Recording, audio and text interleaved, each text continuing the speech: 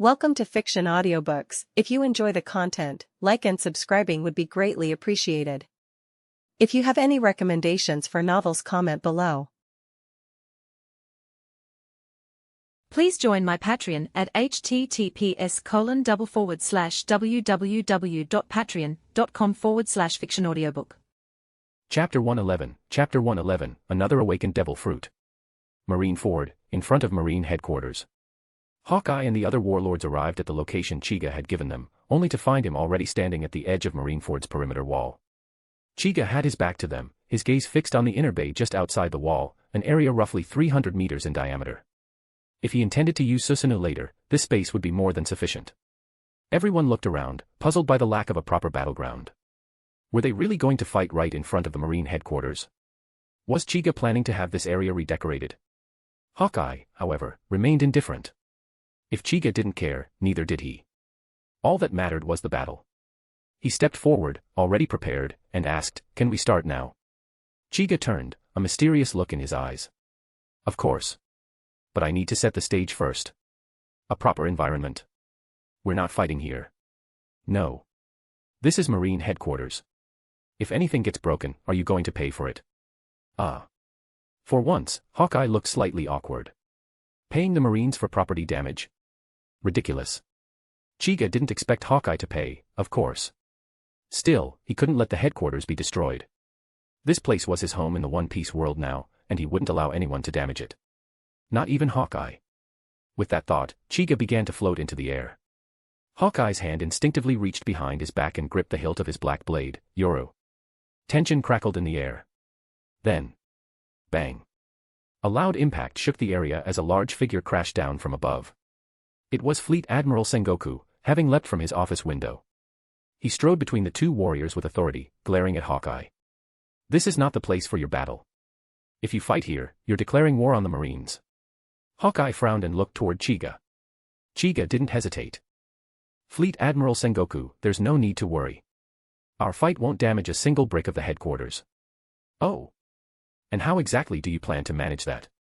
Chiga smiled, and dark flames ignited in his hands, though they emitted no heat, only an unnatural, bone-deep cold. Sengoku's eyes narrowed.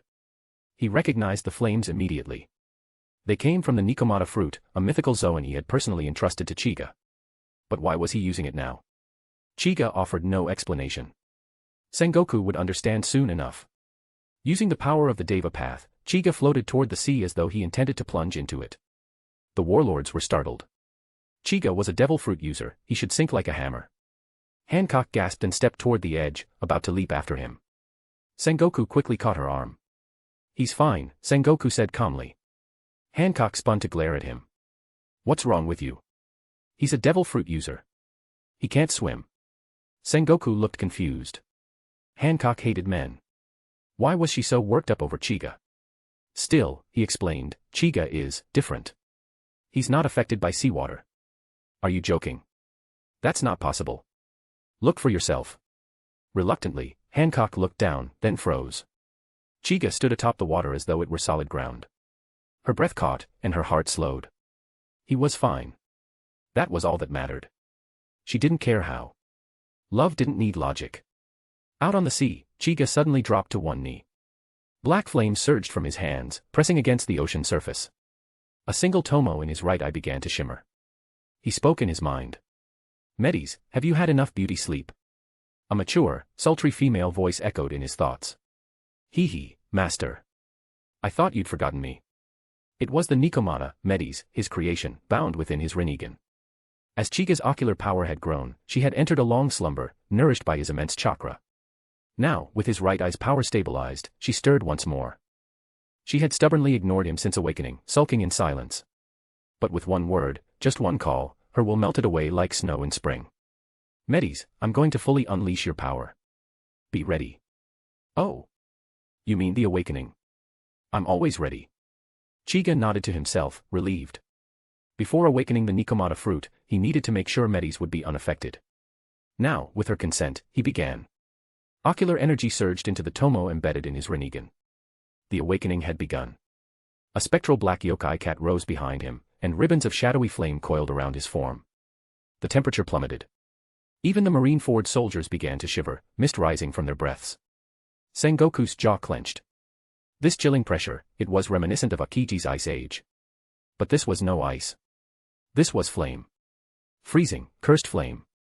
There was no doubt in his mind, Chiga had awakened the Nikomata fruit. And if reports were true, this might not even be his first awakened fruit. Sengoku recalled Aokiji and Akainu's earlier reports, the Goro Goro no Mi was also suspected to have awakened. A terrifying thought took root in his mind. Could Chiga already have the power to take down a Yonko crew? Unaware of the chaos in Sengoku's mind, Chiga calmly completed the transformation. The pupil of his right Rinnegan was now a dancing black flame. He narrowed his eyes. Realm of extreme cold. Whoosh. The sea exploded in ghostly black fire, roaring outward across the inner bay and beyond. Then recede. Just as quickly as they appeared, the flames vanished. And in their place, the sea had frozen solid into a glistening, frost-covered plain. Chiga reappeared on the wall beside the stunned warlords. He turned to Hawkeye with a calm smile. Well. Is this battleground to your liking? Bro just froze a big chunk of the sea and acted like it's nothing. Chapter 112, Susanoo. Hawkeye was stunned for a moment, then asked the question everyone present wanted to know. How many abilities do you have? Chiga was already used to this kind of question. He answered with a straight face, lying confidently. Have you heard of adaptive abilities? Mine change depending on the situation. Surprisingly, Hawkeye nodded seriously, replying in a deep voice. I see. A terrifying power indeed. The others behind him couldn't help but mutter. You actually believe that? Hawkeye ignored their complaints. Glancing down at the ice, he leapt and landed directly on its surface, waiting for Chiga. Chiga was briefly caught off guard by Hawkeye's bluntness, followed. Hawkeye stomped firmly on the ice to test its strength, then looked at Chiga, who stood empty-handed, and asked. Where's your weapon? Chiga paused, then flicked his wrist. A black rod appeared in his hand. A purple glint flickered in Chiga's Rinnegan, and the slender black rod began to shift, gradually transforming into a long black sword. Since Hawkeye wanted a duel in swordsmanship, Chiga would oblige. He believed in the power of brute force. With his current, pupil power, Chiga's control over yin-yang release was advanced enough to reshape the rod into simpler forms, though not as effortlessly as the truth-seeking orbs. Back in the Naruto world, Obito had used the truth-seeking orbs in flamboyant fashion, changing them into almost anything. Chiga would definitely call him the flashiest user of that technique. Now holding the long sword formed from the yin-yang black rod, Chiga gave it a flourish, then looked at Hawkeye and nodded, ready to begin. Hawkeye narrowed his eyes and said nothing. Raising the black blade Yoru in one hand, he leapt into the air and brought it slashing down at Chiga from above. The blade in Chiga's hand hummed with tension, wrapped in sublimation armament. Holding it in one hand, he raised it horizontally to block. The instant black blade Yoru collided with Chiga's sword, an invisible shockwave erupted, splitting the clouds above with a gap that stretched across the sky. From that single clash, Chiga could already gauge Hawkeye's strength, at least at a quasi-Yonko level. If not for the reinforcement from sublimation armament, his yin-yang sword might not have withstood that strike. Hawkeye, seeing his attack blocked, stepped back to create distance, then raised Yoru again. Chiga's expression grew serious. That stance, he recognized it. It was the same one Hawkeye had used when he attacked Whitebeard at Marine Ford. As expected, Hawkeye swung downward. A massive green wave of sword energy tore toward Chiga. Instead of using his sword to block, Chiga extended his palm and calmly said. Almighty push. Buzz. A ripple of invisible repulsive force burst from Chiga's palm, meeting the incoming sword wave head-on. After a brief clash of power, the green sword energy shattered into scattered fragments of light. The almighty push continued forward with residual force, bearing down on Hawkeye. In response, Hawkeye swung his sword again, launching another wave that finally dispersed the repulsive energy. Watching Chiga closely, Hawkeye thought to himself. Another new ability, and a powerful one. But why isn't he using swordsmanship? If Chiga could read minds, he'd probably sigh and say. I want to, but I'm honestly not good at it. The almighty push Chiga used was narrowly focused, small in range, but heavy in power. A clear sign of how seriously he regarded Hawkeye's swordsmanship. Still, recalling that sword energy just now, Chiga couldn't help but complain internally. Not even a move name. He seriously needs to spend a few days learning from Minato. You're the world's strongest swordsman, couldn't you at least name your attacks? Roger had Divine Departure, Big Mom had Sovereignty, and even Kaido had Thunder Bagua. But Hawkeye? Just silent slashes. Even Zoro, who was constantly lost, was meticulous with naming his moves. he didn't just shout names, he'd recite a whole chant. Compared to that, Hawkeye's current performance was, just slash. Slash again. It seriously lacked flair. Hawkeye, still standing there, finally spoke. Why aren't you using the sword in your hand? Is my swordsmanship inferior to Shiki's? Chiga shook his head. Not at all. Your swordsmanship is undoubtedly superior. But I should clarify, Shiki didn't lose because of my swordsmanship. Oh. Then may I witness the power you used to defeat him? Seeing Hawkeye's intense gaze, Chiga sighed inwardly. It seemed he'd have to bring out that sword today. A massive, 300-meter-tall perfect Susanoo materialized out of thin air. Chiga reached toward it and gripped the hilt of the colossal blade, murmuring. Condense. The deep purple Susanoo towered over the bay. Sengoku, seeing it for the first time, was visibly shaken by the appearance of the giant construct. There was no helping it. A 300-meter-tall warrior radiating power and presence, it was far beyond the norm. Even Little Oars Jr., at 60 meters, had made a massive impact during the war. Chiga's Susanoo made him look small. Staring up in awe, Sengoku muttered.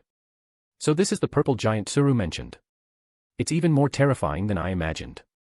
Doflamingo trembled. The pressure this Susanoo emitted was even more overwhelming than Kaido's presence. No wonder Kaido had failed to stop this purple scale last time.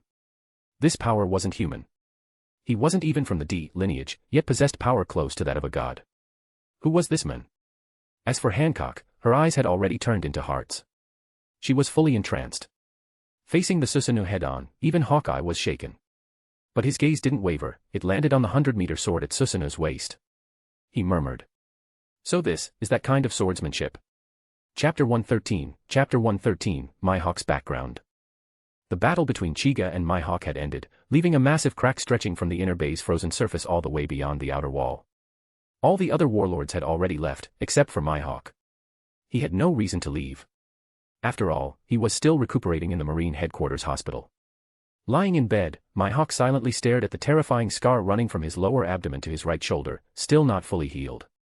It was clear, he had lost that battle. Facing the sword energy unleashed by Susanoo, Mihawk had responded with a simple, unembellished slash at full strength. His attack carried a dark green energy interlaced with flickering green lightning. The two forces had collided, and Mihawk's slash was ultimately overwhelmed. He had attempted to follow up with several more slashes, but none matched the might of his first. In the end, Susanoo's attack struck him directly, leaving the grievous wound that now marred his body. With such severe injuries, Mihawk had no choice but to stay and recover. Returning to his own territory on his small boat in this condition would have taken an eternity. As he stared absently at the wound, a knock sounded on the door. Mihawk's expression shifted as he returned to his senses. Come in, he said indifferently. The door opened, and Chica walked in. Upon seeing him, Mihawk's typically cold expression softened. He bore no resentment toward the one who defeated him, only the strong were worthy of his respect. Chiga looked at Mihawk's wound with a tinge of helplessness. He hadn't expected Mihawk to face the Susanoo head-on like that. In truth, Mihawk could have dodged. Once his slash had begun to lose power, retreat was possible. But instead, he insisted on clashing directly with the attack. Though Mihawk was immensely powerful, his strength relied almost entirely on his swordsmanship. In terms of physical might or special abilities, he fell slightly short compared to some of the more versatile powerhouses. His abilities were highly specialized, he poured all his talent into offense. His haki was strong, but not on the level of Shanks or Rayleigh. So, Chiga classified Mihawk's strength as quasi-Yonko level. Exceptionally dangerous, but not balanced across the board. Usually, Mihawk met attacks head-on. With the overwhelming offensive power of his sword, he rarely tasted defeat, until now. Chiga's current strength had already reached the Yonko level, perhaps even beyond. In fact, Chiga could now defeat any Yonko in a one-on-one confrontation. Even against two simultaneously, he stood a real chance of winning. At this point, very few on the seas could withstand a single strike from Chiga's Susanoo. The fact that Mihawk had taken the hit and remained conscious spoke volumes about his strength. Chiga approached the bed, eyeing Mihawk's distinctive eyes thoughtfully. They bore a resemblance to Emu's. On Earth, there were rumors that Mihawk might be Emu's child, but whether that was truth or fantasy remained unclear. Still, the possibility lingered. Mihawk carried himself with a noble bearing, suggesting a high-born background. But that wasn't what bothered Chiga the most. Thanks to the Rinnegan he possessed, the more he thought about Emu's eyes, the more they resembled a golden Rinnegan, similar to Otsutsuki Momoshike's, but seemingly incomplete. A castrated version, with fewer concentric rings, and the gold color didn't fully cover the eye. An outrageous thought crept into Chica's mind. Could Emu be connected to the Otsutsuki clan? If so, she would surely be aware of the Rinnegan's existence, and might even seek him out personally. What drove this suspicion further was how naturally his Rinnegan accepted more and more devil fruits. There was no rejection, only evolution. Even Tomo had appeared. Everything had progressed so smoothly that Chiga began to question whether the Rinnegan and devil fruits shared some hidden compatibility. If my hawk's eyes really were linked to Emu. And even more curiously, why did the Rinnegan seem so compatible with the power of devil fruits? Did devil fruit trees truly exist? If they did, could he absorb one?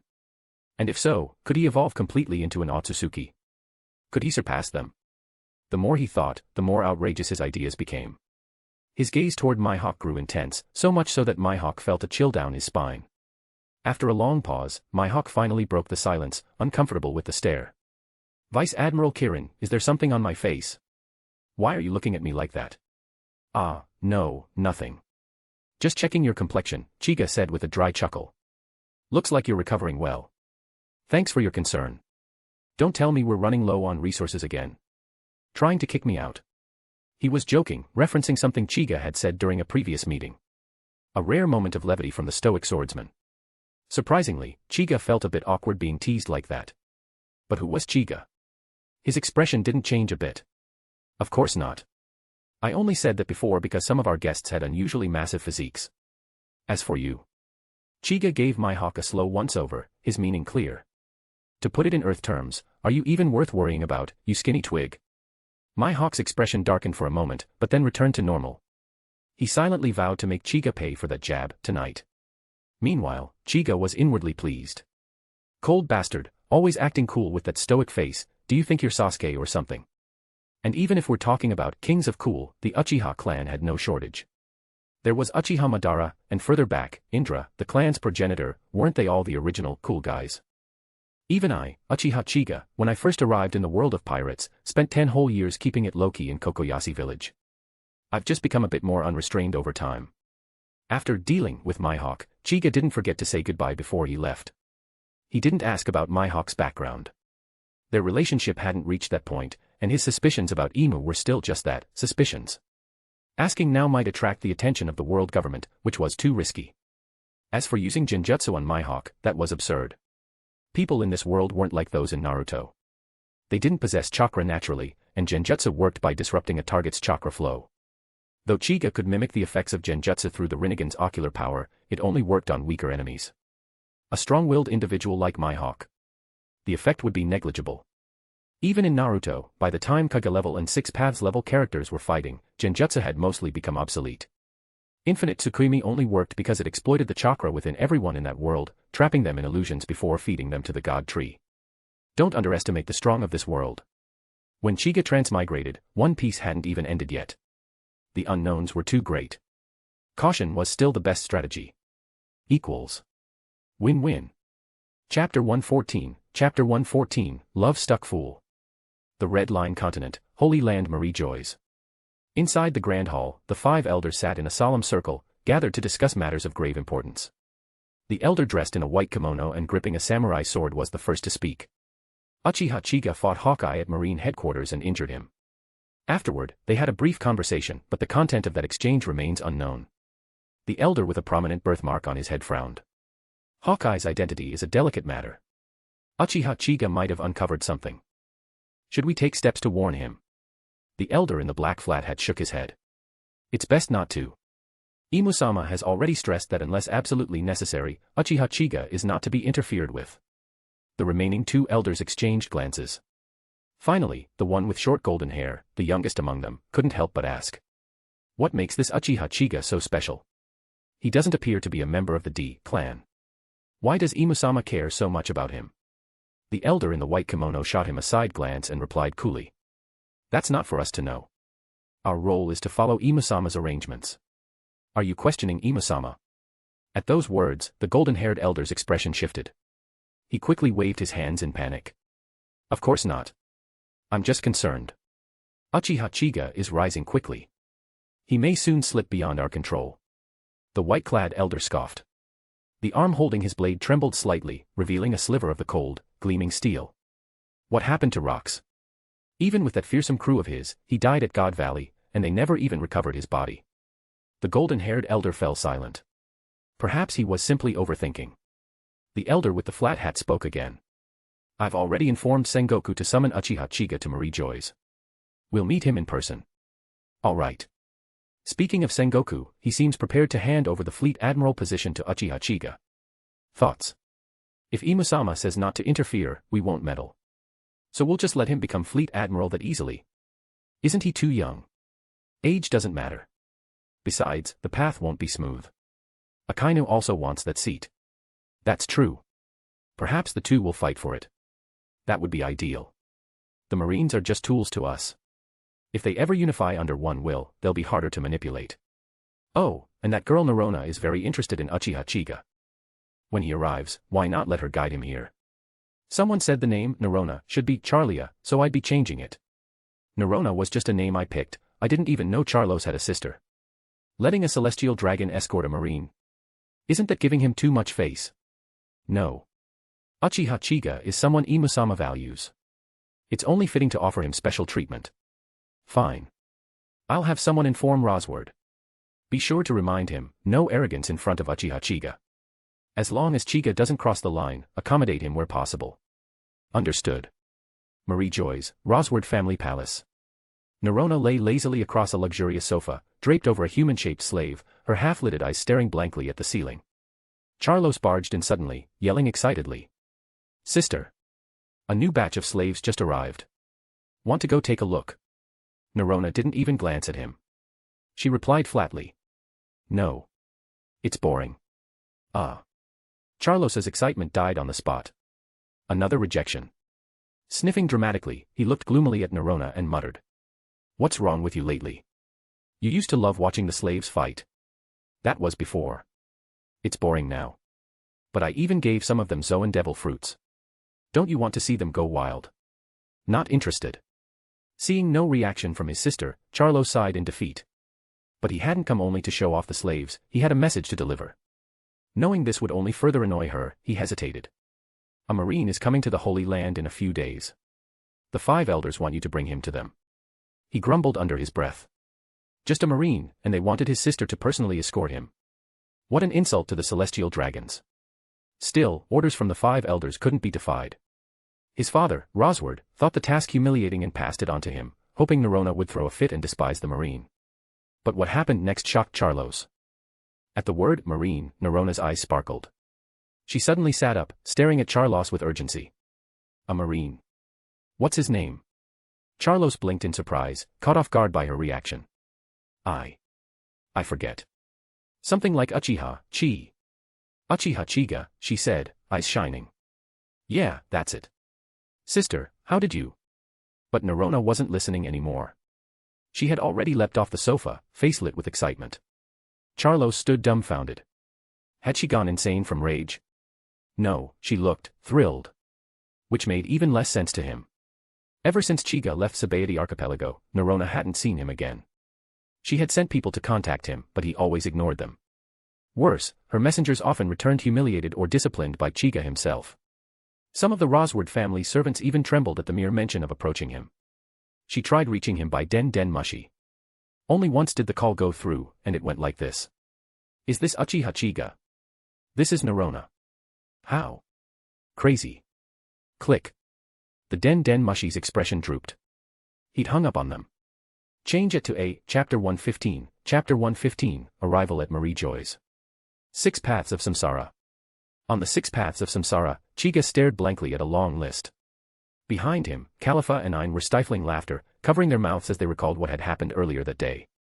It was the same afternoon Chiga had visited Mihawk in the hospital. He had been planning to take Khalifa and Ayn out for a meal when Mihawk suddenly appeared at the building's entrance, waiting for him. Naturally, Chiga was confused. Why was this guy blocking his way? Had he been so affected by their earlier fight that he'd become some kind of fanboy? Mihawk, face as unreadable as ever, spoke in his usual stiff tone.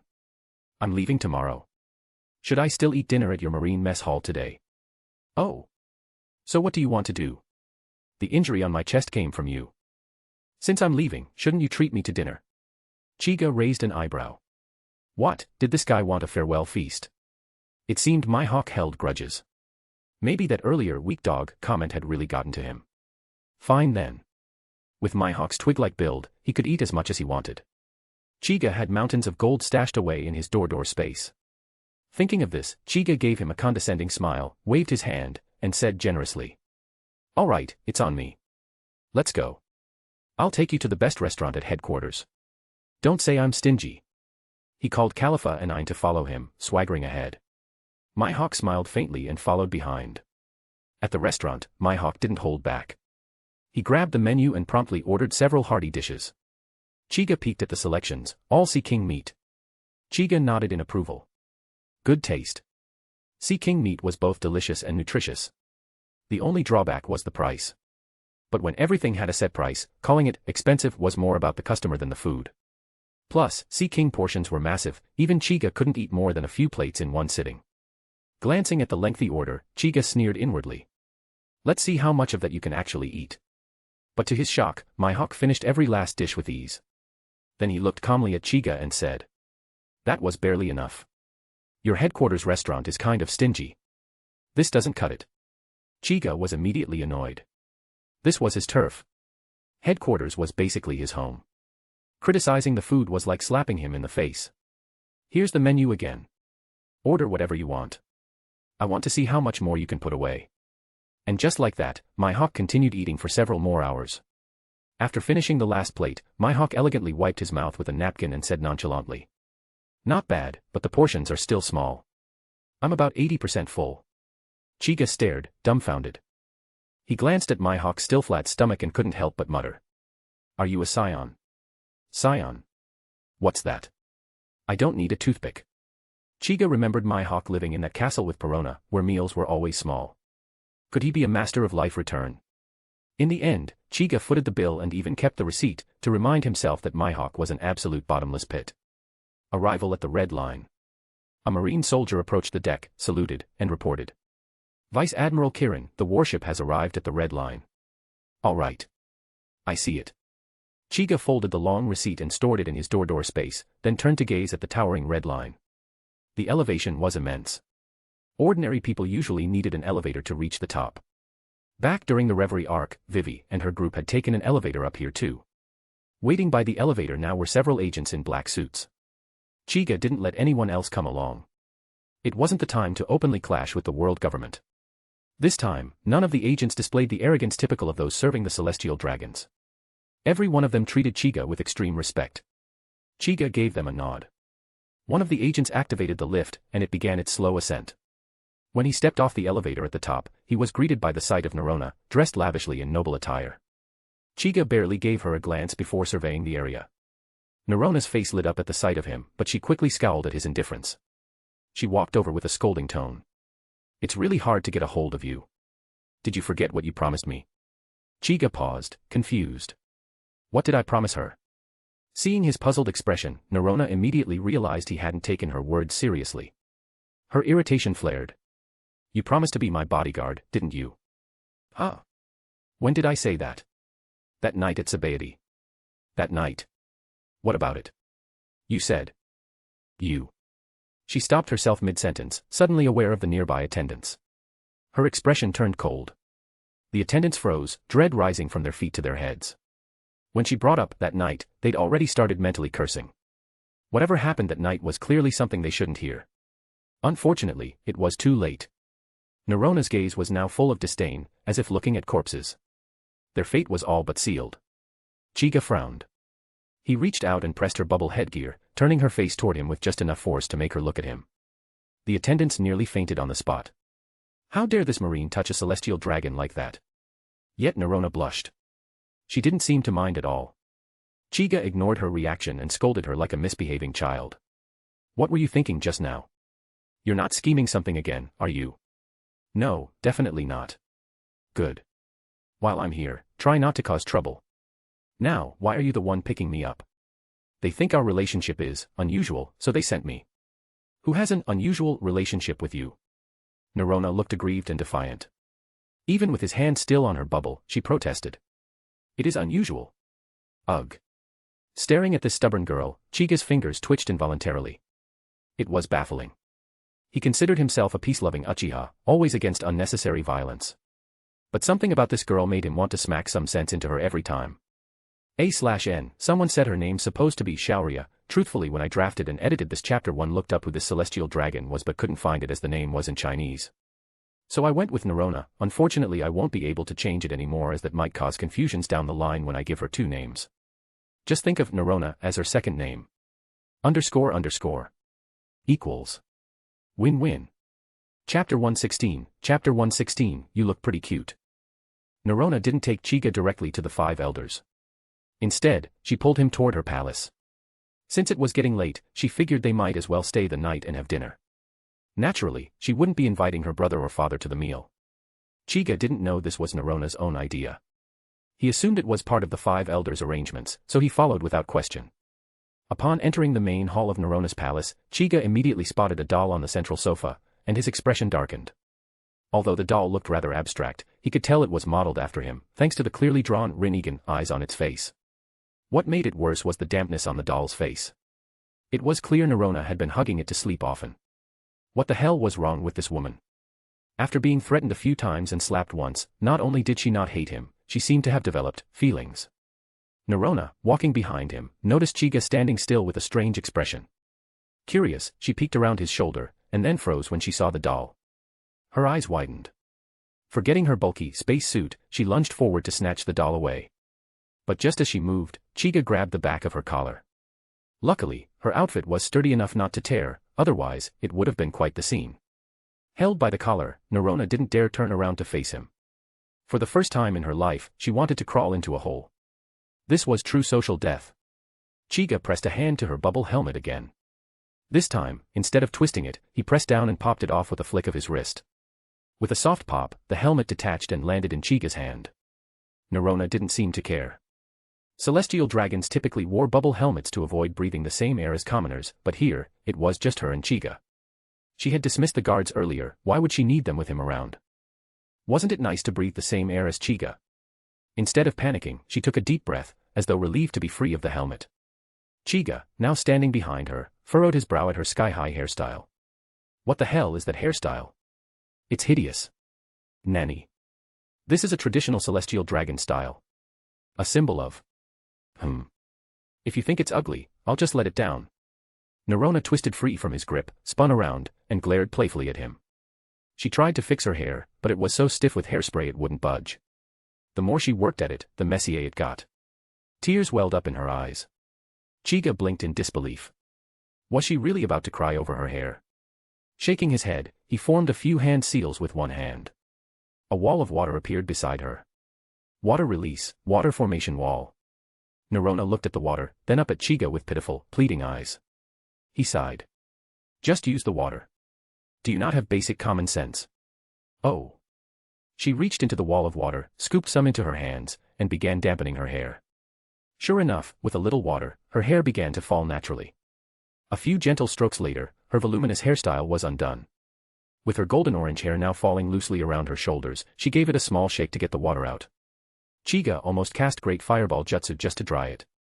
Nerona looked at him shyly, thinking she must look terrible with such a plain hairstyle. But to Chica, she actually looked good. She was already beautiful, especially by celestial dragon standards, where most of them looked like they'd come from centuries of inbreeding. Compared to them, Nerona was striking. With her hair down, her whole vibe changed. She actually looked peaceful. That is, as long as she didn't talk. Seeing Chica not saying anything, Nerona assumed the worst. She pouted. I knew it. This commoner hairstyle really doesn't suit me. Who said that? I think you look pretty cute like this.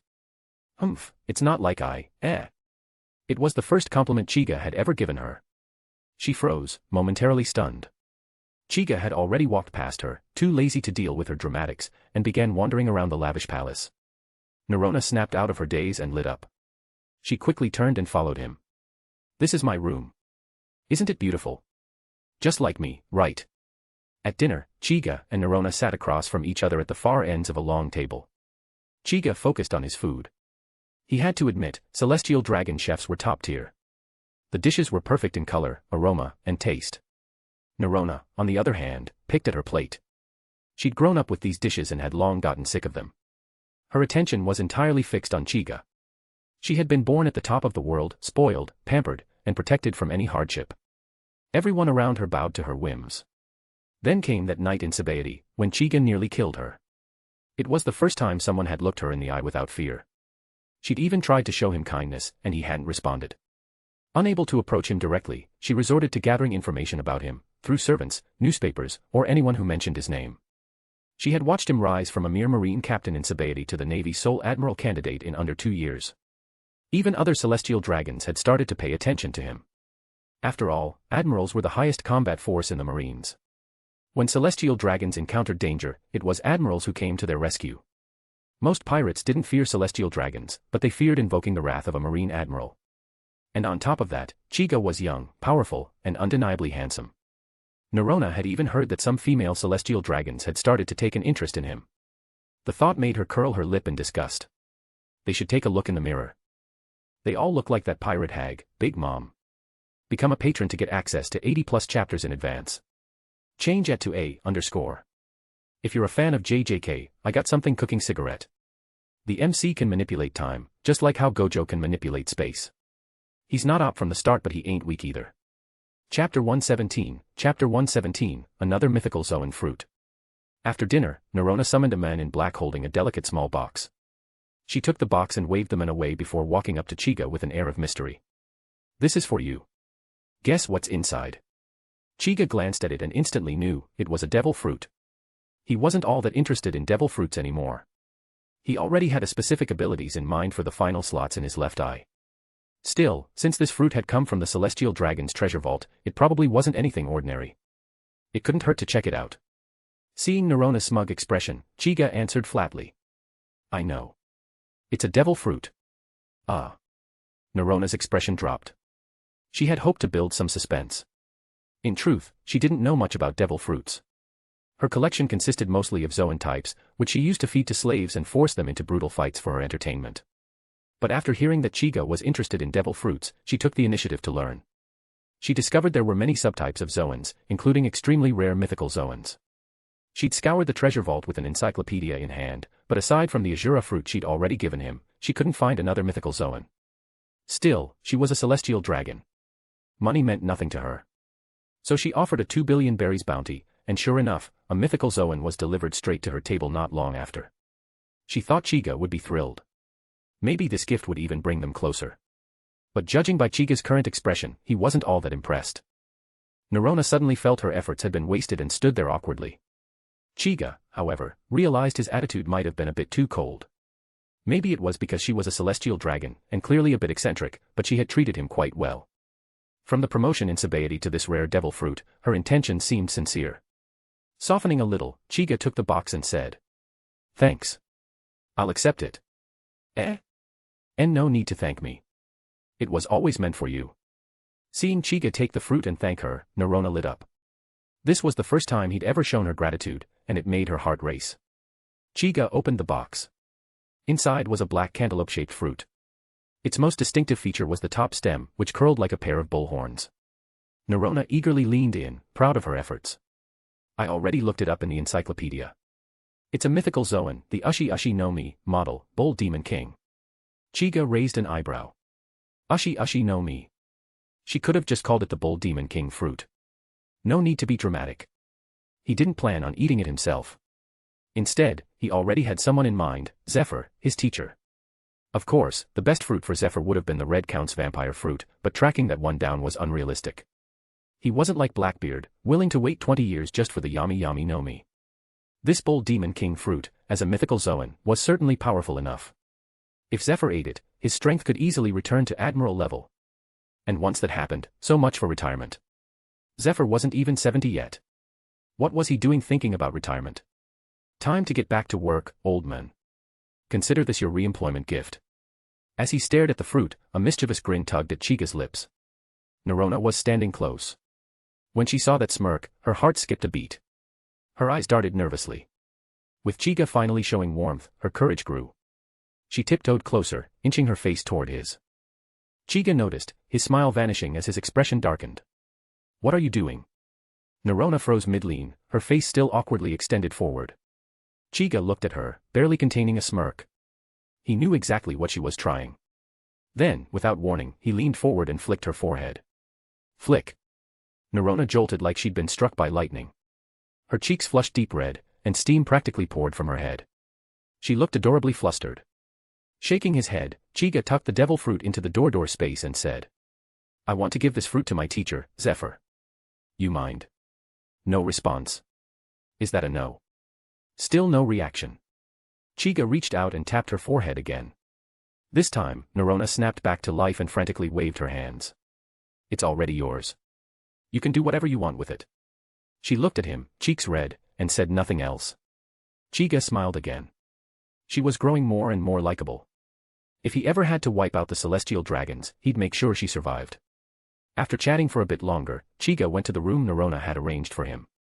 The room was massive, with a ridiculously oversized bed draped in luxurious fabrics. But the most eye-catching thing in the room was a bizarre doll sitting on the bed. The doll looked like a twisted version of Nerona, abstract, lopsided, and cursed with a sky-high hairstyle. Chiga sat on the bed, picked it up, and muttered. "So ugly. Didn't I tell you to stop wearing that hairstyle?" The next morning, Nerona obediently brought Chiga to see the 5 elders. They had already delayed the meeting by a day. Any longer, and the 5 elders would be furious. On the way, Chiga observed his surroundings. He had to admit, the celestial dragons lived in splendor. The architecture was majestic, and the streets spotless, maintained by countless laborers.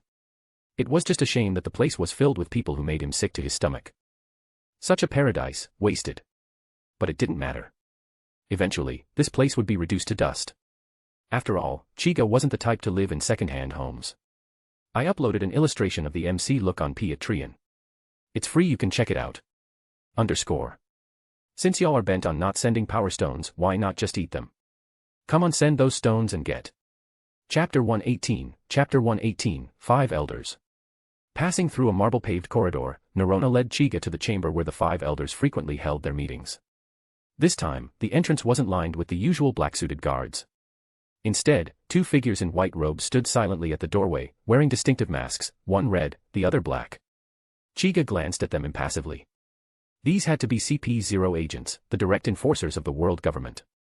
He recognized the red mask, it belonged to Guizmonda, who had appeared in the anime. But the black-masked figure was unfamiliar. Chiga's gaze lingered. With the Rinnegan's heightened sensitivity to life and death, he could immediately tell that the black-masked individual wasn't alive, more like a puppet than a person. Nerona frowned. She hadn't seen these 2 before, and she was puzzled by their inaction. Why hadn't they moved aside despite her presence? The 2 masked agents remained unmoving until an aged voice echoed from within the chamber. "Let Uchiha Chiga enter." At the command, the masked figures silently stepped aside to clear the path. Nerona shot them an annoyed glare and raised her foot to enter, but Guizmonda extended a hand to block her, speaking respectfully. "Saint Nerona, the elders only summoned Uchiha Chiga. Please remain here." Nerona looked indignant and was about to protest when Chiga gently patted her on the shoulder and said, "It's fine. Thank you for showing me the way. And don't worry, I haven't forgotten our deal. If there's a chance in the future, I'll take you shopping in Sabaody." Her eyes lit up. "Really? Of course. I keep my word. Then I'll head back now." Nerona knew she had little influence in this place. With Chiga's promise secured, she wisely chose to leave. After giving him a final, lingering glance, she turned and walked away. Chiga didn't give the masked guards another glance as he strode confidently into the chamber. Inside, 5 pairs of eyes immediately turned to him. Unfazed, Chiga calmly observed the 5 elders seated before him on a long sofa. They were clearly seasoned manipulators. While he didn't know if they matched Danzo in underhanded tactics, their presence was far more commanding. They were, after all, the highest authority in the world government. Compared to them, Danzo couldn't even qualify as a village chief, his legacy reduced to a brief stint as the unofficial 5.5th Hokage before being taken out by Sasuke, ironically dying on a bridge. While the 5 elders looked like ordinary stern-faced old men if you didn't know who they were, Danzo looked like trouble from a mile away. Their eyes lingered on Chiga's Rinnegan. The white-robed elder with a sword resting on his lap was the first to speak. "Uchiha Chiga, it's our first meeting. Your eyes are just as extraordinary as we've heard. They're unique to your clan, yes?" Chiga raised an eyebrow. They were diving straight into talk about the Rinnegan. This one was playing the friendly elder card, but Chiga wasn't fooled. Even if they did covet his eyes, he wasn't remotely concerned. At his current level, unless Mary Geos had a force stronger than a Yonko hiding in the wings, he could destroy this whole place and walk away unharmed. He smiled lightly. Yes. Have you ever seen anyone else with eyes like these? The blonde five elder frowned. Chiga's tone wasn't exactly respectful. He opened his mouth, ready to rebuke, but the elder in the black flat hat beside him gave him a sidelong glance and a small shake of the head. Stifling his words, the blonde elder simply sat there, face tense. The elder in the white kimono remained composed. Perhaps we have, he said, smirking. The air in the room seemed to thicken. Chiga narrowed his eyes, a faint purple glow flashing within his Rinnegan. Then, the white-robed elder chuckled softly, tapping his katana. Just kidding. You said you're the last of the Uchiha, didn't you? Heh. I was starting to think there were others still alive. Oh. And if there were? Then they'd be my last remaining kin. I'd invite them for tea and catch up. Ha ha. Sentimental, aren't you? You flatter me. The blonde elder had finally had enough. This small talk was wasting time. Uchiha Chiga, he interrupted. Is the op fruit really in Kaido's possession? Our intelligence network hasn't confirmed this. Chiga shrugged. I wouldn't know. The fruit was indeed stolen by Kaido. Every soldier on those 5 battleships saw it happen. The mission was under your charge. Shouldn't you take some responsibility? Oh. So should I go fight Kaido? The blonde elder's face turned red with frustration, but once again, the flat-hatted elder signaled him to calm down. He clenched his fists. The very sound of Uchiha now irritated him to no end. The flat-hatted elder turned to Chiga with a placid expression. Uchiha Chiga, we'd like you to visit Onigashima and gather intelligence on the op fruit. Given your strength, it shouldn't be difficult. So they really did want him to test Kaido. Classic. Chiga wasn't bothered. Whether he fought Kaido or not didn't matter, he already had business to take care of on Onigashima. Become a patron to get access to 80+ chapters in advance. Change it to A, Chapter 119, Chapter 119, Emu-sama. Yo, since we got 100 power stones I'd be dropping. After giving his instructions, Chiga didn't linger in the room. Dealing with those people was far less appealing than finding Charlos and enjoying the extravagant life of a celestial dragon. After Chiga left, the blonde Gorosei's face was filled with anger. He said loudly. You all saw it. This Uchiha Chiga is an uncontrollable individual. Are we just going to let him stay comfortably in the navy? The long-bearded Gorosei and the one with the birthmark, who had been mostly silent, nodded in agreement. Chiga's attitude had made it clear. He had no respect whatsoever for the world government. The white kimono-clad Gorosei and the black flat-hat Gorosei exchanged glances.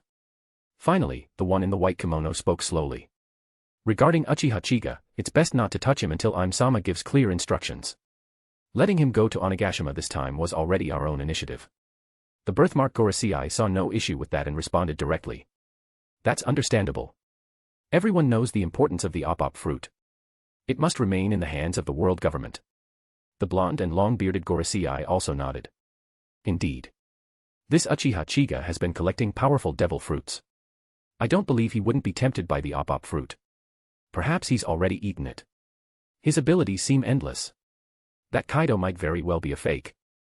As the conversation grew more heated, the black flat-hat Gorosei's expression darkened. Still, he supported the white kimono Gorosei. Ims will must never be defied. Thinking of this, he spoke in a low voice. Enough. If you truly want to act against Uchiha Chiga, then go speak with Im-sama yourselves. Hearing him mention him again, the blonde Gorosei's face twisted with frustration. Don't always bring up Im-sama. Are you his spokesperson now?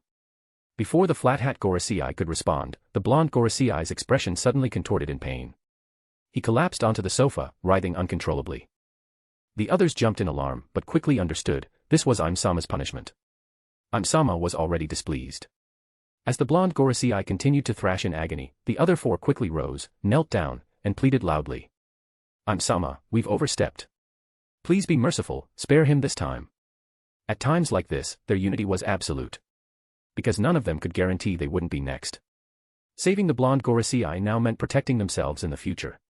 Even after they finished pleading, the pain didn't stop immediately. Only after a while did the blonde Gorosei's agony slowly subside. Now pale and trembling, he still forced himself up and knelt with the others, bowing his head repeatedly in apology. The others looked grim. This was the price of disobeying Im-sama. They all understood clearly, though they were nominally the supreme leaders of the world government, in front of Im-sama, they were nothing more than loyal hounds. If they ever incurred his wrath, their fate would be no better than the enslaved. The Gorosei remained kneeling until a cold voice echoed in their minds. Do not interfere with Uchiha Chiga's matters anymore. As for him, I have my own arrangements. The moment the voice faded, the five felt a wave of relief, as if they had been pardoned. They bowed several times before slowly rising. The white kimono Gorosei glanced at the still-shaking blonde Gorosei and said lightly. Do you understand Im-sama's meaning now? Pale and fearful, the blonde Gorosei didn't dare respond with anything but a nod. The others, especially the birthmark and long-bearded Gorosei, were even more subdued. They had spoken boldly just minutes earlier. That they hadn't been punished was pure luck. None of them dared to say another word. Still, the hatred in their hearts toward Uchiha Chiga only deepened. But now, the stronger their hatred, the more bitter it became. It was like knowing a child wasn't yours, yet still having to raise him. Utterly unbearable. Marie Joy's Room of Flowers. On a high triple-tiered platform sat a slender, shadowy figure. Only his eyes were visible, red pupils surrounded by two black ripple-like rings. This figure was the true ruler of the world government, Im. If Chiga were present, he would have been stunned by Im's eyes. In his memory, Im's eyes were golden. Since when had they turned red like a Sharingan? Actually, Chiga had been misled by fan speculation online before he transmigrated. He never reached this part of the story. The golden eyes were imagined by fans, the latest chapters reveal Im's eyes to be red. Im's entire body was cloaked in shadow, making his features impossible to discern. Gazing at the empty hall, he muttered to himself. A bunch of meddling fools. Compared to Uchiha Chiga, you're worthless. He had just taught the blonde Gorosei a painful lesson. If that fool interfered again, he'd be replaced, permanently. Im shook his head and continued. You really think you can control Uchiha Chiga? I've never heard of an Uchiha clan before, but just based on those eyes, there's a high chance he comes from the same place as me. Do you understand what that implies? This time, Im's tone shifted, it sounded like an entirely different person was speaking. And sure enough, his body began to tremble. The next voice came through gritted teeth. It's not your place to tell me what to do. You're just a parasite barely clinging to life in my body. Heh, I'm a parasite. Then what are you? Without me, you'd still be Joy Boy's lapdog, or whatever his name was. That struck a nerve. A strange red gleam flickered in Im's eyes. Gradually, the trembling stopped. He exhaled slowly and said in a cold, venomous voice. In the end, we're both traitors. But the difference is, I succeeded. And you'll only ever be a stepping stone on my path to evolution. Do note, some of the things in this fanfic regarding things that doesn't exist in the canon would be entirely out of imagination. Chapter 120, Total Accident. Marie Joy's Room of Flowers. Between the blooming flowers, Im forcefully suppressed another consciousness and then fell silent. His figure gradually blurred and eventually disappeared from the throne. However, what he didn't realize was that when his eyes glowed red, a faint purple light flashed in Chiga's eyes, who was currently standing beside Nerona. Chiga seemed to sense something and turned to glance in a certain direction. Nerona, who had been speaking to him, noticed his sudden distraction and couldn't help but ask. Chiga, what are you looking at? Chiga shook his head and smiled. Nothing. Just a feeling. I think it's time for me to go. Ah. You're leaving already? Can't you stay a few more days? I wanted to take you to see the slave fights. I still have a mission to attend to. And about those slaves, you should really get rid of that bad habit. I just enjoy watching them fight. And don't worry, the ones I buy are all pirates. I know you're a Marine, I get it. You're more self-aware than I thought. Anyway, I really have to leave. Next time, I'll take you to Sabaody Archipelago. Really? Then you better keep your promise. Nerona was truly afraid that Chiga would go back to ignoring her, no replies to letters, no answers to Den mushy calls. Before, she accepted that he didn't care much for her. But after spending these last 2 days together, especially that one night, she had grown attached to him. If Chiga went back to treating her indifferently, she wasn't sure she could handle it. She secretly resolved, if he dares to ignore me again, I'll personally go to Marine headquarters and ask him why he's so heartless. Just thinking about it made Nerona smile like a fool again. As expected, Chiga immediately flicked her forehead, snapping her out of her fantasy. Nerona didn't dare act arrogant. In front of Chiga, her identity as a celestial dragon meant nothing, and she knew flaunting it would only earn his contempt. But strangely, she didn't mind. Their current relationship was refreshing. She'd never experienced anything like it, and she was enjoying herself. Seeing her behave so obediently after the flick, Chiga actually felt a little bad. Nerona had been surprisingly considerate these past few days. It would have been rude to leave without showing any gratitude. With that thought, Chiga reached into his door space and pulled out a small gold nugget. He looked at it for a moment and softly muttered. Lightning forging. Zzz. Purple lightning crackled in his palm. The intense heat distorted the air around his hand as the gold melted into liquid and took shape, eventually forming a miniature version of the flying thunder god kunai. A small orb of black flame cooled it rapidly. Then Chiga attached a slip of paper inscribed with the flying thunder god jutsu to the kunai's handle, completing the process. Nerona watched with wide eyes, marveling as he turned a lump of gold into a strange-looking object. She thought to herself. Chiga's ability really is amazing, though that thing looks kind of ugly. Chiga examined the mini kunai and nodded in satisfaction. Not bad craftsmanship. He handed the kunai to Nerona. Here. It's for you. Eh? For me. It's beautiful. Nerona hadn't expected a gift. She immediately snatched it and tucked it into her spacesuit like a precious treasure, as if afraid he might change his mind. Seeing her so protective of it, Chiga sighed, then said. You probably won't ever need it. But if you're in danger, use that to summon me. I'm leaving. Nerona nodded eagerly, clutching her chest. Just as she opened her mouth to speak, Chiga's figure vanished into thin air. Nerona stood frozen, staring at the empty spot in front of her and murmured softly. At least, one more kiss. 6 Paths of Reincarnation, Chiga's office. Khalifa sat at Chiga's desk, reviewing the latest documents from Marine headquarters. Her pen moved swiftly, annotating and signing off on various items. She had long since become accustomed to handling these duties in his absence.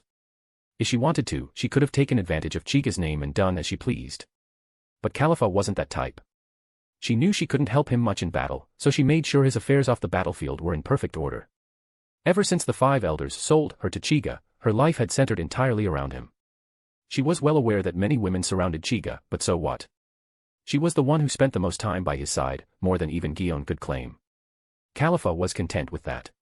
If she had one small complaint, it would be the presence of Ain, who was currently lounging on the sofa. Ain had recently become one of Chiga's followers. Though she didn't interfere with Khalifa's duties, her presence made it difficult to have alone time with him. Of course, Ain had no idea Khalifa was mentally complaining about her. She sat on the sofa, quietly admiring Khalifa's work ethic.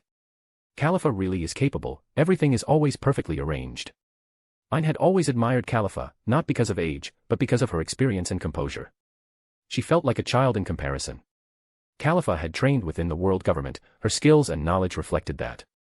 Ain respected her deeply.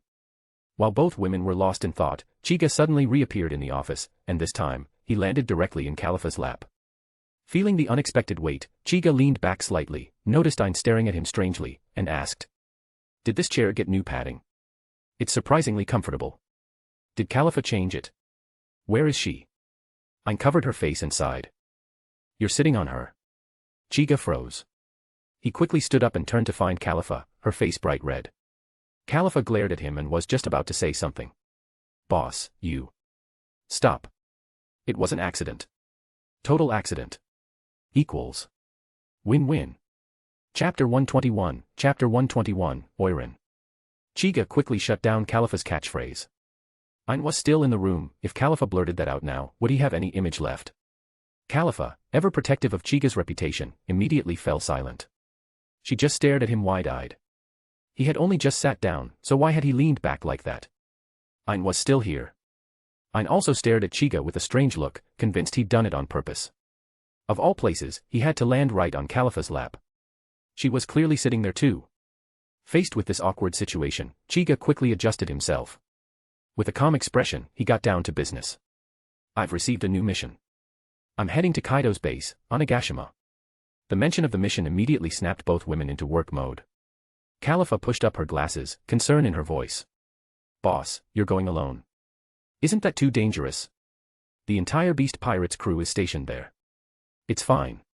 With my current strength, they're no longer a threat. But. It's settled. I'm not going alone. You and Ain are coming with me. I heard the flower capital is beautiful, thought I'd take you two sightseeing. Khalifa and Ain looked at Chiga, speechless. This was the crew of a Yonko. Chiga treating it like a vacation was ridiculous enough, but bringing them along. Was this really just a sightseeing trip? They both wanted to object. With their power levels, they'd only slow Chiga down. But before either could speak, Chiga cut them off firmly. It's decided. Relax. Just treat it like a little tour. Hearing that, Khalifa said nothing more. She obeyed Chiga unconditionally. If he decided something, she wouldn't question it. Ain was also obedient, but this time, she unexpectedly spoke up. I won't go. Let Khalifa accompany you. She's been exhausted lately. It'll be good for her to relax. Chiga looked at her in surprise. Since coming aboard his ship, Ain had rarely left his side. What was with the sudden change? Though her expression remained neutral, Ain actually still wanted to go. Chiga saying it was safe meant it was absolutely safe. She would have loved to travel with him to Wano country. But she had her pride. Seeing how overworked Khalifa had been recently, and realizing she hadn't done as much herself, she felt a bit guilty, so she gave the opportunity to Khalifa. Chiga didn't push her. After all, this wasn't an infiltration mission. They wouldn't be in Wano long. After thinking for a moment, Chiga handed Ain a box containing the Ox King fruit. Ain, take this to Teacher Zephyr when you get back. It's a mythical Zoan, Ox King form. Tell him it's his choice whether or not to eat it, but it's for justice. Ain accepted the fruit and carefully stored it. She held deep respect for Zephyr and understood how important this gift was.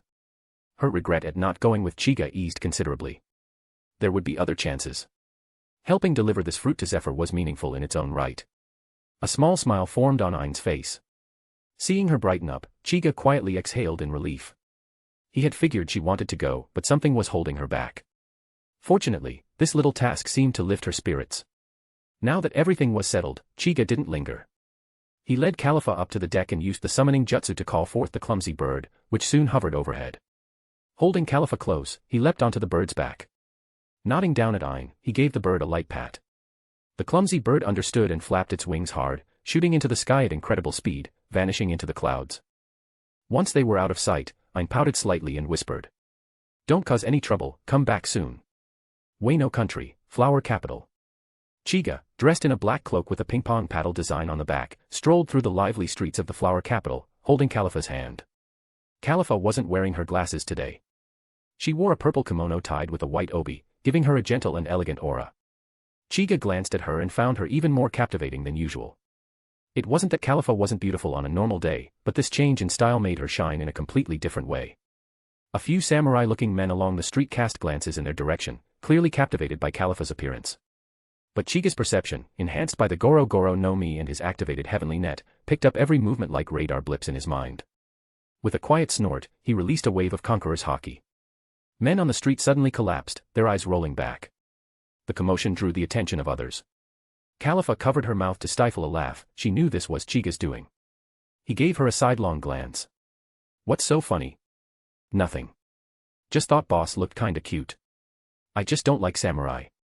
Alright, I get it. They are pretty gross. And why do they keep staring over here? Asking for trouble. Yeah. But I see quite a few women checking us out too.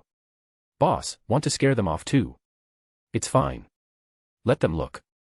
As long as looking doesn't cost them 2 pounds of flesh. Hee hee. Khalifa rolled her eyes at him. The truth was, way more women were staring, and it was obvious who they were staring at.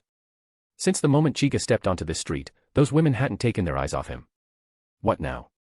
Doesn't he find them annoying? Where's that haki now, huh? Double standards. Chiga, unbothered by her teasing glare, remained composed. What could he say? He was an Uchiha. Members of the Uchiha clan were naturally blessed in the looks department, especially in the world of pirates, where most men looked like beasts. By comparison, the Uchiha had a whole different level of appeal. Just then, a shout echoed through the street. The Oiran is parading. Instantly, the crowd cleared, people stepping aside in anticipation, eyes fixed on the intersection.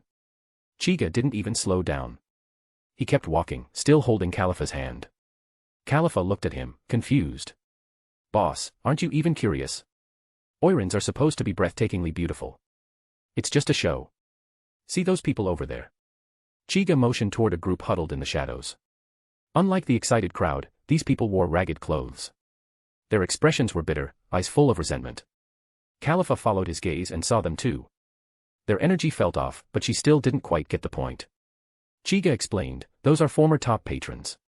They threw all their money at that Oiran, now they're starving in the gutter. Top patrons. What's that mean? They're the biggest spenders, the ones who spent the most to support the Oiran. Oh, so what you're saying is, this Oiran got popular off their wallets, and she's probably not even that pretty. Well, I wouldn't go that far. She's likely attractive. Otherwise, no one would have supported her. I see. But. Boss, how do you know all this? Did you used to be a patron? Of course not. Change it to A, Chapter 122, Chapter 122, Seducing Chica. Accompanied by a series of bell chimes, Wano country's much-anticipated Oiran appeared at the end of the street. The woman had a beautiful face, with long, emerald green hair tied up in a high bun, adorned with golden hairpins. She wore a luxurious pink-patterned kimono and walked on a pair of tall wooden clogs. She rested her hand on the shoulder of the attendant holding a parasol beside her.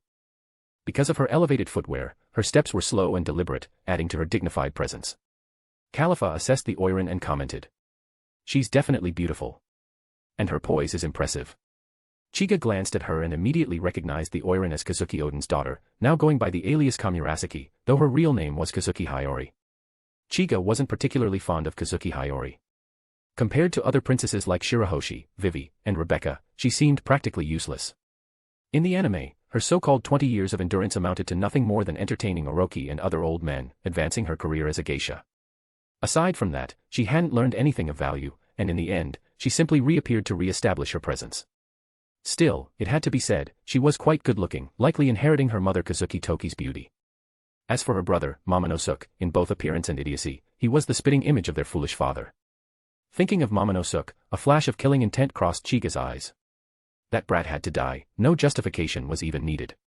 Though the intent only flared briefly, it was enough to unleash a terrifying oppressive aura from Chiga. The ordinary people on the street groaned in unison, their knees buckling as they collapsed to the ground. Hiyori's face turned pale, but luckily, she had the support of the guard beside her and didn't fall. Even the guard was trembling violently, struggling to remain upright. This was just a sliver of Chiga's aura, barely a glimpse, yet it was overwhelmingly suffocating. Khalifa, having spent considerable time around Chiga, had built up a resistance. She wasn't severely affected. But she did notice the brief flash of killing intent and asked. "Boss, what was that just now? Is Kaido nearby?" "Nothing," Chiga replied. "Just thought of someone disgusting." Chiga felt helpless. That guy, Momonosuke, was truly revolting. Even the thought of him made his mood swing. Khalifa, hearing that someone could disgust Chiga this much, pressed further. "Is he still alive? Is he strong?" "No. He's pathetically weak." "Then there's no need for you to handle him personally, boss. Just send someone to take care of it," Khalifa said coldly. To her, anyone who made Chiga feel even a shred of disgust deserved to be erased, especially if they were powerless. Why should such a person exist? Chiga glanced at Khalifa's calm, icy face, then suddenly pulled her into his arms and chuckled. "There's no need. He's a nobody. I'll handle him if the moment's right." "Is he in Wano?" she asked. "Yes and no. He's hidden somewhere very safe, but I know how to drag him out." Khalifa gave a soft hum in reply and nestled quietly into Chiga's chest. This was a rare moment of peace, no need to dwell on irritating matters. Meanwhile, on the street, Kazuki Hiyori had recovered from the oppressive aura. Her expression turned solemn as she looked over the kneeling crowd. That's when she noticed the only two people still standing, Chiga and Khalifa. There was no avoiding it. Their appearance and presence were already eye-catching. Now, surrounded by a sea of collapsed people, the two remained standing, embraced and completely unfazed. It was obvious one of them had released that aura. Hiyori narrowed her eyes in judgment and quickly dismissed the woman as the source. After all, the woman was currently resting peacefully in the man's arms, looking harmless with her eyes closed. Of course, if Hiyori had known that this seemingly gentle woman had just suggested killing her brother, she might have re-evaluated that impression. As for the man, even a single glance revealed something extraordinary. His eyes, those eyes, radiated a presence that was impossible to ignore. Just by looking at them, Hiyori felt the same pressure she'd just experienced. Truth be told, there were very few people on the seas who didn't recognize Chiga's Rinnegan. One look was enough to identify him. But Wano country was isolated from the rest of the world. The world government had little influence here, and news from outside rarely got in. So, Hiyori had no idea what those eyes meant. She stared at Chiga's youthful face and thought. When did such a terrifying young man appear in Wano? She hadn't interacted much with the outside world, but she had met Kaido and her father, Oden, both among the strongest men alive. She was no stranger to a powerful aura. And even though Chiga's oppressive aura had only lasted for a split second, it was already on par with, if not stronger than, Kaido or her father. But this man looked too young. It was hard to believe that someone this youthful held strength that could possibly surpass even Oden and Kaido. What was someone like him doing in Wano? She highly doubted he was here just to stroll the streets with a woman. If he was an ally of Kaido's, she would have seen him before. But she hadn't. And if he wasn't with Kaido, then she had to win him over to her side. Although Califa was breathtakingly beautiful, Hiyori was an Oiran. That status alone gave her a distinct advantage with men. With her charm and position, Hiyori was confident she could win Chica over. She had done it before, with past patrons and even Orochi. If she had to offer more than just her looks, she would. If it meant gaining Chiga's favor, she would go that far. She didn't expect him to defeat Kaido, but if he could eliminate Orochi, that alone would be enough. Her mother's prophecy spoke of 20 years, but Hiyori didn't want to wait anymore. Even a faint hope was worth grasping. She turned to her guard and commanded. Go invite those two over there. Tell them I want them at tonight's banquet. The guard, sent by Denjiro to protect her, hesitated. But tonight's banquet is with Orochi. Won't this upset him and jeopardize the plan? No. Kaido isn't here. And if we can recruit that man, we might not need Orochi anymore. But how do you plan to recruit him? I have my ways, Hiyori said confidently. The guard forced a wry smile. He understood what she meant, but deep down, he had a feeling this wouldn't end well. If that man really was the source of that overwhelming pressure, could someone like him really be swayed by mere beauty and the title of Oiran? Not everyone was like Orochi, or those pathetic former patrons. Chapter 123, Graveyard of Terror. Hiyori's bodyguard approached Chica and Califa, bowed respectfully, and said, My lady is attending a banquet at General Orochi's mansion. She would like to invite both of you to accompany her. Would you be willing? Califa remained silent, glancing up at Chica. If he was interested, she would naturally go with him. Chica thought it was a good opportunity. Kurozumi Orochi was a mythical Zoan devil fruit user, an ability wasted on someone like him. Moreover, his name and fruit always reminded Chica of a certain shameless snake. Of course, the two were vastly different in both appearance and personality. If Orochi proved troublesome, well, it just meant Chiga's collection might gain another devil fruit. Smiling, Chica said. Sure. It's a good chance to check out the general's mansion and see how it compares to a regular office. With that, he took Califa's hand and walked toward Kazuki Hiyori. The bodyguard blinked in confusion. General's office? What even is that? On the street, Hiyori was delighted when she saw Chica approaching. She gave a graceful curtsy and spoke softly. Sir, it's my honor to attend the banquet with you. You may call me Kamirasaki. HM. Madam, do you know me? No, but I felt your presence earlier and was intrigued. A powerful man like you, I'm sure even General Orochi would want to meet you. Heh, I'm not interested in any general. I just want to see the mansion for some fun. Hiyori's heart leapt with joy at Chiga's casual disrespect toward Orochi. If this man didn't care for Orochi's power or title, perhaps she really could use him to kill the tyrant. Even though her hatred for Orochi ran deep, Hiyori still said. Sir, please mind your words. The general has a temper. Chiga didn't respond. He just looked at her with a faint smile. Hiyori shifted uncomfortably under his gaze. Those purple eyes, his Rinnegan, felt like they could peer straight into her soul. She quickly turned her head, hiding her unease, and walked ahead, maintaining a composed front. I still don't know your name, sir. Uchiha Chiga. So it's Sir Chiga. You're not from around here, are you? Are you visiting with your lover? Califa blushed at the word lover and hurried to explain. We're not. But Chiga cut her off. We're not here for sightseeing. Then he gently squeezed her hand. Califa glanced at him shyly, heart fluttering. He hadn't denied the lover part, only the reason for their visit. Whether intentional or not, for Califa, this trip to Wano was already worth it. Hiyori caught their eye contact, and a flicker of envy passed through her. Love like that was something she could no longer afford. But remembering her father, Kazuki Oden, and her missing brother, Momonosuke, her eyes turned sharp with resolve. Vengeance was her only focus now. Hiyori's expression softened back into formality as she asked. Then, may I ask what brings you here, sir?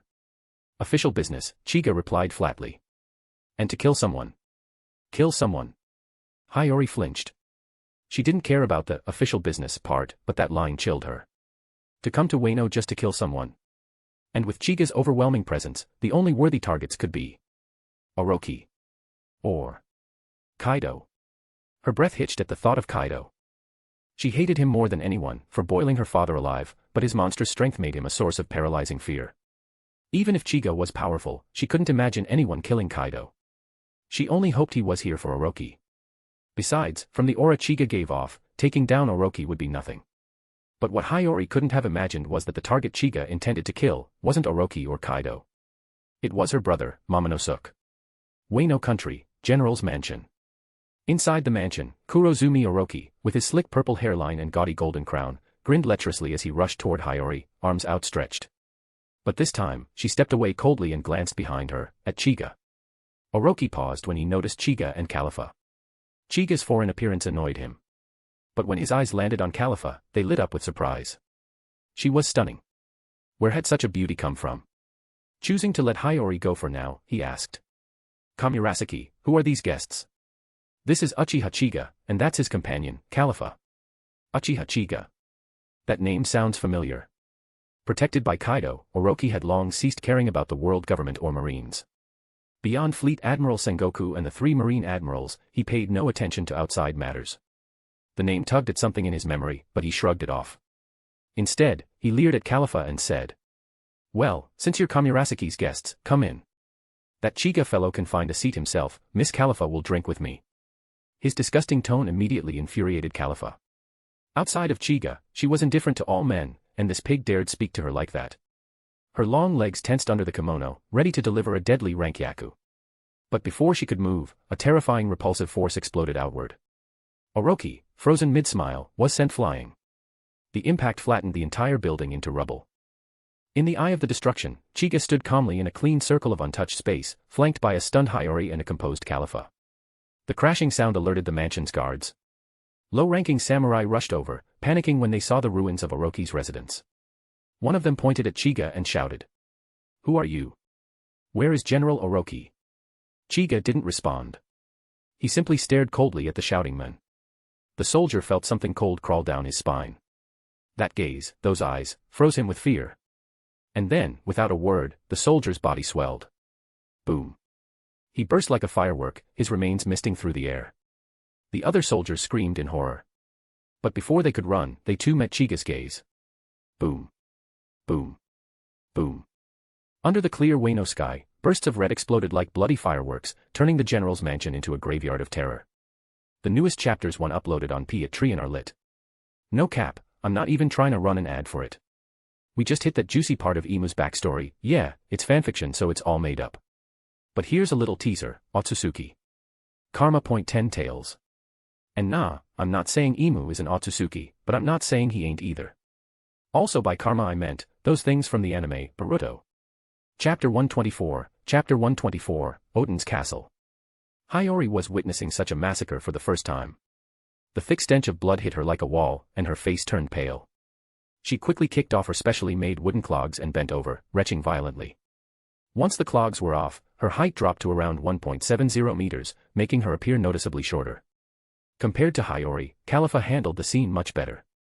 She instinctively moved to push up her glasses, only to realize she wasn't wearing them today.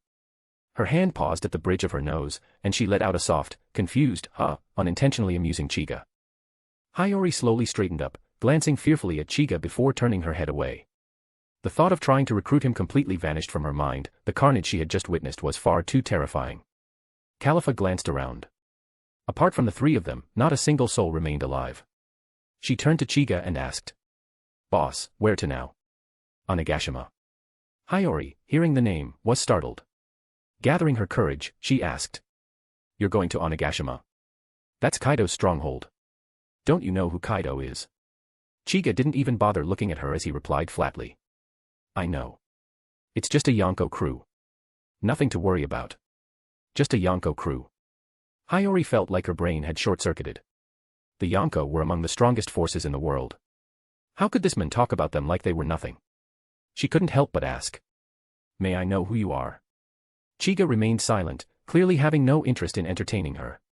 He already had no goodwill towards Hiyori, so why waste his breath? Califa, however, glanced at Chiga proudly and replied, "My boss is a Marine Vice Admiral, codenamed Purple Kirin." Chiga gave Califa a helpless look and said, "All right, but my name doesn't matter in Wano. Let's focus on the task." Suddenly, Chiga stretched out his hand in the direction Orochi had been flung. He muttered, "Before we move on, there's still some trash left." Universal pull. Buzz. Countless chunks of rubble were pulled toward him by gravity, among them a massive figure, Kurozumi Orochi. Both Kalifa and Hiyori were stunned. How had that man survived? Thwack. Chiga grabbed Orochi by the neck. Orochi stared at him in disbelief, unsure how he'd been found out.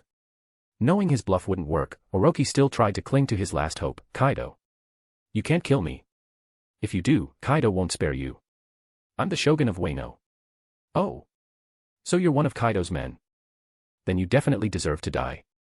Chiga's hand crackled with dazzling purple lightning that surged through Orochi's body. Orochi screamed as his eyes rolled back. But Chiga didn't release him. He knew Orochi had eaten the Hibi no Mi, a mythical zoan that granted 8 lives. As expected, after a brief pause, Orochi revived again. His eyes widened in terror. He knows about my devil fruit power. Before Orochi could act, Chiga's hand once again flared with lightning. In a panic, Orochi broke free and leapt away, transforming into a monstrous form with 8 serpentine heads. Of course, Chiga had allowed it. He was curious to observe the fruit's full transformation. Otherwise, Orochi could never have escaped. Now in his beast form, Orochi's skin turned green, his 8 long snake necks writhing, one of them noticeably darker than the others. Chiga frowned. Disgusting, he muttered. Not worth absorbing. He raised an arm, fully elementalized with lightning. Then, boom. Boom. Boom. Boom. Boom. 5 purple bolts rained down on Orochi, each strike severing a head. Only the central, dark-colored head remained. Chiga used universal pull again. Orochi was dragged toward him, but before the snake could utter another word, Chiga unleashed the Rinnegan's human path and Predapath. In an instant, Orochi's soul and devil fruit power were ripped from his body. It was over. Kurozumi Orochi, Shogun of Wano, was dead, his mutilated body tossed aside like garbage. In Chiga's hand now rested a purple, pineapple-shaped devil fruit, the Hibi no Mi model. A mythical zoan that granted incredible physical endurance and 7 extra lives. He tossed it once in his palm, then glanced at Kalifa. Kalifa understood the look in his eyes but immediately shook her head. The thought of turning into an 8-headed serpent was revolting. Chiga wasn't surprised. Truthfully, he didn't want his beautiful secretary turning into a grotesque beast either. Still, there was a mythical zoan that would suit her perfectly, and he knew where to find it. After Onigashima, he'd make it his next target. He stored the Hibi fruit into his door space, then turned to the still-stunned Hiyori and asked. Hey, do you know the way to Odin Castle? At the name, Odin, Hiyori visibly trembled. That place was soaked in tragedy for her. She hesitated. I know, but why do you want to go there? Chiga rolled his purple Rinnegan eye. To kill your worthless brother, obviously. What else? But he didn't say that. Hiyori hadn't done anything deserving of cruelty. So he simply said coldly. Don't ask questions. Just give me the location. I don't repeat myself. His tone sent shivers down her spine. She dared not hesitate and immediately told him. The castle was in ruins anyway. Having gotten what he needed, Chiga ignored her and grabbed Kalifa by the wrist. With a flash, they disappeared from the spot. Enjoyed the chapters? Good. Now, cough up those power stones. Chapter 125, Chapter 125, Accelerating Time. Wano Country, Odin Castle. Chiga and Kalifa suddenly appeared outside the ruins of what was once Odin Castle. Kalifa scanned the area and noticed the blackened, scorched ground, burn marks scattered throughout, and several gravestones in disrepair. At the center stood one particularly large marker engraved with the words, Grave of Kazuki Odin. Kalifa's eyes widened slightly. As a former CP9 intelligence agent, she was well acquainted with the name. This is Kazuki Odin's grave, she asked, stunned. Uchiha Chiga gave a faint smile. It's the real deal. Unbelievable. He was the 2nd Division commander of the Whitebeard Pirates and journeyed to Laugh Tale with the Pirate King. How could someone like that just die? Simple, Chiga said, his voice dismissive. He died from his own stupidity. Huh. He didn't elaborate further. Instead, he gestured for Kalifa to stay put. Stand back. Chiga's eyes glowed faintly purple. In the next instant, an invisible force blasted out from his position. Shinra Tensei. The entire area trembled as the ruins and gravestones were flattened under an immense repulsive force, turning the once cluttered site into a flat, empty space. But Chiga wasn't finished. His body levitated slowly off the ground, hovering midair as his right Rinnegan began to ripple outward, black concentric rings radiating powerfully. Ocular energy surged around him like a rising tide. Then, it happened. The power settled into place, and he activated the Rinnegan's specialized technique, Nenjin-Riki, Chronos Will. A gray vortex spiraled into existence below him, expanding across the clearing. The swirling energy accelerated the flow of time within the bounded space. Suddenly, streaks of golden light shimmered within the vortex. Chiga ceased his ocular output. The gray vortex dissipated as quickly as it had formed. Where the light once shone, 5 figures now stood, 4 adults and a child. As expected. Kinemon, Kanjuro, Kikunajo, Reizo, and Momonosuke. These were the 5 individuals who had been sent into the future by Kazuki Toki using the powers of the Toki Toki no Mi during the burning of Oden Castle. While the devil fruit was dubbed the Time fruit, Chiga had long found its abilities questionable. It could send people forward in time, but not back. Hardly what one would expect from something with dominion over time itself. He had always theorized that its so-called time travel was nothing more than freezing a person's moment in time, allowing them to reappear later as the world caught up. His Rinnegan's Nenjin Riki allowed him to control time directly within a space, confirming his theory. The 5 figures blinked in confusion. They looked around at their surroundings, flattened, scorched, unrecognizable. Nothing looked the way they remembered. No familiar landmarks. No castle. No people, except for Califa, standing a short distance away. Spotting her, both Kinemon and Momonosuke's attention immediately locked onto her, their typical perversion creeping into their expressions. Kinemon nudged Momonosuke with his elbow and whispered, "Young master, that woman looks like a local. Go ask her what year it is, and find out what's going on." Back then, Kinemon hadn't yet started pretending to be Momonosuke's father, so he still addressed him formally. Momonosuke nodded obediently and trotted forward, putting on a pitiful expression as he approached Califa. Once he reached her, he even forced a pathetic whine into his voice. "Big sister, we were attacked by bandits and barely escaped. Can you tell us what year it is? And what's happened since we've been gone?" Califa narrowed her eyes slightly. As a trained former intelligence agent, she instantly saw through the little brat's performance, and his wandering gaze. Sure enough, she caught the glint of mischief behind his fake tears. When Califa didn't respond, Momonosuke immediately reached out to grab the hem of her kimono, intending to take advantage of his childlike appearance. However, Califa wasn't the type to tolerate such behavior. In her eyes, the only man allowed to touch her was the boss. Anyone else, even a child, was strictly off limits. Without hesitation, she raised her leg and kicked Momonosuke square in the face. The boy was sent flying before he could react, but Kinemon caught him just in time. Reizo and the others quickly gathered around in concern. When they saw Momonosuke's tear-streaked face marked with a dark clog-shaped imprint, Kinemon and the others were outraged. This was the son of Oden. How dare this woman? Kinemon, holding fast to his outdated view of male superiority, was especially infuriated to see Momonosuke struck by a woman. He immediately drew his katana, which suddenly burst into flames. As the leader of the 9 red scabbards, his strength might not be the greatest, but he had enough presence of mind, certainly more than that idiot Kanjuro. Califa's kick had been lightning fast, clearly not something an ordinary person could do. He quickly assumed she was a subordinate of Orochi, who had a known penchant for surrounding himself with beautiful women. With that in mind, Kinemon slashed forward, sending a blazing arc of fire toward Califa. But Califa didn't flinch. She stood her ground calmly, because she knew that the moment someone dared attack her, the boss wouldn't remain idle. Sure enough, a figure descended from the sky and swept away the flames with a casual wave of his hand. It was Chiga, who had been watching everything unfold above.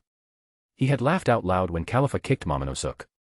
She wasn't one to tolerate spoiled brats, and the scene reminded him of Hancock. If it had been her instead, Momonosuke would be in much worse shape right now. Originally, Chiga hadn't intended to interfere.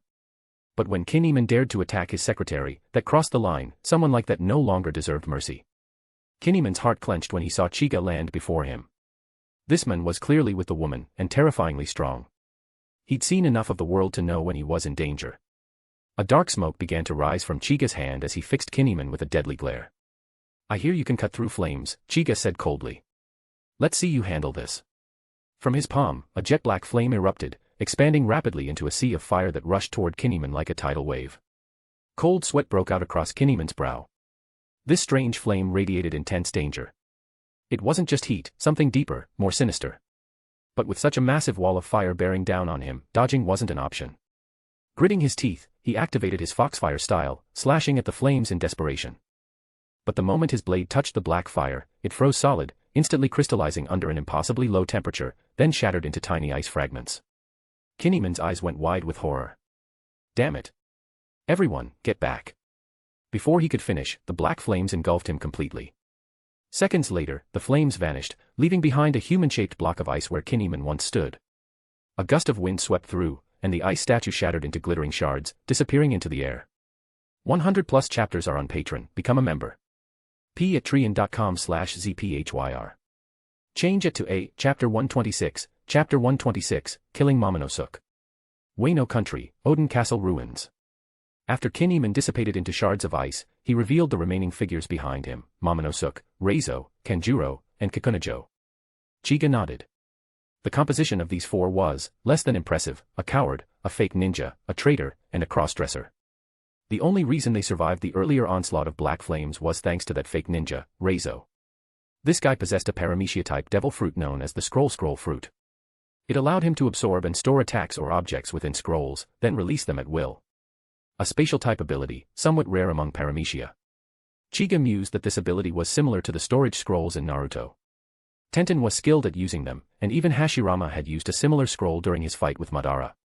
Reizo had used this devil fruit to absorb the black flames that had targeted the group earlier. Kinemon, on the other hand, had simply been stubborn. He probably believed his foxfire style could cut through anything, even those flames. Kanjuro and Kikunojo stood behind Reizo, both shaken by Kinemon's death. Kikunojo was visibly grieving, but Kanjuro, the traitor, was more conflicted. He had been playing his role for so long that even he couldn't fully separate fact from fiction anymore. The scene before him, however, was sobering. If this man wasn't an agent of Orochi, then he might die here today without even knowing why. While the others were caught up in their thoughts, Momonosuke was blank with fear. A puddle formed beneath his feet, he'd wet himself. Reizo clenched his teeth in fury. As the leader of the 9 red scabbards, Kinemon had been their guiding light after Odin's death. Now, with Momonosuke in this pathetic state, there was no one to lead them. Veins bulged on Reizo's hand as he unrolled his scroll and shouted. Scroll art, return. The black flames he had previously absorbed surged out, racing toward Chiga. Reizo watched, expecting the men to be incinerated. But reality crushed his hopes. The black flames halted midair, as if recognizing their master, and gathered neatly into Chiga's palm. Chiga looked at the flickering flames and smirked. Did you really think I'd be burned by my own attack? Reizo's face turned pale, but he refused to give up. With a quick flick of his scroll, he roared. Scroll art, fire release. This time, a torrent of red flames burst from the scroll. Hearing the phrase fire release, Chiga scoffed. Trying to play with fire in front of an Uchiha. You must have a death wish. Without even bothering with hand signs, Chiga inhaled deeply and expelled a blazing inferno. Fire release, great fireball technique. A massive fireball shot forth, easily the size of a warship. Its temperature was scorching, far surpassing anything Itachi or Sasuke had ever conjured, even dwarfing Ace's Flame Emperor in sheer heat. The moment Reizo saw the fireball expanding toward him, his pupils contracted. He knew he couldn't stop it. His scroll was still releasing flames and couldn't absorb new attacks. Even if it could, he wasn't sure it could handle a fireball of this magnitude. But Reizo was still a loyal ninja of Wano. Gritting his teeth, he shouted. Get out of here. I'll try to hold it back. Kanjuro, use your devil fruit. The others didn't hesitate. Kanjuro whipped out his oversized brush and hastily sketched a bird, the painting bird. In his panic, he forgot to fake it with his left hand and drew with his dominant right. As a result, the creature was far more lifelike and effective than usual. Kanjuro grabbed Momonosuke by the collar, tossed him onto the bird's back, and leapt on alongside Kikunojo. The painting bird, drawn with full attention and urgency, flapped its wings and soared at remarkable speed. Seconds later, the great fireball engulfed Reizo. He didn't even scream, he was incinerated on the spot. There was no time for grief. Kanjuro urged the bird forward, desperate to escape the monster below. But he underestimated Chiga. With a single raised hand, Chiga used Bancho Tenin, yanking the painting bird out of the sky. It crashed to the ground. Luckily, the creature cushioned the fall before fading, sparing the passengers from death, though they were left disoriented and badly shaken. Before they could recover, 2 streaks of violet lightning flashed down from the sky. Kanjuro and Kikunojo were vaporized. Ironically, Kanjuro, the traitor, hadn't even gotten the chance to fully demonstrate his brush fruit's power before dying. In truth, his ability bore a strong resemblance to Sai's super beast imitating drawing from Naruto. With them gone, only Momonosuke remained. He was kneeling, trembling in terror. Before he could move, Bancho Tenin pulled him into the air by the neck. His legs kicked wildly. He almost wet himself again, but thankfully, there was nothing left to pee after Kinemon's death. Chiga stared at the whimpering child. Now he truly understood Kaido's frustration. This was the heir of Odin. A sniveling coward who couldn't even face death with dignity. At 8 years old, shinobi children in Naruto were already killing on the battlefield. Meanwhile, this brat couldn't even stand up to Kaido, the one who had slain his parents. The difference was staggering. With a sigh, Chiga raised his hand. A flash of lightning, and Momonosuke's body crumbled to ash, joining his father's retainers in death. +1 chapter. You're welcome. Now send power stones, degree. Chapter 127, Chapter 127, Beating Yamato. Since we just hit that extra 100 power stones, boom, 5 bonus chapters, dropping now. Enjoy the feast, smiling face with sunglasses fire. __. With Momonosuke dealt with, only Chiga and Califa remained in the clearing. Momonosuke and the others had all turned to ash and were now scattered by the wind. Califa gracefully walked over to Chiga, a look of hesitation on her face. Chiga thought Califa was feeling sympathetic and asked, "What's wrong?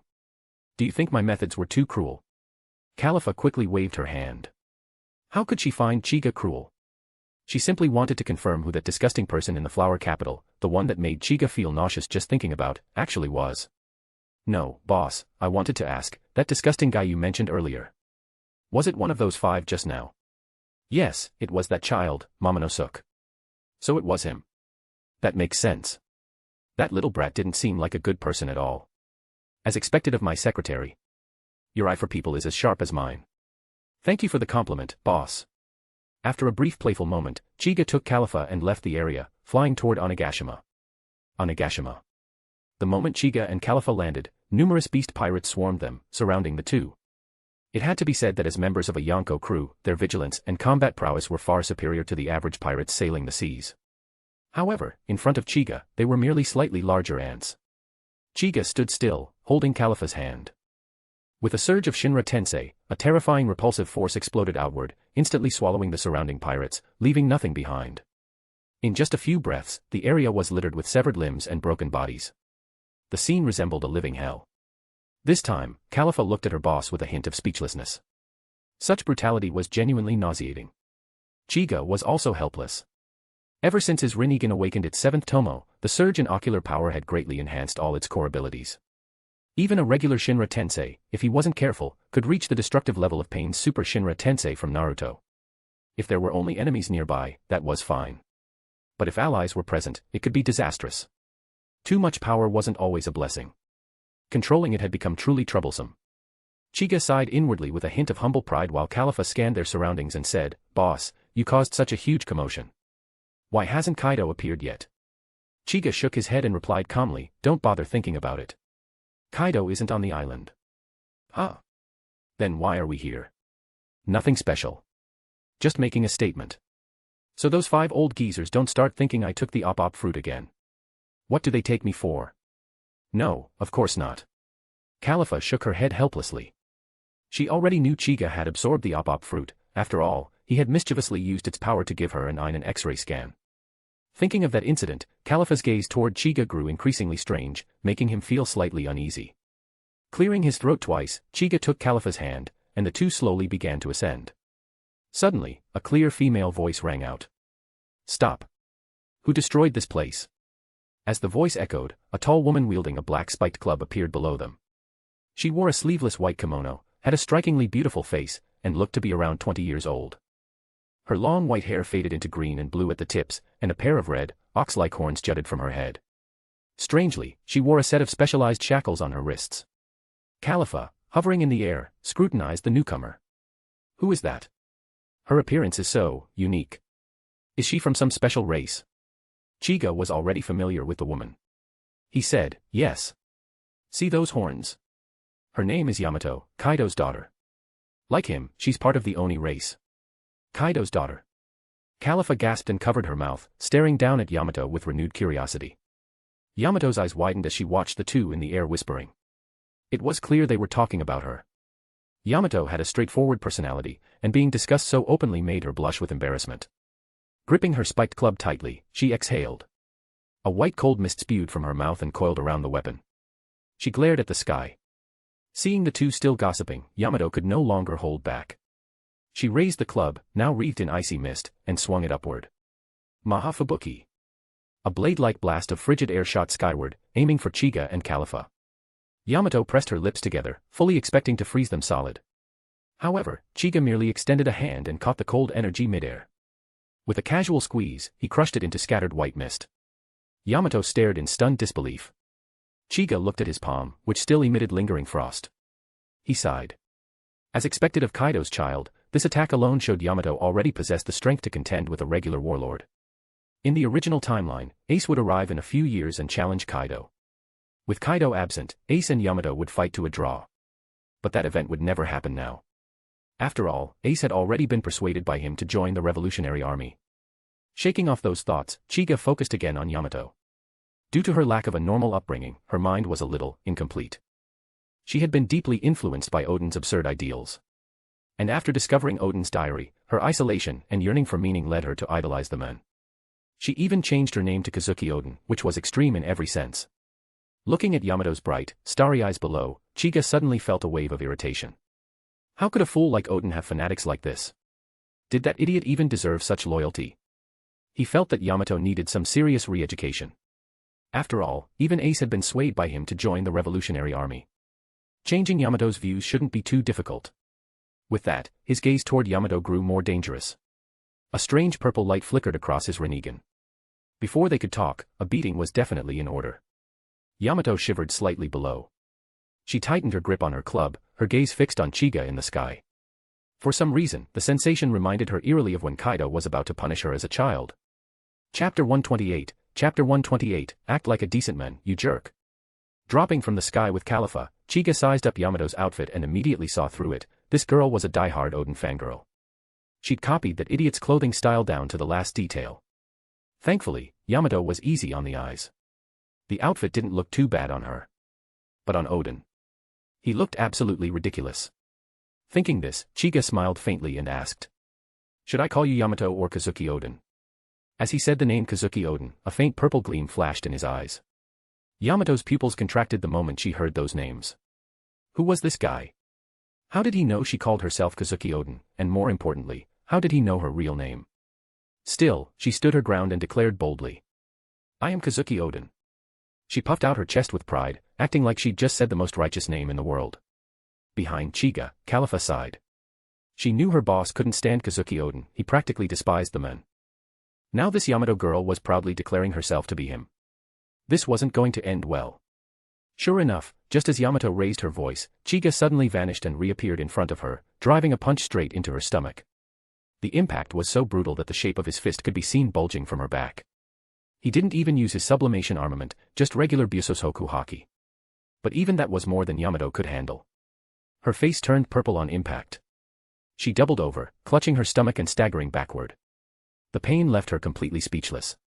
Once it dulled a little, she looked up at Chiga in shock. She had been beaten by Kaido countless times since childhood, and her endurance was nothing to scoff at. But this punch, it had broken through all her defenses. How could someone this young be so strong? Looking at his face, which looked even younger than hers, Yamato found it hard to believe. Even her idol Odin hadn't been like this, right? Clenching her stomach, she asked through gritted teeth. Who are you?" Chiga looked at her calmly and said, "Marine Vice Admiral. Purple Kirin. Marine. You're here to capture my father. Just you and that woman. I'm not bothering with your father yet. But when I do, I alone will be enough." "You alone?" Yamato was stunned. As arrogant as his words were, she couldn't deny his strength. He was clearly leagues above her. But Kaido. That was a different story. Her father was a Yonko. "You have no idea how terrifying he is," she said seriously. "If you're alone, you should leave. Come back with reinforcements." Chiga was speechless. This was next-level filial piety. "Kaido, you really raised a precious little darling." Moved by her devotion, Chiga raised his hockey-coated fist again, time to reward this thoughtful daughter with another pat. Seeing this, Yamato gritted her teeth and raised her kanabo across her midsection. With Chiga's speed, dodging wasn't an option, defense was all she had. But this time, Chiga changed tactics. He wasn't aiming for her stomach. Bang. A dull thud rang out as he drove his fist into her chest. Yamato dropped to her knees in pain, her kanabo falling beside her. This punch was clearly stronger than the last, her face went pale. Behind him, Califa instinctively shielded her own chest and gave Chiga a horrified look. Her boss was getting more and more dangerous. She'd have to warn Ain to be careful. Unfazed by her expression, Chiga examined his fist, as if admiring the sensation. It was like punching into a dense cushion. Yamato was a tall woman, about 2.6 meters thanks to Kaido's genes, and solidly built, with not a bit of unnecessary fat. Glaring at him while clutching her chest, Yamato shouted bitterly. You, where did you just hit? Chiga looked at her in mock surprise. What? Aren't you Kazuki Oden? That's a name for a real man. But with a chest like that, you can't even take one punch. He continued, ignoring her reddening face. Or are you just a fake? A woman named Yamato pretending to be Oden. It was a deliberate jab. He knew she was female but still mocked her insistence on calling herself Oden. Yamato was furious. Her cheeks turned bright red. She wanted to refute him. Yes, she had been raised as a boy by Kaido. Yes, she idolized Oden and identified as male. But she hadn't forgotten she was biologically female. The hardware was there, after all, undeniable. Anyone with eyes could see she was a girl. He knew it, and he still hit her there. What a jerk. But the image of herself proudly puffing out her chest while calling herself Kazuki Oden was still fresh in her mind. What could she say in response? Anything would just make her look like a hypocrite. So Yamato kept her mouth shut and knelt there silently, refusing to look at Chiga's smug expression. But Chiga wasn't going to let her off so easily. A fangirl like this needed to be educated early. After all, the man she idolized wasn't a legend, he was more like a chimp. Those 2 punches were the start, meant to force her to face reality, she was a woman. But that lesson wasn't over. The results hadn't shown yet. There was no backing down now. The road to proper education was long and arduous. With that noble thought in mind, Chiga once again looked at Yamato's trembling chest. His fist began to glow with haki. Yamato sensed something and looked up. When she saw the haki glowing around Chiga's fist, she paled. If she took one more punch, even the mountains would flatten. Tears welled in her eyes as she screamed. I'm not Kazuki Oden. I'm Yamato. I'm a girl. Can't you act like a decent man, you jerk? Chapter 129, Showing Off. Seeing Yamato finally stop being stubborn, submitting to his might, Chiga nodded in satisfaction, completely ignoring her comment about gentlemanly conduct. Gentlemanly conduct. What the hell was that? He wasn't Sanji, that pervert. Uchiha Chiga, do I consider gender when I hit someone? Whether you're Yamato or some old hag, if I want to hit you, I will, and I'll hit wherever I damn please. Yamato glared at Chiga hatefully and shouted. Are you satisfied now? Humph. If it weren't for these handcuffs, I would have lost more gracefully. Chiga was stunned.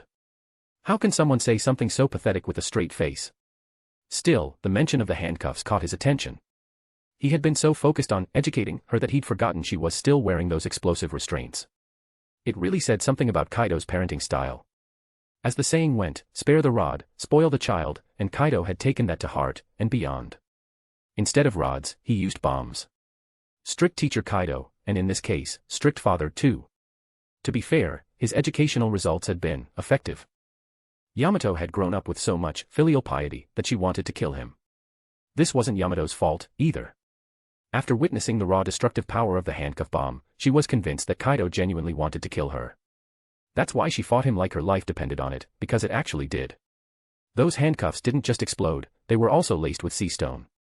While not enough to completely suppress her devil fruit abilities, they clearly weakened her, especially preventing her from accessing her full beast form. This explained a lot. Despite eating a mythical Zoan devil fruit and being trained by Kaido, Yamato only managed to fight Ace, who was younger than her, to a draw. The handcuffs probably played a big part in that. After thinking it over, Chiga casually snapped his fingers. Room. A translucent, hemispherical space spread out from Chiga's body. Yamato immediately scrambled to her feet, picking up her spiked club and holding it close, as if it could protect her. But Chiga had no intention of attacking. His use of the Op no Mi was simply to remove her handcuffs, and give her a front row seat to Kaido's idea of fatherly love. He could have crushed the handcuffs with his bare hands and absorbed the explosion without issue. After all, he possessed the Bomu no Mi, allowing him not only to create explosions but to control their force. He could even stop an explosion the moment it was triggered. Of course, this required inhuman reflexes. But with a pair of Rinnegan, it was child's play. In other words, the explosion's outcome depended entirely on his mood. This was just Chiga indulging in his twisted sense of humor. Focusing his gaze on Yamato's cuffs, Chiga gave a mental command, and the cuffs were instantly displaced. Before Yamato could react, they were teleported into the air above them. The moment they left her wrists, the cuffs exploded violently, so powerful that a mushroom cloud formed in the sky. Chiga's brow furrowed slightly. The explosion's radius was bigger than expected, and the shockwave was going to reach them. It was too late to stop the blast now. Not even he could halt an explosion midair once it had fully triggered. But within the room, he controlled everything. He instantly teleported Califa to a safe location, then looked at the stunned Yamato and shook his head. With a flick of his hand, he teleported her as well. Chiga didn't move. This explosion was nothing to him. A real man didn't look back. He faced it head-on. Yamato, now far from the explosion site, came back to her senses, drenched in cold sweat. After witnessing the sheer destructive power of the blast, she was dumbfounded. Kaido's fatherly love had literally blown her away. Had Chiga not intervened, she would have been seriously injured, maybe worse. Transferring her so precisely without her even realizing it, clearly, that man had saved her life. She glanced at Califa, now beside her, and the thought became more certain. But where is he? Thinking of Chiga, she instinctively covered her chest and scanned the horizon, just in time to see him being engulfed by the explosion in the distance. Her pupils contracted. That guy saved me. Even if his punches hurt, she could tell he never intended to kill her. Why didn't he teleport himself out? Did moving both me and this woman delay him? That woman probably had a close relationship with him. It made sense for him to save her, but why save me? Could it be, he's interested in me? A horrified look crossed Yamato's face. Ah, women, once they start imagining things, the conclusions get wilder and wilder. Chiga had simply wanted to show off. Just look at Califa's expression. Calm as ever. She'd been around Chiga long enough to understand, the Uchiha had a weird tendency to show off. The stronger they got, the worse the symptoms. Sometimes it involved maniacal laughter. Sometimes over-the-top displays of power. She'd heard there was another Uchiha, Uchiha Sasuke, who got beat up constantly for the same reason. If the other Uchiha ever found out what Califa thought of their clan, Chiga might just get disowned on the spot. Yamato didn't know any of this. She stared into the smoke where Chiga had vanished and sighed heavily. Even if we can't be together, you saved my life. Don't worry, I'll take care of your woman. Those words hit Califa like a lightning bolt. What is wrong with this Yamato? I don't need taking care of. My boss handles me just fine. Califa took a step back. Yamato was now looking at her with a serious, noble expression. Cold sweat rolled down Califa's back. She was already preparing to use Sora to escape this lunatic. Thankfully, Chiga's voice rang out just in time, his tone colder than before. Who did you say you were going to take care of just now? Chapter 130, let me set sail with you. Upon hearing Chiga's voice, Yamato trembled. She slowly turned around, meeting Chiga's somewhat greenish face. Chiga was truly fed up with this woman. He was just trying to show off a little, and his home was nearly stolen. And now she wanted to raise Califa for him. Why didn't she just ascend to heaven already? The more he thought about it, the angrier Chiga got. He couldn't help but raise his fist again, which startled Yamato into quickly covering her chest and shouting. You can hit me anywhere you want, my life was saved by you anyway, but don't hit me there again. Chiga ultimately didn't strike. After all, Califa was right there, and he still had to maintain his image. Of course, he didn't realize his image in Califa's eyes no longer needed maintaining. He glared at Yamato in annoyance and said, I saved your life, and this is how you repay me. Yamato still clutched her chest, stuck her neck out, and said, one thing at a time. You can take my life whenever you want, I can't beat you anyway, but don't hit me there again. Heh, as if I'm eager to hit you there. After he said that, not only Yamato but even Califa beside them looked at Chiga seriously and nodded. Chiga was speechless. He didn't want to dwell on the topic, so he directly poked Yamato's forehead with a finger and asked, Are you seriously obsessed with that fool Kazuki Oden? Hearing the men she admired being called a fool, Yamato instantly bristled. She didn't even cover her chest anymore. She clenched her fists, each the size of a sandbag, and yelled. Who are you calling a fool? Oden was a true man. You call that a man? Damn it, you don't understand what he did at all. A man like him was truly free. Do you know how he died? Hey, he died foolishly. What nonsense are you spouting? He willingly endured the boiling punishment for his retainers and the people of Wano. Oh. Ah. No matter what Yamato said, Chiga's face remained disdainful, which completely broke her. But she couldn't beat Chiga, so she could only clench her fists in impotent rage. Watching Yamato jump up and down in frustration in front of him, Chiga found it amusing. Did that dead fool Oden know he had such a crazed fan? To Chiga, Oden was a complete idiot. Not only that, but in the anime, whenever he was mentioned, from Whitebeard and Roger to Yamato in front of him, everyone praised him endlessly, as if he were some saint. It was like Oden had some kind of magnetic charm that made people ignore his glaring flaws. Thinking about Oden's brain-dead decisions, Chiga couldn't help but laugh. Today, He was going to use Yamato's youthful idealism to show her just how much of a fool Oden really was. He looked at Yamato and asked, "Do you know who brought Kazuki Oden back to Wano that time?" "I do. It was the Roger Pirates." "You know that, huh? Then tell me, if Kazuki Oden had invited them to stay in Wano at that time, with their help, would all those tragedies have still happened?" "Humph, I know what you're trying to say. His journal mentions he came back to open the country, and that Wano's affairs didn't need outside help. Hey, how ambitious. So he was first blocked by Kurozumi Semimaru, the previous barrier fruit user, and then tricked by Kurozumi Higurashi, the former clone fruit user who transformed into his father Kazuki Sukiyaki. That's because their powers were too bizarre. I would have fallen for it too. From that angle, I get why you admire him. But have you ever considered, given Kazuki Sukiyaki's personality, would he have ever agreed to let trash like Kurozumi Orochi become the shogun of Wano? Hard to say. Alright, let's say Kazuki Oden wasn't his father's biological son. Then tell me, what do you think about him dancing naked for 5 straight years? That was to protect the people of Wano. TSK. How noble. But don't you think a lot could have been accomplished in 5 years? He was part of the Whitebeard pirates before, right? In 5 years, not once did it occur to him to ask Whitebeard for help. I said this from the beginning. Oden didn't want outsiders meddling in Wano's affairs. By now, Yamato's tone had clearly weakened. Even she felt that Oden really should have asked for Whitebeard's help.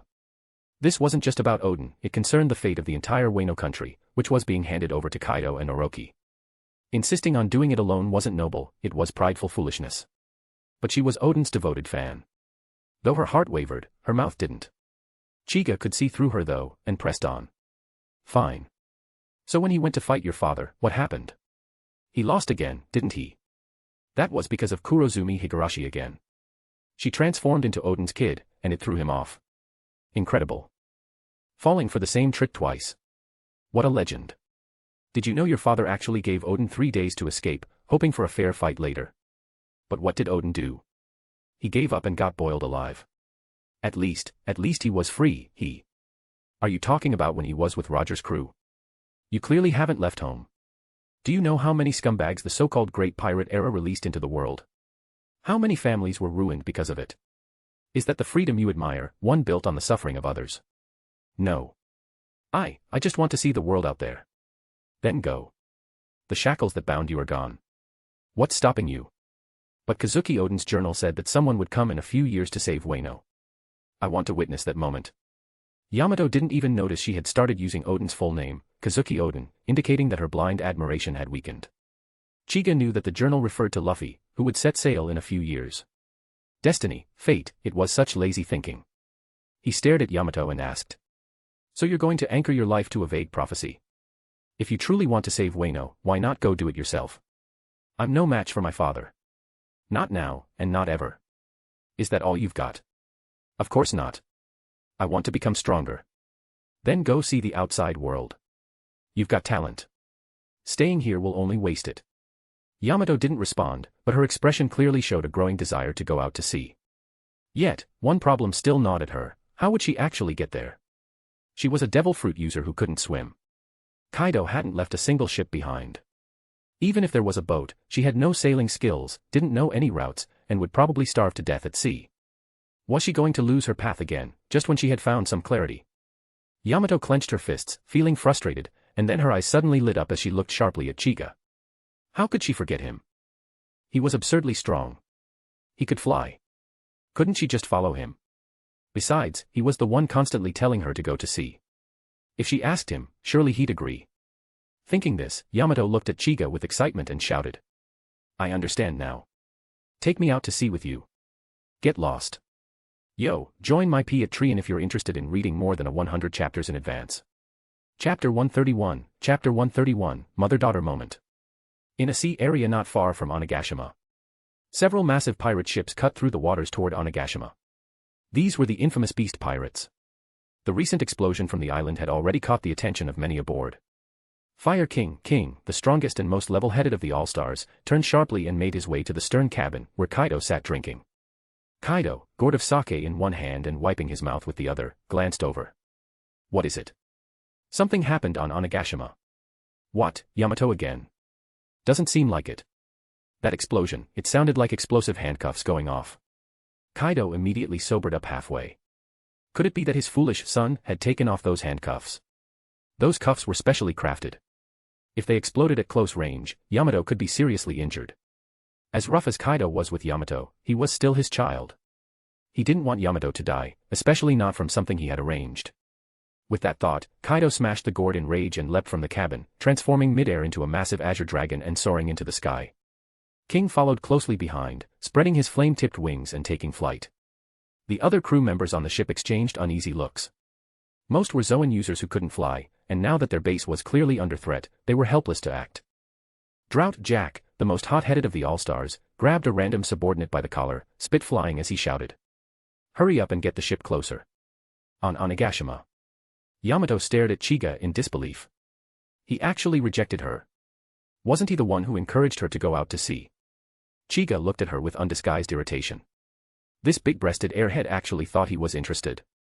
He had no interest in inheriting Odin's die-hard fangirl. But he underestimated how shameless Yamato could be.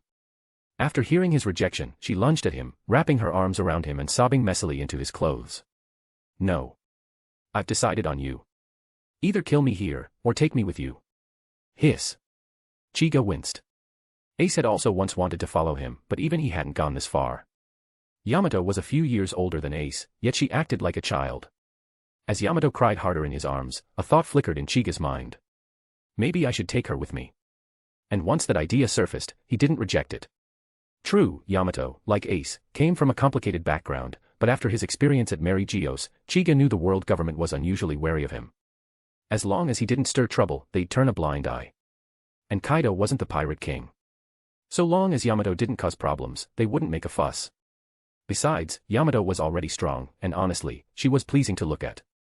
The only downside was that she'd eat more. Decision made, Chiga patted Yamato's head and said gruffly. "All right, stop crying already. I'll take you with me." To his surprise, Yamato instantly looked up and gave him a full dramatic face change. Yay. Chiga was truly stunned. This woman changes expressions like a stage performer. Can't she be a little more reserved? Just as he was about to throw a punch in frustration, a thunderous roar echoed overhead. "Who dares cause trouble on my island?" Yamato's body trembled. She knew that voice too well, it was Kaido. Her joy vanished in an instant. Eyes full of worry, she looked up at Chiga. Though his face didn't change, as if he hadn't heard the roar, it didn't comfort her. She didn't want him to die at her father's hands. Sliding out of his arms, she murmured gloomily. "My father's back. You should go. I guess. I'm destined to stay here forever." She sounded like a teenager caught sneaking out by her parents. Chiga looked at her crestfallen face and let out a small sigh. Reaching forward, he flicked her forehead. Ignoring her whimper and glare, he said. "I believe I told you, I'm more than enough to deal with your father. But, you don't know how terrifying he is. You can still escape. Take your woman and go. I'll hold him off. Why aren't you moving? Don't worry about me, he's my dad. He won't kill me. At worst, I'll be half dead. If you've got a shred of conscience, come back for me later." Chiga rolled his eyes and gave up arguing. Opening a swirling door space, he turned to Califa. "Califa, take her in. I'll let you out after I'm done." "Okay, boss. Be careful." Califa didn't waste time. She moved to Yamato and reached for her hand, but Yamato wouldn't budge. She was trying to force Chiga to run away. With a grunt, Chiga grabbed her by the chest and tossed her inside. Califa, perfectly in sync, used Sora to dash in after her. The space closed behind them. Inside, Yamato struggled up and pounded on the green, glowing wall. "Let me out. I want to fight beside you." Califa placed a gentle hand on her shoulder. "You have to trust the boss. If he says he can handle it, he can." Yamato quieted, surprised by Califa's tone. She looked up and found herself being hugged like a child. Califa saw Yamato as just that, an oversized kid throwing a tantrum. Even if Yamato towered over her, mentally she was still a child. "You're lucky to have met the boss," Califa whispered, patting her back. "Leave it to him." Yamato sniffled quietly in her arms. "What's your name?" "Califa." Back outside, Chiga had no clue a touching mother-daughter moment was happening inside his spatial pocket. His gaze locked on the dark serpentine figure high in the sky. With a cold snort, he erupted into a brilliant golden light. His Rinnegan gleamed gold, and 4 muscular arms sprouted from his shoulders, tearing through his shirt. Golden runes crawled over his body like tattoos. Most shocking of all, his size. Under the light, Chiga grew until he stood nearly 800 meters tall, rivaling even Kaido's dragon form. This was the power of the mythical Zoan Azura fruit, heavenly manifestation. And now, it had clearly awakened. Kaido, just arriving over Onigashima, was stunned by what he saw. That kid from before. Last time it was a purple giant, now it's this. A golden monster. Send more stones if you want more chapters. Chapter 132, Chapter 132, Teacher Kaido. Within the door space. Yamato stared blankly at the Ashurified Chica outside. Even through the spatial barrier, she could feel the overwhelming pressure. Califa, on the other hand, looked proud. She said to Yamato. This is the boss's ability, the human fruit, mythical Zoan, Ashura form. She had deduced this from the 4 arms that had sprouted behind Chiga. The reason it looked so exaggerated was because the boss's power was simply too strong. This was the legendary awakened state of a devil fruit. Yamato understood. After all, Kaido had achieved a mythical Zoan awakening, and she herself was also a mythical Zoan user, wielding the Inu no Mi. It was an extremely powerful fruit. Despite her talent, she had yet to achieve awakening. Now, Chiga, who was even younger, had already done it so easily. For the first time, Yamato felt truly outclassed. It seemed Califa hadn't exaggerated. He might really not fear her father, Kaido. Anyone who could awaken a mythical Zoan like this had earned the right to say that. Outside the door space. The 4 arms behind Chiga made a series of mechanical clicks. Each wrist morphed into a dark cannon, all aimed directly at Kaido in the sky. Shura's onslaught. Buzz. Terrifying energy converged, and 4 massive beams of light erupted from the cannons behind Chiga, blasting toward Kaido. Kaido's huge dragon eyes widened. He was familiar with lasers, the yellow monkey liked to mess around with them, but these 4 beams, each nearly as thick as his dragon form neck, were on a whole different level. And they were fast, too fast. With his massive size, dodging wasn't an option. He braced to tank the attack. The 4 beams struck him simultaneously, shattering his green scales and searing 4 circular burns into his exposed flesh. The scent of scorched meat filled the air. Kaido roared in pain, his colossal body twisting midair before plunging down toward Chiga on the ground. As he fell, Chiga leaped up, leaving 2 enormous craters in his wake. Before Kaido could land, Chiga intercepted him midair. His other 5 arms lashed out in unison, seizing Kaido's enormous frame. With one earth-shaking heave, Chiga slammed Kaido into the ground. Boom. A deep trench tore open where Kaido hit, and smoke billowed across the battlefield. Chiga stared down at the smoke cloud, preparing to follow up, when suddenly. Captain. A furious voice rang out. King had arrived. In his full beast form, the black pteranodon was massive, but compared to Shurified Chiga, he looked like a sparrow. Chiga regarded him with detached curiosity. Without hesitation, Chiga raised a hand and slapped downward at the incoming king. King's pupils shrank. What kind of monster is this, he muttered, but his instincts kicked in just in time. He barely dodged the attack with his boosted aerial speed. Chiga raised an eyebrow. Another airborne type, huh? Looks like someone's due for a flying lesson. He reached out and unleashed almighty push. The gravity wave, magnified by his Shura form, gave King nowhere to run. He was yanked midair and slammed into Chiga's palm.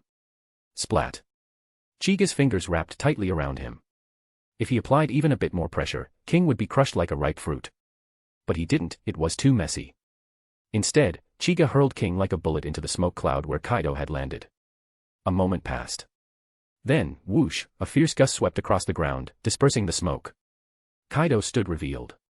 He had now transformed into his hybrid human-beast form, holding King in a princess carry. The whole scene radiated awkwardly intense emotion. Chiga's expression twitched. From his vantage point, he noticed the 4 burns on Kaido's back had shrunk and now looked like he'd been to a massage parlor for cupping therapy. Kaido examined King closely, unconscious, but alive, and visibly relaxed. King was his most trusted subordinate. Losing him would have been unacceptable. After laying King down gently, Kaido slowly raised his head. His expression was calm, but his eyes burned with fury as he locked onto Chiga. Chiga frowned. Is Kaido into King? After all, King's masked face did match Kaido's rugged aesthetic. Of course, it was just Chiga's twisted sense of humor surfacing again. Kaido was clearly just worried about his subordinate. Good thing Kaido couldn't read minds, he would have lost it on the spot. Kaido pulled his signature kanabo from somewhere and raised it with one hand. Conqueror's Haki erupted, coating the club with purple-black lightning. He swung it with a furious roar. Thunderbagwa. A massive, purple energy blast tore through the air toward Chiga. This wasn't Chiga's first time facing a conqueror's hockey-coated strike. He'd experienced it before, on Sabaody, from Rayleigh. But this was stronger. In an instant, Chiga coated all 6 arms with sublimation armament and crossed them in front of him, bracing for impact. Boom. Kaido's attack crashed into Chiga's palms. White-hot light exploded outward, gouging dark holes in the earth below. As the shockwave faded, Chiga's arms smoked slightly. He exhaled slowly, retracting his arms as his body began to shrink, settling to about 7 meters tall, the same height as Kaido. The Shura markings remained, as did the extra arms.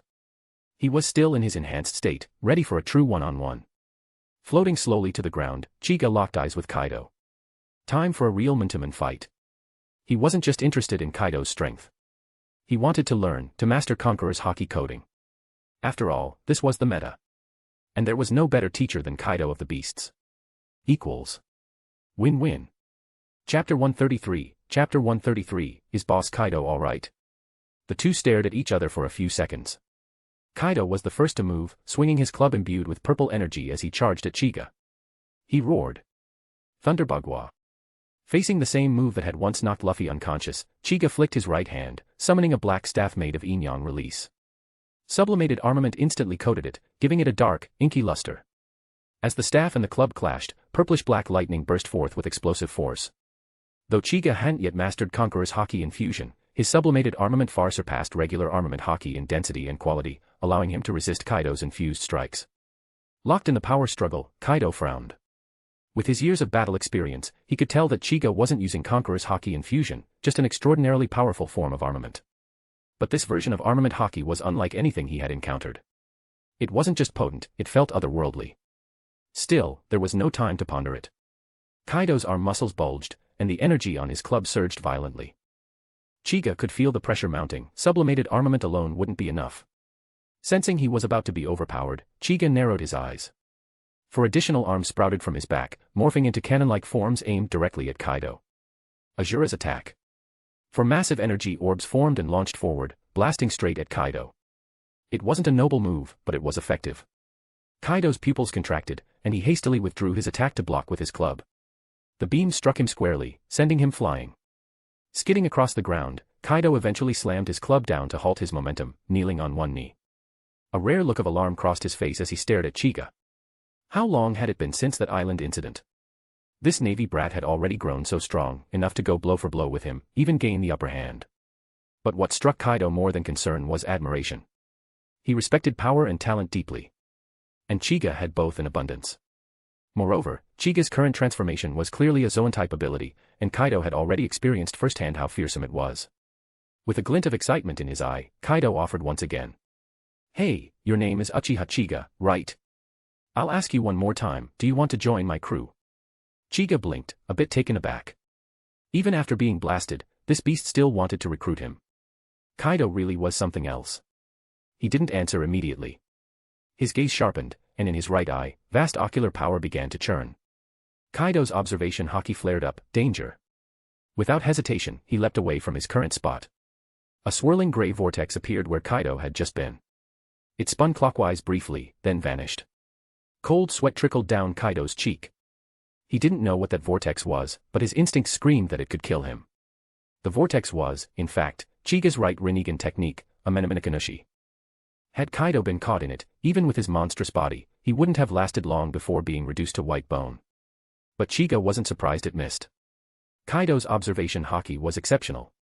Chiga had simply wanted to test him while his guard was lowered due to the recruitment offer. If it worked, great. If not, no big deal. More importantly, after that intense clash of armaments and hockey, Chiga now had a better understanding of Conqueror's hockey infusion. His own Conqueror's hockey was strong, and enhanced by his Rinnegan. All he needed was first-hand combat experience. He had seen it once before, during a spar with Rayleigh on Sabaody Archipelago, but back then, he wasn't strong enough to clash directly with Rayleigh's infused hockey. Now, thanks to Kaido's lesson, he understood. Experience, full marks. With a grin, Chiga tossed aside the black staff and extended his arm. Kaido frowned in confusion. Why toss the weapon now? Was Chiga really planning to clash barehanded with his club? Even with strong armament, that seemed reckless. But in the next instant, purplish-black lightning erupted around Chiga's arm. Sublimated armament patterns shimmered with a dark violet glow. The space near Chiga's arm visibly distorted. This was Chiga's fusion of Conqueror's Haki infusion and sublimated armament, a force beyond either on its own. He called it destructive armament. With a thought, the destructive armament expanded, spreading across Chiga's upper body. Complex, glowing purple-black patterns appeared and converged at his chest, forming a pulsing circular design. Each pulse lit up the markings with ominous energy. Kaido stood in stunned silence. The moment he saw the purple lightning, he froze. He knew what Conqueror's Haki infusion felt like, but this wasn't the same. This was stronger, far stronger. The sheer pressure made Kaido's heart race. Chiga slowly retracted the four arms on his back, closed his eyes, and focused. The pulsing slowed into a steady rhythm. He had synchronized with the power. He opened his eyes and gave Kaido a smile. Cute. Kaido really was adorable, giving him the exact experience he needed to awaken this technique. He owed Teacher Kai a thank you. Drawing both fists to his waist, Chiga inhaled, then thrust his arms forward. 80 God's vacuum attack. Dozens of purplish-black fist shadows laced with lightning surged forward, each one distorting space as it flew. Kaido's face hardened. He rose, coating his club in infused Conqueror's Haki, and shouted. Great Dragon Twister Bagua. Boom. A thunderous explosion rocked all of Onigashima. Purple lightning engulfed the sky, twisting the battlefield into a nightmarish inferno. From the shoreline, members of the Beast Pirates stared in silent awe. The sheer pressure made their legs tremble. Even the hot-headed Jack hesitated to dock. He muttered with a grimace. Is Boss Kaido all right? Change it to A, Chapter 134, Chapter 134, Swirly Eyes. On Onigashima. Kaido, having reverted to his normal form, lay silently on the ground, gazing up at the dull gray sky, lost in thought. Chiga had deactivated all his enhancements. He walked slowly toward the defeated Yonko and looked down at him. Anything else you want to say? He asked calmly. Kaido struggled to lift his head and glanced at Chiga. With a grunt, he replied. Do you know Joy Boy? I know a little, Chiga answered. At those words, Kaido's expression shifted. A flush of excitement crossed his face as he asked. Are you Joy Boy? In his eyes, Joy Boy symbolized the strongest. Now that he, the so-called strongest creature on land, sea, and air, had been defeated by this young marine, Kaido was convinced, this man had to be Joy Boy. But Chiga simply shook his head. No. But I think he really might exist. You'll just have to wait a few more years. Hey, is that so? Then I guess I won't live to see it. Kaido closed his eyes. Defeat was defeat. Better to die with dignity, as a Yonko should. Chiga looked at him and sighed softly. Honestly, back on Earth, Kaido had been the one Yonko he admired the most. If Kaido had killed Momonosuke back then, Chiga might have even become his biggest fan. Shaking his head, Chiga raised a hand cloaked in destruction armament, preparing to end Kaido's life quickly. Suddenly, a shadow flashed by. It was King. Awake now, he dropped to his knees and slammed his forehead into the ground. Do whatever you want with me. Just spare the captain. Kaido opened his eyes, glaring at his subordinate with complicated emotions. King. Get lost. I don't need you to beg for me. But King didn't budge. He remained kneeling, loyal to the end. From inside the door space, Yamato's voice echoed out. Can you spare my father's life? Before she could finish, Chiga blocked the transmission. Inside the space, Yamato stood frozen, staring out at the scene. Khalifa placed a comforting hand on her back. You can't interfere with the boss's decision. Didn't you used to hate Kaido? What changed? Tears welled in Yamato's eyes. She turned and choked out. But he's still my father. Outside, Chiga remained silent, his fist still raised midair. He wasn't in the mood to kill Kaido anymore. For one, he didn't particularly hate him. He had no interest in the Azure Dragon Fruit either, so there was no point. Besides, his mission was just to inquire about the Ope no Mi. Killing Kaido would only serve as a gift for the 5 elders, and Chiga had no desire to please them. Lastly, Kaido had helped him master Conqueror's Haki infusion, allowing him to unlock the full potential of destruction armament. That alone was worth sparing his life. With a sigh, Chiga lowered his fist and floated into the air. King immediately kowtowed again, crying out. I am truly grateful. Kaido stared in shock. He hadn't expected Chiga to spare him. Of course, it was good to be alive, but being spared by your enemy left a bitter taste. He roared at the men in the sky. My life's already yours. Why don't you just take it? Chiga gave a faint smile. I can take your life anytime. Consider this a reward for helping me master Conqueror's Haki infusion. Nani? Oh, and Kurozumi Orochi's dead. Wano will be in your hands for now. Treat the people well. With that, Chiga's body burst into purple lightning and vanished. Kaido and King were left staring at the sky. After a moment, King got up and moved to help Kaido. Kaido slapped his hand away. I can stand on my own. Yes, Captain. Kaido rose in silence, then stared into the clouds. Captain, about Wano country. I don't have time to rule any country. Find someone suitable. And remember what he said, treat the people right. I don't want to owe him anything. Yes. Oh, and Yamato left with him. What should we do? Leave her be. That marine's stronger than me. Following him is the best thing that brat could do. Yes. When did you become so agreeable? And don't ever beg for me again. I don't need that kind of help. Yes. Above a certain sea area. A thunderous boom split the sky as Chiga reappeared among the clouds, a deep frown etched across his face. He'd just received a signal from the flying thunder god kunai he left with Makino. Fusha village. It had always been safe. But things were clearly spiraling away from how he remembered. East blue, forest outside Fusha village. Makino stood protectively in front of Ace, clutching the flying thunder god kunai in one hand and the child in the other. Her eyes burned with fury as she stared down Shanks, who scratched his head awkwardly. Makino, I just came to see Luffy. No need to get so worked up, Shanks said with a sheepish smile, one hand resting on Luffy's head. Humph. I don't care. You obviously snuck back here for some shady reason.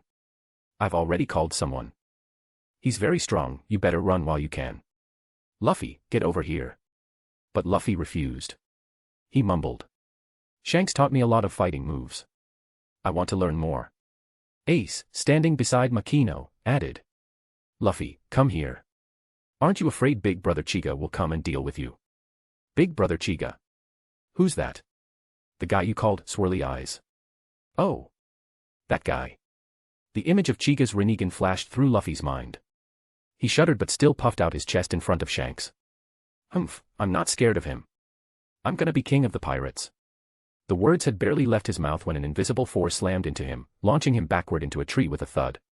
Shanks stared, stunned, as Chiga appeared next to Makino out of thin air. Chiga didn't even look at him. His gaze was fixed on the unconscious Luffy as he muttered coldly. Want me to cure your king delusion again? Luffy didn't respond. His eyes had turned into spirals, he was out cold. Change it to A, Chapter 135, Chapter 135: One more reason to become a Marine. Chiga-san. Big brother. Makino and Ace, who was standing beside her, looked at Chiga, who had suddenly appeared next to them, with pleasant surprise. Makino, in particular, hadn't expected Chiga to arrive so soon after she used that kunai. The timing was perfect. Earlier that day, Makino had been tending the bar when Ace rushed in, telling her that the pirate Shanks had returned to see Luffy again. He asked what they should do. Naturally, she didn't want Luffy to have any more contact with Shanks. But she also knew Shanks was an extremely powerful pirate. There was no way she or Ace could stop him from meeting Luffy. However, Makino was a calm and thoughtful woman. She immediately remembered what Chiga had told her before he left. So, without hesitation, she took out the flying thunder god kunai, called out Chiga's name, and then ran into the forest with Ace. As for Ace, he had been training with Luffy in the forest when Shanks suddenly appeared and started trying to talk to Luffy. Ace had no interest in dealing with Shanks. He left right away to find Makino. These days, Ace couldn't stand pirates. Ever since Chiga left last time, Ace had started paying close attention to news from the sea, reading the latest newspapers every day. Although some of the reporting was exaggerated, especially in the way pirates were vilified, most of the crimes mentioned were real. Seeing one shocking pirate crime after another tormented Ace. Chiga had told him that this grand spectacle was largely the result of the actions of his father, Gold Roger. That made Ace feel even worse about the evil blood flowing in his veins. He no longer dreamed of becoming a pirate. Instead, he wanted to hunt down those who committed evil, hoping to lessen the weight of his guilt. More than anything, Ace wanted to become a Marine. But Chiga had strongly advised against it. During this time, Ace also read a lot about Chiga in the newspapers. The more he learned, the more he admired this older brother, who wasn't even that much older than him. Especially after learning that Chiga had defeated and killed the legendary pirate Golden Lion, Ace's admiration reached its peak. Golden Lion. A man who once rivaled Roger himself. And Chiga killed him. Just how powerful was Chiga now?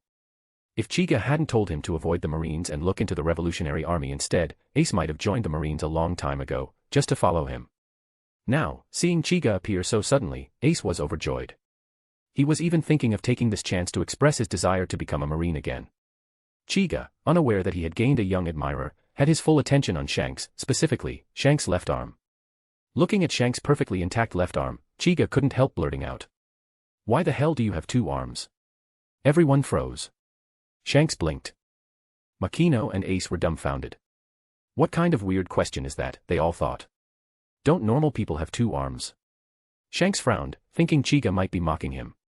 Was there something wrong with having both arms? Makino hesitated and stepped forward to Chiga's side. She looked him over carefully from head to toe, but he had just come from a battle with Kaido and hadn't had time to put on a shirt. As her eyes lingered on his upper body, her cheeks flushed slightly. But remembering Chiga's strange comment, she composed herself, shifting her gaze to his face and asking softly. "Mr. Chiga, is something wrong?" Shanks has always had both arms. Chiga didn't reply immediately. He remembered the Sea King he had seen the last time he went fishing from Kokoyashi village. Its appearance and behavior, now it all made sense. It was his doing.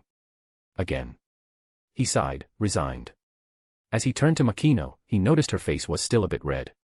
She glanced away and gestured at his bare chest, reminding him he had yet to put on a shirt. Realizing his mistake, Chiga quickly opened a portal with the Dordor fruit and reached inside for a change of clothes. But before he could pull anything out, Yamato burst out of the portal, followed by a helpless Califa. As soon as she emerged, Yamato leaped at Chiga and hugged him tightly, shouting with excitement. "Thank you for sparing my father's life." Chiga frowned and shoved her off casually. "I spared Kaido on a whim. Don't thank me." Hearing this, Shanks' eyes widened in shock. He had just learned two astonishing things: first, that this girl was Kaido's daughter, and second, that Kaido had been defeated and spared. He tried to reassure himself that this must be some other Kaido, maybe a pirate with the same name. But when he saw the unmistakable horns on Yamato's head, and remembered the strength Chiga was known for, the denial faltered. Shanks knew about Chiga. His intel came not just from newspapers but also from the Gorosei themselves. He had secrets tied to the world government, and those secrets told him Chiga was a serious threat. With Chiga's strength, few pirates were even worth mentioning to him. The only one who truly qualified was Kaido, one of the four emperors. And Kaido had lost to him. Shanks' heart sank. He had come alone this time to avoid attracting unwanted attention, but now, he wasn't sure he could handle what he'd stumbled into. His right hand drifted to the saber at his waist. He watched Chiga silently, preparing for the worst. Meanwhile, Yamato stood in front of Chiga with her lips pursed, staring at him like a scolded child. Chiga sighed and rubbed his forehead. All right. You played a small part in it. Stop looking at me like that." Hearing this, Yamato's face lit up like a child getting candy. "Master is the best." "Master? Who's your master?" "You are, Master Chiga." "Get lost." Question mark. Chiga ignored her. Shanks was still nearby, and for some reason, he hadn't said a word, just silently watching Yamato's antics. Califa approached with Chiga's justice coat in hand. Now that Yamato had quieted down, she stepped beside him and tried to help him into it. She wasn't tall enough, so Chiga bent down to make it easier. Once Califa was done, Chiga stood straight. The coat swayed in the wind, and the word justice shimmered on his back in the sunlight. Ace's eyes sparkled with admiration. One more reason to become a Marine. Everyone had different thoughts in their minds, but Luffy, leaning against a nearby tree, was completely blank. Drop a power stone. Unlock. Chapter 136, Chiga vs. Shanks. Milestone hit, additional 100 power stones in. Here come 5 bonus chapters as promised. Let's aim higher, send more, get more. __. Chiga slightly shifted his body, sighing inwardly. After dealing with Kaido, now he had to face Shanks. The workload today was truly absurd. He suddenly understood Kizaru a bit better, slacking off did sound appealing sometimes. Califa looked at him with concern. "Boss, are you alright?" Chiga gave her a reassuring smile. "Don't worry, I've got more than enough left in me." Ace and Yamato's eyes sparkled like stars. The opponent wasn't just anybody, it was red-haired Shanks, one of the 4 emperors. Yet big brother Chiga could remain completely calm. Truly a formidable man. Yamato, especially, was brimming with excitement. She had personally witnessed Chiga defeat her father, Kaido. Now, she was about to witness him face off against red-haired Shanks. For someone who had just earned her freedom, this was nothing short of thrilling. In her heart, the title of strongest was changing hands. She was even considering changing her title. This time, she wouldn't use her master's full name. From now on, she would be known as Uchiha Yamato. Chiga, unaware that the dwindling Uchiha clan had just gained a 2.6-meter-tall honorary member, looked at Shanks and said. One of the 4 emperors, red-haired Shanks, actually came to this tiny village himself. You must be very free these days. Shanks gave a slightly forced smile. Just visiting an old friend. Doesn't Vice Admiral Purple Kirin have friends here too? As he spoke, he glanced at Makino behind Chiga. She had mentioned calling someone very, very powerful, but at the time, he hadn't paid it much mind. He knew the East Blue State well. There was no way Makino could make a call and summon Garp just like that. Even if she did contact Garp, it would take time for him to get here from Marine headquarters. By then, Shanks would have long since returned to sea, or maybe even dropped by to spar with Mihawk. What he hadn't expected was for Makino to summon someone like Uchiha Chiga. How did those two even know each other? It was like seeing a knife poking out of a peach, truly eye-opening. There was no point in dragging things out now. Shanks drew the saber from his waist. This fight was unavoidable. Still, he wasn't particularly nervous. He figured this island couldn't possibly withstand a battle at their level. They wouldn't go all out, a few blows to make a statement should be enough. Chiga, however, had other ideas. He opened the door space, allowing others to enter. Ace didn't forget to carry Luffy in. Shanks didn't interfere, he understood it was a form of protection. He would indeed hold back, but even so, this forest wouldn't survive the encounter. With preparations complete, Chiga and Shanks locked eyes. Almost simultaneously, their conqueror's haki erupted. A red wave clashed with a purple one in the space between them. A dark rift tore open in the sky above them, a standard prelude to any battle between Emperor-level powerhouses. Few could withstand the pressure that followed. The land beneath them shattered with dense spiderweb cracks, as if the ground itself was about to give out. This conqueror's haki was no longer just an intimidation tool, it brought real, tangible destruction. Weaker individuals wouldn't just faint, they would perish. Their haki clashed for a time, but in the end, the purple conqueror's haki began to overwhelm the red.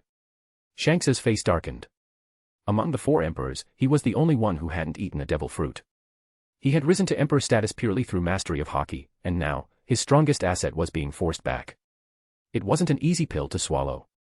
Seeing the aura clash turning against him, a red-black gleam lit up in Shanks's eyes. His saber buzzed with energy as he wrapped it in that same red-black conqueror's haki. In a flash, Shanks appeared above Chiga, his saber cloaked in crackling lightning. Divine departure, he shouted. Hearing the move's name, Chiga grinned. As expected of Roger's crewmate. You really did inherit that. A black staff enveloped in purple-black lightning formed in Chiga's hand. He swung upward to meet the descending slash, shouting with mock playfulness. Thunderbugwa. Shanks twitched midair, but didn't dare lose focus. Any distraction at this level could be fatal. Boom. A pitch-black sphere of energy formed between their weapons, radiating violent waves of pressure. The ground finally gave way, collapsing entirely. In the aftermath, the surrounding terrain was devastated. Trees had fallen. The landscape had been turned into a deep basin. Chiga forced Shanks back with a final swing. The red-haired emperor used the momentum to land on his original position. He glanced at the ruined surroundings and frowned. This level of damage was beyond what he expected. Continuing the fight like this would be problematic. Shanks opened his mouth to propose a truce. He truly didn't want to keep fighting. But then he saw Chiga again, and his expression changed completely. Chiga's Rinnegan had transformed into 2 blazing streaks of purple lightning. He raised his elementalized arm and unleashed a thick bolt of lightning into the sky. It struck the clouds. In the blink of an eye, thunderclouds filled the sky. Thunder rumbled overhead. Shanks's nerves tensed. He knew Chiga possessed the Goro Goro no Mi, and with a top-tier Logia in the hands of someone of his level, the danger was real. He had no devil fruit himself, but even he had to acknowledge how massive a boost one could give. The sky gradually quieted. Only faint flickers of purple lightning hinted that something was coming. Shanks gripped his sword tighter. His observation haki was screaming. He felt locked on by something he couldn't yet see, and whatever it was up in the sky. The lightning faded from Chiga's eyes. He smiled faintly and raised his hand. 500 million volts, purple Kirin. The moment his words fell, a massive purple Kirin-shaped beast formed in the thunderclouds above. Intelligent and menacing, it locked its gaze on Shanks below. The move drew inspiration from Sasuke's Kirin, but Chiga's version, purple Kirin, was on an entirely different level. It didn't require specific weather or fire style buildup. And its speed was near instantaneous. Without special defenses, dodging it with mere physical speed was impossible. In the original world, Sasuke had used his Kirin to force out Itachi's Susanoo. But this was far more terrifying. Shanks began to sweat. His instincts screamed that this was a true death threat. He activated every ounce of haki he had. His observation warned him, if he didn't go all out now, he'd die. But before he could finish his preparations, the purple Kirin in the sky descended, its speed several times faster than sound, swallowing the battlefield in blinding, crackling light. Nothing could be seen. Just raw lightning, exploding across the entire zone. Then, silence. Only scorched earth remained. Wanna read in ahead of everyone else? Join my Patreon to get access to 80+ chapters in advance. Change it to A, Chapter 137, Chapter 137, Emu.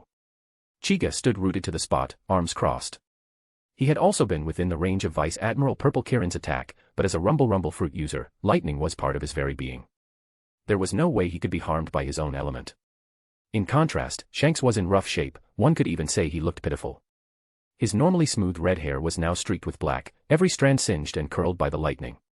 His upper body clothing had been completely vaporized, and one leg of his capri pants had been blown off, leaving it barely hanging above the thigh. But the most shocking change was the loss of his left arm.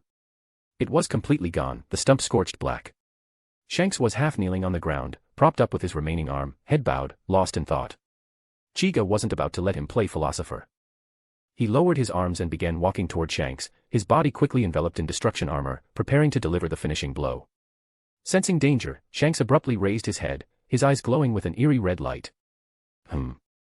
Chiga paused. That aura. It was the same as what he had felt in Mary Geos. The red glow in Shanks' eyes flickered before fading. He rose to his feet, his face grim as he stared at Chiga. He was truly enraged. He had narrowly survived Vice Admiral Purple Kirin's devastating attack. At the last moment, he had poured everything into his left arm to block it, but the price had been steep, he lost the arm. Chiga, of course, couldn't care less. To him, Shanks with both arms intact always looked awkward. Now that he had one less, he looked far more pleasing. However, recalling the strange sensation he had picked up earlier, Chiga casually asked. Red-haired Shanks, what's your relationship with the world government? Shanks' pupils shrank. That was supposed to be a secret known only to the highest echelon. How could Uchiha Chiga possibly know? This was dangerous knowledge, if it got out, it could destabilize everything. Shanks snapped coldly. I don't know what you're talking about. Oh. So I guessed wrong. I thought you were with them. Good to know. Know what? That I can finish you off without worry. Chiga vanished from Shanks' sight, only to reappear above him the next instant. Shanks' eyes widened as he reacted, sword in hand.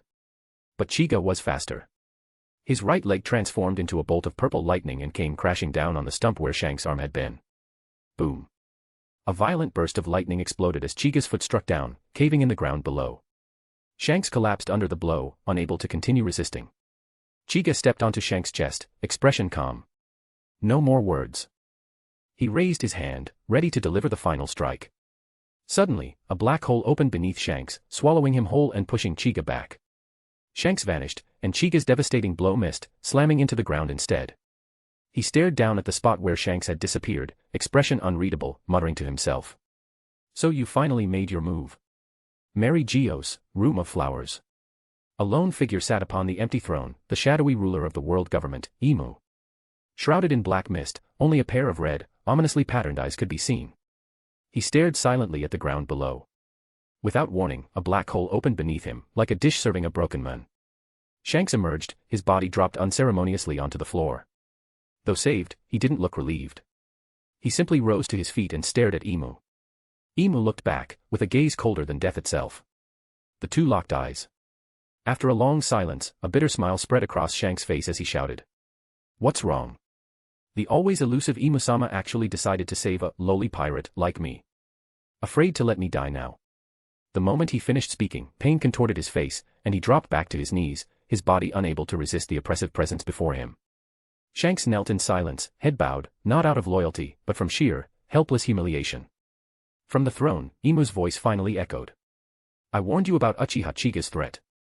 Why did you ignore me and engage him? It wasn't intentional. I didn't expect him to show up in Fuchsia village. Nothing is accidental. He possesses abilities similar to mine, spatial teleportation. Distance is meaningless to someone like him. Your current state is the result of your arrogance, charging into East Blue alone. I was visiting an old friend. Friend? Emu sneered. You mean that hope you've been nurturing? Roger really did leave his mark on you. Hearing Roger's name, Shanks' body tensed. He spoke in a low, suppressed voice. He taught me what freedom meant, he made me see. His voice rose sharply. Eyes burning with hatred, he stared directly at Emu. He made me see the hope of killing you. Emu burst out laughing. Ha ha ha ha. How naive. But good. Hate me with everything you have. That hatred only makes you more valuable. He leaned forward slightly, voice chilling. I'll keep that brat alive just for you, so I can savor the despair on your face. Shanks trembled with fury. Clutching his severed arm, he said nothing. Emu's laughter faded. With one final glance at the missing limb, he sneered. Overconfident fool. Let that arm serve as your lesson. Chapter 138, Shanks lost. Chica stood thoughtfully where Shanks had vanished, unfazed that the red-haired pirate had been rescued. Shanks had lost this time. He wouldn't get another chance. But the method of his rescue piqued Chica's curiosity. He suspected the one who intervened was most likely Emu. If so, it meant Emu had some connection to the Otsutsuki clan. This is a fanfiction, so implementing new ideas isn't bad. I promise it won't flop. Emu was in Mary Geos, yet had managed to activate Yamatsu Hirasaka from such a long distance. That alone proved his overwhelming strength. And clearly, he'd been watching Chica for some time now, though his purpose remained a mystery. A purple gleam flashed through Chica's Rinnegan. Whatever Emu wanted from him, it couldn't be good. He had to keep pushing his strength forward. With that in mind, Chica instructed Califa and Yamato to stay put. Then, he opened the door space, releasing Ace, who was holding Luffy, along with Makino. Luffy's eyes were still spiraling. The Shinra Tensei Chiga had hit him with earlier had been powerful enough that even his rubber body hadn't recovered yet. Ace looked around at the completely devastated landscape, then at the unscathed Chiga with awestruck admiration. He had seen the entire battle against Shanks from within the door space. Even through that spatial barrier, the intensity of the apocalyptic clash had shaken him to his core. Especially the moment when Chica had sliced off Shanks' arm with a purple lightning scale, Ace had trembled with excitement. Though he had only met Chica twice, both encounters had left deep impressions. He could now call himself a loyal admirer of Chica. His desire to join the Marines had grown even stronger, but since Chica had once rejected the idea, he hesitated to speak up. Chica noticed Ace's hesitation and gave him a curious glance. Then, turning to Makino, he smiled and said, "Your call came just in time. Shanks might have escaped, but leaving him one-armed is a great service to the Marines." Makino carefully looked him over. Seeing that Chica was unhurt, she sighed in relief. Meeting his teasing smile, her cheeks flushed slightly and she whispered, "I'm sorry for troubling you, Mr. Chiga. I was just so worried, and you were the only one I could think of. That means I'm still reliable in your eyes, huh? Don't worry. Shanks won't be back anytime soon. You can live here peacefully now. MHM. Mr. Chiga, when you have time, please come by the bar. I'll serve you drinks on the house." "Haha, of course. I love your orange juice. As long as you enjoy it. Well, my mission's over. Time to head out. Goodbye, Makino." Makino nodded, her eyes filled with reluctant emotion. She wanted to ask him to stay but held back, only nodding silently. Ace, however, grew anxious. If Big Brother Chiga left now, when would they ever meet again? He couldn't exactly go to Makino and ask for that kunai. Even if she gave it to him, what excuse would he use to call Chiga? He couldn't just say, "I want to join the Marines." In his mind, whatever method Chiga had used to travel to Windmill Village must have been difficult and exhausting. What Ace didn't know was that as long as a Flying Thunder God marker was in place, Chiga could teleport instantly. With little time left, Ace bolted forward, shouting, "Big Brother Chiga. Wait. I have something to tell you." "HM. Ace." Chiga turned around, slightly amused. He had already sensed Ace's internal struggle. Was the kid afraid of him? Chiga wasn't that intimidating. He respected elders and cared for the young. How could he be that scary? Ace stopped in front of him, eyes hopeful. "Big Brother Chiga, can you take me to the Marines? I really want to join." Chiga was stunned. Hadn't he suggested the Revolutionary Army earlier? Ace had seemed interested then. Why the sudden change? Seeing no immediate response, Ace's gaze dimmed. As expected, someone like him couldn't join the Marines. He had been foolish to ask. Chiga saw the flicker of disappointment in the boy's eyes and raised an eyebrow. He hadn't expected Ace's desire to be so strong. All things considered, it wasn't a bad idea. He already had a tacit understanding with the world government. Letting Ace in might stir the pot a little more. Besides, it would be Garp who'd train him, not Chiga.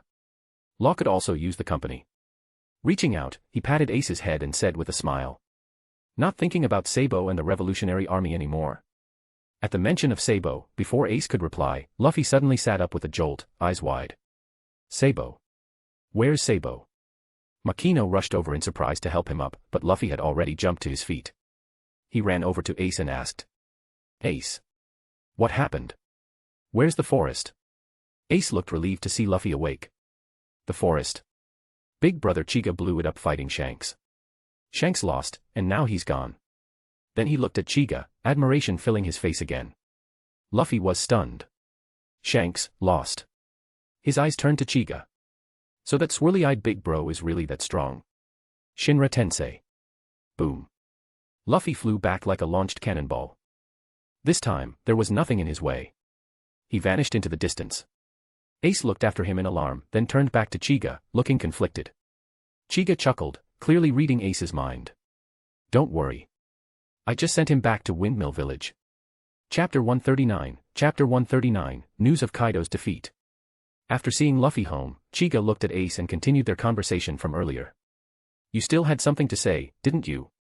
Yeah, as long as Sabo is still alive, I want to get stronger before I see him again, as a Marine. That's a good idea. Alright, I agree to you joining the Marines. Hearing this, Ace's eyes widened.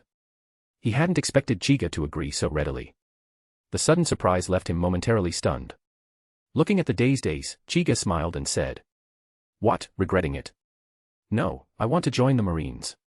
Arigato. Big brother Chiga. Alright, anything else you need to prepare? Ace thought for a moment, then looked at Makino and said.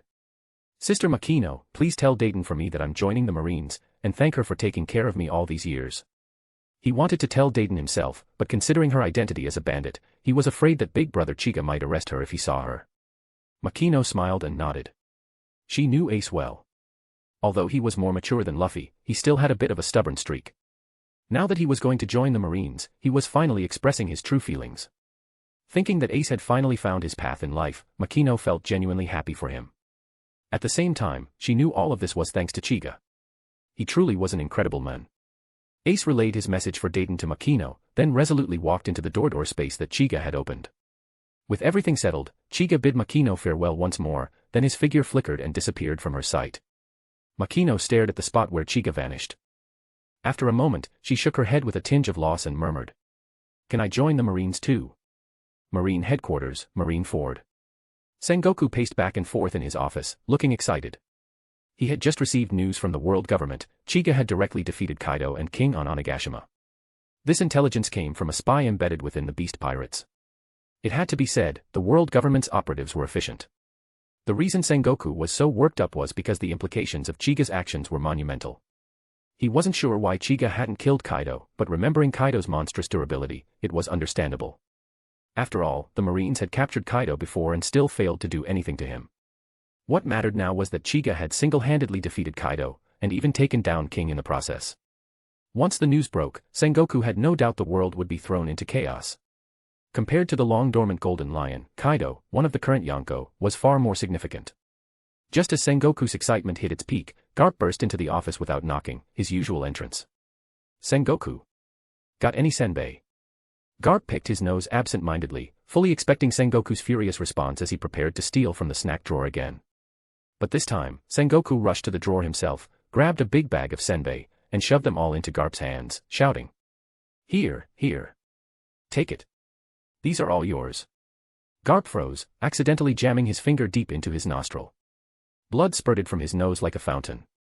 He clutched it with one hand, staring in shock at Sengoku. For the first time, the fearless Garp looked genuinely alarmed. His brain scrambled for answers. Why was Sengoku acting like this? After a moment of reflection, Garp concluded, it must have been his own fault. Had his years of barging in and stealing snacks driven Sengoku mad? With that thought, Garp grew solemn. He took Sengoku's hand and began dragging him away. Garp, what are you doing? Sengoku asked, brow furrowed. Taking you to the hospital. What? Why the hell would you take me to a hospital? Garp didn't answer. His face was heavy with concern as he dragged the bewildered Sengoku out. Furious now, Sengoku decided enough was enough. Garp had gone too far, and it was time to teach him a lesson. A blinding golden light burst behind Garp. He turned, startled, just in time to catch a massive golden fist slamming into him. Bang. Garp flew like a cannonball, crashing through the railing and out of the headquarters building. A few moments later, Tsuru and a group of vice admirals rushed over after hearing the crash. What greeted them was a bizarre scene. Sengoku stood there, shirt half torn, smiling proudly at his glowing golden fist. The railing before him was utterly destroyed. The vice admirals behind Tsuru all fell silent. Even Tsuru, usually unflappable, hesitated before asking. Sengoku, what just happened? Did you get into a fight? Hearing her voice, Sengoku quickly retracted his fist and assumed his usual dignified posture. In a deep voice, he replied. It's nothing. Garp and I were just sparring. I may have gone a bit overboard. The vice admirals exchanged glances. They all wanted to say, did you use your devil fruit on him? Were you trying to send him to the moon? Facing their skeptical expressions, Sengoku coughed twice, his go-to tactic to defuse awkwardness. Ahem. Since you're all here, head to the conference room. I have an important announcement to make. Garp can take the day off. Outside Marine headquarters. Garp lay motionless on the ground, eyes staring at the sky, his expression filled with existential dread. Marines surrounded him, whispering in concern. Several tried to help him up, but he waved them off, choosing instead to stare at the heavens. Coincidentally, Akiji was returning from a stroll, hands in his pockets, having just scared a child for fun. As he passed by, the Marines all called out. Admiral Akiji. Akiji turned lazily and noticed Garp on the ground. Ararara, isn't that Vice Admiral Garp? What are you doing lying there? Garp turned his head slowly, eyes full of sorrow. Akiji. Sengoku, he's changed. Chapter 140, Garp's image. Sengoku returned to his office, found a fresh shirt, and stood in front of the mirror to examine himself. He was in an excellent mood today. As he looked at his reflection, a pleased smile spread across his face. Despite being over 70 years old, his thick, dark hair made him look closer to 50. What? You say it's dyed? So what if it is? Does he have to go around looking like Garp, an old man with no shame? A man should take pride in his appearance. The longer Sengoku admired himself, the more satisfied he felt. He puffed out his chest, clenched his right fist, and struck a heroic pose. But in his self-admiration, he forgot to shut the office door. Suddenly, Corazon burst in joyfully shouting. Fleet Admiral Sengoku. Vice Admiral Purple Kirin. Corazon blinked, staring at Sengoku frozen mid-pose in front of the mirror. He hesitated, then asked. I saw the door was open. Did I interrupt something? Sengoku didn't face him directly, but through the mirror, Corazon could see his flushed face and twitching mouth. At that moment, Sengoku silently swore he would have a double-layered door installed for his office. Still, as the Fleet Admiral, he maintained his composure. He slowly turned, smoothly shifting his clenched fist to his mouth as if clearing his throat. Ahem. Corazon, what were you saying? Something about Vice Admiral Purple Kirin. Vice Admiral Purple Kirin is back. And he brought new recruits with him. At the mention of Chiga, Sengoku's embarrassed expression vanished, replaced by genuine delight. Hearing that Chiga brought back new recruits was the cherry on top, he couldn't ask for more. Anyone brought back by Chiga would certainly be of outstanding character and potential. Sengoku adored Chiga now, he could hardly wait to see him. He exclaimed. Chiga's back. Excellent. Bring him. No, I'll go myself. Sengoku darted out of the office so fast he disappeared in a flash, leaving Corazon behind. Corazon snapped out of his daze and rushed after him, yelling. Fleet Admiral Sengoku, you're going the wrong way. Vice Admiral Purple Kirin is in front of the headquarters building. Outside Marine Ford HQ. In front of Marine headquarters, Chiga stood with his arms crossed. Beside him, Akiji had one hand in his pocket. The two Marine powerhouses quietly watched Garp rolling around on the ground. Chiga had used the Flying Thunder God technique to return directly to his office. After releasing Califa, he handed her all the pending paperwork without hesitation. Califa glared at him with charming annoyance, but Chiga left her to handle it and stepped out. He bumped into Corazon, who excitedly greeted him before dashing off to inform Sengoku. Chiga had originally planned to look for Zephyr, to see whether his hard-headed teacher had eaten the devil fruit he gave him. He was particularly curious about the mythical Zoan, Ox fruit, model Minotaur. Mythical Zoans were always fascinating. But the moment he walked outside, he noticed a crowd of marine soldiers gathered. Even Akiji was present. Curious, he paused to join the informal, garp-viewing group. Akiji gave him a casual greeting, and Chiga responded with a nod. As for Garp, he had been lying on the sunlit pavement for over 30 minutes, muttering repeatedly like a scorned woman. Sengoku's changed. Sengoku's changed. Several soldiers tried persuading him to get up, saying it wasn't a good look for a marine hero, but he barked at them. Garp declared that unless Sengoku personally came to pick him up, he wasn't moving an inch. Watching Garp throw a tantrum, a wicked smile crept onto Chiga's face, causing Akiji to shiver. Akiji glanced at Chiga with unease. Had Chiga gotten even stronger? He, a powerful ice fruit user, was actually shivering just from that grin. Chiga's wicked smile came from a single amusing thought: Ace and Yamato were still in his door space. Yamato didn't matter much, but Ace. He had deliberately left Ace inside just to let him watch his grandfather's public meltdown. He wondered what Garp's reaction would be once he found out Ace had witnessed the whole thing. Would he still be able to throw his proud fist of love? Inside Chiga's door space, Ace stood with a blank expression, peering through the space wall at Garp rolling on the ground. He couldn't believe it. Was that really the same Garp who used to scold and punch him and Luffy for getting into trouble? Beside him, Yamato, unaware of Ace's relation to Garp, stood with her arms folded like Chiga. She commented seriously. "Who's that old man flailing on the ground? So pathetic. I really want to go out and punch him." Ace's mouth twitched. He didn't argue. In fact, he nodded and agreed. "Yeah, same here." Back outside. Unaware that his reputation in Ace's eyes was crumbling, Garp lay roasting in the sun. He grumbled at the blazing sky. "Why isn't Sengoku here yet? It's scorching. He really doesn't care about me anymore." Although heat never really bothered him, the discomfort was another matter. He glanced at Akiji and shouted, "Kuzan. Don't just stand there like a popsicle. Cool this place down, I'm boiling here." Akiji obliged. With a gentle wave of his hand, he released a cool burst of air, forming a thin layer of ice beneath Garp. The relief was immediate. Garp sighed with satisfaction. With this kind of treatment, he could stay down there all day. Suddenly, Sengoku came rushing out of the building. His eyes immediately locked onto Chiga, completely ignoring Akiji nearby. "Chiga. Great work. Let me see the new recruits you brought." Garp's ears perked up. He thought, there it is. That guilt finally broke him down. "You still care about me, old friend." Smiling to himself, Garp stayed still and closed his eyes, waiting for Sengoku to approach. But Sengoku didn't go to Garp at all. Instead, he beamed at Chiga, grabbed him by the shoulder, and started dragging him back toward HQ. Akiji glanced at Garp and gently reminded. "Ah.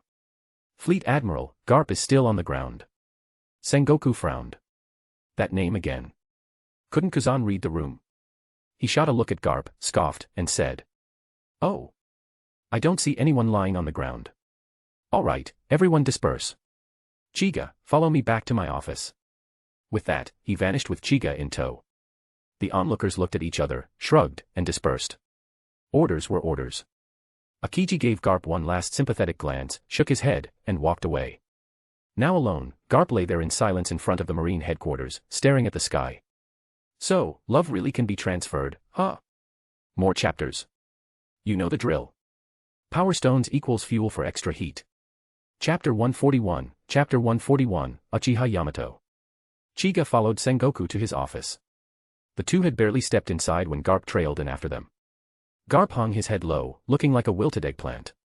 He shot Sengoku a resentful glance, then plopped down on the sofa with his arms crossed, face stern and silent. Sengoku wasn't swayed by the act. Pretending not to notice Garp, he turned to Chiga with a beaming smile. "Chiga, you did well on this mission." Chiga returned a polite smile and replied. "It wasn't a big deal. I was just going to inquire about the op fruit. Running into Kaido was a complete accident." The moment Chiga mentioned Kaido, Garp's ears perked up from where he sat, quietly eavesdropping. He was clearly interested in what happened. Sengoku didn't bother with small talk and got straight to the point. He wanted to confirm something. That battle with Kaido must have been intense, right? But it's good you came out on top. He looked at Chiga with clear anticipation. Although Sengoku already knew Chiga had won, he wanted to hear it straight from him. Chiga didn't disappoint. He nodded and said casually. "It went fine. I should actually thank Kaido. During the fight, I grasped Conqueror's Haki in fusion. That technique really packs a punch. I used it to beat him." "Nanny." You learned Conqueror's Haki in fusion. Sengoku and Garp shouted at the same time. In that moment, whatever grudge they had seemed to vanish, dwarfed by the sheer weight of what Chiga had just said. Especially Sengoku, he knew how rare and difficult it was to master that technique. While the number of Conqueror's Haki users was already small, mastering infusion took it to a whole different level. Only a few elite powerhouses, Roger, Rayleigh, Kaido, Shanks, had ever pulled it off. Chiga had already been considered top tier. Now that he'd mastered Conqueror's Haki infusion, how far had he climbed? Sengoku was certain now, Chiga had surpassed even him. And maybe, even Garp. Facing their stunned expressions, Chiga added with a humble tone that still somehow managed to brag. Yeah, so I owe Kaido one. I got the inspiration during our fight. Sengoku and Garp stared at him, speechless. Since when did grasping one of the most advanced forms of Haki become so casual? What was Kaido now, a Haki teacher? Of course, they knew he was just downplaying it. Kaido's power was monstrous. Just surviving against him was an achievement. Defeating him. That was world-shaking. Sengoku took a deep breath, remembering something Corazon had mentioned. Chiga had brought back a few new recruits. He was eager to meet them. He asked. Chiga, I heard from Corazon that you brought some new recruits with you. Are they here? Can I see them? Yes. I'll bring them out now. Chiga opened the door space, and Yamato stepped out first. Ace followed slowly behind her, throwing a sideways glance at Garp filled with open disdain. Garp didn't notice the look. His eyes widened in disbelief, and he even rubbed them a few times as if trying to clear an illusion. What was this? Ace had come to Marine headquarters. And with Chiga, no less. Was he going to join the Marines? Garp's face flushed red, not with shame, but with excitement. He had long since given up on trying to get Ace and Luffy to join the Marines. Those two were as stubborn as sea kings. If they wanted to be pirates, no one could stop them. But Chiga had somehow managed it. Even though Luffy wasn't here, just having Ace show up was a shock beyond anything Garp had hoped for. The usually loud and gruff Garp now had tears glistening in his eyes. Ace, too, was stunned. He had never seen Garp like this. To him, Garp had always been the epitome of the hard-nosed Marine. Sengoku watched the scene silently, a small smile tugging at his lips. He and Garp were lifelong comrades. And Garp couldn't hide secrets from him, not for long. Sengoku had known for years that Ace was Roger's son. At first, he had been furious. But seeing Garp stand there silently with his head down had changed his mind. He hadn't betrayed Garp. He'd turned a blind eye and said nothing. Over the years, he'd quietly learned bits and pieces about Ace's journey. Like Garp, he had felt both frustration and helplessness about Ace's pirate ambitions. But now, Chiga had brought Ace back. That alone erased years of stress. The gratitude in both Sengoku and Garp's eyes needed no words. If not for the world government, Sengoku might have handed the fleet admiral title to Chiga right then and there. For someone like Sengoku, who was famous for his restraint, to even consider such a thing said it all. Chiga stood there a bit awkwardly, caught off guard by their reactions. The atmosphere grew heavier with emotion, until Yamato broke it. She blinked her large eyes and looked from Chiga to Garp and Sengoku. She felt like she was being completely ignored. What a joke. She was 2.6 meters tall and far from ugly. Why were they acting like she didn't exist? Annoyed, Yamato pulled out her spikeless kanabo from seemingly nowhere and slammed it down with a thud. Damn it. Don't you see me? I'm Uchiha Yamato. Uchiha. Where did that come from? At the mention of Uchiha, all three, Chiga, Garp, and Sengoku, snapped their heads toward her, eyes locking onto Yamato's face. Caught under the weight of their stares, even Yamato faltered. Her expression froze, and she swallowed hard, her voice dropping several octaves. I was just introducing myself. You can just call me Little Yamato. Don't be stingy, send power stones. Chapter 142, Chapter 142, Who Wants Your Training? Sengoku sized up the woman before him, who stood a full 2.6 meters tall. He deliberately ignored the unusually prominent horns on Yamato's head and focused his attention on her eyes. Yamato's amber eyes were undeniably beautiful, but after a careful examination, Sengoku still shook his head, leaving Yamato utterly confused. She subconsciously touched her face, confirming that nothing was out of place, then turned her gaze toward Chiga. Being unfamiliar with the situation, she instinctively looked to Chiga for guidance. However, Chiga paid her no attention. It was her own fault for presumptuously calling herself Uchiha Yamato. She would have been better off just using Uchiha Chiga. Changing it like that made it sound as if she had married him. Seeing Chiga ignore her, Yamato puffed out her cheeks and buried her face like an ostrich. Sengoku had no hidden agenda. He simply wanted to see if Yamato also possessed eyes like Chiga's. If she truly belonged to the Uchiha clan, then the Marines would have struck gold. Although Chiga had claimed to be the last of his clan, Sengoku was still reluctant to accept it. It felt like such a powerful bloodline going extinct was too great a loss. What if there were survivors? Regrettably, until now, no other Uchiha had emerged besides Chiga. Sengoku had to accept that cruel reality. To be fair, Sengoku had seen the power of the Uchiha firsthand, and he'd become a bit greedy. Not many Uchiha were as easygoing as Chiga. If they were displeased, they'd probably just glare at people with their Sharingan. Chiga looked at Yamato, who was still acting like an ostrich, and let out a helpless sigh. After all, he was the one who brought her back. Now that she was staying silent, it fell to him to introduce her. With that in mind, Chiga cleared his throat twice, imitating Sengoku's usual manner. He pointed to Yamato and said, "Her name is Yamato. I brought her back from Kaido. Brought her back from Onigashima." Sengoku was stunned. That was Kaido's stronghold. Could someone from there be anything other than a member of the Beast's pirates? His mind racing, Sengoku turned his gaze to Yamato again. This time, he finally noticed the crimson horns on her head. Sengoku's intellect rivaled even Vice Admiral Tsuru's. The moment he saw those horns and recalled where she came from, an image appeared in his mind, Kaido of the Beasts. He already had a rough answer in his heart. Just the thought caused a cold sweat to drip down his forehead. Chiga noticed Sengoku's lingering gaze on Yamato's horns and knew he'd pieced it together. He didn't intend to hide it. She's Kaido's daughter. Her potential is undeniable, Chiga stated plainly. The moment those words were spoken, aside from Ace, who already knew, both Sengoku and Garp turned toward Yamato, their expressions full of shock. Yamato shrank back even more. She slowly moved behind Chiga, timidly grabbing his arm like a frightened child clinging to her guardian. Chiga didn't pull away. Instead, he gently wrapped an arm around her shoulders. After all, Yamato was still young, and it was her first time venturing so far from home. This kind of reaction was only natural. Yamato felt a warmth flood her chest from the simple gesture. She peeked up at Chiga's face and thought, he still likes me after all. He's just a little tsundere. Meanwhile, Chiga looked at the others calmly. He had no fear about revealing Yamato's identity because he no longer feared the world government. His Rinnegan now had 7 tomo. His ocular powers alone were terrifying, and that wasn't even considering the powerful abilities he'd gained. The devil fruits in his possession were all of exceptionally high quality. He had also comprehended Conqueror's infusion from Kaido, and his physical strength had reached Yonko tier.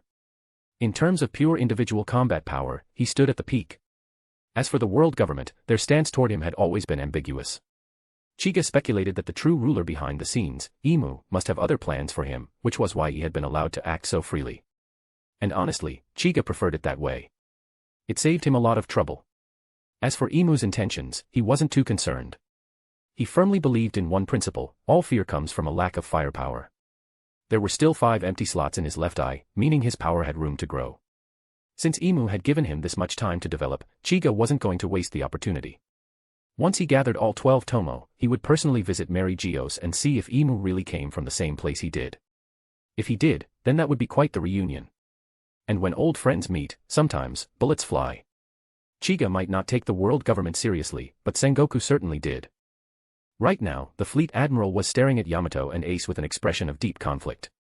He thought, unbelievable. Not only did Chiga defeat Kaido, he brought back 2 recruits, each with a more outrageous background than the last. One was Kaido's daughter. The other, the son of the Pirate King, Gold Roger. Sengoku was overwhelmed. Taking an Ace had already felt like pushing the limits of what he could accept. And now Yamato too. He was at his breaking point. But ask him to give up either of them, and he couldn't. For one, they were brought back by Chiga. That alone meant he'd protect them, even if it cost him his role as fleet admiral. More importantly, their potential was overwhelming. While bloodline theories might be a bit abstract, the idea of a dragon birthing a dragon certainly applied. Yamato already seemed quite strong. Sengoku's eyes gleamed. He slapped his thigh and shouted, "To hell with the world government. The Marines are taking these 2, and no one can stop us." He straightened up, looked at Ace and Yamato, and declared with conviction. "Very good.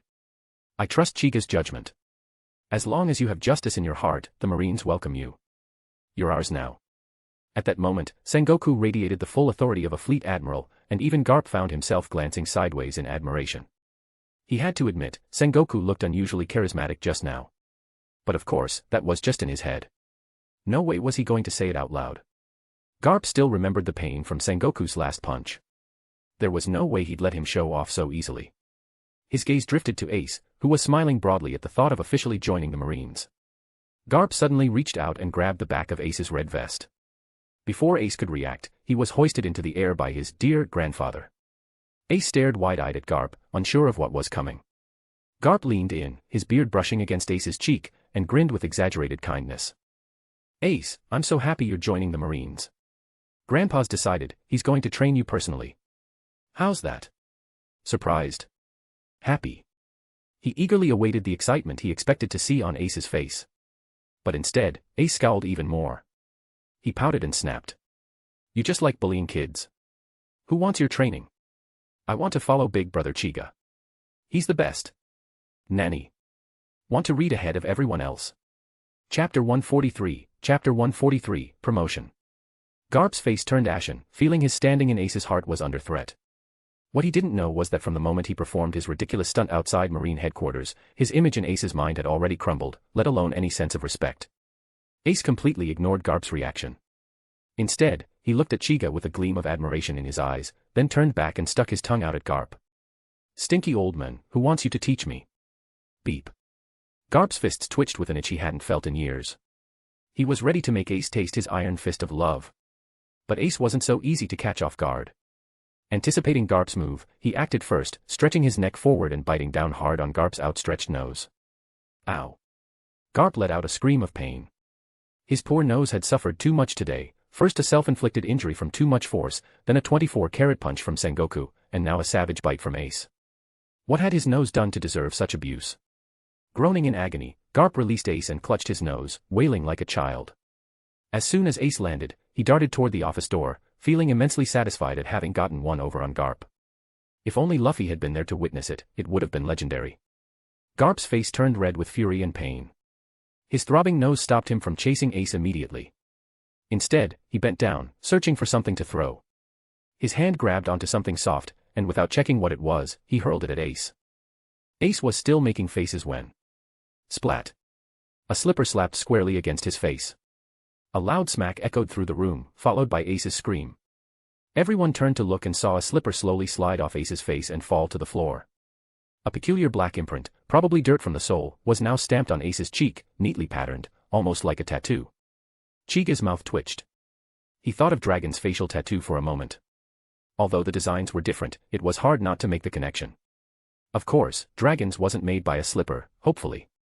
Ace, unaware of his new tattoo, covered his burning cheek and shouted furiously. Stinky old man. When I grow up, I swear I'll give you one back. Hearing that, Garp's blood pressure skyrocketed. He rolled up his sleeves, ready to teach his grandson a lesson the old-fashioned way. Sengoku finally had enough. He grabbed Garp by the collar and barked.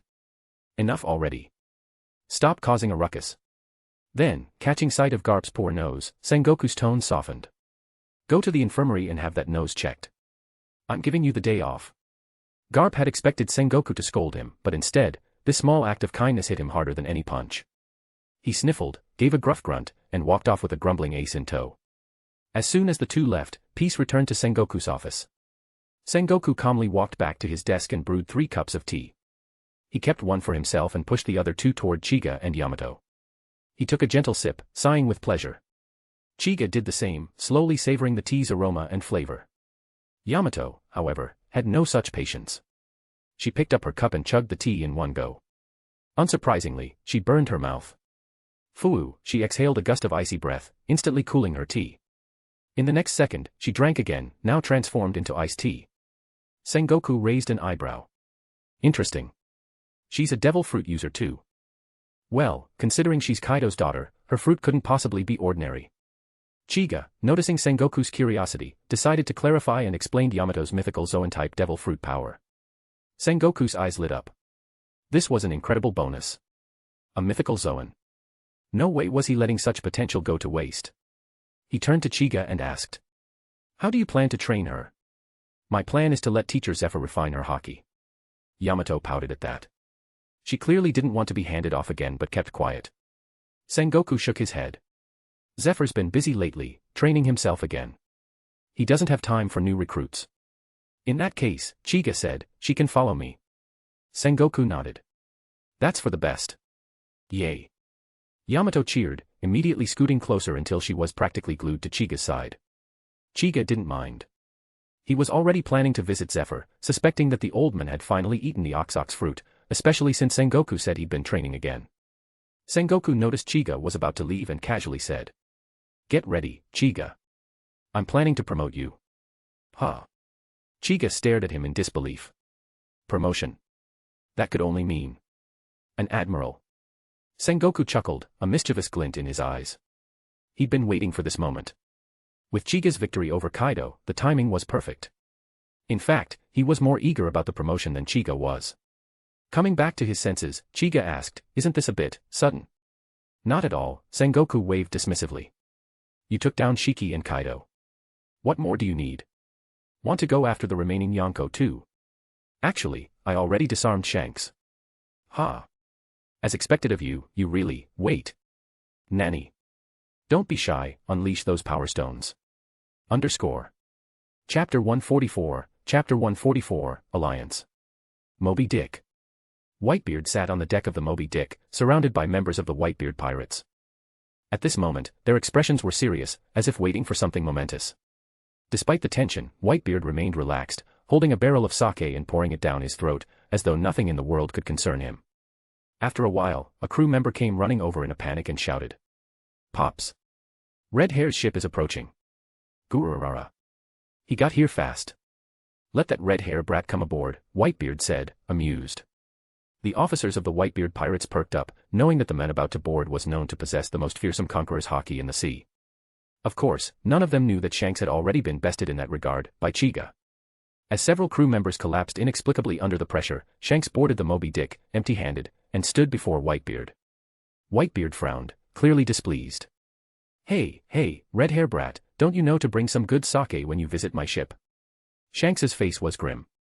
With a heavy expression, he suddenly flung off his black cloak with his right hand, revealing an empty left sleeve. The sight stunned the Whitebeard pirates. To them, Shanks was a man on par with their captain in strength. For him to have lost an arm, without word reaching the seas, was shocking. Even the normally unconcerned Whitebeard frowned deeply. Though he called Shanks a brat, he fully acknowledged his strength. Now, seeing Shanks missing an arm, Whitebeard understood this wasn't just a casual visit. Whitebeard slowly put down his sake barrel and said in a deep voice, "Red hair brat, what happened to your arm?" Shanks touched the severed area, still able to feel the burning sensation left behind. He doubted he'd ever forget the purple lightning that nearly claimed his life, or the men who wielded it. Uchiha Chiga. A bitter smile crept onto Shanks's face as he sat down on the deck and began to speak. "I ran into Chiga in the East Blue, that terrifying marine rookie. His lightning destroyed my arm, I barely escaped with my life." The deck fell utterly silent.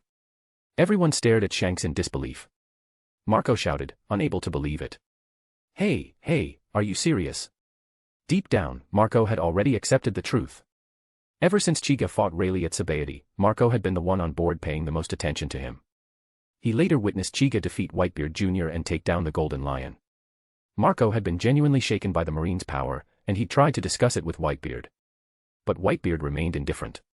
To him, Chiga was just another marine brat, not even a kind who posed a serious threat, let alone a newcomer.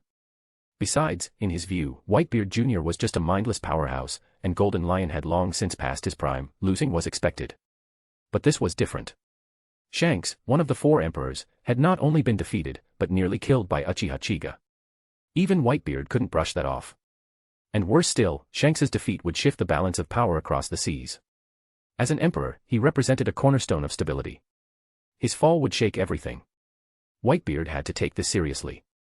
He asked gravely, "Has Chiga's power really reached that level?" Shanks gave a bitter laugh and dropped another bombshell. "As much as I hate to admit it, he's far stronger than me. And before he fought me, Kaido had already lost to him." That came straight from Kaido's daughter. For whatever reason, Chiga spared his life. Silence fell again across the Moby Dick. Even Blackbeard, lurking behind Marco, had a grim expression. He'd been biding his time in the Whitebeard pirates for over a decade, all to steal the dark fruit. He'd even begun to think about settling in for the long term. But hearing this from Shanks made him reconsider. Staying might soon become a death sentence. Clenching his fists tightly, Teach swore to obtain the dark fruit as soon as possible, so he'd at least have the power to survive. Whitebeard silently picked up his sake barrel, only to find it had gone empty. Frustrated, he tossed it overboard and stared at Shanks, who still wore a bitter expression. So, what do you want to do? Whitebeard's tone was low. He knew Shanks hadn't come just to sing Chica's praises, there was something more. Shanks met Whitebeard's eyes and said. With a monster like Chica in the Marines, no single Emperor crew can stand against them anymore. So, let's form an alliance. What? Are you kidding me? Whitebeard's reaction was instant and fierce. To him, forming an alliance meant admitting fear, something he, the strongest man in the world, could never accept. But Shanks had expected this. He wasn't shaken because he knew Whitebeard's greatest weakness, his family. He deliberately glanced around at the nearby Whitebeard pirates and said. You know better than anyone what Chica does to pirates.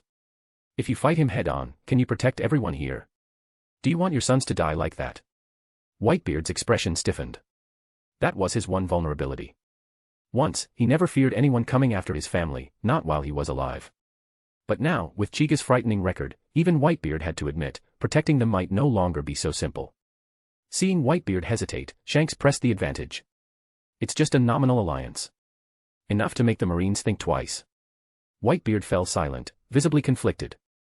At that moment, Marco stepped forward and added. Pops. Let's agree to it. Chica's power has gone beyond what we expected. We need to be cautious. Whitebeard looked at Marco, eyes full of emotion. Deep down, he'd already decided, all he needed was an excuse. To him, his pride and his life were nothing compared to his family's safety. Right now, an alliance with Red Hair was the best move to protect them. At last, Whitebeard bowed his noble head. Fine, Red Hair brat. I'll agree to the alliance. A wise decision. Tired of waiting. Unlock 90+ chapters and read ahead of everyone, Omega. Chapter 145, Chapter 145, Admiral Kirin. 100 Power Stones equals 3 bonus chapters. So here you go, __. The news of Whitebeard and red-haired Shanks forming an alliance spread throughout the world within days. The uninformed public immediately panicked. To them, a single Yonko crew was already terrifying enough, hadn't the Marines failed to deal with them for so many years. Now, with 2 such fearsome pirate forces joining hands, it felt like a catastrophe waiting to happen. Ordinary citizens feared their homes might soon be reduced to ashes. But another piece of shocking news soon stole the spotlight. A special newspaper issue was released. It contained no unnecessary content, just 5 bold characters across the entire front page. Defeated 2 emperors. Admiral Kirin. The article fully detailed Chiga's astonishing achievements, the most important being that Uchiha Chiga had defeated 2 Yonko, Kaido of the Beasts and red-haired Shanks, in a single day.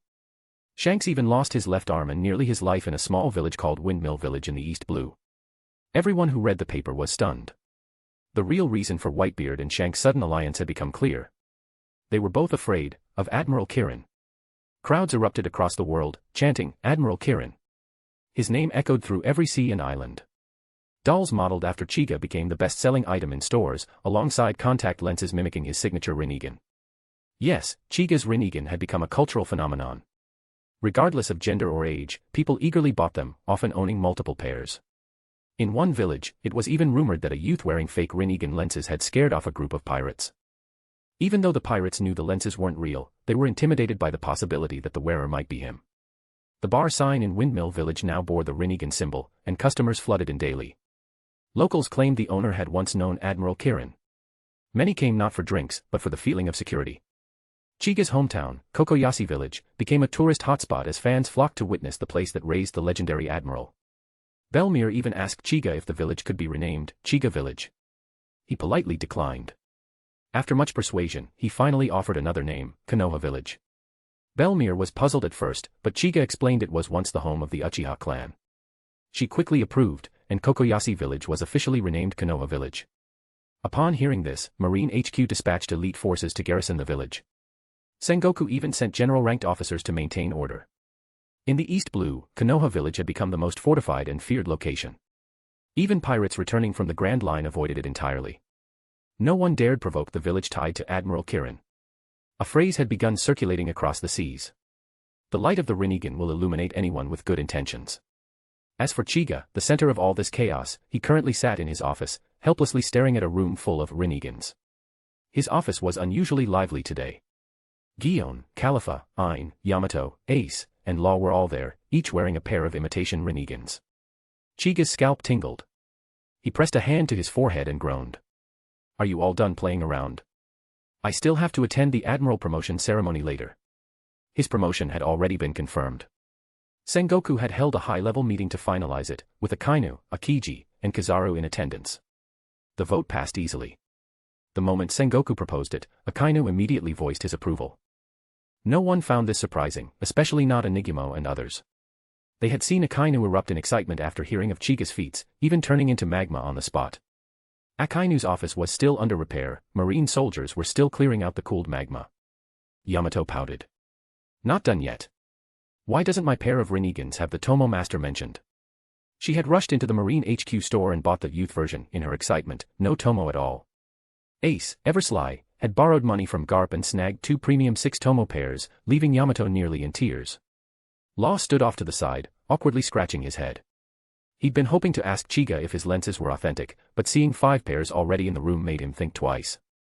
Gion, Califa, and Ein giggled softly behind their hands. They'd bought the Rinnegans just to tease Chiga. Chiga glanced at Gion, exasperated. With Ein and Califa both present, it was a miracle she wasn't angry. But Gion understood. She shot him a playful glare. She had long known about his many companions, but chose to ignore it, as long as she remained his official girlfriend. Today was important. Chiga was being promoted to Admiral. As his girlfriend, Gion wouldn't make things difficult for him. She walked over gracefully and began adjusting his uniform, just as she had when he was promoted to Vice Admiral. Then she looked up at him and said softly. All right. It's getting late. Go attend your promotion ceremony, my Admiral Kirin. Drop a power stone. Unlock. Chapter 146, Chapter 146, Sparkle. The ceremony for Chiga's promotion to Admiral was, naturally, far grander than his promotion to Vice Admiral. Not only was it broadcast globally, but the guest list included many high-profile figures. First among them was Zephyr, who had been training in seclusion during this time. There was no way he'd miss his most outstanding student's promotion. Zephyr's chest swelled with pride. Chiga was his greatest accomplishment. Akainu, Kizaru, and Akiji were also present. From this day forward, another man of their rank would stand among them. Though Chiga had just become an admiral in title, his reputation already rivaled, and in many eyes surpassed, that of the 3 veteran admirals. But the most surprising guest was Nerona, a celestial dragon. Her presence at the promotion caught everyone off guard. Upon her arrival at Marine headquarters, Nerona brushed past Sengoku's reception with a single-minded focus. She wanted to see Chiga. Sengoku had no idea what connection this female celestial dragon had with Chiga, but based on his understanding of their kind, her sudden appearance didn't bode well. He couldn't risk her stirring up trouble, especially today. He intercepted her and brought her to his office, where a heated argument ensued. Strangely, Nerona was unusually cooperative, at least by celestial dragon standards. Even as Sengoku argued with her, she did her best to remain calm. Eventually, Sengoku gave up trying to dissuade her and reluctantly led her to Chiga. Backstage, Chiga was chatting with Gion and Califa. When he spotted Nerona trailing behind Sengoku, his face twisted into a haunted expression. Califa immediately adjusted her glasses, leaned toward Gion and Ein, and whispered a few words. Hearing what Califa said about Nerona and Chiga's relationship, both Gion and Ein looked utterly shocked. Everyone knew women loved gossip, especially gossip involving Chiga and a female celestial dragon. Gion, already used to rumors surrounding Chiga, simply pulled Califa and Ein aside, crossed her arms, and silently observed the scene unfold. Chiga stared at Nerona with a helpless look. Why are you here? Nerona glanced at the 3 women nearby and pouted. She paid close attention to Chiga's every move, daily, and knew exactly who these women were to him. The fact they could stay by Chiga's side while she was stuck in Marie Joy's reading about him in the papers filled her with resentment. Puffing up slightly, she said, "Humph. You're being promoted to Admiral today. Given our relationship, of course I had to come celebrate with you." Chiga raised a brow. Her bratty attitude made his fingers twitch. He resisted the urge to discipline her then and there. Nerona noticed the look in his eyes and panicked. She knew that look, he was about to put her in her place. She wasn't necessarily afraid of it, but with Gion and the others watching, she didn't want to be embarrassed in front of them. Her expression softened. Okay, maybe I shouldn't have shown up uninvited. But I promise, I just want to celebrate with you. I won't cause any trouble. Gion and the others looked on in disbelief. A celestial dragon apologizing. This was unheard of. Celestial dragons were symbols of arrogance and entitlement. Seeing one behave this humbly was like seeing a sea king walk on land. Nerona looked genuinely wronged, and oddly enough, the 3 women found themselves feeling a twinge of sympathy. Chiga let out a breath and relented. Just don't say anything during the ceremony. Afterward, I'll take you out for a bit. Got it. The moment he said he'd spend time with her afterward, Narona's entire demeanor changed. Her irritation melted away and she nodded eagerly. If Chiga was willing to spare time for her, then she'd listen to whatever he said, even stay silent. Chiga nodded to Gion and the others, then took Narona and headed out toward the ceremony. Outside, Sengoku had just finished his opening speech. It was now Chiga's moment. On the parade ground below stood all the soldiers of Marine headquarters, including Yamato and Ace.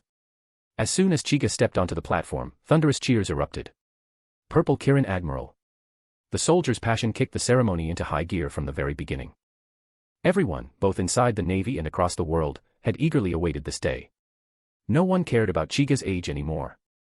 His accomplishments made such concerns irrelevant. Narona sat in the front row, eyes shining. It was her first time witnessing an event like this. She didn't fully understand why the crowd was so ecstatic, but knowing it was all for Chiga made her heart race. She gazed at Chiga's back. His presence gave her a stronger sense of safety than even Marie Joy's. This was the man she adored, Uchiha Chiga.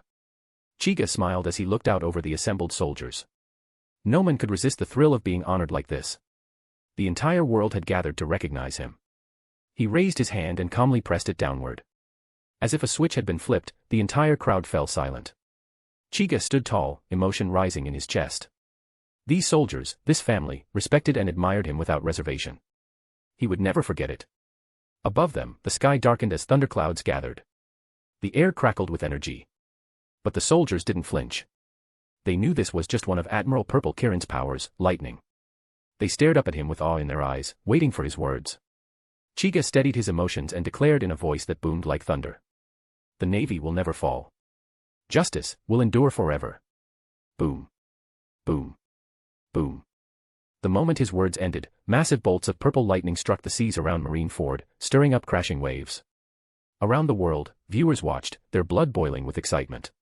Even Kizaru, usually the most indifferent of them all, trembled slightly. I'm getting fired up, he muttered. But seconds later, he wrinkled his nose. Something smelled burnt. He glanced sideways and stiffened. The side of Akainu's body closest to him had turned into molten magma, melting half the chair and part of the floor. Eyes widening, Kizaru immediately grabbed his chair and scooted over next to Akiji.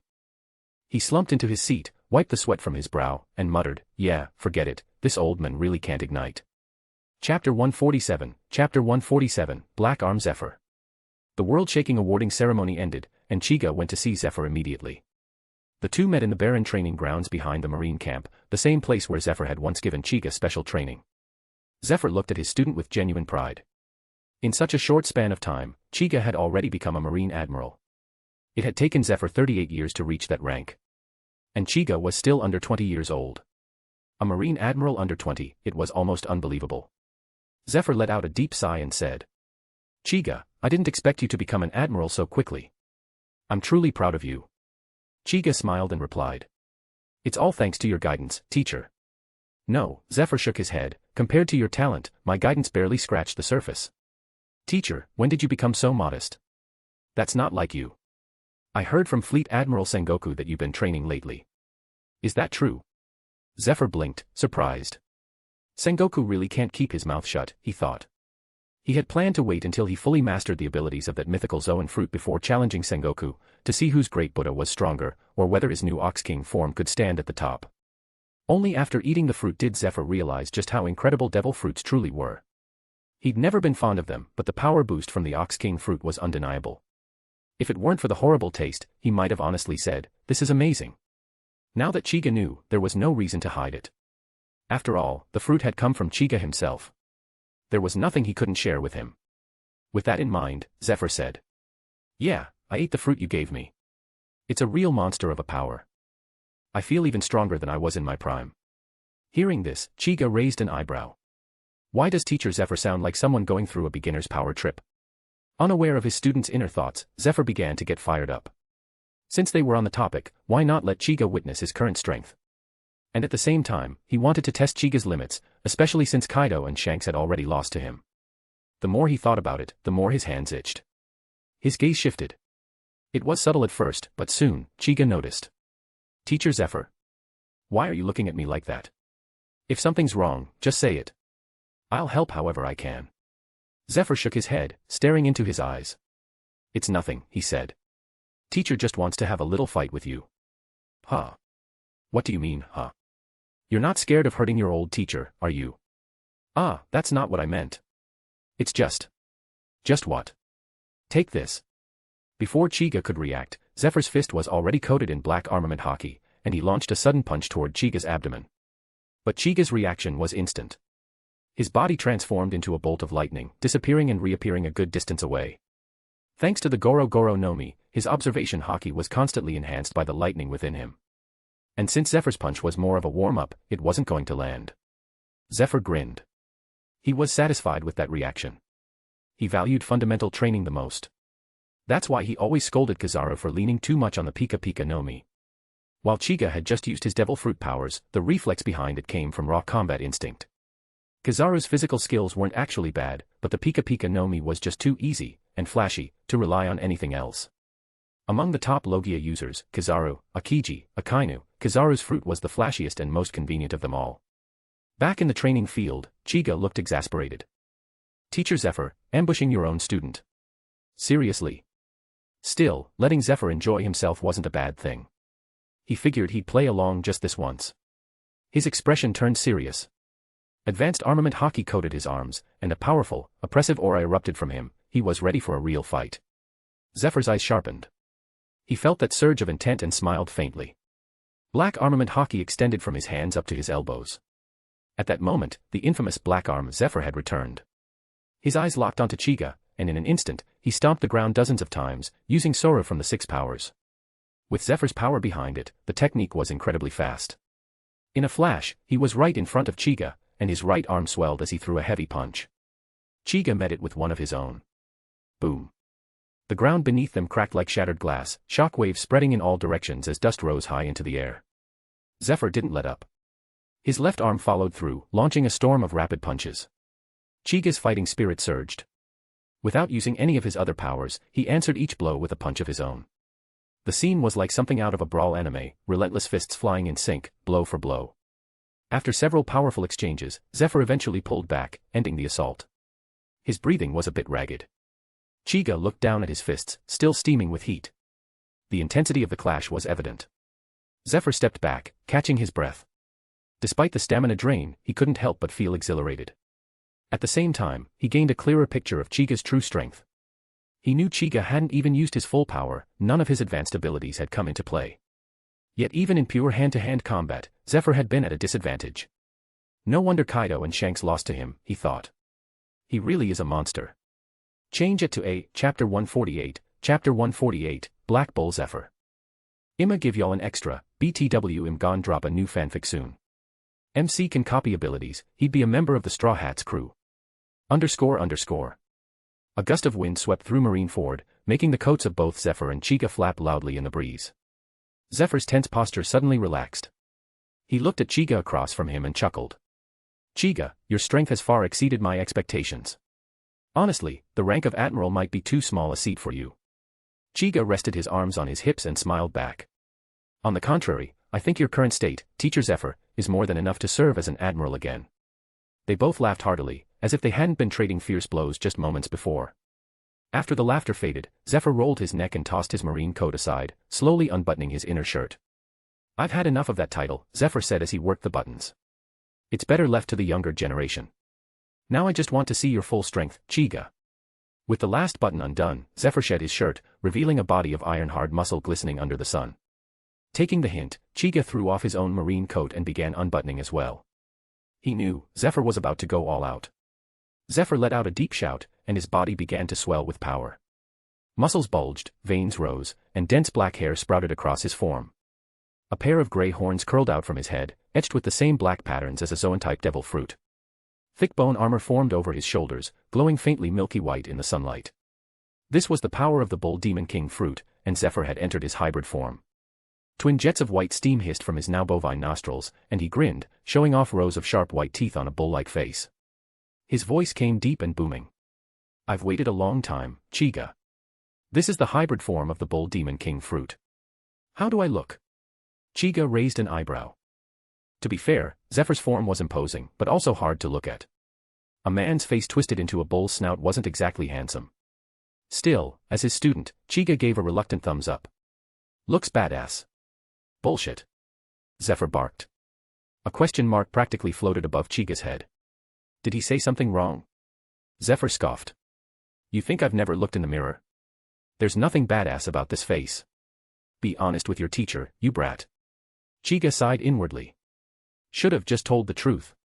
Not wanting to argue, he activated the powers of his Ashura fruit, his body swelling with power, taking on a fearsome multi-armed, muscular form resembling a wrathful god.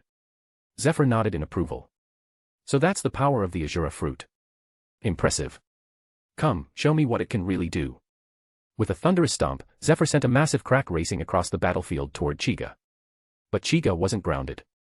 Using his heavenly path technique, he soared into the air, where 4 of his arms transformed into laser cannons and began raining energy blasts down on Zephyr. Zephyr's brow furrowed at the intense barrage. The attack reminded him of someone else, an old comrade who once wielded similar lasers. What he didn't know was that Kaido had the exact same thought when Chiga first unleashed these lasers. Planting his arms on the ground, Zephyr summoned a massive wall of reinforced earth. A swirling black pattern, like those on his horns, was etched into its surface. Boom. The lasers pounded the earthen shield, kicking up a storm of dust. Zephyr narrowed his eyes, he could feel the wall buckling. It wasn't just any wall. The Bull Demon King fruit granted him control over the earth element, boosting its durability far beyond steel. And yet, even that couldn't withstand Chiga's lasers. Finally, the wall gave out, crumbling into a spray of shattered rock and dust. But before the blasts could reach him, Zephyr absorbed lust from the ground and shaped it into hardened earth armor across his entire body. He raised both arms to guard his head as the next wave of lasers slammed into him, cloaking him in smoke and destruction. When the smoke cleared, Zephyr remained standing, battle-worn but still upright. His earthen armor was cracked and crumbling, and points of light flickered across his body where the lasers had struck. Chiga landed softly on the ground. Seeing Zephyr's condition, he winced. Why does this feel familiar? Did I just recreate that moment with Kizaru? He hadn't meant to injure Zephyr this badly. Worry crept in, should he step in and help? But Zephyr wasn't done yet. Lowering his arms, he suddenly dropped onto all fours.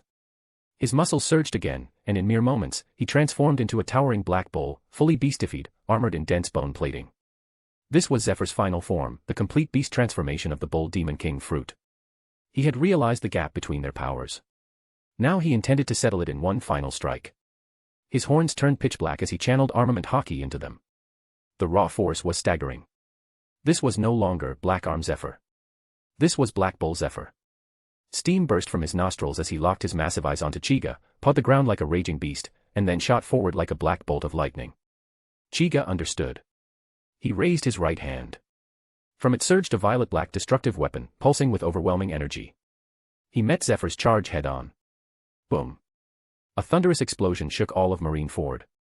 Back in his office, Sengoku nearly dropped his teacup from the sheer force of it. Scalding tea splashed across his lap. He stared at the spreading stain on his trousers, stunned, then bolted to the window. His eyes widened. Far in the distance, where the training ground had once been, a towering mushroom cloud rose into the sky. Chapter 149, Teasing Zephyr. Marineford, Marine Headquarters Hospital. Zephyr lay on a soft hospital bed, his face flushed and his forehead wrapped in several layers of thick white bandages. Standing beside him was Chiga, looking visibly embarrassed. Khalifa and Ain stood on either side of him, while Sengoku and the others stood opposite. Even Akainu, Akiji, and Kizaru were present. Ordinarily, Kizaru wouldn't have bothered visiting someone in the hospital, but this time was different. The patient was his most respected teacher, Zephyr. How could he miss the chance to show up? Since Zephyr didn't seem to be in any real danger, Kizaru decided to comfort him in his own unique way. He patted the quilt covering Zephyr and spoke with an exaggerated tone that he probably thought expressed sorrow. Oh dear, Zephyr-sensei, are you all right? Really, at your age, you're still picking fights with little brother Chiga. That's way too dangerous. You're a national treasure of the Marines. Everyone present twitched at Kizaru's dramatics. It was so obviously fake that it bordered on parody. Those familiar with the relationship between Kizaru and Zephyr knew the truth. Kizaru wasn't there to show concern. He was there to mess with him. Sure enough, Zephyr's face darkened immediately. He squinted at Kizaru and said coldly, Borsellino, do you think I can't tell when you're being sarcastic? You're probably hoping I'll just lie here quietly and retire, aren't you? Zephyr-sensei, that hurts me deeply. Who doesn't know I respect you the most? Hey, if you truly respected me, you'd shut your mouth and get lost. Alrighty then. Hearing his teacher's warm affection, Kizaru casually pulled a nail clipper from his pocket, found a corner, and started trimming his nails. Zephyr rolled his eyes. There was just no winning with this guy. In truth, their relationship wasn't as bad as it looked. There was some strange love-hate bond between them. At the end of the movie, when Kizaru fired off Yasukani no Magatama, the glint in his glasses wasn't just light, it could have been tears. Maybe even someone like Kizaru, who acted indifferent to everything, had trouble saying goodbye to Zephyr-sensei. After Kizaru settled down, Zephyr turned his gaze to Chiga. Although his injuries were the result of their battle, there was no anger in his eyes, only admiration. Seeing Ein pouting and pinching Chiga's waist, Zephyr immediately spoke up. Ein, stop that. I was the one who asked Chiga to fight me. None of this is his fault. What Zephyr didn't realize was that Ein wasn't actually pinching him hard, she was just putting on a show, afraid Zephyr might blame Chiga. With the way she felt about him, she could never truly hurt him. Sure enough, after Zephyr's words, Ein stopped and subtly rubbed Chiga's waist in apology. But how could her small actions escape Zephyr's sharp eyes? He smiled helplessly. He understood her feelings, but decided not to comment further. Chiga, on the other hand, was a bit flustered. After using Haki to defeat Zephyr, he had wanted to help him recover using Iwanageheim.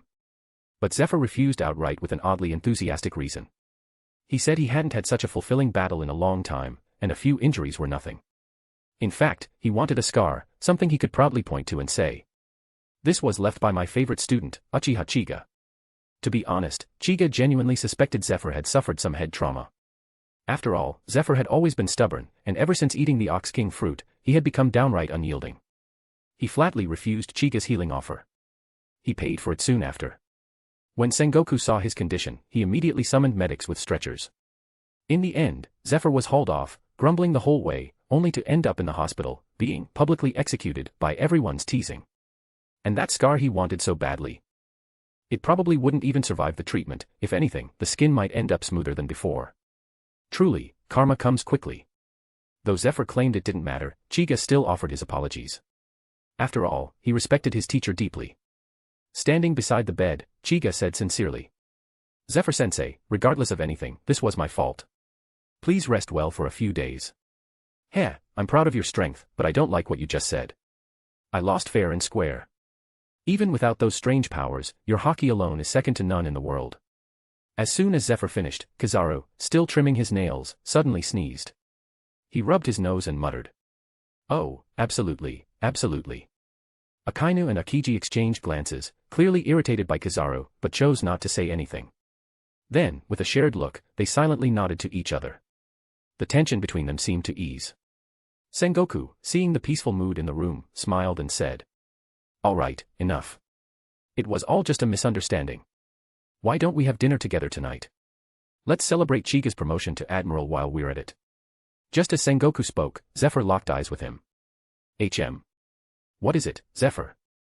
Sengoku asked, stroking his beard. Why are you looking at me like that? Zephyr sneered. He didn't hold a grudge against Chiga, but he had plenty of thoughts about Sengoku. In his mind, if Sengoku hadn't meddled, he wouldn't be stuck in a hospital bed, teased by Borsellino. Now this old man wanted to act like the good guy. Dream on. Zephyr grinned and said. Sengoku, when I'm out of this hospital, how about we have a sparring match? I'd really like to learn from you how to develop my devil fruit abilities. What do you say? Cough, cough. I just remembered I have some unfinished paperwork. You all go ahead and eat without me. Send stones. Chapter 150, Impel Down. After visiting Zephyr, on the way back, Chiga suddenly turned to Khalifa and said. Khalifa, connect me to Impel Down. Just say I need to go there for something. Okay, boss. Khalifa immediately took out a Den Den Mushi and called Impel Down in front of Chiga. With a series of gurgling sounds from the Den Den Mushi, a somewhat arrogant voice rang out. Moshi Moshi, this is Impel Down. I am Vice Warden Hannibal. How may I help you? Hannibal clearly lowered his voice when he said Vice, as if reluctant to mention that title. I'm Admiral Kirin's secretary. Is Warden Magellan available? Nanny. Add Admiral Kirin. Warden Magellan is still in the restroom. You can tell me what you need first, and I'll inform him immediately. All right. Admiral Kirin will be arriving at your facility shortly. He asked me to notify you in advance. Understood. I'll go tell Warden Magellan in the restroom right away. The call ended, and Khalifa looked at Chiga, asking. Boss, are we heading out now? Yes. I've got a gift waiting for you there. Is it a devil fruit? Khalifa, must you be so blunt? Shouldn't I be honest with the boss? Yes. At the entrance of Impel Down. All the prison guards and officers had assembled, a mix of anticipation and nervousness visible in their eyes. Magellan stood centered between two lines of personnel. Normally, this would be his restroom break, but knowing who was about to arrive, he held it in. The guest was none other than Admiral Kirin. Although Impel Down and the Marines were two separate systems, Magellan didn't usually need to worry about Marine admirals. But Admiral Kirin was different. A man who could defeat two Yonko on his own, someone of that caliber was a VIP wherever he went. Moreover, being a Marine made him even more respected. Many within the prison saw Chiga as their idol. So, when the news of Chiga's arrival broke out, the entire facility went into an uproar. They didn't even wait for Magellan's orders, they instinctively gathered to welcome him. Everyone held their breath, eyes locked on the wide-open prison gates. Gradually, two figures appeared. Gulp. Several people swallowed hard, their eyes fixed ahead. Finally, Chiga and Khalifa stepped into view. Among the crowd, Chief Guard Suddy, dressed in a pink leather outfit, held her blushing face in both hands. Looking at Chiga, wearing his marine coat and sporting a strikingly handsome face, she squealed. Oh, that's Admiral Kirin. He's even more handsome in person. Next to Suddy was Domino, the vice warden, dressed in a sharp brown military uniform. Seeing Suddy getting overly excited, she reached out and tugged her sleeve. Suddy glanced at her. Domino raised a finger to her lips, shhh. Suddy was clearly unhappy. Her idol was walking right in front of her, and now she had to stay quiet. But rank trumped everything. Even though she was annoyed, she obediently shut her mouth. Still, her trembling body betrayed her excitement.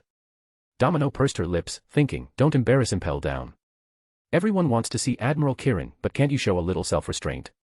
Once Suddy settled down, Domino's gaze returned to Chiga. Had someone removed her sunglasses, they would have seen her eyes reflecting only his image. Indeed, Domino was another loyal fangirl of Chiga. There were many reasons she admired him. First, she was a sucker for good looks. In the anime, she was awed by Empress Hancock's beauty, and Chiga's appearance hit the same sweet spot.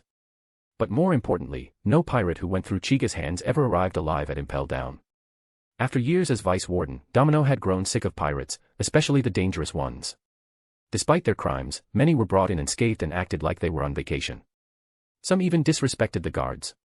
So when Domino learned of Chiga's track record, she was immediately captivated. To her, he was the ideal man. Hardliners like Okama met some of her standards, but unfortunately, they all failed the looks test. Domino glanced at Khalifa beside Chiga, then curled her lips slightly, thinking. This woman must be Admiral Kirin's secretary. She doesn't seem that special. If only I could be his secretary.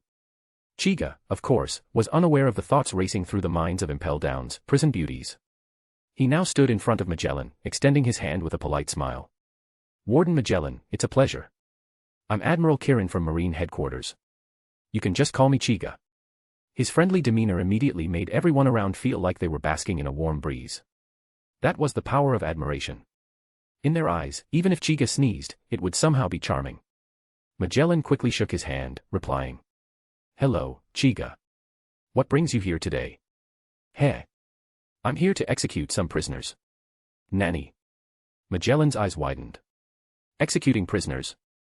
Isn't that beyond the Marines' jurisdiction? Sensing the concern, Chiga added calmly. No need to worry. The world government has already approved this. These aren't your run-of-the-mill criminals. Before arriving, Chiga had spoken with the 5 elders. As he expected, they gave their approval without question. Hearing this, Magellan nodded in understanding. Chiga's explanation not only reassured the prison authorities but also protected them from any future consequences. If Chiga was here to carry out executions, the prisoners must be high-profile, likely from level 4 or lower. Magellan asked. So, what level are we heading to? Level 6. Infinite Hell. Want to read ahead of everyone else?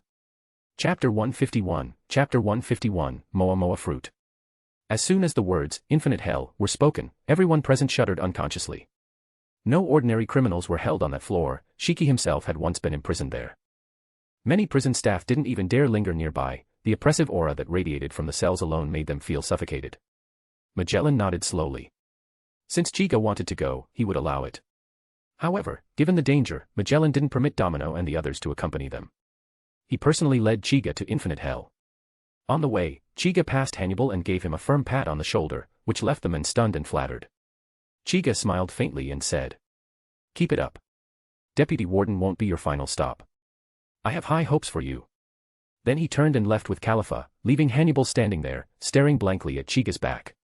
It wasn't until Chiga disappeared from view that Hannibal snapped out of it. Tears welled in his eyes as he shouted toward the corridor. "I'll work hard." "Thank you, Admiral Purple Kirin."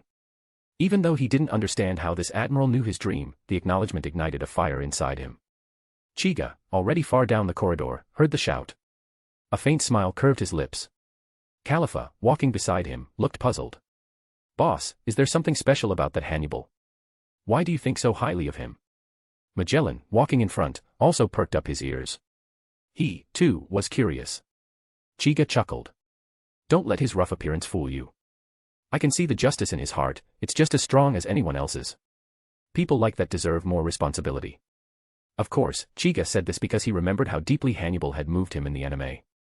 Back then, faced with Luffy and a horde of escaping criminals, Hannibal was clearly outmatched. His strength didn't matter.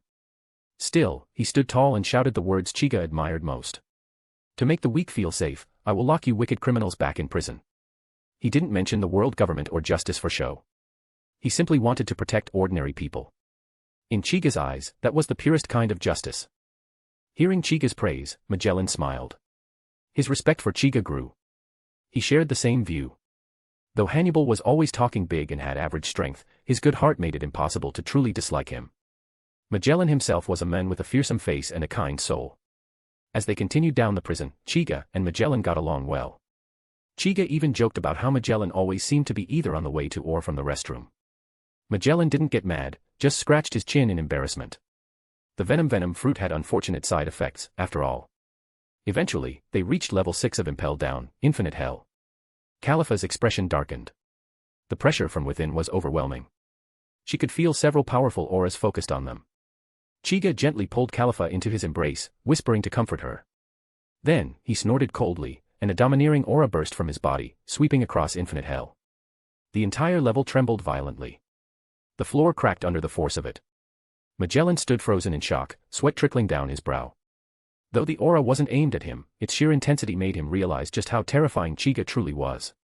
Based on that alone, Magellan doubted he could last even 10 rounds against him. And this was Magellan, someone who, within the tight corridors of Impel Down, was practically on par with an admiral. Yet now, he swallowed hard, deeply shaken. He had seen firsthand the strength of Admiral Purple Kirin. Compared to him, the prisoners were in far worse shape. Some were already unconscious, foaming at the mouth. Others gripped the iron bars with pale faces, desperate to see who wielded such overwhelming power. Their gazes quickly locked onto Chiga's Rinnegan, sensing the same terrifying pressure pouring from it. Confused, they whispered among themselves. None of them had heard of this man named Chiga before. Unlike news addicts like Doflamingo, many of these inmates hadn't heard a word from the outside in years. Chiga ignored them. Arms still around Khalifa, he walked forward. The prisoners fell silent, cowed by the sheer force of his presence. Stopping before one cell, Chiga turned to Magellan and nodded. Without hesitation, Magellan opened the door. He had already been completely convinced of Chiga's strength. Inside the cell, a massive figure with a green beard lay frozen in a solid block of ice. It was Burndy World, the World Destroyer. Like Shiki, he'd lost in one of the films. But unlike Shiki's float fruit, World's more fruit was a rare and powerful Paramecia devil fruit. Chiga had been eyeing it for a long time. His right hand crackled with brilliant purple lightning as he pressed it to the ice. The heat was so intense, it melted instantly. World's body was soon fully exposed. It was insane how durable pirate bodies were. Even after years of cryogenic freezing, World let out a beastly roar as soon as he was freed. His mind was still stuck at the moment of his capture. Anger boiled in his chest. But Chiga didn't give him a chance to react. His entire right arm transformed into concentrated lightning and plunged straight through World's chest. Puffed. World gasped, staring in disbelief at Chiga's arm lodged in his heart. "Who are you?" he asked hoarsely. "Pointless." Crack. The lightning exploded within World's body. His insides were vaporized in an instant. Just like that, the fearsome World Destroyer was killed before he could even take a full breath. He died without even learning the name of his killer. Chiga pulled his arm back. The blood had already been scorched away by the intense heat, his arm was spotless.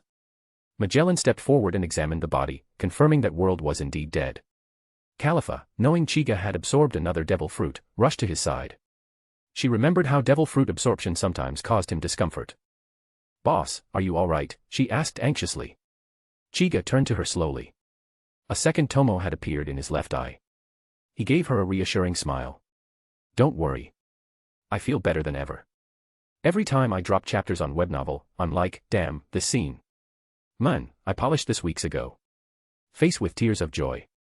Also, the new cover art is like a reference to his future appearance. Some around chapter 290.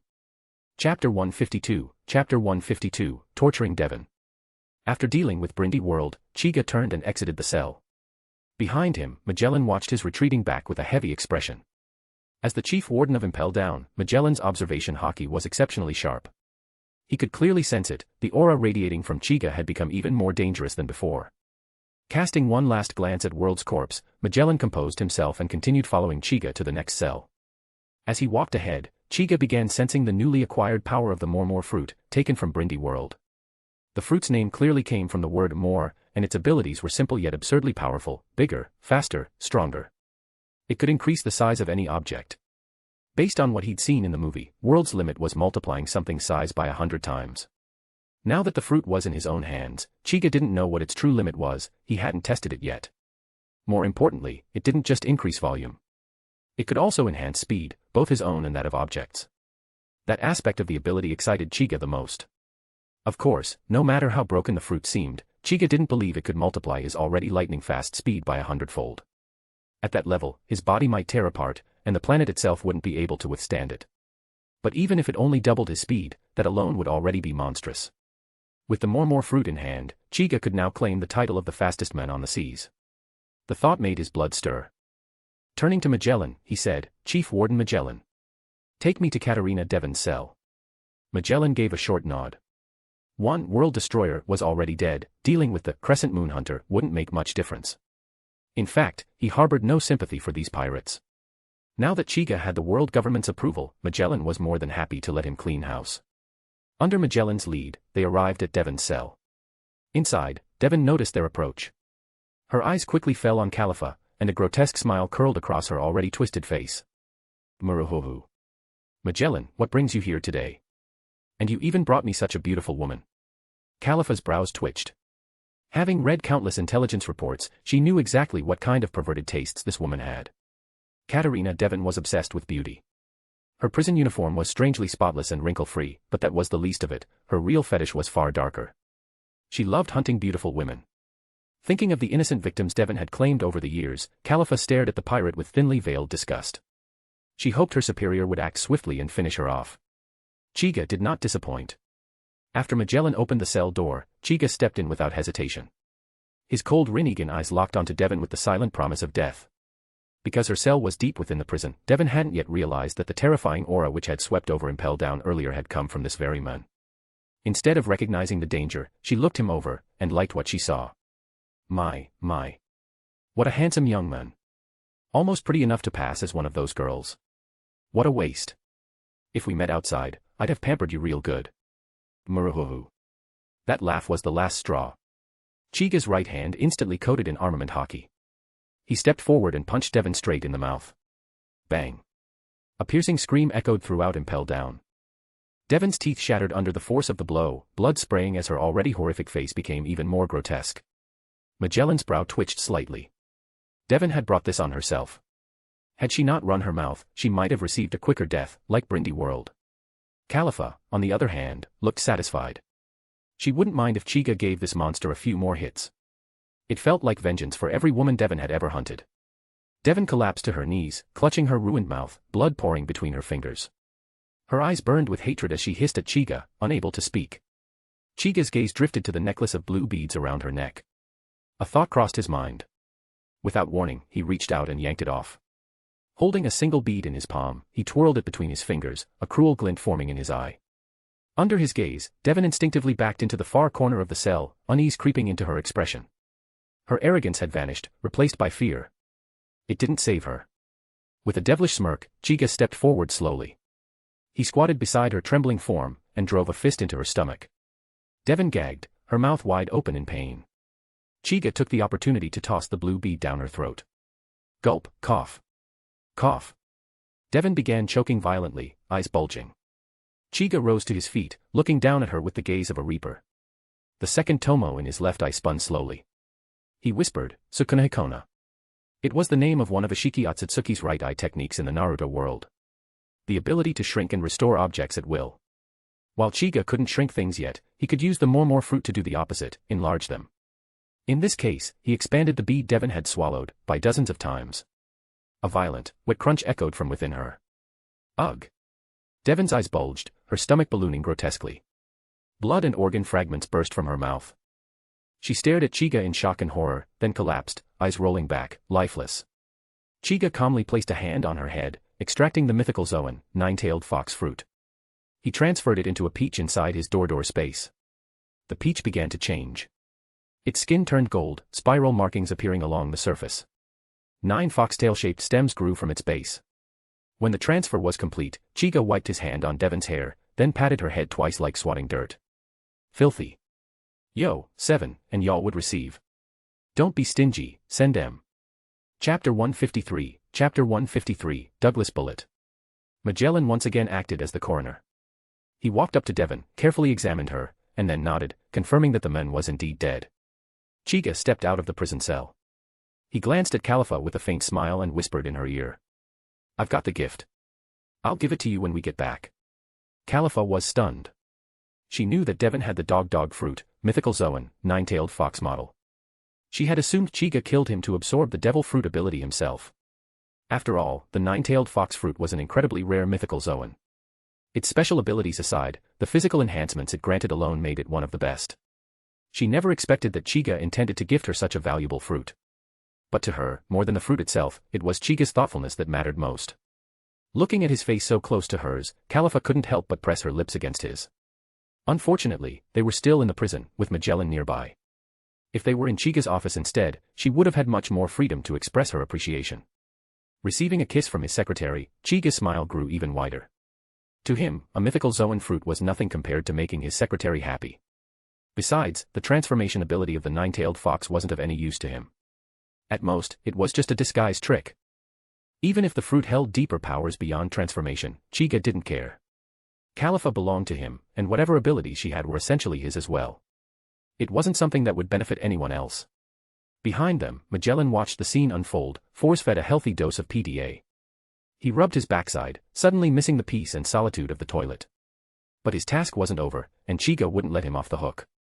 If Magellan really wanted to use the bathroom, Chiga even had a method to help him. That method? Using the op fruit to separate Magellan's lower half, allowing it to visit the toilet on its own. Meanwhile, Chiga could control Magellan's upper half with the Deva Path's power and make it float ahead to lead the way. A very simple and, in Chiga's eyes, efficient solution. Thankfully, Magellan didn't say anything about needing the toilet, or Chiga might have actually gone through with his plan for human buttock separation. Magellan continued to lead Chiga through Impel Down. This time, however, his expression was much heavier than during the previous 2 visits. Not because he needed the bathroom, no, this time, it was real concern. The reason? Chiga had asked him to lead them to the cell of Douglas Bullet, a former member of the Roger Pirates, known as the Demon Heir. This guy was a monster. Physically powerful, proficient in hockey, and a formidable devil fruit user. He had pushed all aspects of combat to terrifying heights. And yet, like so many overpowered characters, he was ultimately relegated to a non-canon movie, just so Monkey D. Luffy could score a big experience boost. Movie status aside, Bullet's strength in Impel Down was undeniably among the top 3. Compared to the grim-faced Magellan, Chiga, walking behind, looked completely relaxed. Bullet hadn't returned to his peak condition. Years of imprisonment and exposure to sea stone had weakened him considerably. For Chiga, killing him would be no different from squashing an insect. Even if this were Bullet at full strength, Chiga wouldn't hesitate. In his mind, it would just be another devil fruit collected. With Magellan's increasingly cautious steps, they arrived at Bullet's cell. This time, Magellan didn't even wait for a command. He opened the door on his own and stepped aside to let Chiga enter. Inside the dim cell, Bullet sat in the shadows. His sharp gaze swept past Magellan and locked directly onto Chiga. A twisted smile formed on Bullet's lips as he roared with excitement. That's right, it's you. I can't believe a monster like you exists in the sea. The moment Chiga had set foot in Impel Down, releasing his overwhelming aura, Bullet, whose observation haki was razor-sharp, had sensed him instantly. That suffocating pressure had rooted Bullet in place. Though he had never met Chiga, he understood what true strength looked like. This man, with his unique eyes, radiated an unshakable dominance. To someone like Bullet, who revered power above all else, this was the apex he had always dreamed of. In his heart, he believed that even Gold Roger wouldn't be a match for Chiga. Chiga's expression remained calm, but he acknowledged that Bullet's strength was on a different level than the two enemies he had dealt with earlier. Because of that, he decided to grant Bullet a more dignified execution. He looked at him and declared, "Douglas Bullet, your death sentence will be carried out by me, Marine Headquarters Admiral, Uchiha Chiga. Before your execution, is there anything you'd like to say?" As he spoke, Chiga's Rinnegan locked onto Bullet. If the guy dared to utter something like, "One Piece is real," Chiga was ready to erase him on the spot. Luckily, Bullet wasn't interested in that. His obsession was power, and right now, Chiga was the embodiment of it. He stared at Chiga's Admiral coat and said, "Marine Admiral, huh? Has the Marine become this strong? Doesn't matter anymore. If you're here to execute me, then do it with a real strike. I don't want to die like Roger, executed by two nobodies." Chiga raised an eyebrow. Was this guy really so power-crazed that even facing death, he wanted to die by a strong opponent's hand? He wondered what kind of expression Bullet would have made if he knew that in a certain movie, he was beaten by Luffy, who couldn't even use advanced Conqueror's haki. Chiga thought about it and decided, yes, this man deserved a proper farewell. Turning to Magellan, he said, "Warden Magellan, I'm taking him to a separate space. My attack might cause structural damage if I do it here." Magellan agreed without hesitation. He had zero doubts about Chiga's ability to contain Bullet.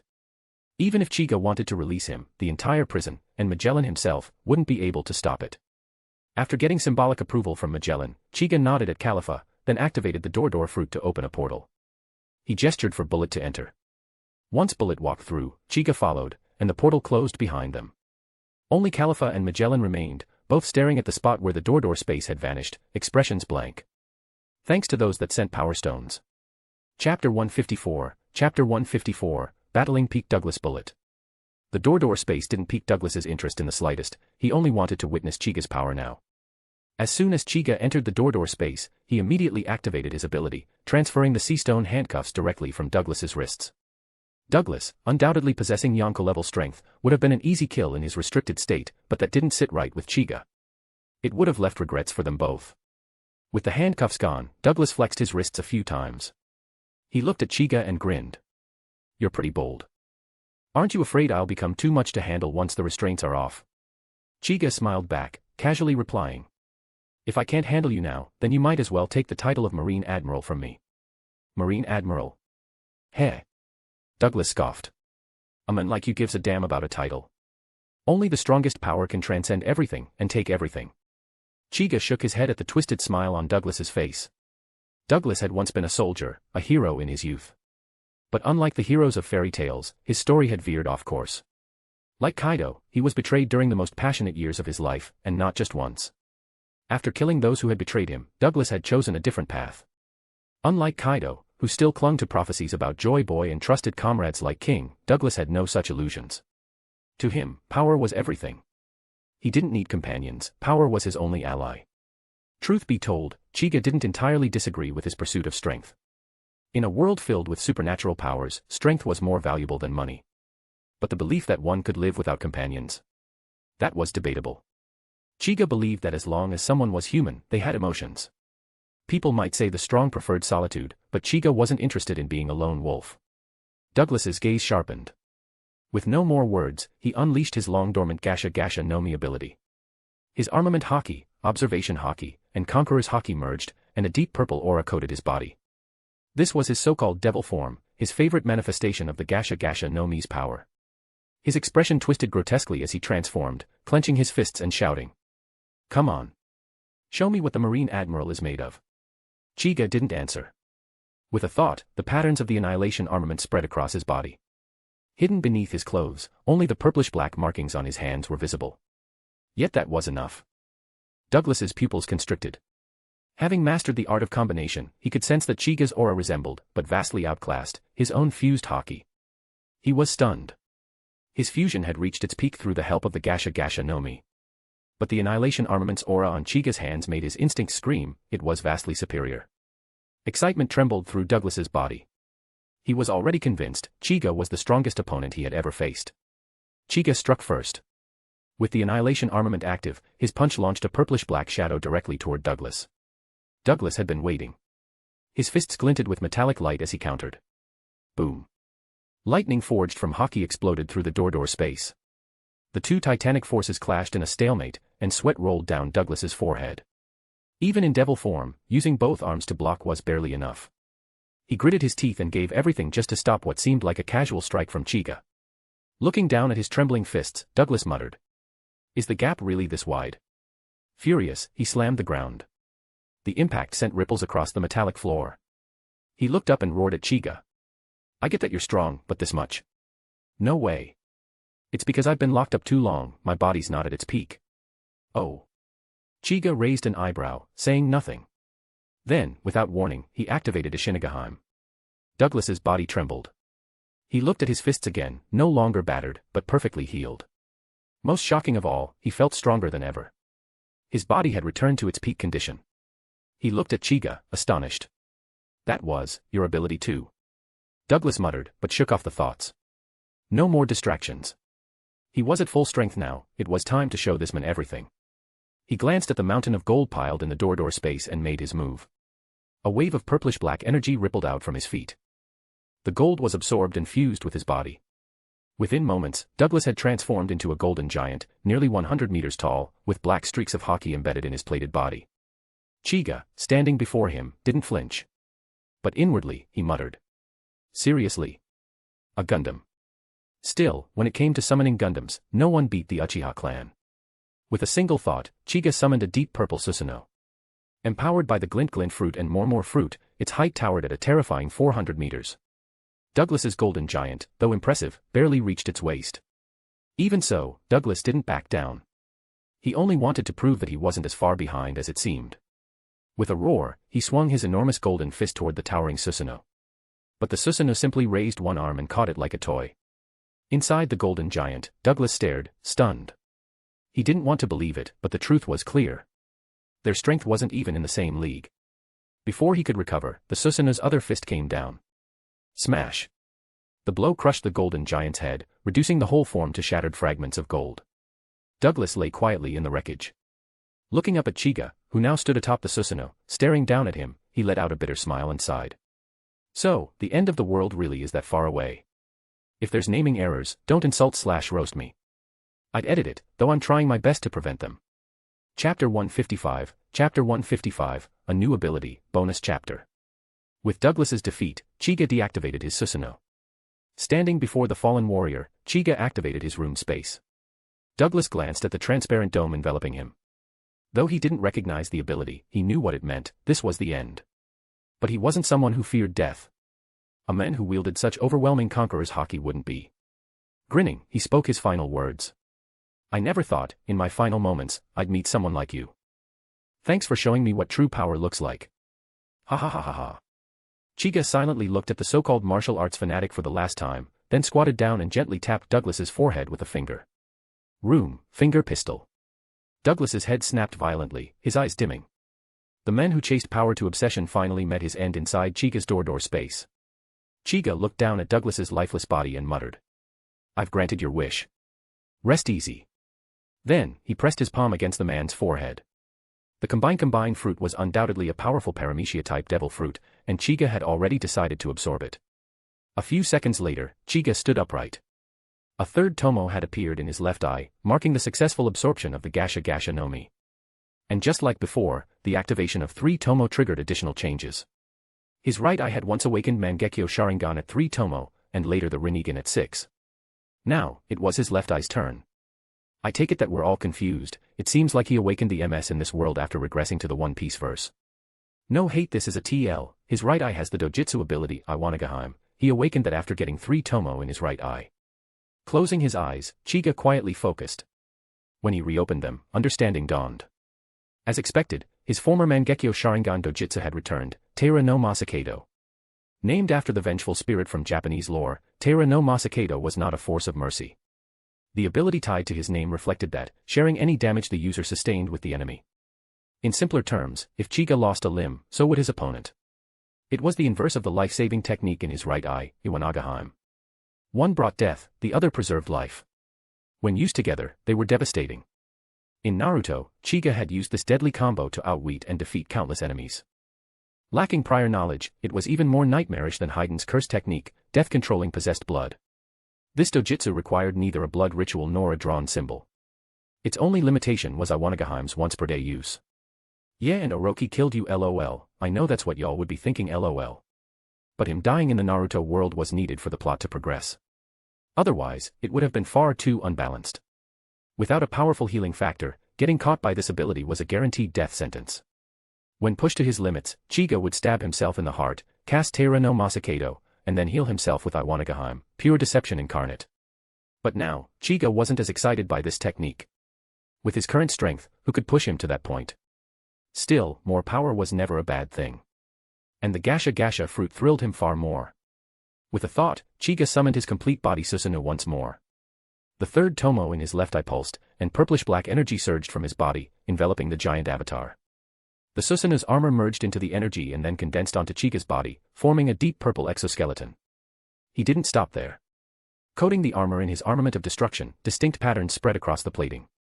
The transformation was complete. Chiga radiated the aura of a god of destruction. The purple hue of his Rinnegan deepened, and a heavy aura of devastation dyed the entire door space in shadowy purple.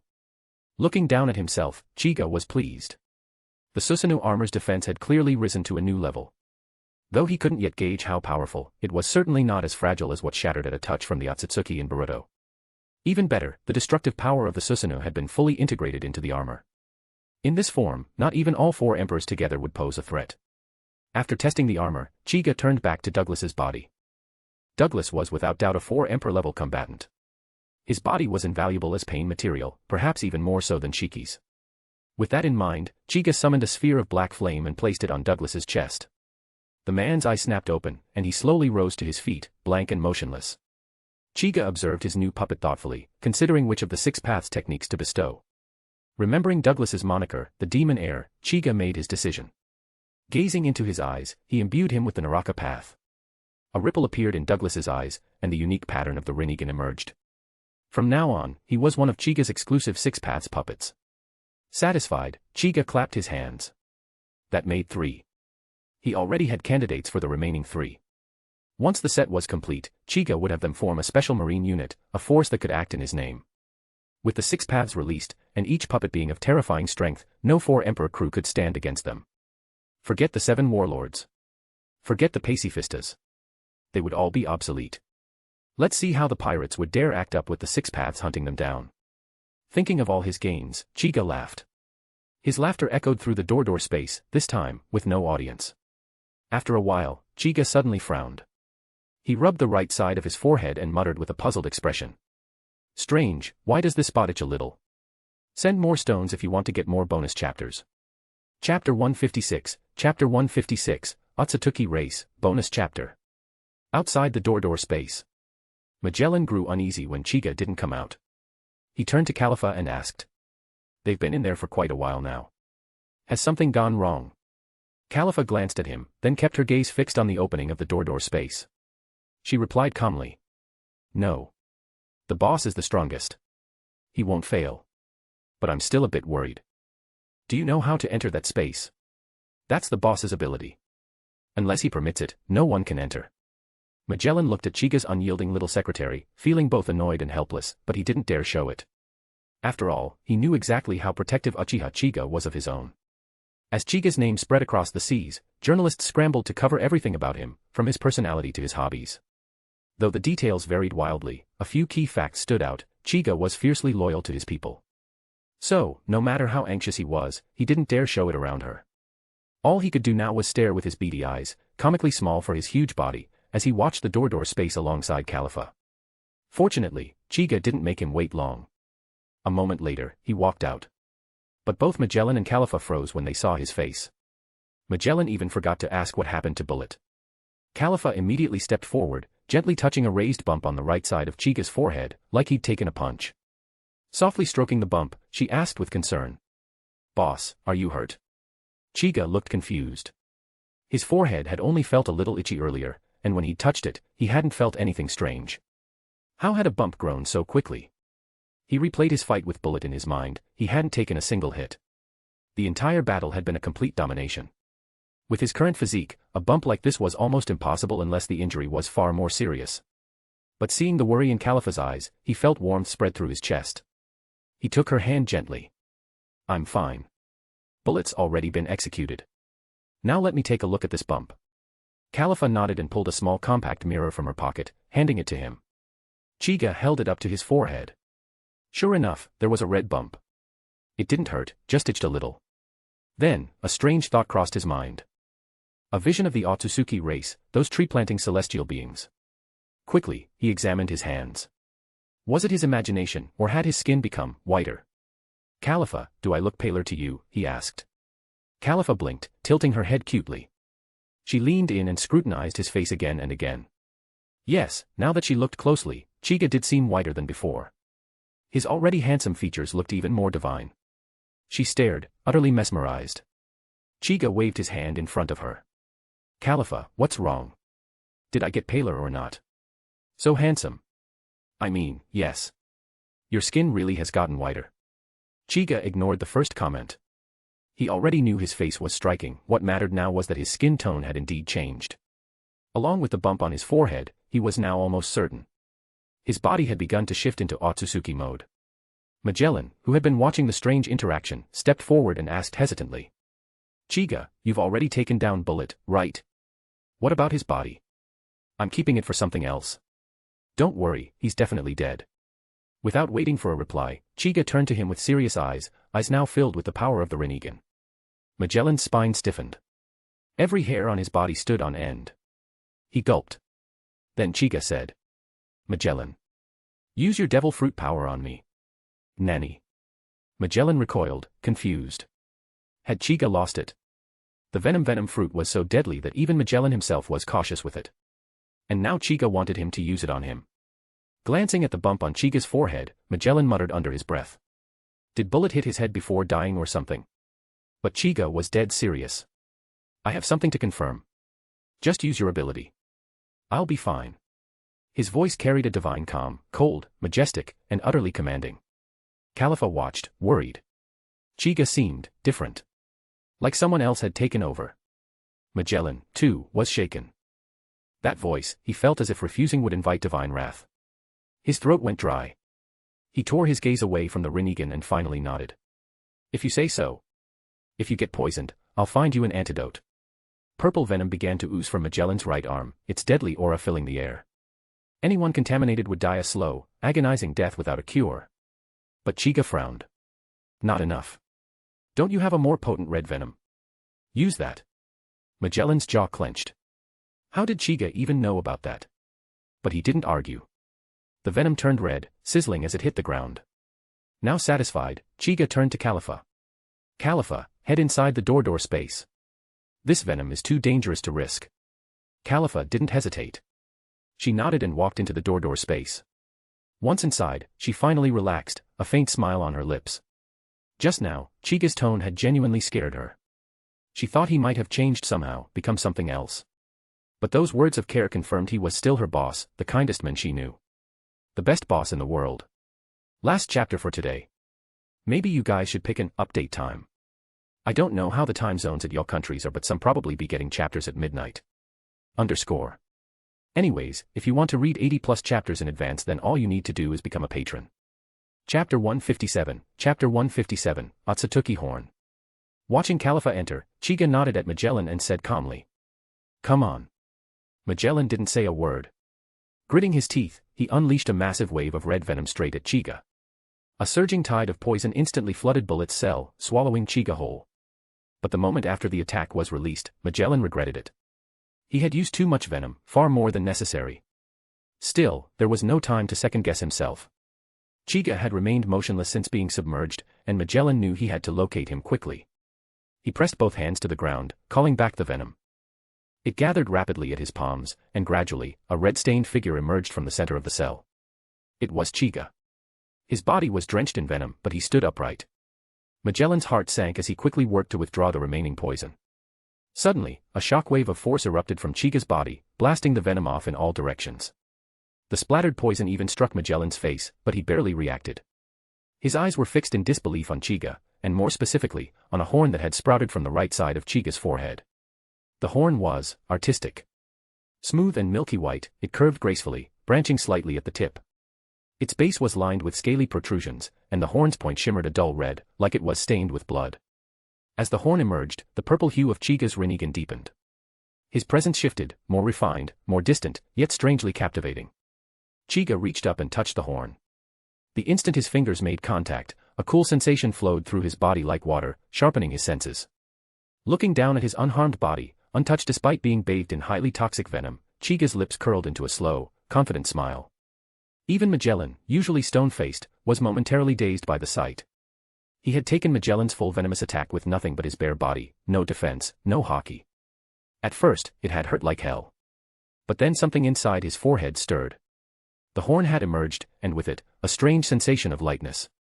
Now, soaked in venom, it felt more like he was bathing in a hot spring. The horn had even absorbed part of the poison, hence the red tip. With a thought, the horn glowed softly, radiating a pale white light. The red color pulsed and flowed, like blood moving under the skin. Magellan stared unblinking. That glow, it was familiar. Too familiar. The red blood from the horn trickled downward, snaking from its base across Chiga's skin and converging between his right eye and the horn's root. It looked like fine streams of blood being drawn into his right Rinnegan. As the red light flowed in, the pupil of Chiga's right eye shifted, turning a deep, menacing crimson. Chiga raised his arm toward Magellan and said softly, "Kokatenjin." Before Magellan could even react, Chiga's right arm transformed into a massive red dragon made of venom, and it lunged forward. Boom. The venomous dragon crashed into Magellan, sending his huge body hurtling into the opposite cell. A scream rang out, but it wasn't Magellan's. It was a high-pitched cry from someone else, someone unfortunate. Magellan groaned, buried in venom, and pushed himself up, only to freeze. The entire cell around him was dissolving. Walls, floors, and furniture melted into a sludgy mess. Everything was corroding at an alarming rate. Worst of all was the prisoner who had previously occupied the cell. He was gone. Nothing remained but a few pale bone fragments, which promptly evaporated into green smoke as Magellan watched, horrified. That prisoner, he remembered now, had been Vasco shot. A loud, drunk fool. But now, erased. As if he'd never existed. Magellan shook his head and sighed. Honestly, with all the chaos today, one more casualty didn't mean much. He managed to sit up in the venom. Being a poison user himself, he wasn't affected by the venom, but what made his heart tremble was this. That attack had come from his ability. Yet, when Chiga used it, it was stronger. Much stronger. The range, the impact, it was more than double the strength of Magellan's own blast. Magellan stared, stunned and speechless. Across the cell, Chiga stood tall, smiling casually. He told Magellan to attack, but still, that guy hadn't held back. Without the horn, it really had hurt. So of course, he'd paid him back. The Venom Dragon. That was a gift from the horn. The Kokatenjin. Just like Momoshiki Otsutsuki's technique, absorb and return the attack with amplified force. But Chiga's version had no limit. He could use it as many times as he wanted. Chiga still found it odd. As far as he knew, the Otsutsuki clan's horns didn't have any special functions. So where had this ability come from? After thinking it over, he chalked it up to a mutation. No, better to call it evolution. This trip to Impel Down had changed everything. He wasn't the same man who had entered. Now, the red venom danced along Chiga's arm like living snakes. He walked over to Magellan, offering a hand and saying in a half-apologetic tone. "Sorry, Warden Magellan. Still getting used to the new power. You all right?" Magellan blinked blankly, then grasped Chiga's hand and stood up. All he wanted now was to go back to the toilet and pretend today never happened. Chiga tilted his head and asked with a grin. "Warden Magellan, thinking of the toilet again?" "Ah, yeah. The venom fruit sure has some annoying side effects. But what if I said I could help you work normally while on the toilet?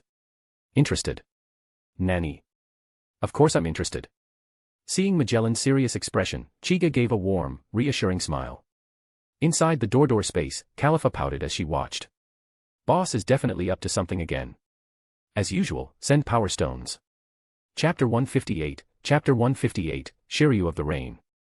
Magellan was already impressed by Chiga's endless array of mysterious abilities, so when Chiga mentioned he could help solve his bathroom issue, Magellan felt a surge of hope.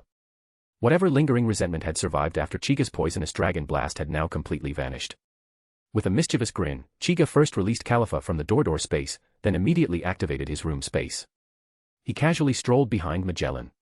As the prison warden tried to turn around, Chiga calmly instructed. Don't move. I'm looking for the best angle. Best angle. Although puzzled, Magellan obediently stood still, almost like a soldier at attention. Chiga's gaze lingered on Magellan's rear, prompting Califa's mouth to twitch involuntarily. Then, Chiga moved. With a swift, precise motion, Magellan's butt detached cleanly from his lower half. In its place was a smooth, black surface where it had once been.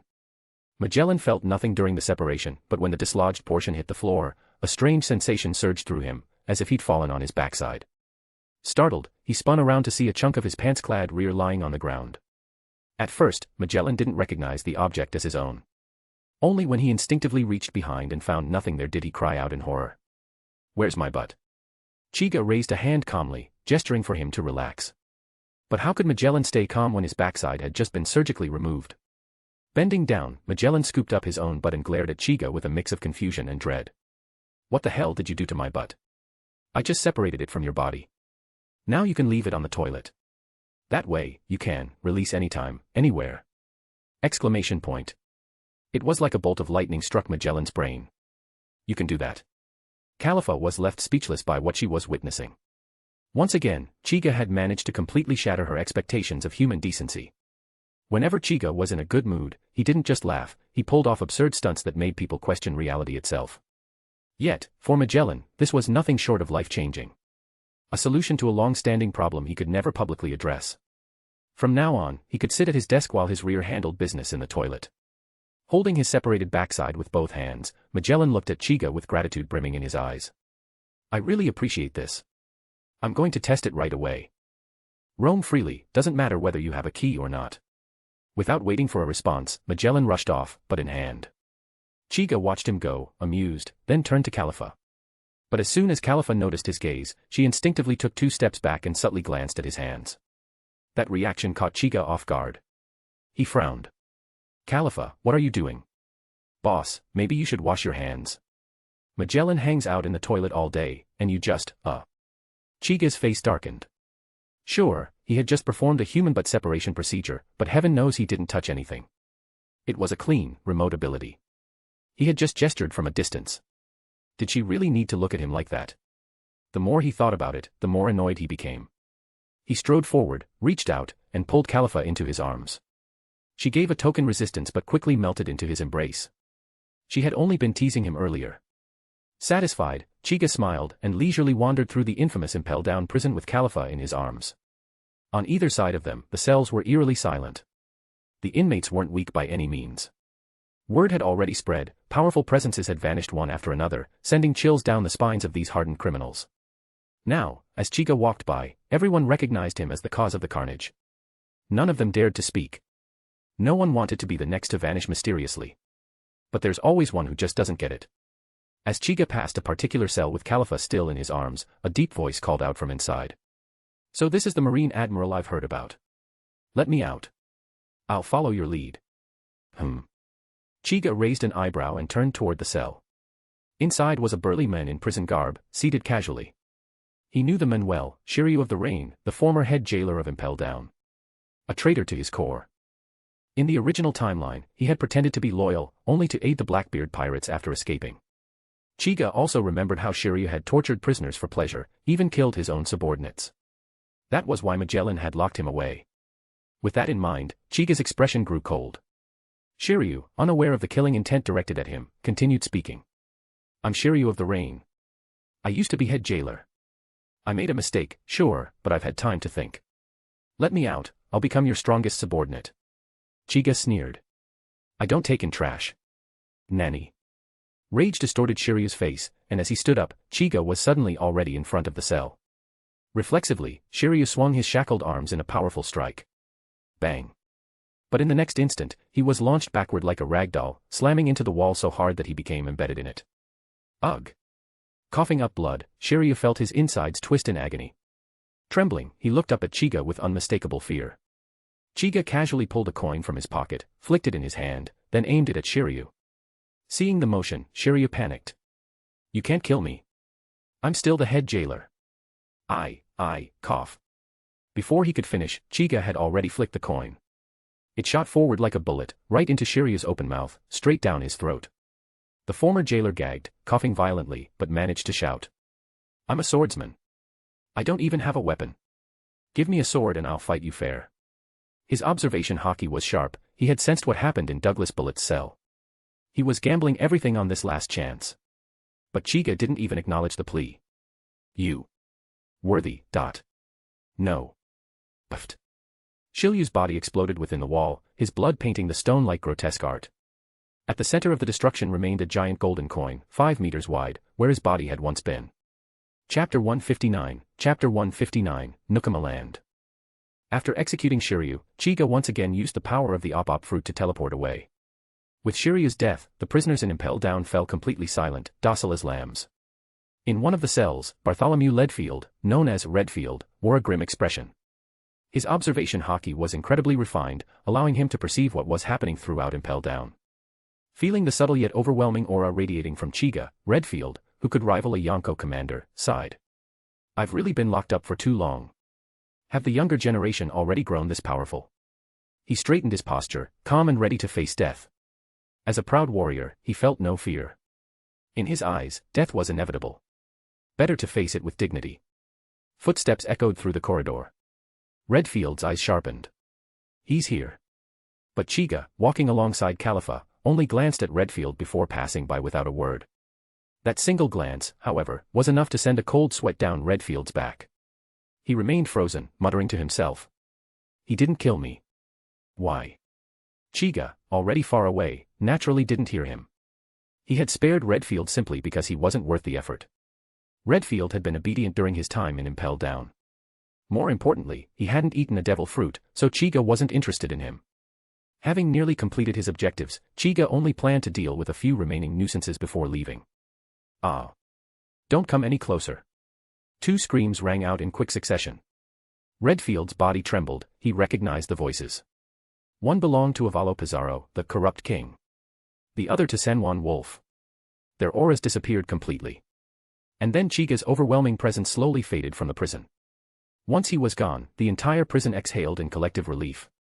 Compared to Chiga's brief but terrifying presence, their time in Impel Down had felt like paradise. Now that the god of slaughter had departed, many collapsed where they stood, breathless and trembling, like survivors of a brutal war. As they walked, Chiga suddenly paused. Turning to Khalifa beside him, he said. Khalifa, I'll send you to the top floor first. Wait for me there, I won't be long. Khalifa adjusted her glasses, nodded, and replied. Okay, boss. Chiga pulled her into a hug, kissed her cheek, and while she was still dazed, expanded his room space to teleport her away. Swish. Khalifa appeared at the top floor entrance of Impel Down. Domino happened to be nearby. Startled by her sudden arrival, Domino instinctively pushed up her sunglasses, a familiar gesture Khalifa herself often made. Khalifa didn't notice Domino. Her face was still tinged with a blush, her lips slightly pouting as she murmured. Boss is so naughty. Next time, we should find a better place. At the boundary between levels 6 and 5 of Impel Down, Chiga closed his eyes, sensing the prison's entire structure. After a brief moment, he opened them again, smiling. Found it. I almost forgot about this place. With that, his figure flickered and vanished. Impel Down level 5.5, Nukama Land. The secret underground haven was alive with celebration. A crowd of flamboyantly dressed individuals danced under glowing lights. At the center of the party stood a person with an enormous head, a purple afro, and bold makeup, Emporio Ivankov, the Okama king, wielder of the Hormhorm fruit. Ivankov was happily leading the festivities when suddenly, Chiga appeared in the middle of the crowd. Everyone froze. Even Iva blinked in confusion at the young man in a Marine Admiral's coat who had just appeared out of thin air. Boy, who are you? How did you get in here? Chiga took in Ivankov's towering frame and peculiar style with a brief moment of surprise. Then, with a polite smile, he said. You must be Okama King Ivankov. Nice to meet you. I am Marine Headquarters Admiral, Uchiha Chiga. Oh, so you're a Marine Admi, Nanny. The surrounding crowd gasped, raising their hands in shock. Ivankov jumped in alarm and then crashed back to the ground. His gaze fixated on the Marine epaulets and the justice coat that Chiga wore. A bead of sweat rolled down his face. As a Revolutionary Army executive, he recognized the uniform. But seeing it worn by someone so young left him stunned. Before his imprisonment, the admirals were Akainu, Kizaru, and Akiji. Chiga was entirely unfamiliar to him. Swallowing nervously, Ivankov asked, still uncertain. You say you're a Marine Admiral. Can you prove it? Yes. Chiga opened his Rinnegan eyes. A wave of terrifying pressure, laced with purplish-black lightning, surged through Okama land. Boom, boom, boom. Prisoners dropped like wheat under a scythe. Ivankov's face turned pale. He stared in horror at Chiga, who remained relaxed and casual. Conqueror's hockey. And not even at full force. Ivankov hurriedly waved his hands. All right, all right. I believe you. Chiga nodded and retracted the hockey. Breathing heavily, Ivankov slowly stood upright, then asked. So, what does a Marine Admiral want with me? Are you here to arrest me?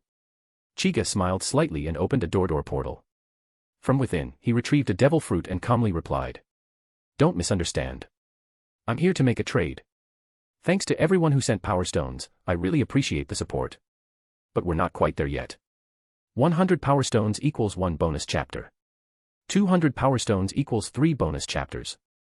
300 Power Stones equals 5 bonus chapters. If you're enjoying the story, consider supporting it with Power Stones. Chapter 160, Chapter 160, Exchanging a Mythical Zoan Fruit. Exchange Devil Fruits. Chiga's question left Ivankov completely stunned. He blinked in disbelief. I don't have any spare devil fruits, Ivankov said cautiously, eyeing Chiga. Did you come to the wrong person? No. I'm talking about your hormhorn fruit. Nanny. Ivankov's body tensed instantly. He hadn't expected that. Everyone knew that once a devil fruit was eaten, it stayed with the user until their death. If Chiga wanted it, he must have meant to kill him. Ivankov's face tightened with dread. The Conqueror's hockey Chiga had just unleashed was overwhelming. Clearly, this man had the power to follow through on such a threat. But surrender wasn't an option. With a sharp spin, Ivankov launched himself away from Chiga, landing at a distance. His right eye widened, then blinked forcefully. Hell wink. Boom. A deafening explosion rocked the spot where Chiga had stood, sending a cloud of dust billowing into the air. But Ivankov didn't relax. A man with that kind of aura wouldn't go down so easily. That attack had just been a test. Sure enough, as the smoke cleared, Chiga stood unharmed, looking more exasperated than injured. Hey, I didn't come here to fight. What's with the overreaction? Chiga hadn't planned to use the hormhorn fruit himself. He already had the op fruit. He wanted to give the hormhorn fruit to Law, his loyal little fan, so Law could have another healing-based ability. Quit joking. I already ate the hormhorn fruit. You can't just take it out. Ivankov waved his arms dramatically. Then, without warning, his 10 fingers sharpened like needles and stabbed into his face. Face growth hormones. Ivankov's already enormous face began to swell grotesquely, growing until it spanned nearly 20 meters. His body was completely hidden behind his chin as his enormous face shook violently, forming countless afterimages. From Chiga's vantage point, it looked like an army of surreal, oversized heads glaring back at him. He knew what was coming. Ivankov was about to unleash Galaxy Wink, his most powerful move. Chiga sighed. This had gone far enough. He didn't want to hurt the guy, but this face enlargement thing was crossing into nightmare territory. His figure flickered. A moment later, Chiga appeared directly above Ivankov's head, just as the revolutionary opened his mouth to shout. Galaxy. Bang. Before he could finish the name of his move, Chiga's fist smashed down on his massive forehead, slamming him face first into the dirt. He hadn't even used hockey, just a regular punch. But considering Chiga's body had already stepped into an Otsutsuki-level transformation, even that was enough to break Ivankov's posture completely. Chiga hadn't come to kill him. Despite his eccentricities, Ivankov was a good man. His medical skills had saved countless lives, and his healing abilities had even rescued entire countries. Chiga wouldn't murder a man like that just to steal his fruit. He wasn't afraid of killing, but he wouldn't do it needlessly. He drew the line at slaughtering inherently good people. Ivankov groaned, his body shrinking back to normal as he lay in the dirt. Ugh, my face. It's ruined. Chiga landed beside him and muttered, with a face like that, does it really matter? He patted Ivankov's head. All right, can we talk like civilized people now? Ivankov groaned, pushing himself up slowly. His massive eyes were filled with resignation. You're strong, he said. I admit it. I can't beat you.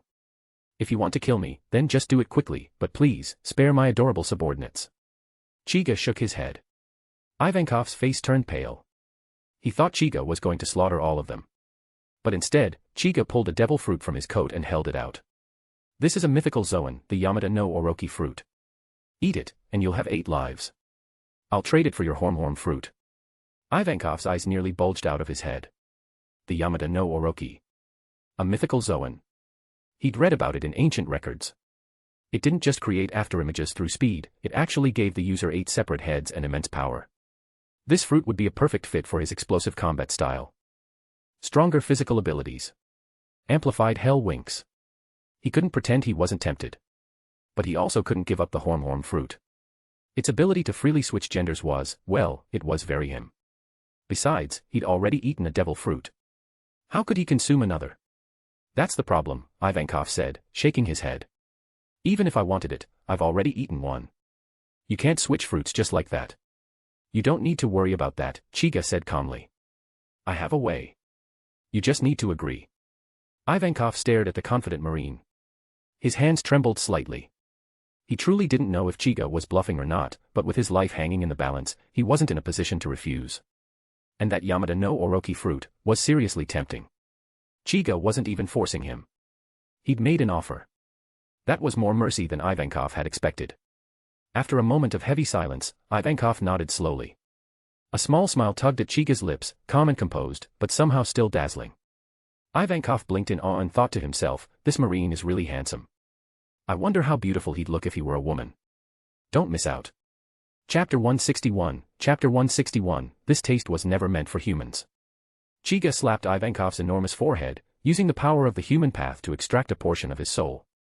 Ivankov's eyes widened in shock as he saw the purple spiritual body being torn from him. In that instant, he truly felt as though his devil fruit ability was being ripped away. Panicking, he cried out. Wait. I still need to make some preparations. Chiga paused, frowning suspiciously, thinking Ivankov was trying to go back on their deal. Ivankov quickly explained. I need to leave some essential medications behind for special surgeries. Just give me a second, I'll be fast. Without waiting for a response, Ivankov dramatically pulled out 2 giant syringes, each as big as he was, leaving Chiga completely dumbfounded. 10 of Ivankov's fingers morphed into needle tips as he plunged both hands into the syringes and declared. Female hormones. Male hormones. Transparent liquid sprayed from his fingertips, instantly filling both syringes. The process drained him. His face turned pale, producing such a large dosage in one go was taxing, even for him. Chiga glanced at the liquid inside, his mouth twitching. If this stuff existed back on Earth, it would probably upend entire medical industries. Ivankov gently set the syringes aside, likely his final batch of gender-altering hormones. He had to treat them like gold. People rarely realize the value of something until it's gone. But Chiga couldn't bear to waste any more time. He moved quickly. Extract soul. Absorb ability. Return soul. It all happened in one swift movement. Before Ivankov could react, the power of the Horo Nomi was gone. Within Chiga's door space now rested a strange, pink devil fruit shaped like a syringe. Ivankov, now powerless, sighed in defeat. Seeing his disheartened state, Chiga hesitated for a moment, then handed him the Orochi fruit. To his surprise, the moment the fruit was in reach, Ivankov snatched it and swallowed it whole without even chewing, afraid Chiga might change his mind. He immediately activated the power, eager to test it. With a flurry of grotesque noises, 8 enormous Ivankov faces manifested before Chiga, each with a different expression. The central one had the familiar purple afro, but the other sported afros of all colors. Chiga stared for a moment at the green one, then wordlessly vanished, flashing away to the top floor of Impel Down. If he stayed another second, he feared he'd develop a permanent aversion. At the prison's entrance, he spotted Khalifa chatting with Chief Guard Domino. The 2 women were deep in conversation, occasionally bursting into silvery laughter. Chiga crept closer, trying to eavesdrop. But Khalifa knew his presence all too well. Before he could get near, she turned to him calmly and said nothing. Busted. Clearing his throat in a mock-serious tone that mimicked Sengoku, Chiga said. Everything's sorted. Time to head back. Understood, boss, Khalifa replied obediently. She turned to Domino and smiled. I'll do my best with what you mentioned. I have to go. Let me know if anything comes up. A subtle smile appeared on Domino's face. Behind her sunglasses, she sneaked a glance at Chiga, then held Khalifa's hand to express her thanks. Their interaction left Chiga puzzled, but he decided not to ask. Women's talk, after all. Khalifa didn't keep him waiting. After saying her goodbyes, she returned to Chiga and linked her arm with his. Chiga took a moment, then smiled at Domino. Domino, I have a feeling Chief Magellan's working hours will be extended quite a bit from now on. You'll finally get to relax. Before Domino could respond, he vanished, taking Califa with him. Moments later, a refreshed Magellan arrived at the scene. Seeing Domino still standing there, he asked. Domino, what are you doing? Where's Admiral Kirin? He already left. Oh. I see. Pity. I wanted to see him off. Magellan said, his face twitching oddly. Domino stared at him, confused, then turned back toward her office, sighing softly. As she walked, she couldn't help but replay the interactions in her mind, between Magellan and Chiga. She came to a sudden stop and muttered. They're both my superiors, but why is the difference so massive? The next day, Chiga's office. Califa sat holding the nine-tailed fox fruit that Chiga had given her, examining it with childlike curiosity. Chiga, already exasperated, said. Califa, you've been staring at that thing for half an hour. Are you going to eat it or not? Boss, I've heard devil fruits taste awful. Do you have any idea how bad? That stumped Chiga. He was the user of 9 devil fruits, but he'd never eaten one directly. Still, seeing Califa hesitant, he didn't want her to suffer through the taste. With surgical precision, Chiga cut off a tiny portion of the fruit and signaled for her to open her mouth. As soon as she did, he used the power of the Op Nomi to teleport the piece directly to her throat. Gulp. Califa swallowed reflexively, not even tasting it. Her heart warmed at his thoughtfulness, and she silently berated herself for becoming sentimental over something so small. But to Chiga, this was something small. And that side of Califa made her all the more endearing. He chuckled softly, glancing at the partially eaten nine-tailed fox fruit. Now that a bite had been consumed, the rest was nothing more than an ordinary fruit. But curiosity got the better of him. It was a unique delicacy of the One Piece world, and he hadn't ever tasted one. If he didn't now, would he regret it later? Unable to resist, Chiga took a tiny bite. His face turned pale, then red, then black, then ghost white again. Califa panicked and rushed over with a huge glass of orange juice. Chiga grabbed it and downed it all in one gulp. After what felt like a lifetime, he finally recovered from the horror. Exhaling shakily, he stared at the fruit, just as it suddenly crumbled into dust and disappeared. What a mistake. This taste was never meant for humans. Chapter 162, Chapter 162, Special Training, hee. After experiencing the intoxicating power of the devil fruit, Chiga looked up at Califa and asked. Califa, how do you feel? Califa paused for a moment. With a thought, 9 fluffy golden tails unfurled from beneath her skirt. Along with the sudden emergence of those tails, her pupils turned gold, pink eyeshadow appeared at the corners of her eyes, her chin sharpened subtly, and a pair of adorable fox ears twitched atop her head. This was the half-beast form of the mythical Zoan, nine-tailed fox fruit. In this state, Califa's beauty became almost ethereal. A faintly seductive aura radiated from her, casting a soft pink hue around her. She twirled once in place, then flashed Chiga a smile, calm yet laced with a teasing allure, and his eyes lit up in response.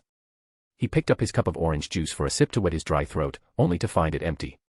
Setting it aside, Chiga focused all his attention on admiring his transformed secretary. Califa, he said, you look absolutely stunning. This fruit suits you perfectly. Califa didn't reply immediately.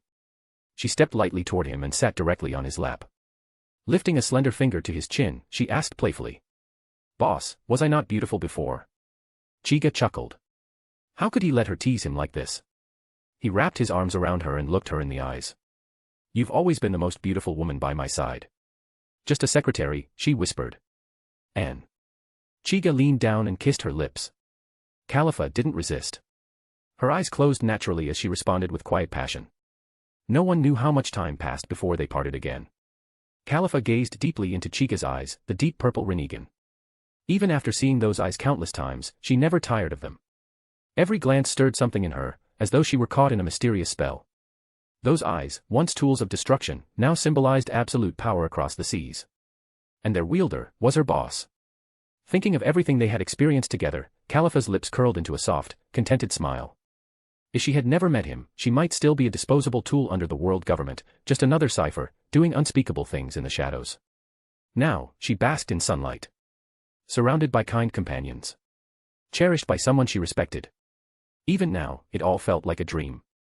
She lowered one of her fluffy fox ears against Chiga's chest, listening to his heartbeat, and closed her eyes with a peaceful sigh. Chiga looked down at her nestled in his arms. A rare softness flickered in the depths of his Rinnegan, eyes that had seen and ended countless lives. He had many trusted women by his side, but Khalifa had been there the longest. She was irreplaceable. A saying he once heard on Earth came to mind. Companionship is the longest confession. He gently ran his fingers through her golden hair. In moments like these, she seemed even more radiant. Noticing his touch, Khalifa placed her hands on his chest and slowly sat upright. A glint of mischief danced in her golden eyes. Boom. A puff of smoke, scented with her unique fragrance, erupted from Chiga's embrace. When the smoke cleared, Khalifa had transformed into Gion. Chiga blinked, surprised. Khalifa, what are you doing? The disguised Khalifa, now appearing as Gion, smiled teasingly. Boss, do you like me better as Sister Gion? She'd expected Chiga to be impressed. Instead, he shook his head with a frown. No. You are you. Right now, I only want to see your real self. Khalifa froze for a moment. Then, her heart swelled with warmth. She never doubted Chiga's feelings for Gion, but in this moment, she knew his eyes were only for her. Boom. She returned to her true form. Her gaze now carried an unshakable tenderness as she leaned in to kiss Chiga again.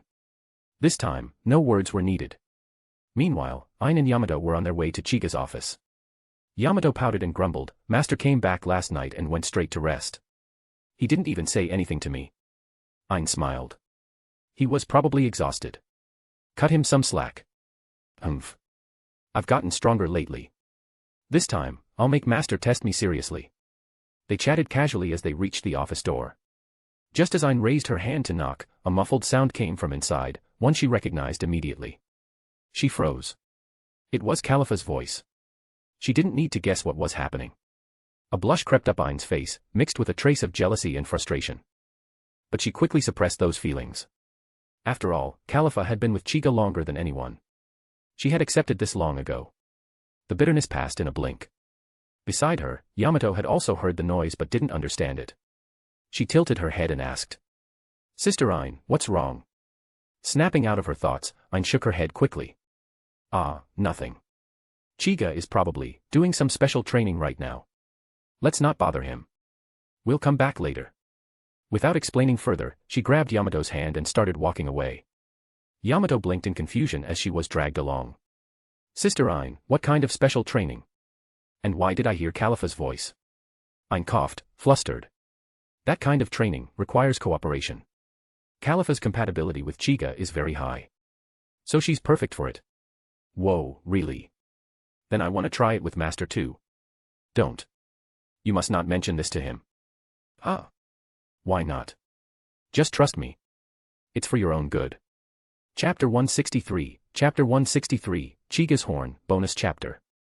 After an unknown amount of time, the office door opened, and Chiga walked out, holding Khalifa in his arms. Khalifa's steps were slightly unsteady, and her flushed face still carried a lingering blush, making her look particularly charming. Chiga looked down at Khalifa and said gently, You're not moving too well. I'll take you back to your room to rest. No, I want to walk around with you, Khalifa replied softly, her tone carrying a hint of tenderness. He couldn't help but wonder if the nine-tailed fox fruit had caused such a noticeable change in her. But since Khalifa didn't want to rest, a walk was fine. It was almost dinner time anyway, they could eat together. Thinking this, Chiga placed his arm around Khalifa's waist and led her downstairs. As they stepped outside the headquarters, Chiga immediately noticed Yamato looking around curiously, her head tilted upward, while Ain stood beside her, hands behind her back, lightly tapping her toes against the ground. In fact, Chiga had already sensed them when they came to the office door earlier. He had even considered using the Op Fruit's ability to teleport himself and Khalifa away. But for some reason, Ain gave up on opening the door and pulled Yamato away, sparing Chiga the trouble. Still, Chiga felt a twinge of guilt toward the considerate Ain. Now, seeing her face to face, he wasn't sure how to respond. As for Yamato, standing beside Ain, Chiga chose to ignore her completely. Ain spotted Chiga and Khalifa emerging. Seeing Khalifa's flushed, alluring face, she pursed her lips and asked flatly, Done with your business? Her words made both Chiga and Khalifa slightly embarrassed. They exchanged glances before Chiga forced a reply. We're done. Did I keep you waiting? As soon as the words left his mouth, Chiga regretted them. What the hell am I saying? Bro's a player, I sometimes wonder how those girls in Chinese novels doesn't leave those MC. Khalifa subtly rolled her eyes. Her boss had just made the atmosphere even more awkward. Sighing inwardly, Khalifa stepped in to smooth things over, as always. Slipping from Chiga's arms, she walked up to Ain and looked her in the eyes. Ain, caught off guard by Khalifa's direct gaze, fumbled with her words. Khalifa, did I disturb you? Khalifa didn't expect that reaction. She chuckled softly, genuinely amused by Ain's adorable awkwardness. Still holding back laughter, Khalifa gently took Ain's hands and whispered, "You're one of us." What's all this about disturbing? The phrase, "one of us," made Ain freeze, blinking in surprise. Before she could say more, Yamato chimed in enthusiastically, "Sister Khalifa, I'm one of us too. Just now Sister Ain said you and Master were doing special training and wouldn't let me mention it. But I really want to train with Master too. Can you ask him for me?" Bang. Before Khalifa could respond, Chiga landed a direct punch on Yamato's head. He was utterly speechless. Even Narona would have figured out what was going on by now. Kaido. Kaido, how did you ever raise such a blockhead? Yamato rubbed the growing bump on her forehead, feeling incredibly wronged. Was it a crime to want to get stronger? She looked up to voice her grievance, then froze. Because she saw something on Chiga's forehead, a horn. The pain forgotten, Yamato gasped. Master. Why do you have a horn on your head? Her cry made Ain look more closely, and she finally noticed the horn too. She'd been so flustered earlier that she missed the glaring detail growing from Chiga's head. Yamato rushed over and reached for the oddly artistic-looking horn without a second thought. But Chiga calmly pressed a hand to her face and pushed her away. Yamato pouted and tried again, only for Chiga to silence her with a sharp glare, his Rinnegan shimmering ominously. That was enough to shut her up, though her sulking expression looked like she could hang a soy sauce bottle off her lips. Chiga gave her an exasperated look and said flatly, "This horn isn't something you can just touch. If it pierces your skin, you're dead." He wasn't exaggerating. The horn carried the venom of the venom fruit, inherited from Magellan. While it was safe under his control, if someone were actually pricked, it wouldn't end well. He could save them, but not without suffering. Yamato nodded, half understanding. The red hue on the tip of the horn definitely gave off a dangerous vibe. Maybe Master wasn't joking after all. With Yamato finally quiet, Chiga turned to Ain and briefly explained, the horn was the result of his body evolving along with his eyes. The logic was shaky, but Ain accepted it without question. Besides, the horn gave Chiga a unique charm. She thought he looked even more handsome with it. Having dealt with both girls, Chiga was ready to resume his private time with Khalifa. But she had other plans, insisting that Ain and Yamato join them. Khalifa felt more than satisfied for the day. It'd be nice to walk around and have fun together as a group. Since Khalifa had made the call, Chiga went along with it. Today, she was the boss, he was just the secretary. And so, the group decided to head toward the commercial street and have dinner there. But fate seemed determined to rob Chiga of his quiet evening. As they walked, two voices rang out behind them, "Brother Chiga." Chiga turned and saw Ace and Law hurrying over. Khalifa chuckled, teasing, "Boss, your little fans are here." Chiga sighed with a wry smile, his eyes settling on Law. Meeting him here was timely, it was the perfect opportunity to give Law the hormone fruit he'd acquired from the Dordor dimension. After joining the Navy, Law had seen countless wounded return from the battlefield. It only deepened his resolve to pursue medicine, and his natural talent didn't go unnoticed. Many naval doctors spoke highly of him. Chiga had seen Law's potential and gone to Ivankov specifically to get this gift. He hoped the hormone fruit would take Law's medical skills to the next level. He just hoped Law wouldn't develop any of Ivankov's eccentric side effects. Thanks for the Power Stones. Chapter 164, Chapter 164, Horo no Mi. Due to running too fast, by the time Law and Ace reached Chiga, Law was already panting heavily, hands on his knees. Compared to the out-of-breath Law, Ace showed no signs of fatigue. Ace was Roger's son, after all, healthy since childhood and frequently trained by Garp. Now, under Garp's direct one-on-one tutelage, his strength was improving rapidly. Don't let his young age fool you, his physical fitness already surpassed that of many Marine soldiers. Law, on the other hand, had only recently recovered from his illness. His current life was far more comfortable than it had been in the original timeline, allowing him to focus more on studying medicine than combat. As the two boys arrived in front of Chiga, both of them, without any prior discussion, were drawn to the horn on Chiga's forehead. Ace blurted out, "Brother Chiga, why do you have a horn on your head like that idiot Yamato?" Yamato's face immediately darkened. She flashed over to Ace and smacked him hard on the head. Ace yelped, clutching the new bump on his head as he glared at Yamato. "You always pick on me. Just wait, I'll grow taller and stronger than you one day." Hearing this, Chiga shook his head, amused. Taller and stronger? Forget it. Even when you grow up, you'll still look tiny next to her. Yamato scoffed. "Humph, you think I'm scared of a little kid like you? Taller and stronger? Keep dreaming. I'm learning a special training method from Master. You'll never beat me. Nanny. Brother Chiga, is that true? Chiga didn't answer Ace.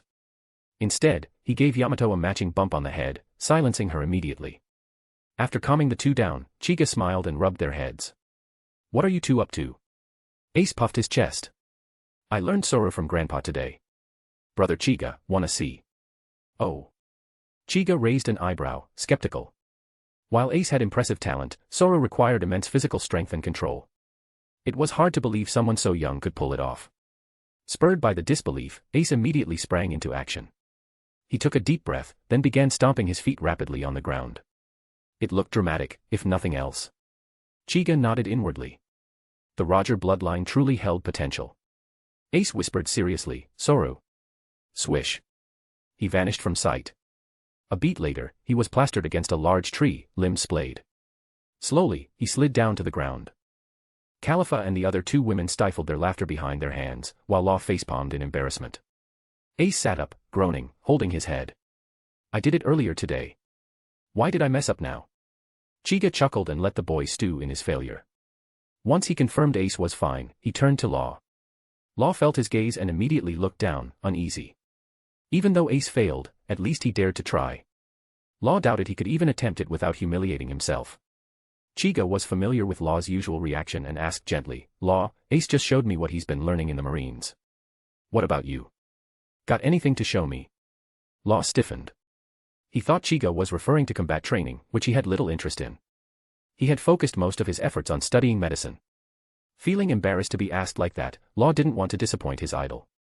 Seeing Law hesitate, Chiga remained patient. What's wrong? Having trouble with your studies lately? It's all right, medicine is a complex subject, after all. Ah. Chiga-san, you're talking about medicine. Of course. What else? No, I thought you meant combat training. I wasn't expecting that. Realizing the question was about his medical studies, Law's eyes lit up. He spoke earnestly, Chiga-san, I've recently been researching the anatomical differences between male and female bodies. Khalifa and Ain's faces flushed red at that, while Yamato tilted her head, clearly confused. Chiga coughed lightly. He interrupted Law before the explanation went too far and retrieved the syringe-shaped Horo no Mi from his Dordor dimension, placing it in Law's hands. Law stared at the devil fruit, then up at Chiga, visibly confused. Chiga smiled, rubbing his head. You've been working hard. This is a reward. It's the Horo no Mi. With it, your medical skills will reach new heights. This is for me. Law's eyes widened. He knew how precious devil fruits were. Even the most useless ability could fetch hundreds of millions of berries on the market. For Chiga to give him one so casually. Law trembled, tears welling in his eyes. He had no idea how to repay such kindness. Chiga noticed the boy's emotional reaction. He crouched down and said warmly, don't feel pressured. This fruit isn't just for you, it's for the Navy as a whole. I believe that with this power, you'll save countless lives in the future. Moved by Chiga's words, Law clutched the Horo no Mi, steeled himself, and took a bite. To Chiga's horror, Law stuffed the entire fruit into his mouth. Just imagining the soul-wrenching taste of that fruit made Chiga shudder. He'd only eaten a small piece of one and nearly passed out from the flavor. Sure enough, Law immediately began gagging. He tried to spit it out, but Chiga quickly covered his mouth and forced him to swallow it down. After several seconds of dry heaving, Law collapsed to the ground, tears in his eyes. Eventually, he looked up at Chiga, face pale, and croaked out, Chiga-san, is this really something humans are supposed to eat? Chapter 165, Most Beautiful Woman. As the nauseating taste in his mouth gradually faded, Law straightened up and looked at his hands with curiosity. Ace leaned over, his gaze sweeping over Law's body as he asked.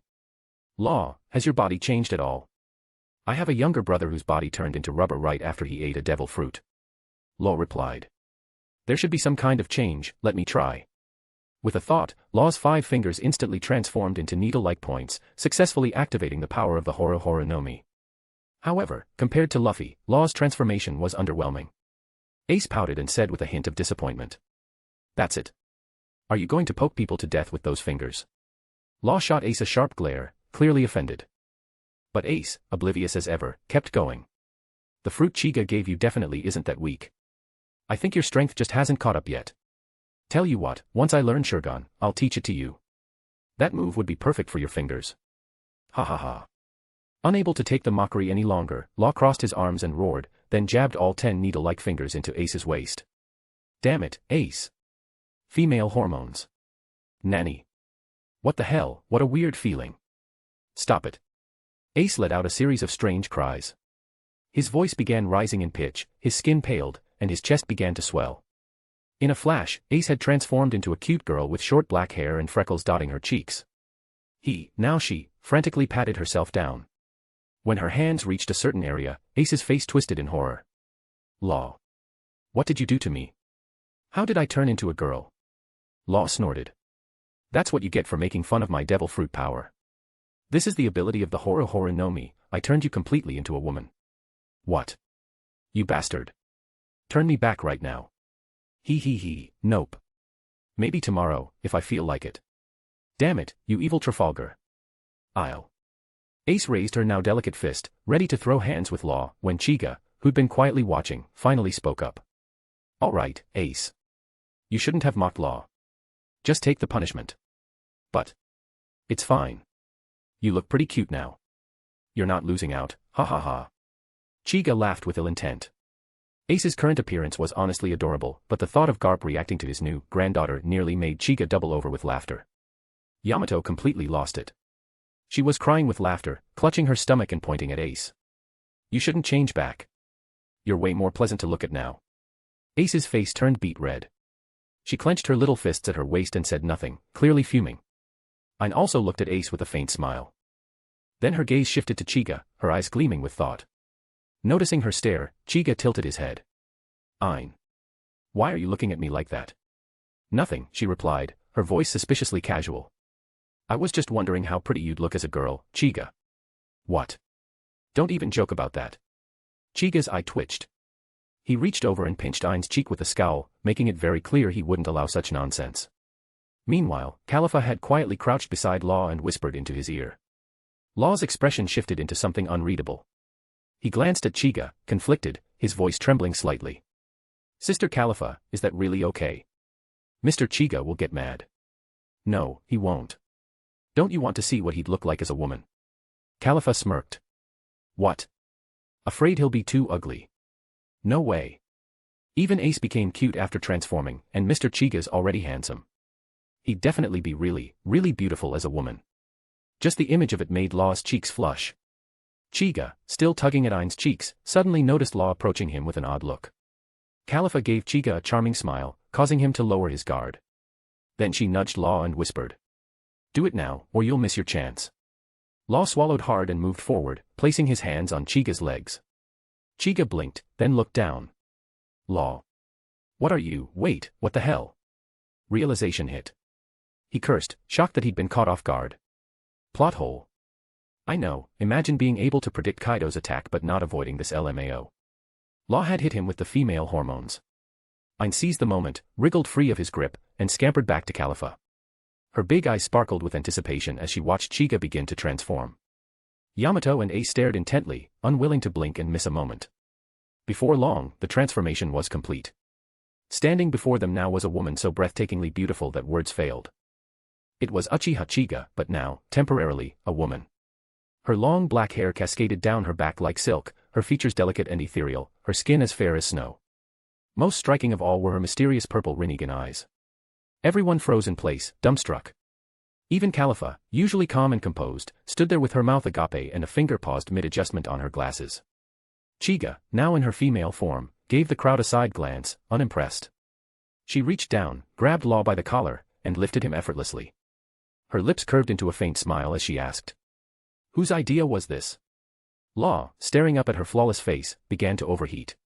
A puff of steam shot from his head as he tilted sideways and fainted. Chiga blinked, slightly startled, assuming he'd passed out from fear of her wrath. She was just about to shake him awake. Whomp. 3 soft bodies suddenly tackled her at once, Khalifa, Ain, and Yamato. They clung to her like fans meeting a goddess, eyes gleaming like hearts. Khalifa gazed at her in awe and whispered dreamily. Boss, you're the most beautiful woman in the world. Chapter 166, Chapter 166, Mac becomes a she. Marine Headquarters, Marine Ford. A tall figure walked along the wide road with a magnetic presence.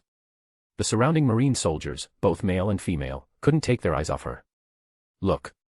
Who is that? She's stunning. Wait, are those Rinnegan eyes? Is she part of Admiral Kirin's clan? Could be. She's even wearing Admiral Kirin's coat. She's beautiful, maybe even more than the Empress. That horn is so stylish. Why doesn't Admiral Kirin have one? Shoo. She's looking this way.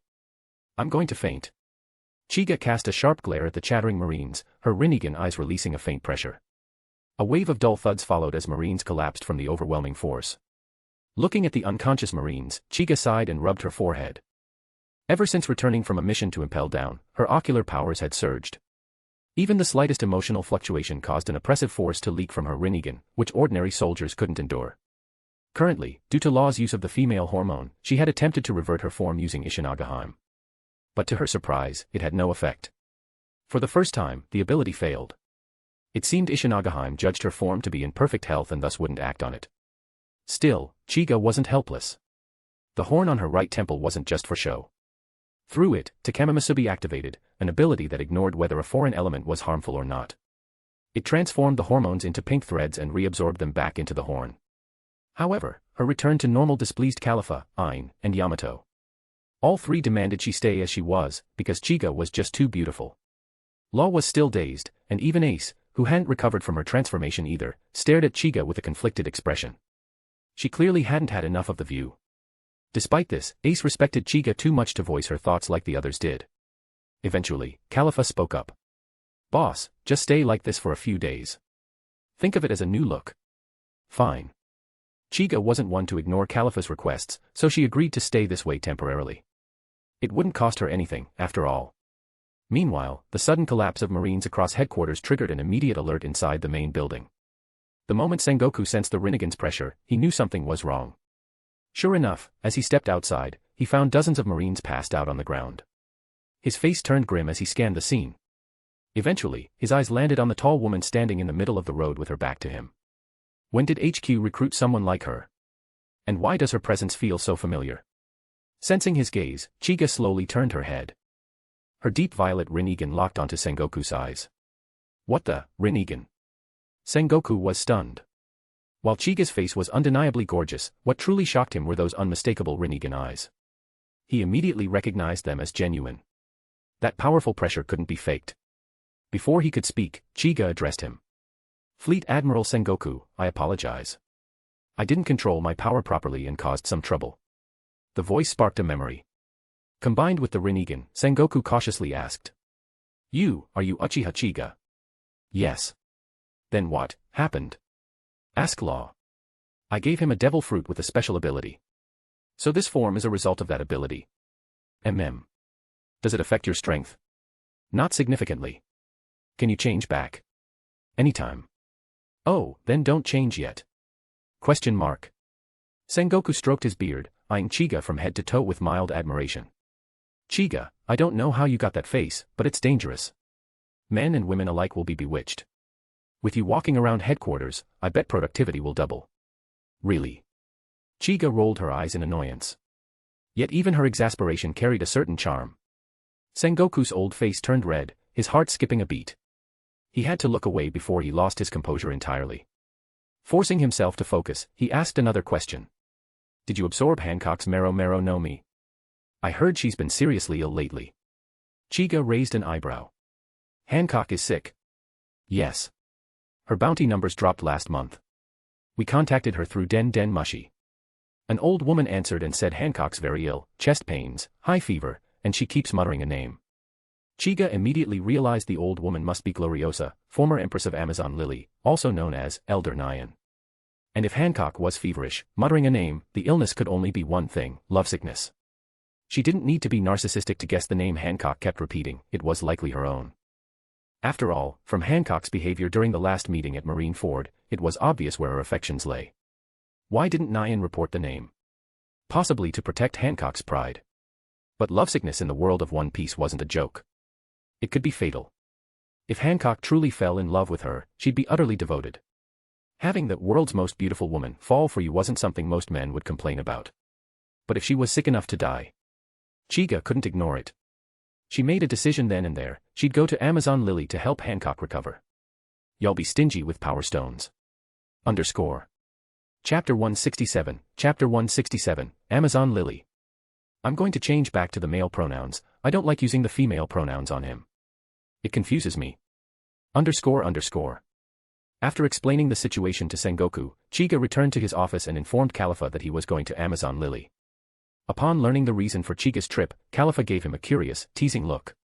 Boss, you're not planning anything shady there, are you? Of course not.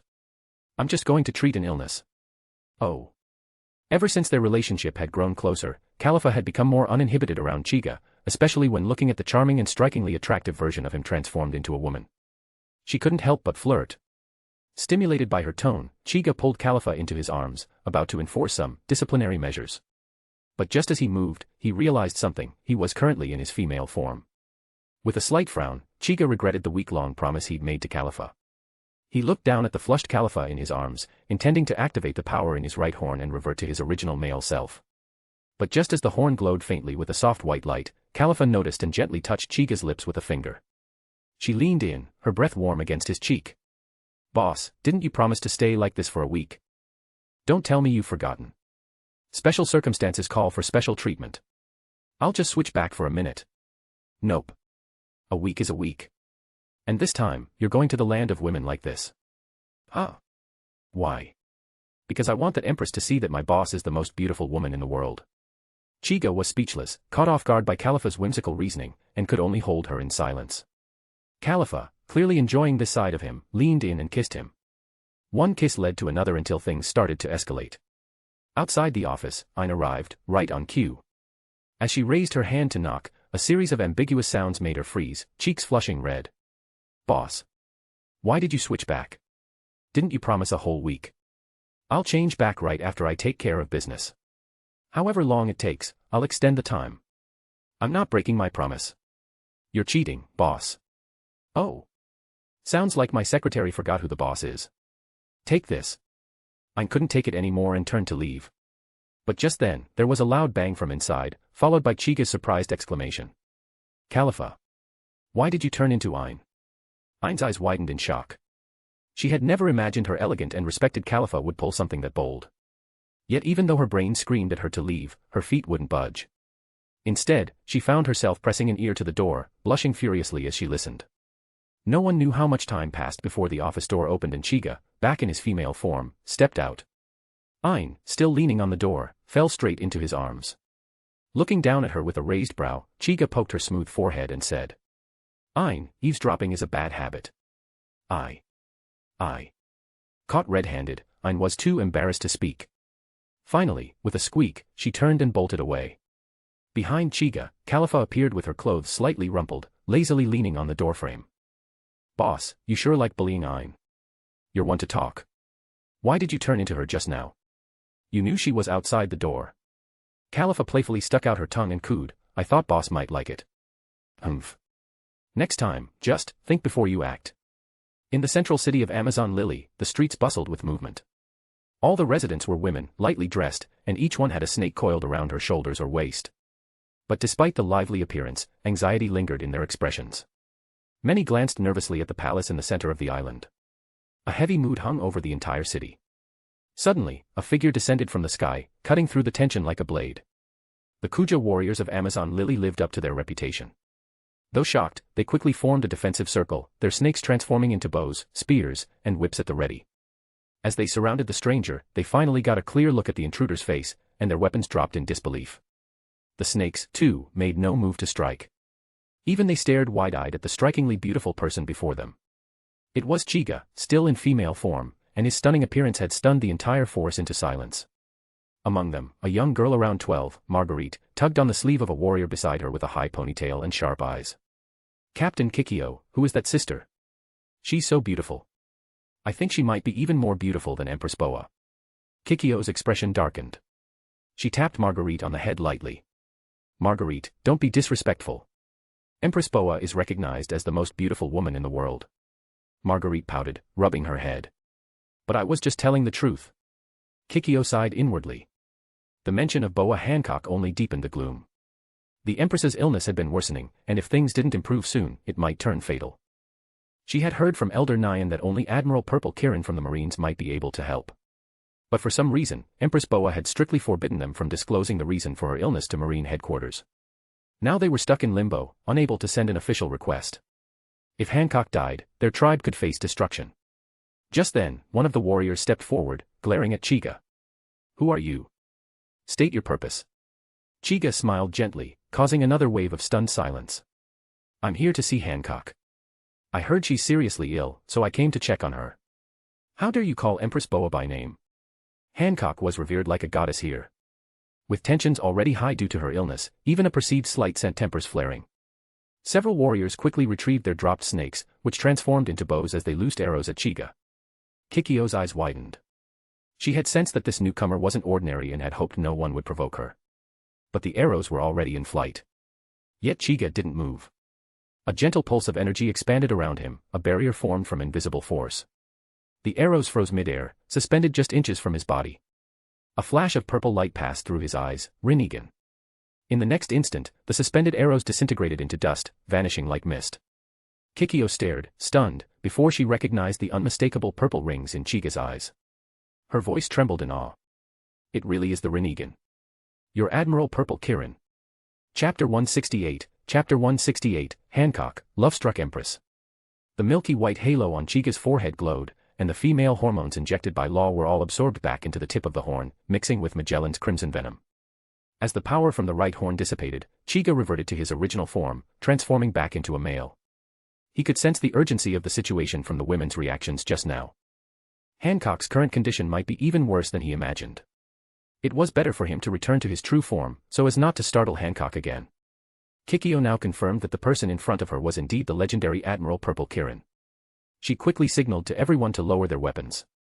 Kikyo, once a strict enforcer of Amazon Lily's "no men allowed" policy, now cared for nothing else. As long as she could bring Chiga to Hancock, she was willing to set aside any rules. Seeing Kikyo take charge, Chiga flashed in front of her and asked. "I heard Hancock is ill. What's her condition now?" Startled by Chiga's speed, Kikyo felt a wave of awe wash over her once more. She wiped the cold sweat from her forehead and was just about to speak when a small voice chimed in, "Little Marguerite. You look kind of strange. Not like us at all." Chiga looked down at her. From her golden hair and youthful appearance, he could tell this was the same Marguerite Luffy had met when he first arrived on Amazon Lily. Smiling, he asked. "What's so different about me?" Marguerite examined him carefully, then patted her small chest and said seriously. "Your chest is flat, and you look kind of chunky." Chiga chuckled at her bluntness. He reached out, ruffled her head gently, and said. "That's because I'm a man. And this isn't fat, it's muscle, understand? You're a man.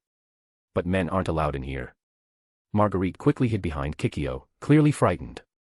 Kikyo gave Chiga an apologetic look, then turned and scolded. "Marguerite, that's enough. Admiral Purple Kirin is no ordinary man. He's Empress Hancock's beloved." Beloved. Chiga's brow twitched slightly. He understood that beloved might not mean what he thought, but it still sounded strange coming from Kikyo. He waved his hand, brushing it off. "Never mind that. She's just a child. Take me to Hancock, I need to examine her condition." "Yes. Right away." Kikyo was visibly relieved at Chiga's willingness to see Hancock. She ordered the others to stay put, then personally led the way. Before leaving, Chiga looked back at Marguerite. After Kikyo's scolding, she stood quietly with a wronged expression on her face, looking rather pitiful. Chiga crouched down and pinched her cheek lightly, whispering. "Don't be upset. I'm going to help your Empress. She'll be fine soon. So cheer up, all right." Marguerite stared blankly at the men in front of her. This was the first time she had ever seen a man. And what she felt wasn't fear, it was a strange kind of admiration. A thought surfaced in her mind. So this is what a man looks like. Are they all this good-looking? She would later discover how mistaken she was. After venturing out to sea, she'd come to realize that what she saw that day was truly the peak. Chiga followed Kikyo to the Empress's palace. Standing guard at the entrance were Hancock's two sisters. Boa Sandersonia, with long green hair and a slender figure. Boa Marigold, with long orange hair and a fuller build. Both were Zoan-type snake fruit users, Sandersonia in python form, Marigold in cobra. When they saw Chiga behind Kikyo, both froze for a moment. They immediately recognized who he was and were stunned by his presence. Although their sister held the title of warlord and empress, her status still seemed insignificant compared to this man. As much as they didn't want to admit it, the truth was undeniable. Even without the power of the Marines behind him, Chiga could destroy Amazon Lily single-handedly if he wanted to. He was, after all, the men who had defeated Kaido and Shanks, two of the four emperors. A feat that sent chills down their spines. Seeing his glowing purple Rinnegan, Sandersonia and Marigold swallowed hard, then slowly stepped forward and greeted him with caution. "You must be Admiral Purple Kirin. We truly didn't know you had arrived, please forgive our lack of welcome." Chiga dismissed their formality with a wave of his hand. "No need for pleasantries. I'm here to see Hancock." Without waiting for a response, he walked between them and continued into the palace. Sandersonia and Marigold exchanged glances. In that moment, hope stirred within them, hope that their sister might be saved. Through his perception, Chiga had already locked onto Hancock's location. He walked straight toward her bedroom as if he owned the place, pushing the door open without knocking. Inside, Hancock lay in a large bed at the far end of the room. By her side stood an elderly woman, Elder Nyan, both a mentor and mother figure to Hancock. She looked up in shock when Chiga entered, her eyes wide. Just as she was about to speak, Chiga raised a finger to his lips in a silent gesture. Elder Nyan swallowed her words and stepped aside. Chiga approached the bed quietly.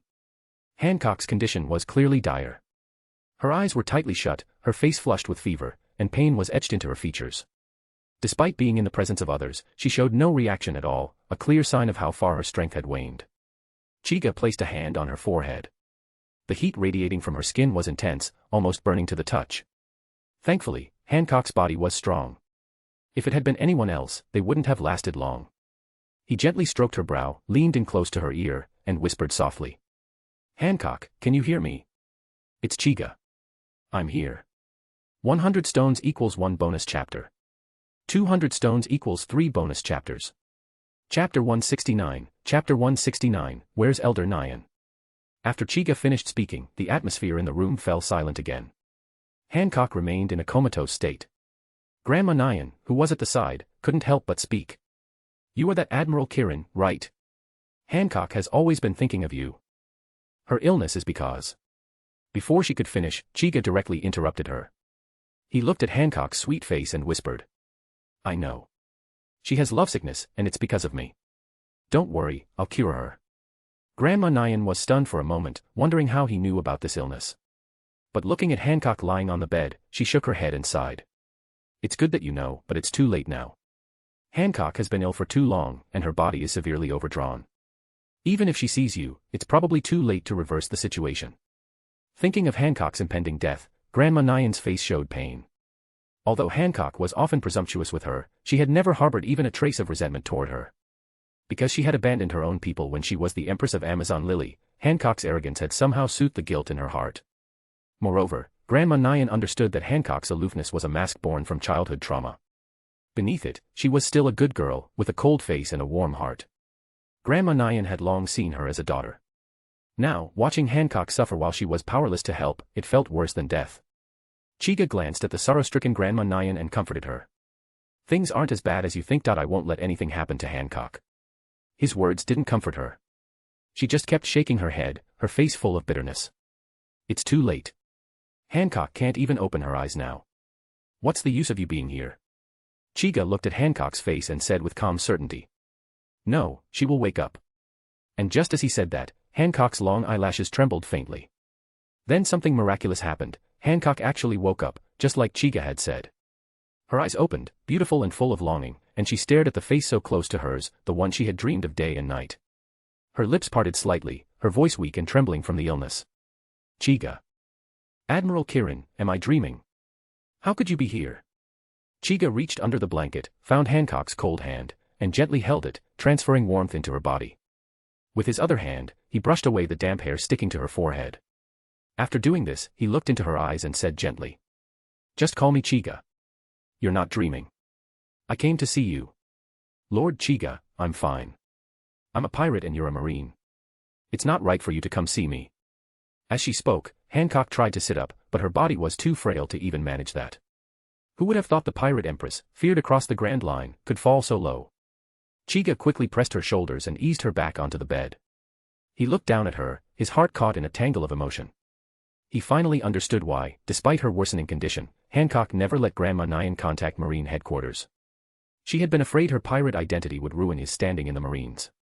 Even at the brink of death, she hadn't wanted to cause trouble for him. Back on Earth, Chica might have laughed her off as a love-struck fool. Was it really worth giving up so much for love? She didn't even resemble the haughty empress she once was.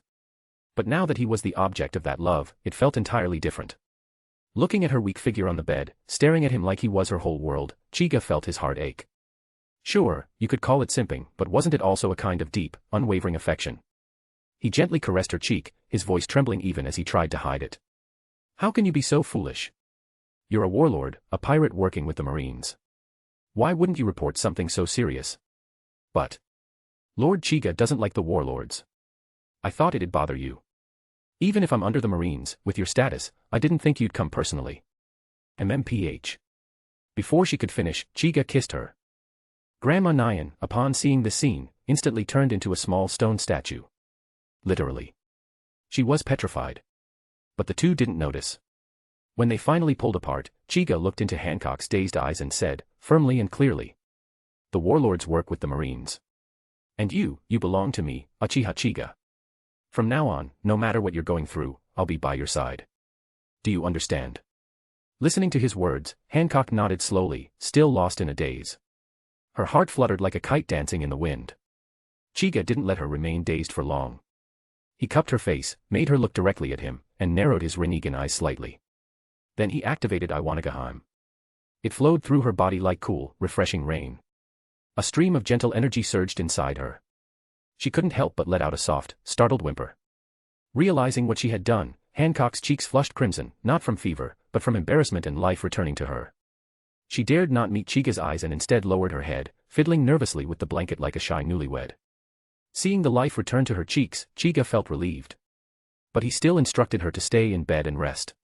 While Iwanagaheim had repaired the damage caused by her lovesickness, the toll on her spirit required time to heal. But with him by her side, as her healing guide, he believed she'd fully recover, and return to being the proud pirate empress. He sat beside her, wrapped an arm gently around her shoulders, and let her lean against him. The two remained like that, quietly enjoying the moment. After a while, Hancock, still resting on his shoulder, asked softly. Chiga-sama, have you seen Grandma Nyan? Chapter 170, Immortality. Bonus Chapter. Chiga and Hancock finally discovered Granny Nyan, who had been turned into a stone statue for quite some time. Staring at the statue in shock, Chiga asked in a puzzled tone. Hancock, did you use your ability just now? Hancock looked equally confused. She shook her head. No, I didn't use my power. Chiga got out of bed and walked over to Granny Nyan's petrified form. He gently tapped her head twice with his finger, thud, thud. Judging by the feel of it, the statue's hardness wasn't bad. At least, the quality seemed decent. Hancock leaned against the headboard, amused by Chiga's actions. She chuckled softly. Lord Chiga, move Granny Nyan to my bedside. I want to see what's going on. MHM.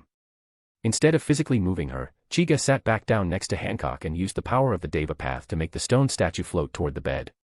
As Granny Nyan drifted closer, Hancock once again leaned her head on Chiga's shoulder, unwilling to part from him even for a second. She reached out to touch the stone statue, gently tapping it with a finger. A ripple of pink heart-shaped energy spread out, and the stone began to fade. Granny Nyan reverted to her original form. Still mid-gesture, her expression frozen from the moment she'd been petrified, Granny Nyan floated in the air, flailing dramatically. Hancock's brow twitched in annoyance. For a moment, she considered tossing the old woman out the window as she used to. She had finally found such a precious moment with her beloved Lord Chiga. She didn't want Granny Nyan to ruin it. But with Chiga right next to her, she chose to show some restraint. Instead, she scolded sharply. Can you be quiet? You'll disturb Lord Chiga. Chiga gently squeezed Hancock's hand, signaling her to let it go. He didn't mind. Hancock blushed and quickly buried her head in Chiga's chest like an ostrich hiding in the sand. Granny Nyan, still floating, didn't take offense. She was long used to Hancock's temper. With an indulgent, almost ant-like smile, she looked at the two and nodded in approval. In her eyes, this handsome man and beautiful woman made a striking couple. Besides, Chiga wasn't just any man, he was a top-tier Marine Admiral and possibly the strongest man in the world. With his protection, Amazon Lily would be safer than ever before. Thinking of this, Granny Nyan's expression turned wistful. She cupped her large cheeks in her hands and sighed dreamily. Ah, love really is wonderful. This old woman once had sweet love too. Chiga was a bit speechless at her tone. He glanced at her short frame and heavily wrinkled face, wondering at the strange logic of the One Piece world. No matter how beautiful a woman had once been, aging here took them to the opposite extreme. They didn't just grow old, they looked like completely different people. Vice Admiral Tsuru aged gracefully, but others like Dayton, Madame Shirley's grandmother, Big Mom, and Granny Nyan were, a bit much. Granny Nyan had once been Amazon Lily's empress 3 generations ago. Surely, she had been stunning in her youth, tall and graceful. But now, she was short and cartoonishly aged. There's a saying from Earth, time never defeats beauty. Clearly, that didn't apply here. In this world, the more beautiful you were, the harder time seemed to hit you. Chiga couldn't help but think about the women around him. In a few decades, would they all become like Granny Nyan? He wouldn't dislike them, but his current body had already entered the Otsutsuki state. His lifespan would vastly exceed that of ordinary humans, and his aging would slow dramatically. What if he remained youthful while the women around him aged into wrinkles and hunched backs? The thought sent a shiver down his spine. Hee. Hancock, sensing his tremble, thought he was cold and quickly tugged her blanket over him. Chiga gently stroked her long, silky black hair, gazing at her flawless profile. He silently swore he would never let that happen. He raised his hand and pressed on his right Rinnegan. One of the tomo embedded within held the power of the op fruit. With it, he could change everything. Awakening a devil fruit was nearly impossible for most, but for Chiga, it was as natural as breathing. He had already awakened the Goro Goro no Mi, the Nikomata fruit, and the Azura fruit. The op fruit would be next. The only reason he hadn't awakened it yet was due to the risk. The immortality operation required a life for a life. Even though he possessed a Shinigami, a powerful dojutsu with absolute regenerative abilities, it required at least a shred of consciousness to activate. If the immortality operation meant instant death, there would be no time to activate a Shinigami. He wasn't yet a complete Six Paths body and couldn't regenerate like Six Paths Madara. Still, Chiga's eyes narrowed. He only needed 3 more devil fruits to completely fill his left eye. Once that happened, his body would evolve again. He refused to believe that something like the immortality operation could take his life. Lost in thought, Chiga stared silently at Granny Nyan. His expression was unreadable, making the old woman nervous. She didn't even dare breathe too loudly, fearing she'd offended him. Noticing his lack of response, Hancock reluctantly sat up from his chest and gently pushed him, asking softly, "Lord Chiga, is something wrong?" Pulled from his thoughts, Chiga turned toward her and lightly tapped her delicate nose with his finger, smiling. "I'm fine. I was just thinking about how to keep you all by my side forever. All of us." Hancock immediately caught the "us" in his words. She remembered Khalifa and Ayn, the 2 other women she'd seen at Marine headquarters. They were beautiful and always near Lord Chiga. That must be who he meant. Hancock still felt a pang of sadness in her heart. What she didn't realize was that, as her emotions stirred, her long dark hair began to lift, swaying despite the still air. Want more chapters? Send more stones. Chapter 171, Chapter 171, Mero Mero Awakening. The unusual movement of Hancock's hair caught Chiga's attention. Not just him, Granny Nyan also stared at Hancock's hair in surprise. Her thick, long black hair slowly separated into 9 strands, resembling 9 black snakes. Chiga frowned as he observed the snake-like strands. He couldn't immediately tell what was happening, but he sensed a familiar fluctuation from those 9 snakes. Hancock, unaware of the changes in her hair, saw Chiga's sudden frown and mistakenly believed he had noticed her emotional vulnerability, and was displeased by it. Panic seized Hancock. At that moment, her heart was entirely devoted to Chiga. If he were to despise her, that would be more terrifying than death. An image of Chiga glaring at her with disgust flashed through her mind, causing a suffocating sense of dread. Her face turned pale as paper. As expected of Hancock, the queen of overthinking, Chiga's subtle change in expression led her to imagine the worst possible outcome. Chiga was startled by her sudden transformation. Just moments ago, she had seemed fine. Now, she looked like she was on the verge of collapse. He rushed forward, placed his hands on her shoulders, gave her a light shake, and asked urgently, "Hancock. What's wrong? Are you feeling unwell again?" Hancock stared blankly at him, her expression eerily vacant, like a lifeless puppet. She mumbled, "Chiga-sama, please don't despise me. It's my fault." Chiga was completely baffled. When had he ever said he despised her? He really couldn't keep up with Hancock's thought process. Just as he was about to reply, her 9 floating snake-like strands of hair transformed again. They darkened to a deep purple, and no longer just resembled snakes, they became 9 small, living serpents. A faint hissing sound escaped from their mouths. Not only that, Hancock herself began to change. A golden, crown-like ornament appeared on her forehead, and her pupils turned into deep purple slits, sinister yet alluring. A pink cloud-like ribbon floated around her body, forming a heart shape behind her. Granny Nyan, hovering behind her, was completely stunned. She gasped audibly, causing all 9 snakes to snap their heads toward her. Under their cold stare, a chill crept up Granny Nyan's spine. Before she could avert her gaze, her body was petrified again, turned to stone, her expression frozen in terror. The snakes then turned their heads toward Chiga, seemingly ready to do the same to him. But Chiga snorted coldly. A powerful purple light erupted from his Rinnegan. The 9 serpents recoiled instantly, as if struck by lightning, their heads drooping, no longer arrogant. Unlike the serpents, Hancock remained dazed, unaware of what had just happened. Chiga stared into her eyes and released a light mental pulse through his Rinnegan. Hancock trembled, and gradually, her expression softened. Blinking back to awareness, Hancock finally noticed the transformation in her body. She caught sight of her snake hair and leapt up in shock. Her sudden movement caused her to bump into Granny Nyan, still behind her, though now turned to stone again. Hancock let out a cry of pain, then turned around and gasped. She quickly dispelled the petrification. Granny Nyan, back to normal, looked at Hancock in horror. She flailed midair for a moment before crashing down onto the bed. Seeing this, Chiga released his Deva Path ability, allowing her to land safely. The old woman wasted no time, she grabbed her cane, hopped off the bed, and bolted out of the room without another word. Being turned to stone twice in one day by Hancock was enough.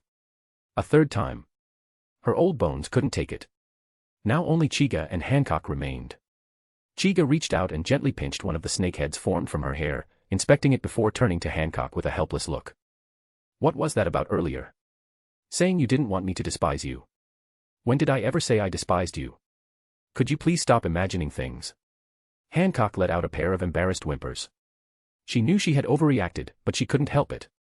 Chiga was just too important to her. Losing him was a consequence she couldn't accept. After giving her a mild scolding, Chiga turned his attention to the changes in her body. He had already guessed the reason behind her transformation. It had to be the awakening of the Mero Mero no Mi. Or rather, perhaps it shouldn't even be called that anymore.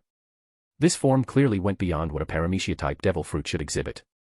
It resembled a mythical Zoan awakening. Based on Hancock's new form, the fruit's true name might be Mythical Zoan type, Hito Hito no Mi, model, Medusa. Chiga wasn't surprised. After all, the Gomu Gomu no Mi had turned out to be the Hito Hito no Mi, model, Nika. He had even joked before, if Luffy could become Nika, then maybe Robin's Hana Hana no Mi would awaken into a 1,000-armed cannon.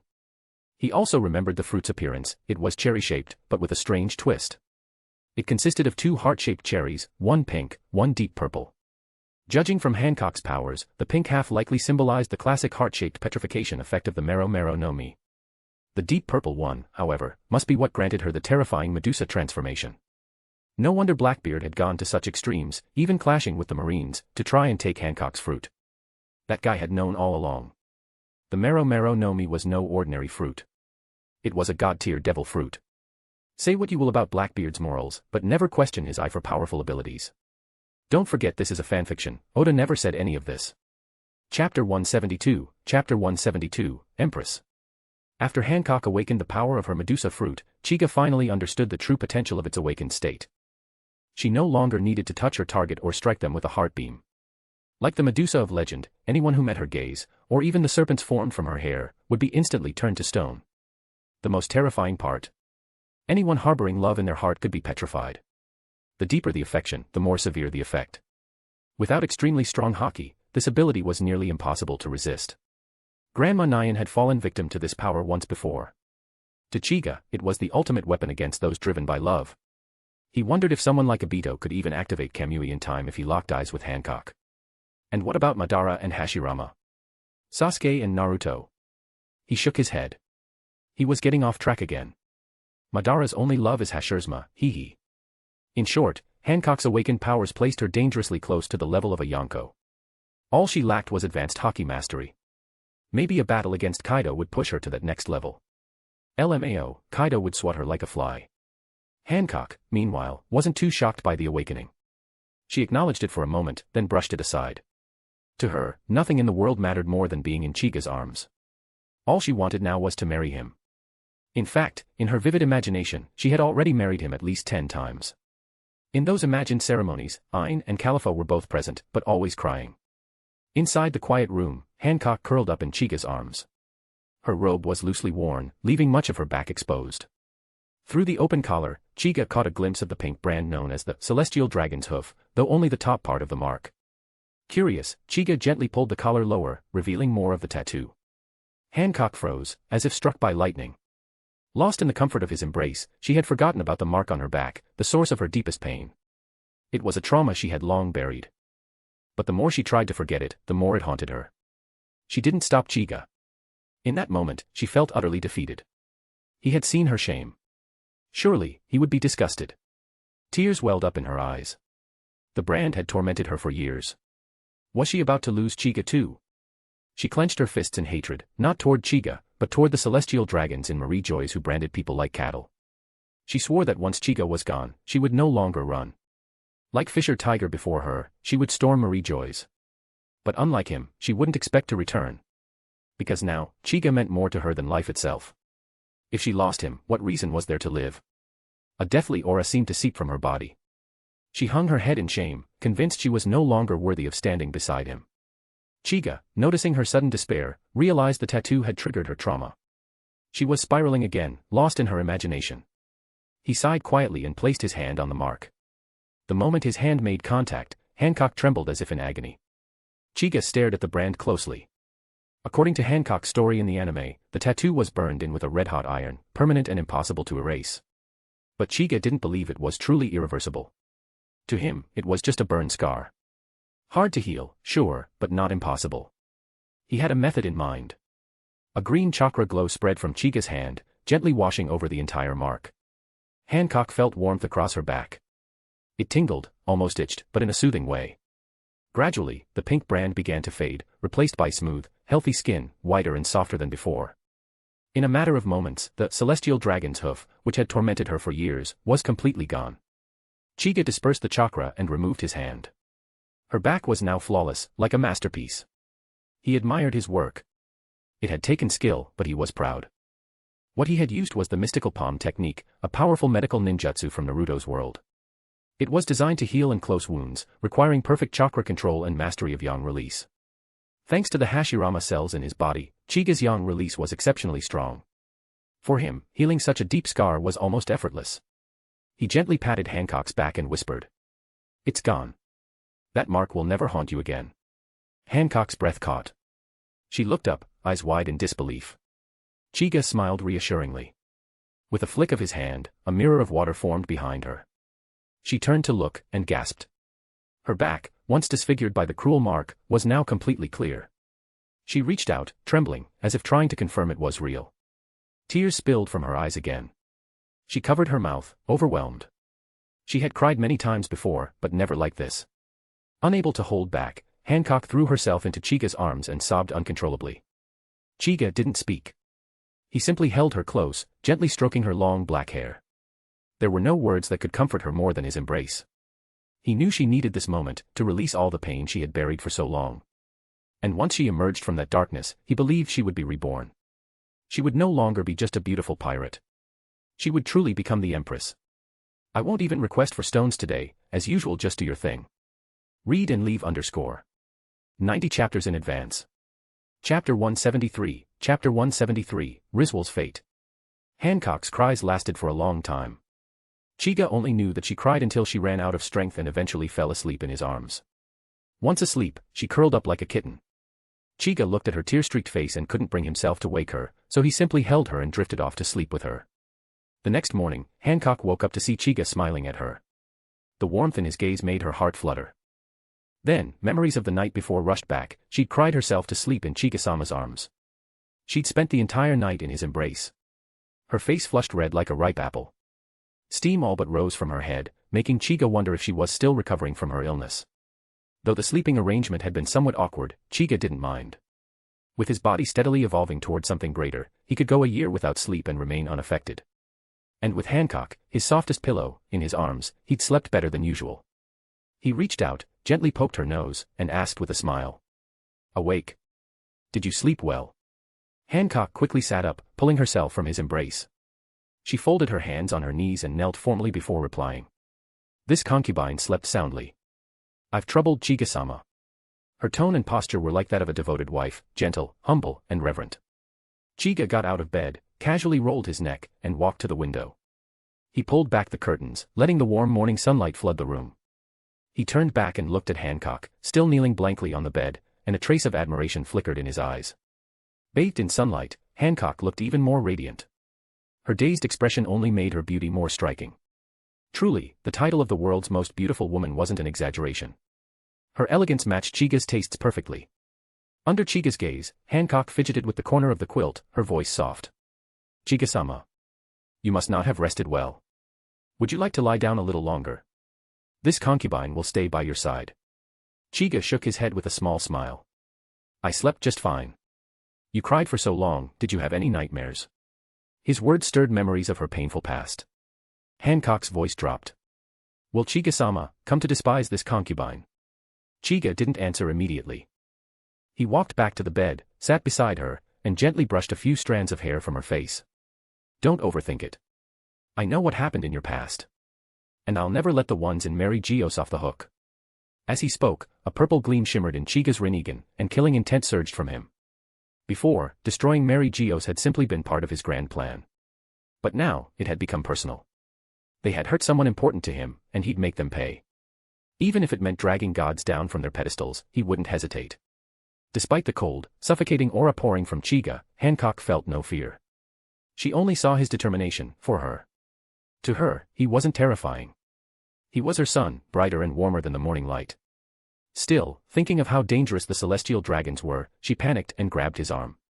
"Chiga-sama, I won't think about those things anymore. I just want to stay by your side." Chiga didn't respond with sweet words. He asked calmly. "Do you remember the name of the celestial dragon who bought you back then?" He wasn't saying he would spare the others, but there was one name he planned to give special attention. Hancock paused before whispering. "She was the eldest daughter of the Charlemagne family. I heard her subordinates call her Rizwal-gu." "Rizwal?" Chiga nodded. "Good. I'll remember that." In his heart, Rizwal's fate had already been sealed. He also breathed a sigh of relief. Deep down, he had feared she might mention Nerona. If that fool had been the one responsible, he truly wouldn't know what to do. Luckily, it wasn't her. Still, Chiga was slightly surprised. A female celestial dragon. He had always assumed Hancock had been purchased by some twisted men. This was preferable, though, it meant Hancock had likely been spared from certain abuses. In truth, the woman had only handed young Hancock over to palace officials before Fisher Tiger later rescued her. Regardless of the manga's original events, this fanfic follows its own version of that history. Seeing Chiga deep in thought, Hancock grew anxious again, worried he might begin to see her differently. But Chiga soon broke from his thoughts, looked her in the eyes, and said softly, "Stop worrying. Just focus on resting. I'll take care of the rest." His words were steady and full of confidence. Hancock's pupils instantly turned into heart shapes again, clearly swept up in her own fantasies. Chiga, used to her reactions by now, patted her shoulder gently, guided her to lie down again, and pulled the covers over her. He considered heading out for a walk, but when he saw the look she gave him, so unwilling, so hopeful, he couldn't bring himself to leave. So he stayed by her side and kept her company. They talked until evening. Even when Hancock's sisters brought dinner, she didn't want to sleep. She couldn't help it. Every second spent with Chiga was precious. Falling asleep felt like a waste. On their second night on Amazon Lily, Chiga again shared a bed with Hancock. Compared to the first night, though, things had progressed more than just sleep. The next morning, Chiga left. Hancock didn't leave the room, not because she was tired, but because Chiga had firmly ordered her to rest. As soon as he was gone, Sandersonia and Marigold entered Hancock's room, only to be stunned by what they saw.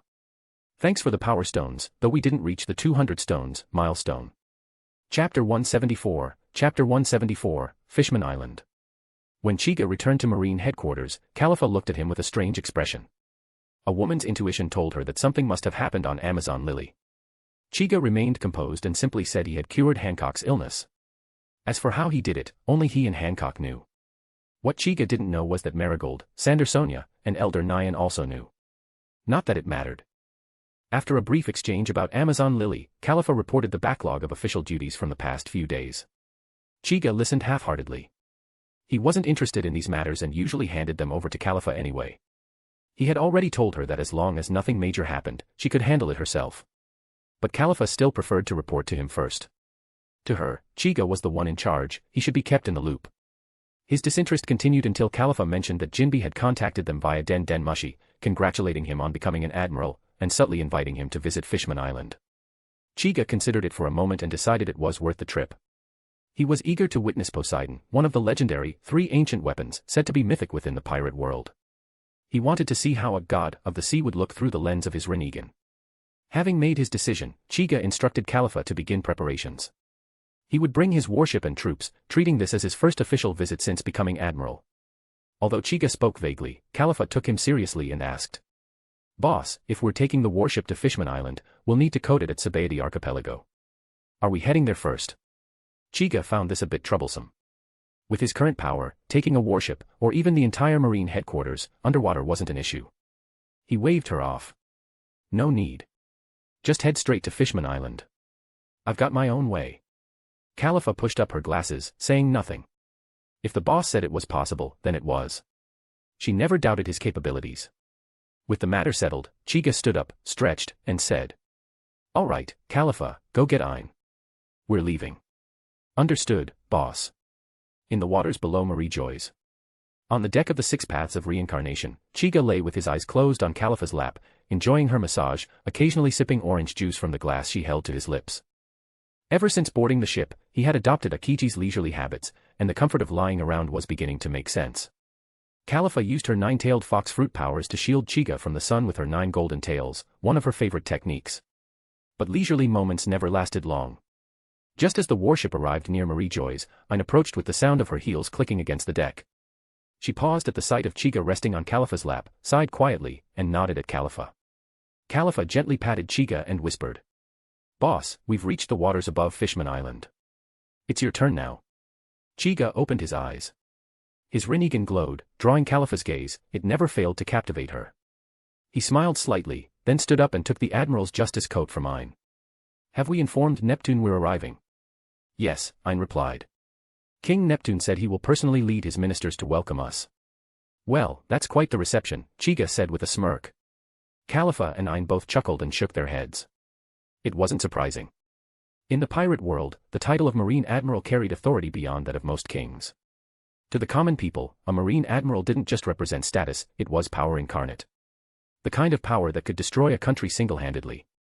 Especially one like Chiga, who had gained a reputation as the strongest Marine Admiral in history. If he visited a country, it wouldn't be strange for the king to welcome him personally, or even offer up the throne for a day or two. Chiga stepped to the bow of the ship. As his crew looked on in awe, he slowly floated into the air, rising above the waves. He activated the heavenly net, his observation Haki and Rinnegan spreading his perception through a 1,000-mile radius, even deep into the ocean floor. Soon, he located Fishman Island far below. A smile crept across his face. 10,000 meters underwater. That's a bit annoying. Despite the words, he dove into the sea without hesitation. He didn't use any special ability to deal with the pressure or water. With his body's current strength, even 10 years submerged wouldn't bother him. In the depths, his arms spread wide. His Rinnegan glowed brilliantly in the dark, stirring the deep currents. Drawn by the light, some massive sea kings approached, but suddenly froze. As if they had sensed something terrifying, they tried to flee. But it was too late. A voice like a whisper from the heavens echoed through the deep. "Shinra Tensei." Boom. A powerful wave of repulsion erupted outward, instantly clearing the water around Chiga. The sea kings that hadn't fled in time were torn apart into huge chunks of meat. Below, on Fishman Island. The entire island, shielded beneath its protective bubble, braced for impact. In Coral Plaza, King Neptune, Jinbe, and the citizens had gathered to welcome the Admiral. Neptune had even sent marine scouts beyond the bubble to monitor Chiga's approach, but no word had come. His anxiety was building. "Jinbe, is Admiral Kirin really going to show up?" Neptune asked, misnaming him. Jinbe hesitated. Chiga's status was so elevated that he could cancel at any time, and no one would dare question it. He opened his mouth to respond, but just then, a powerful force erupted. A storm-like wind slammed into the island, blowing many fishmen and mermaids off their feet. Jinbe shielded his eyes with one thick arm, stunned by the unnatural gust. Fishman Island never had wind, especially not this strong. The gust died down quickly, and everyone slowly stood up, regaining their footing. But then they noticed something strange. They felt warmth, from sunlight. Become a patron to get access to chapters in advance on all my works, 9 fanfictions and 1 novel. __. Shirahoshi wouldn't join his harem BTW, cause I don't know why authors make a fish become one of their MC's woman. Chapter 175, Poseidon. The reactions of the people on Fishman Island mirrored those aboard the Six Paths of Samsara. All the marine soldiers stared in shock at the vast, semicircular crater that had suddenly appeared where Chica had vanished. Even Califa, who had some understanding of Chiga's power, was so stunned by the sight that her glasses slid down her nose. Under the force of the Super Shinra Tensei unleashed by Chiga, the surrounding seawater was blasted away, creating a massive downward current into the depths of the crater. The warship itself began to drift toward the seafloor. At the crater's center, Fishman Island, once encased in a protective bubble 10,000 meters beneath the surface, was now exposed to sunlight. In the next instant, Chiga's body transformed into a bolt of lightning. He reappeared on the deck of the Six Paths of Samsara, ignoring the stunned expressions all around him. Anticipating their reactions, he calmly extended a hand and made a grasping motion in the air. The entire warship floated up, hovering directly above Fishman Island. Then, with a casual release of his hand, it slowly descended toward the island below. On Fishman Island, King Neptune and Jinbe looked up, dumbfounded, as the warship gently lowered itself toward their land. Over the years, Fishman Island had hosted many foreign ships, but never one that arrived in such a dramatic fashion. For Jinbe, this display of power further deepened his understanding of Chiga's abilities. His respect for the men reached new heights. The warship touched down as gently as a falling feather. As it landed, the seawater overhead slowly began to close, as if following an unseen command. Marine soldiers filed out in organized ranks, forming a human corridor through the street. Not one of them glanced at the mermaids or fishmen, who were usually exotic curiosities. Instead, their eyes were locked on the warship's exit, filled with unshakable admiration. The atmosphere compelled the residents of Fishman Island to hold their breath, instinctively following the soldiers' gaze. Then, under the watchful eyes of all, a tall figure in a justice coat stepped forward. It was Chica. Califa and Ain followed closely behind. As they disembarked, the two women quickly spotted King Neptune, whose towering form stood out in the crowd. Chiga scanned the scene. As he expected, Princess Shirahoshi was not among those present. According to the anime, she was hiding in the hardshell tower, trying to evade attacks from the Mark fruit user, Vanderdecken 9. Upon recognizing Chiga, Neptune and his entourage understood immediately, this was no ordinary guest. This was Marine Admiral, Purple Kirin. Before Neptune could speak, Jinbe stepped forward, his blue-furred frame filled with excitement. Admiral Purple Kirin. Thank you so much for coming to Fishman Island. We've been eagerly awaiting your arrival. Jinbe's demeanor was deeply respectful. In his eyes, Chiga's presence could only bring great benefits to the island. Chiga smiled at him. Jinbe, isn't this reception a bit too formal? Not at all. Jinbe replied earnestly. Everyone's been looking forward to seeing you. Chiga remained silent, his gaze drifting over the mermaids and fishmen gathered to greet him. Under the scrutiny of his Rinnegan, many instinctively lowered their heads. A few, however, stubbornly held their ground.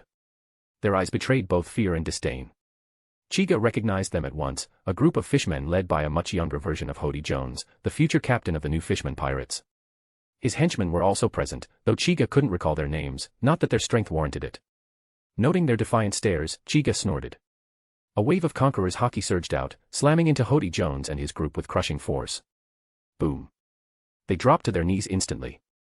Cracks spiderwebbed through the ground beneath them, blood seeping from their legs. Though fishmen were physically superior to humans, the bleeding alone was alarming. But Chiga didn't stop. The pressure mounted. Soon, Hody and his men were sprawled on the ground in a spread eagle position, their bodies pinned in place and trembling. The scene was pathetic. The nearby citizens quickly backed away. These radicals were already feared and unpopular, so no one rushed to check on them.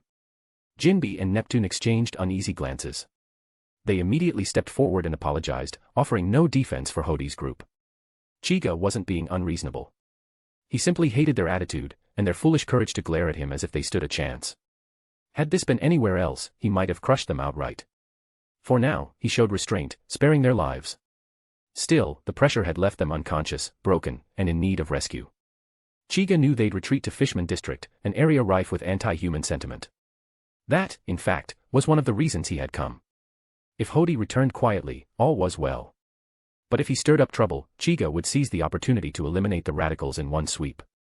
With that thought, he waved to Neptune and Jinbe, signaling that he wasn't angry. Then, his eyes moved to the three princes standing behind Neptune. Sharkstar, Riboshi, and Fukaboshi. Unlike their sister Shirahoshi, these brothers looked nothing like her. Chiga figured they resembled their father, Neptune, while Shirahoshi must have taken after their mother, Queen Otohime. The princes were young, and under Chiga's gaze, they squirmed nervously, wondering if they had somehow offended this fearsome guest. What they didn't realize was that Chiga's only thought at the moment was how completely different their character designs were from their sisters. Refocusing, Chiga recalled the true reason for his visit, the ancient weapon Poseidon. He turned to Neptune. Besides these three princes, I've heard His Majesty also has a young daughter. Why isn't she here? Chapter 176, Shirahoshi. Upon hearing Chiga's question, King Neptune's expression shifted. He thought Chiga was displeased that Shirahoshi hadn't been brought to him. Imagining the consequences of upsetting Chiga, a wave of fear surged through Neptune's heart. If he'd once underestimated Chiga's power, that was no longer the case, not after witnessing the sea split apart and warships descend from the sky. Now, he didn't dare question Chiga's strength in the slightest. He was genuinely afraid that if Chiga got angry, he might make Fishman Island vanish from the world. At that point, all hopes of peaceful coexistence with humans would be meaningless. What use were ideals if no one was left to live them? Neptune quickly explained. Admiral Kirin is referring to Shirahoshi, right? She's been targeted by Vanderdecken IX's Mark fruit. As soon as she steps outside the hardshell tower, she's attacked by flying weapons. I swear, I didn't deliberately prevent her from meeting you. Seeing Neptune's nervous face, Chiga realized the king was overthinking and couldn't help but wonder if he had really become that intimidating. Most people now treated him like some sort of ancient beast. But he was a partner of justice, a marine admiral, no less. Shaking his head, Chiga put on a surprised expression and asked. You haven't tried tracking down this Vanderdecken guy? Neptune gave a bitter smile. You're mocking me, right? The Mark fruit is bizarre. Anyone he touches becomes a permanent target. He can hide anywhere and attack without warning. We haven't been able to find him. Is that so? Heh. That is a troublesome ability. Chiga nodded seriously before continuing. Then take me to Princess Shirahoshi's residence. Maybe I can come up with a solution. Nanny. Neptune's eyes widened in disbelief. He hadn't expected Admiral Kirin to personally help resolve the threat that had haunted his daughter for years. Jinbe, standing nearby, was moved. He felt that reaching out to Chiga during the Marine headquarters meeting had been one of the wisest decisions of his life. Chiga offered a polite smile, then turned to Khalifa and said. Khalifa, you and I go rest at Ryugu Palace. I'll handle this. Khalifa nodded and immediately led the Marines toward Ryugu Palace, following Chiga's instructions. Chiga then followed Neptune and Jinbe to the hardshell tower, the stronghold built to protect Shirahoshi. When they arrived, the door was covered with embedded swords and axes. The three stood at the entrance for a moment. Just as Neptune raised his hand to speak, another projectile whooshed through the air, a spinning axe. But the axe never reached its target. With a mere glance from Chiga, it disintegrated into dust midair. Neptune swallowed the words he was about to say, astonished once again by Chiga's power. Jinbe had told him that Chiga possessed more than one devil fruit ability, but even that wasn't what made him truly terrifying. What stood out more were his Rinnegan eyes. It was said that a deep purple giant resided within them, and one strike from that entity could destroy mountains and split seas. Chiga glanced toward the direction the axe had flown from but didn't act further. Neptune stepped forward and explained quickly. Admiral Kirin, that attack was from Vanderdecken. It wasn't meant for you. Chiga waved a hand nonchalantly. I know. No need to explain. Without waiting for Neptune to open the door, Chiga activated his room technique and instantly teleported inside the hardshell tower. Neptune and Jinbe exchanged glances. Your Majesty, should we still go in? Jinbe asked cautiously. Neptune looked at the door and hesitated. No. Let's not disturb him. He wasn't sure why Admiral Kirin was so interested in his daughter, but it was clear he had his reasons. It would be best not to interfere. Besides, Neptune wasn't worried about Shirahoshi's safety. Chiga had a strong reputation among civilians, and with his terrifying strength, even if he did want to do something, there was nothing Neptune or Jinbe could do to stop him. Better to provide a peaceful environment. Inside the hardshell tower, Chiga appeared directly in Shirahoshi's room. She was lying on the floor when he arrived. Though only about 12 years old, Shirahoshi's body was already over 5 meters long. With her long, wavy pink hair and delicate features, she looked no less beautiful than Boa Hancock. Most striking was her overwhelming bust, far beyond normal proportions for her age. Among the women Chiga knew, none could match her in that regard. At the moment, Shirahoshi was idly playing with a large shark dressed in red clothing, her pet, Megalo, and likely her only companion. Unaware of the newcomer, Shirahoshi rested her head in one hand, while her other hand fiddled with Megalo's fin. Megalo, she muttered, my brother said father's personally welcoming an important guest today. I really want to see him, but I still can't go out. Sigh. She sighed again, her lips pouting slightly as mist formed in her big, light blue eyes. She didn't blame her father, she knew he was only trying to protect her. It wasn't fair, but it wasn't his fault either. If anyone was to blame, it was that awful Vanderdecken. Thinking of him made her puff up angrily. If I catch him, she said, voice trembling with frustration, I'll lock him up in here too, see how he likes it. Despite the threat, Shirahoshi's heart was kind. Even with her life constantly in danger, she never thought of executing Vanderdecken. Still, her fingers squeezed Megalo's fin a little too tightly, making him squirm. Realizing her mistake, she quickly let go and began apologizing profusely, both hands on her waist in a flustered pose, looking adorably sincere. Chiga, watching from the side, couldn't help but laugh softly. The sound startled Shirahoshi. She froze mid-apology and turned, eyes widening as she spotted Chiga for the first time. And so began the first meeting between Poseidon and Uchiha Chiga. Gain access to 90+ chapters in advance on Patreon. Chapter 177, Chapter 177, Killing Vanderdecken 9. Looking at Chiga in front of her, Shirahoshi was so startled she hid behind Megalo, poking her head out to ask timidly. Who are you? Chiga paused. Shirahoshi's reaction reminded him exactly why she earned the nickname Timid Hoshi in the anime. He gave her a calm look and replied. I'm the guest your father, King Neptune, personally went to welcome. My name is Uchiha Chiga. Eh? How rude of me, Lord Chiga. Shirahoshi's heart was incredibly pure. Hearing Chiga mention her father, she immediately believed him and quickly tried to apologize. Chiga smiled faintly, then activated his room ability. In an instant, he vanished and reappeared beside her. Shirahoshi was awestruck by the teleportation and gasped, eyes wide. Lord Chiga is amazing.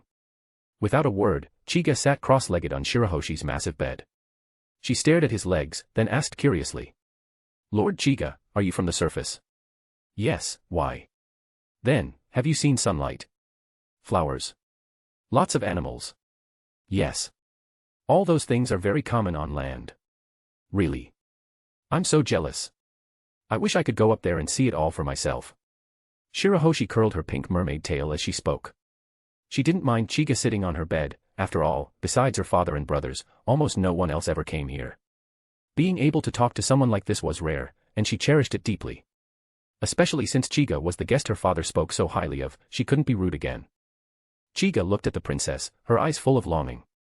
She had clearly been isolated here for too long, enough that even a stranger like him fascinated her. After a moment's thought, he reached out a hand and asked. Shirahoshi, do you want to come out and see the world with me? Shirahoshi's eyes lit up with desire, but her face quickly dimmed. She wanted to leave the hardshell tower more than anything, but the moment she did, attackers would come. She wasn't afraid of getting hurt, but she couldn't bear the thought of Chiga getting hurt because of her, or of ruining her father and brother's efforts to protect her. So she shook her head and whispered. Thank you for your kindness, Lord Chiga, but I can't. Are you worried about Vander? Yes. If I go out, Lord Chiga, you'll get hurt too. Ha ha ha. Chiga suddenly burst out laughing, his voice echoing through the tower. Megalo was so startled by the laugh he dove under the bed, trembling.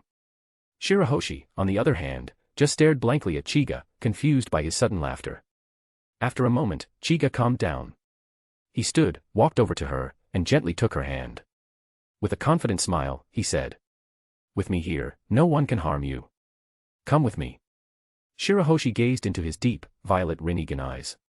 For some reason, she felt an inexplicable warmth, as though countless voices echoed in her heart. Trust him. Go with him. Startled, she shook her head quickly. Chiga raised an eyebrow. What's wrong? Lord Chiga. I just heard strange voices. They told me to trust you. To go with you. Oh. Chiga's expression sharpened. He scanned their surroundings, confirming only Shirahoshi, himself, and Neptune and Jinbe outside the door. No one else was around. He could only attribute this phenomenon to her identity, as the ancient weapon, Poseidon. He didn't dwell on it. Instead, he repeated. Shirahoshi, come with me. This time, she didn't hesitate. Whether it was the strange voices or the calm in Chiga's eyes, she chose to believe in him, and gently clasped his outstretched hand. Her hand was much larger than his, which made the gesture look a bit awkward. But the meaning was clear. Chiga gave her a reassuring smile. Then, with a thought, the two vanished from the room. Whoosh! At the entrance of the hardshell tower, King Neptune and Jinbe were standing on guard, alert for attacks from Vander in the distance. Suddenly, Chiga appeared before them, Shirahoshi standing safely at his side. Neptune's eyes widened in shock. He quickly stepped forward and protectively pulled Shirahoshi behind him. Shirahoshi. Why are you outside? Don't you know how dangerous it is out here? Tears welled in Shirahoshi's eyes. She was terrified her father would be angry with her. Chica stepped in calmly. I brought her out. It's Admiral Purple Kirin's doing. Thank you so much, Shirahoshi. Hurry and thank Admiral Kirin. Shirahoshi tilted her head in confusion. Her father had just been angry, and now he'd completely changed his tone. Question marks seemed to appear above her head. Neptune, seeing her dazed expression, groaned inwardly and urged her again. Don't just stand there, thank Admiral Kirin. Admiral Kirin? But father. I don't know who that is. Nanny. Then who brought you out? Ah. Lord Chica did. Neptune and Jinbe fell silent. They only ever dared refer to Chica with his formal title, Admiral Purple Kirin, but this girl was calling him by name. Yet Chica didn't seem offended in the slightest. But before they could speak further, another spinning weapon came flying from the distance, aimed directly at Shirahoshi. Fear flashed in her eyes. Instinctively, she stepped away from Chica, not wanting to get him caught in the attack. But Chica immediately flashed forward, appearing in front of her. His violet eyes gleamed, and the projectile shattered into dust. Shirahoshi stared at his back, the same back cloaked in the justice cape of the Marines. Though smaller than her father's and even her own, in that moment, it felt like the safest place in the world. Chica didn't even glance back. His observation hockey had already locked onto Vander. He extended a hand toward the direction of the attack and muttered. Universal pull. Buzz. Ah. A shrill scream rang out as Vander's was dragged across the battlefield by an unseen force. He crashed through rocks and debris, bleeding and broken, until he landed in Chica's grasp, choked firmly by the neck. Vander looked at Chica in pure terror, trying to speak, but Chica interrupted coldly. Shirahoshi. Close your eyes. Eh? Okay, Lord Chica. She didn't question him, just closed her eyes with full trust. A moment later, there was a deafening surge of crackling energy, followed by silence. When Shirahoshi opened her eyes again, Chica was standing before her with a calm smile. Behind him, all that remained of Vander was a pile of blackened ash. I went to check if we hit 100 power stones, so I could drop some bonus chapters, and got hit with a shock instead. So yeah, no bonus chapter for now, underscore. Chapter 178, Chapter 178, Shattered Crystal Ball. After turning Vander Decken into ashes with a bolt of lightning, Chica clapped his hands and said casually. Alright, the creep's gone. Shirahoshi, you're free to go out whenever you like now. Shirahoshi, overjoyed at the words, immediately lunged forward and hugged Chica tightly, burying his head in a sea of white waves. Completely unaware of what she was doing, she closed her eyes and whispered. Thank you, Chica-sama. Neptune and Jinbe stood nearby, watching the scene. Neptune was about to intervene, concerned that Shirahoshi might be hugging Chica too tightly, but Jinbe stopped him with a look. Jinbe knew Chica's personality well, especially after witnessing how openly he embraced women in front of the 7 warlords at Marine Ford. In short, this Admiral Chica wasn't the type to shy away from affectionate girls. Although Jinbe didn't quite understand Chica's tastes, he now found himself wanting to accommodate the Admiral's preferences as much as possible. He even jokingly thought that if he were a beautiful mermaid lady, perhaps he could secure more benefits for both the Fishman and mermaid races. Ironically, Chica could have granted that wish. He still had a stockpile of female transformation hormones stored within his horns, and could easily turn Jinbe into a female Fishman. Though judging by Jinbe's physique, the result might be a little on the spicy side. After clinging to him and pouring out her feelings for a while, Shirahoshi finally let go. Chica, slightly overwhelmed, reached up and wiped the tears from his hair, muttering to himself about how Shirahoshi could cry at the drop of a hat. He patted her soft, pink fishtail, and said with a teasing tone. Cut it out. If you keep crying like this, you won't be Shirahoshi anymore, you'll be Crybaby Hoshi. Wah.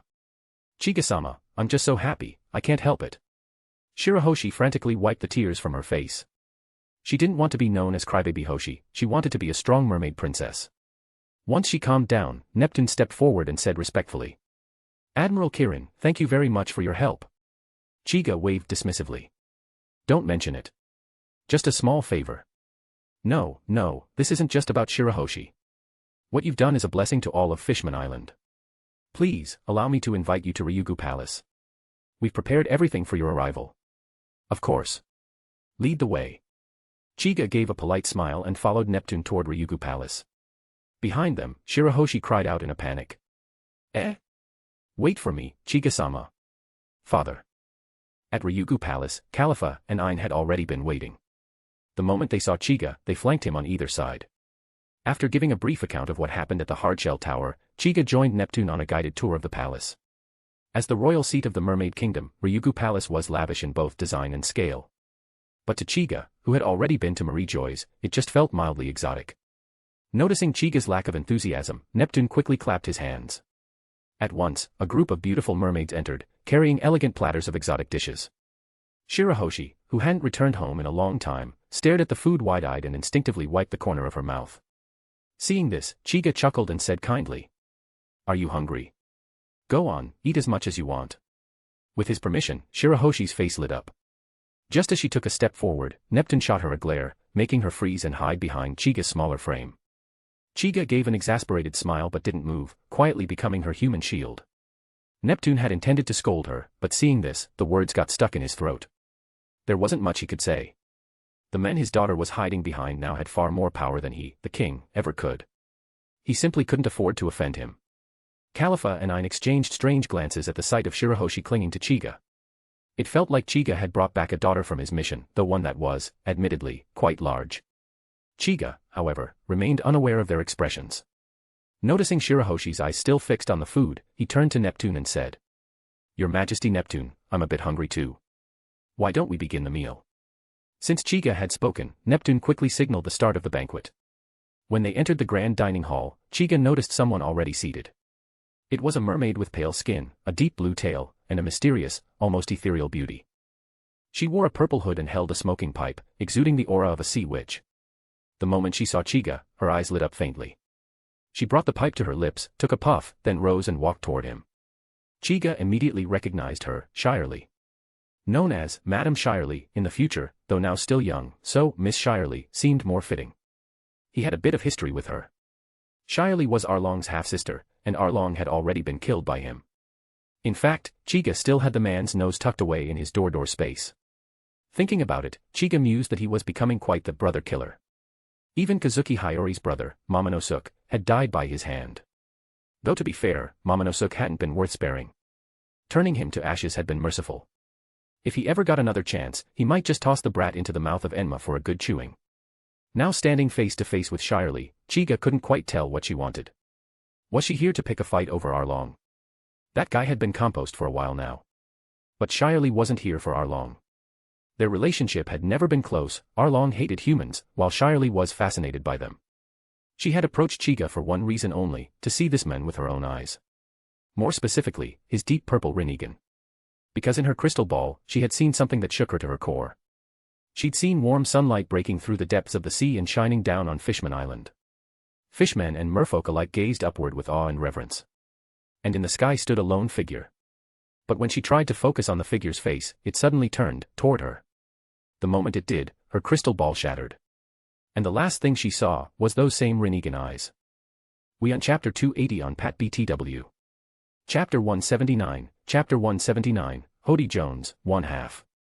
Shirley stared blankly at Chiga's Rinnegan until he frowned and asked, "How long are you planning to stare?"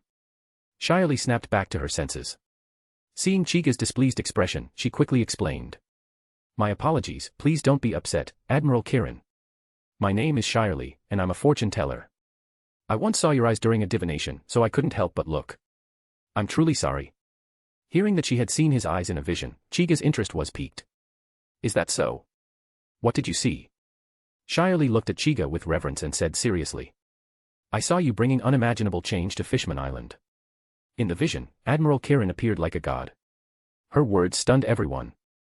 Neptune and Jinbe exchanged glances, reading the same hope in each other's eyes. They understood, if Shirley's vision was true, Chiga's arrival would bring great benefits to Fishman Island. After all, Shirley had described Chiga as a god, not a devil. The more Neptune thought about it, the more excited he became. Eagerly, he asked, "Shirley, what kind of changes exactly?" Shirley bowed toward Neptune and replied solemnly, "Your Majesty, I only saw sunlight descending on Fishman Island. When I tried to divine further, the crystal ball shattered. The last thing I saw was Admiral Kirin's eyes." As she spoke, Shirley once again gazed at Chiga's Rinnegan. Mysterious and beautiful, they were even more dazzling than in her vision. Yet among everyone present, Chiga remained the calmest. He was never fond of fortune-telling to begin with. After Shirley finished, he even joked, "So your crystal ball broke because of me?" No. I was the one who presumptuously spied on Admiral Kirin. As long as you're not angry, that's all that matters. Actually, Arlong. Boss Jinbe has already told me.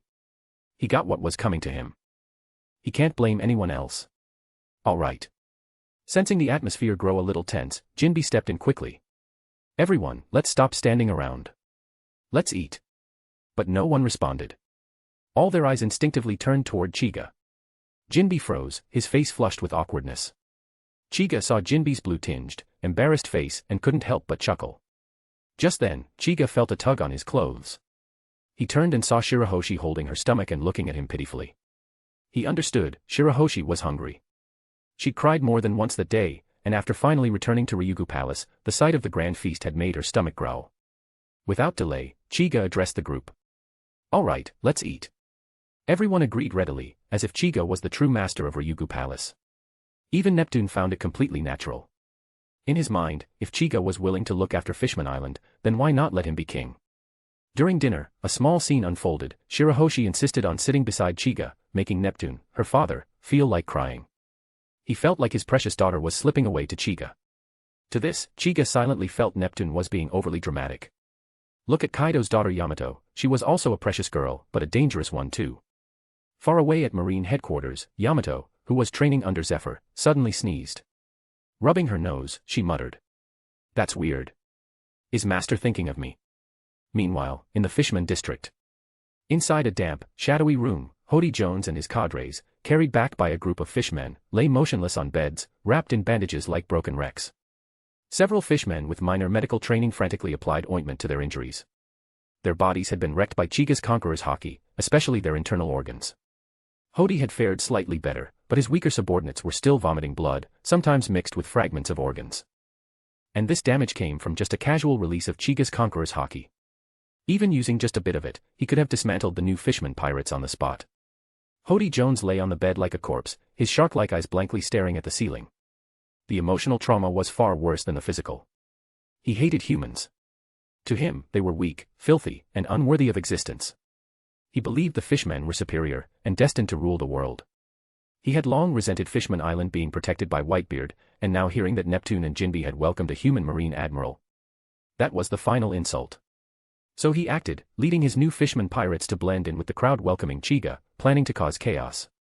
In his wildest hopes, he wanted to assassinate the admiral, just as he had once murdered Queen Otohime. But reality was cruel. Chiga had merely glanced at him, and the overwhelming pressure had instantly crushed him to his knees. His army was obliterated. That humiliation was worse than death. Anyone else would have had their spirit shattered. But Hody Jones was already a madman, twisted and fanatical. This only pushed him deeper into insanity. His emotions flared. His body trembled, and blood began to seep through his bandages again, causing the terrified amateur medics to frantically wrap him in even more gauze. Before long, Hody resembled a giant, absurd Zongzi. Yet he couldn't stop moving. He bit into his lip, blood dripping, and screamed hoarsely. Get me the energy steroids. At those words, the fishmen in the room froze in fear. Dose, one of the new Fishman pirate cadres, stammered. Boss Hody, that drug hasn't. I said bring it. I'll make that damn human witness the wrath of Fishman. Chapter 180, Hody Jones, 2 halves. At Hody Jones' repeated insistence, the merman subordinate finally brought him the energy steroid. This drug significantly boosted physical strength, but its side effects were even more severe, drastically shortening the user's lifespan. Unlike Luffy's Gear 2nd or Gear 3rd, the deterioration caused by the energy steroid was almost instant, and the physical toll could be seen with the naked eye. Hody Jones stared at the red and black capsule in the merman's hand, a sinister grin spreading across his face. His body, immobile except for his head, twitched slightly as he barked at the merman. What are you standing there for? Shove it in my mouth already. Startled by Hody's ferocity, the merman nearly dropped the capsule. Trembling, he stepped closer to the reinforced cell, picked up a pill, and carefully placed it into Hody Jones' mouth. The moment it touched his tongue, Hody bit down hard and chewed with ferocity. With a loud gulp, the capsule slid down his throat. His eyes widened instantly, and his body began to expand, causing the bandages wrapped around him to snap and fall away. As power surged through his body, Hody's grin twisted further. He howled. Not enough. Give me more. Boss Hody, if you take too much, this drug is dangerous, you could. I said more. Or do you want to die? Overwhelmed by the intoxicating rush of power, Hody couldn't care less about side effects. In his mind, he was already storming Ryugu Palace and tearing that damned human to pieces. But deep down, even he knew that one pill alone wasn't enough to make that happen. He needed more. The merman hesitated, swallowing hard, then reached out to give him another. But Hody, having regained some mobility, had already lost his patience. He lunged forward, opened his jaw, and bit down on the merman's hand, swallowing a handful of energy steroids in the process. The cell echoed with a blood-curdling scream. A large chunk of the merman's hand was missing, and blood spurted from the wound like a geyser. Yet no one paid him any attention. All eyes were on Hody Jones. He groaned, muscles swelling grotesquely. The rest of his bandages burst off as his form grew larger, and even his old scars vanished. His jet-black hair turned stark white in an instant, just like in the anime. But moments later, it began to fall out, leaving his head completely bald, gleaming under the cell lights. Hody ignored the hair scattered across the floor. Instead, he let out a thunderous roar, the walls trembling with the sheer force of it. There wasn't a trace of his previous weakness left. Power. More than ever. Enough to reduce Ryugu Palace to rubble with a single punch. The officers of the new Fishman pirates watched in awe and envy. They were already outlaws, consumed by their hunger for power. How could they not be tempted by what they saw? Boss Hody. We want to take the energy steroid too, they shouted in unison. Hody looked around at the eager faces, grinned maniacally, and waved his massive hand. Bring them all in. Let everyone take one. The remaining capsules were quickly distributed among the senior members. In no time, the room was filled with rows of shiny, bald heads. Hody looked over his reinvigorated crew with satisfaction. Fueled by the drug, his ambition now burned hotter than ever. Raising his thick, veined arm, he bellowed. My brothers. Follow me to the plaza.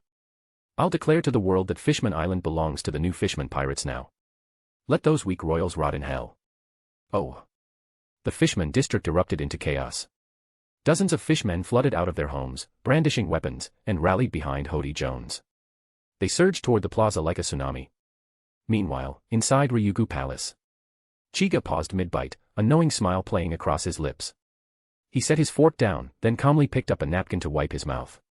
Shirley, seated beside him and still focused on her food, noticed his odd behavior and asked. Lord Chiga, are you not eating any more? Is the food not to your taste? Neptune's heart skipped a beat at her words, already imagining hundreds of punishments for the palace chef. But Chiga wasn't displeased. He had stopped eating because his heavenly net had already picked up on the unrest outside. Large groups of fishmen were gathering in the plaza. Hody Jones had started giving some passionate speech. Listening to Hody's blustering declarations, Chiga couldn't help but laugh. Compared to a certain failed art student back on Earth, Hody's oration was even more laughable. The speech rambled about the superiority of merfolk and fishmen, with the occasional curse thrown at him, boldly vowing to take his head. Shirley, puzzled by Chiga's sudden laughter, glanced at him with concern and asked. Lord Chiga. What's wrong? He looked up, saw her worried expression, and replied. Nothing. Just amused by the words of a few clowns. Clowns? Where? In the plaza. Don't worry. Someone will come report it any minute now. Almost as if on cue, a merman guard burst into the hall in a panic. Neptune frowned. What's the meaning of this? Can't you see we have guests? The guard panted heavily but ignored the reprimand. He cried out. Your Majesty. It's urgent. Hody Jones has taken over the plaza with a large number of fishmen. They're stirring up the crowd to attack Ryugu Palace. Nanny. Neptune's expression changed instantly. He'd known Hody harbored radical views, but he had assumed they stemmed from misguided patriotism. That's why he had spared him. But now he realized his mistake. And worse, Hody launched his rebellion while Chiga was present. This wasn't just treason, it was a direct provocation against Chiga. If Chiga got angry, what would become of Fishman Island's future? The future the prophecy had promised. Hody was insane. Jinbe stood abruptly, turning to Neptune with a solemn expression. Your Majesty, allow me. This is my fault. I should have guided the young ones of Fishman District better. Neptune nodded without hesitation. He still believed that with Jinbe's strength and his own, they could suppress the revolt without involving Chiga. But Chiga, who had remained silent throughout, finally spoke. I'll come too. Since Hody Jones is so eager to prove himself by taking my head, how could I not attend? Get access to 100+ chapters by becoming patrons. Chapter 181, The New Fishman Pirates. On the plaza, besides the tens of thousands of fishmen from the new Fishman Pirates, the surrounding onlookers were already wavering due to Hody Jones' fiery speech. This was largely due to the frequent incidents of human slave raids on Fishman Island. Resentment toward humans had long festered. However, King Neptune had once solemnly promised his people that Fishman Island would be revitalized following the arrival of Admiral Purple Kirin. Even so, Hody Jones' reputation was polarizing, which made his words less convincing. Hody had already anticipated the people's hesitation. He never expected them to follow him based on words alone. His true trump card was the overwhelming strength he had gained from consuming energy steroids. He believed that once he displayed his power, the crowd would immediately rally behind the Fishman pirates. As he imagined leading fishmen and merfolk in an attack on the surface world, a manic flush appeared on his pale face. He raised his arm high and shouted, "My brethren, watch closely. Soon, I'll take the heads of King Neptune and that human. Fishman Island will be reborn." Clap. Clap. Clap. The applause Hody expected didn't come. Instead, only a few slow, deliberate claps echoed across the plaza, each one sounding like a slap across his face. He spun around abruptly, and there stood Chiga and the others at the plaza entrance.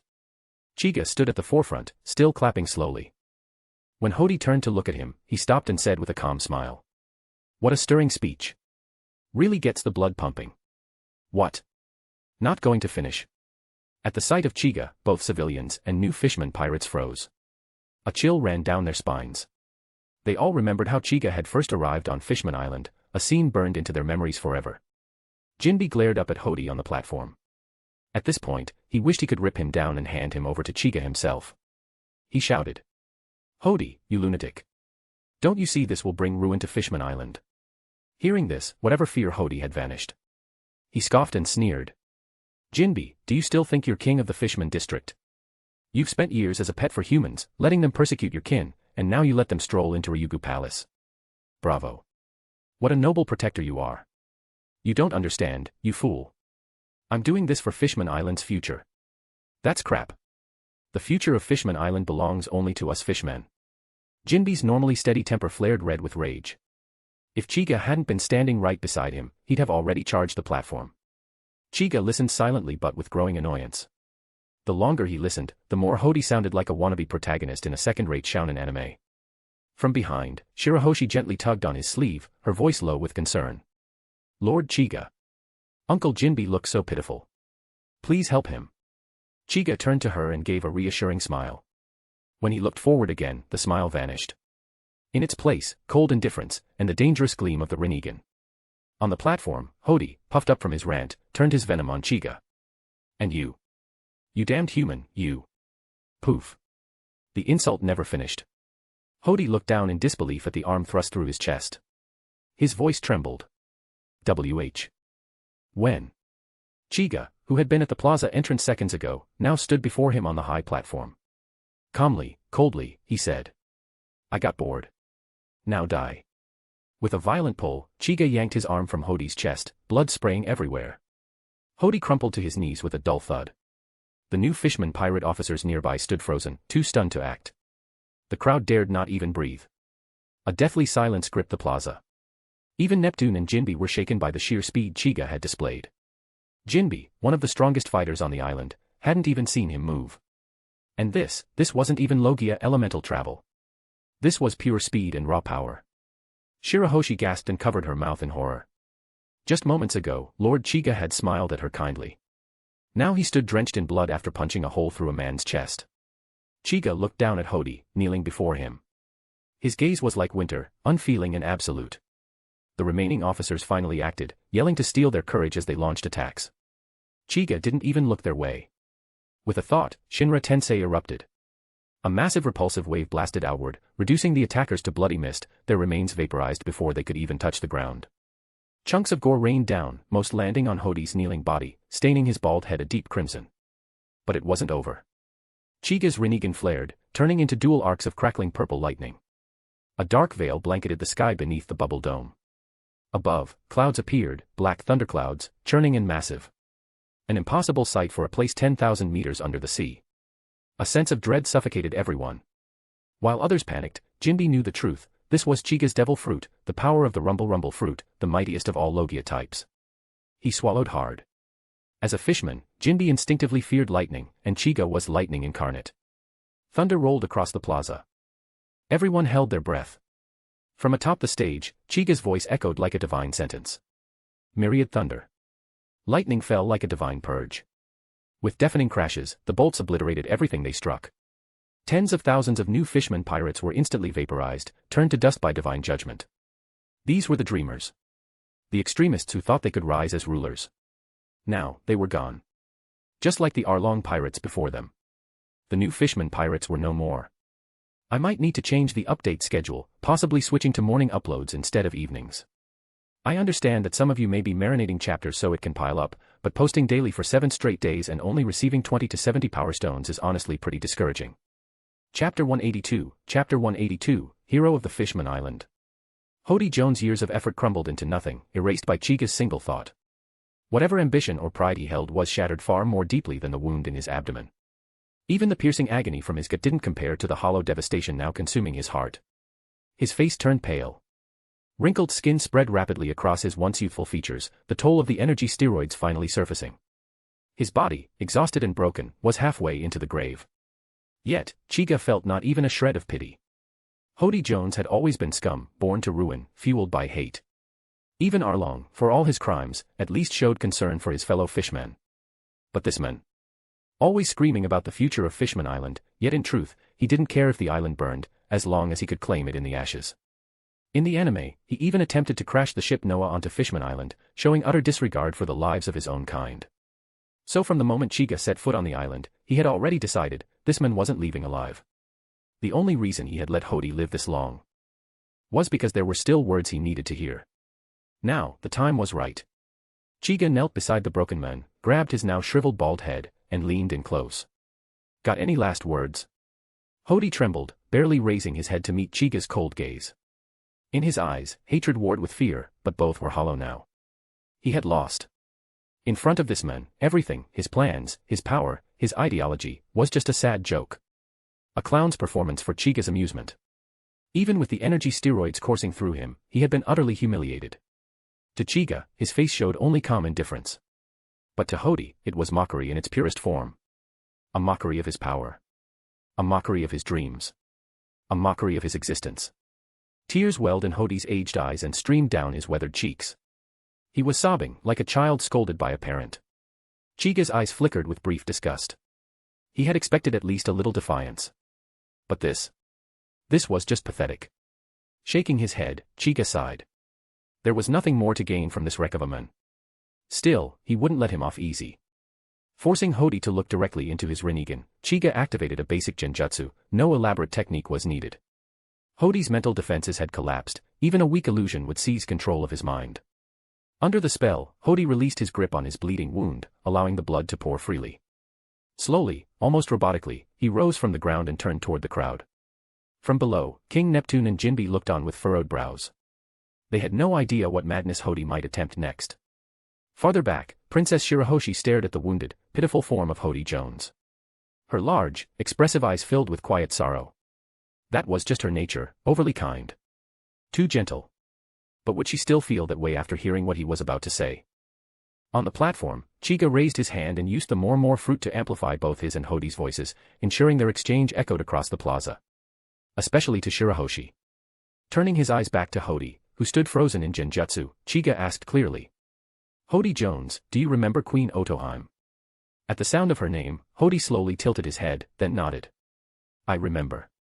She wanted peace between Fishman Island and the humans of the surface. What did you think of her vision? TCH, ridiculous. Queen Otoheim was a traitor. A disgrace. I hated her. Gasps echoed throughout the crowd. Though opinions had been divided about Otoheim's beliefs, no one doubted her sincerity. She had worked tirelessly for peace, endured ridicule, and in the end, gave her life for her cause. For that, the people respected her, not just as a queen, but as a martyr. And if the common people revered her, then what about her daughter? Princess Shirahoshi, just a child when she lost her mother, had only memories filled with gentle warmth and quiet smiles. She had always known who killed her mother. The giant shark, Megalo, had told her the truth long ago. But Queen Otoheim's last request had been clear, do not hate the one who did this. So Shirahoshi buried it deep inside her heart. She forgave. Or tried to. But deep inside, how could she not feel hate? Now, to hear Hody Jones mock her mother even in death. The pain in Shirahoshi's heart burst into something darker. Her breath trembled. Her eyes turned bloodshot with grief and fury. Chiga glanced at her from the corner of his eye. Almost there. Yes, this was the moment he had been working toward. He needed Shirahoshi's emotions to reach their peak. He needed her to awaken. To summon the Sea Kings. To face her power and her pain. It was harsh. Even cruel. But it was better than years of bottled agony. Better to bleed now than live with the wound forever. He turned back to Hody and continued. If you hated her so much, then tell me. Was Queen Otoheim's death your doing? A wicked smile twisted across Hody's face. Though trapped in illusion, his tone turned gleeful. Of course. I assassinated her myself while she was collecting those damn signatures. That traitor died by my hand. It was easy. Too easy. I am the hero of Fishman Island. Huge shout out and heartfelt thanks to everyone who became a patron. Your support truly means the world to me. Chapter 183, Chapter 183, Oversized Beasts. Bonus. After Hody Jones finished speaking, Shirahoshi could no longer hold back. Her tears burst forth as she screamed. I forbid you from speaking about mother like that. She was clearly a great person. Her voice carried a strange resonance, like a signal echoing through the deep sea. Not long after, 9 colossal figures emerged above Fishman Island, Sea Kings, each over 5,000 meters long and vastly different in appearance. They encircled the island, which floated inside its protective bubble like a fragile marble before giants. Their eyes turned toward the crying Shirahoshi, gazing gently, as if waiting for her to settle. Silence fell over the plaza. People stood frozen, overwhelmed by the sight. Some, overcome by fear and shock, collapsed where they stood. King Neptune and Jinbe exchanged grave looks. They recognized the signs. These Sea Kings had answered Shirahoshi's cry, just as they had once before when she was a child. Khalifa and Ain recovered quickly from their initial shock. With Chiga present, no creature, even those titanic Sea Kings, posed a real threat. Chiga looked up, slightly impressed by the sheer scale of the Sea Kings. Their numbers were one more than those that appeared in the original events, likely stirred by the stronger surge of emotions Shirahoshi felt this time. After a moment of observation, Chiga lowered his gaze. With a thought, the ghostly image of the King of Hell formed behind him, silent and menacing. Now that his goal had been achieved, Hody Jones had no further value. Chiga dispelled the genjutsu. Hody collapsed instantly, his body limp like a sack of flesh. Blood pooled beneath him, soaking into the platform stone. That he had survived this long was a testament to his physical resilience. Gazing up at the Sea Kings in the sky, Hody weakly muttered.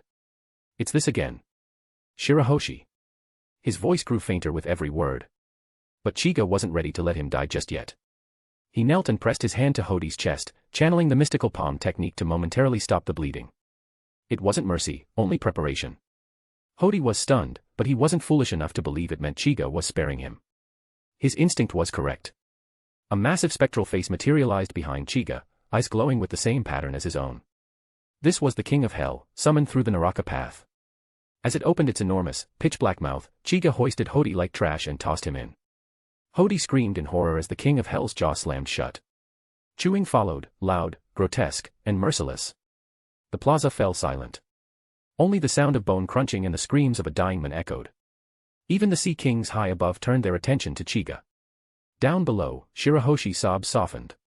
She looked toward the platform, startled to see that Hody was gone. Then, in the blink of an eye, Chiga appeared before her. Floating gently, he reached out and wiped away the tears still clinging to her cheeks. His voice softened. Don't cry, Shirahoshi.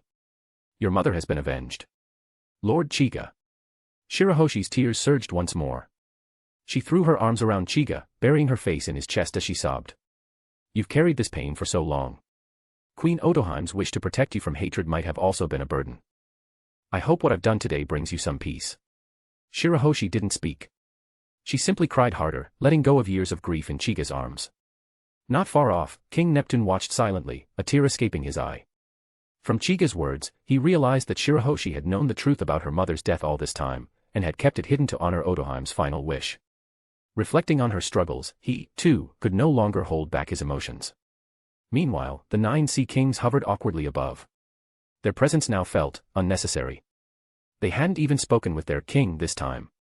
To leave without saying a word felt improper. One, resembling a massive pufferfish, finally let out a deep, rumbling sound, a form of speech in their ancient tongue.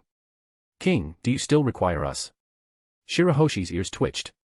She raised her head and looked at Chiga, confused. Lord Chiga, did you hear something?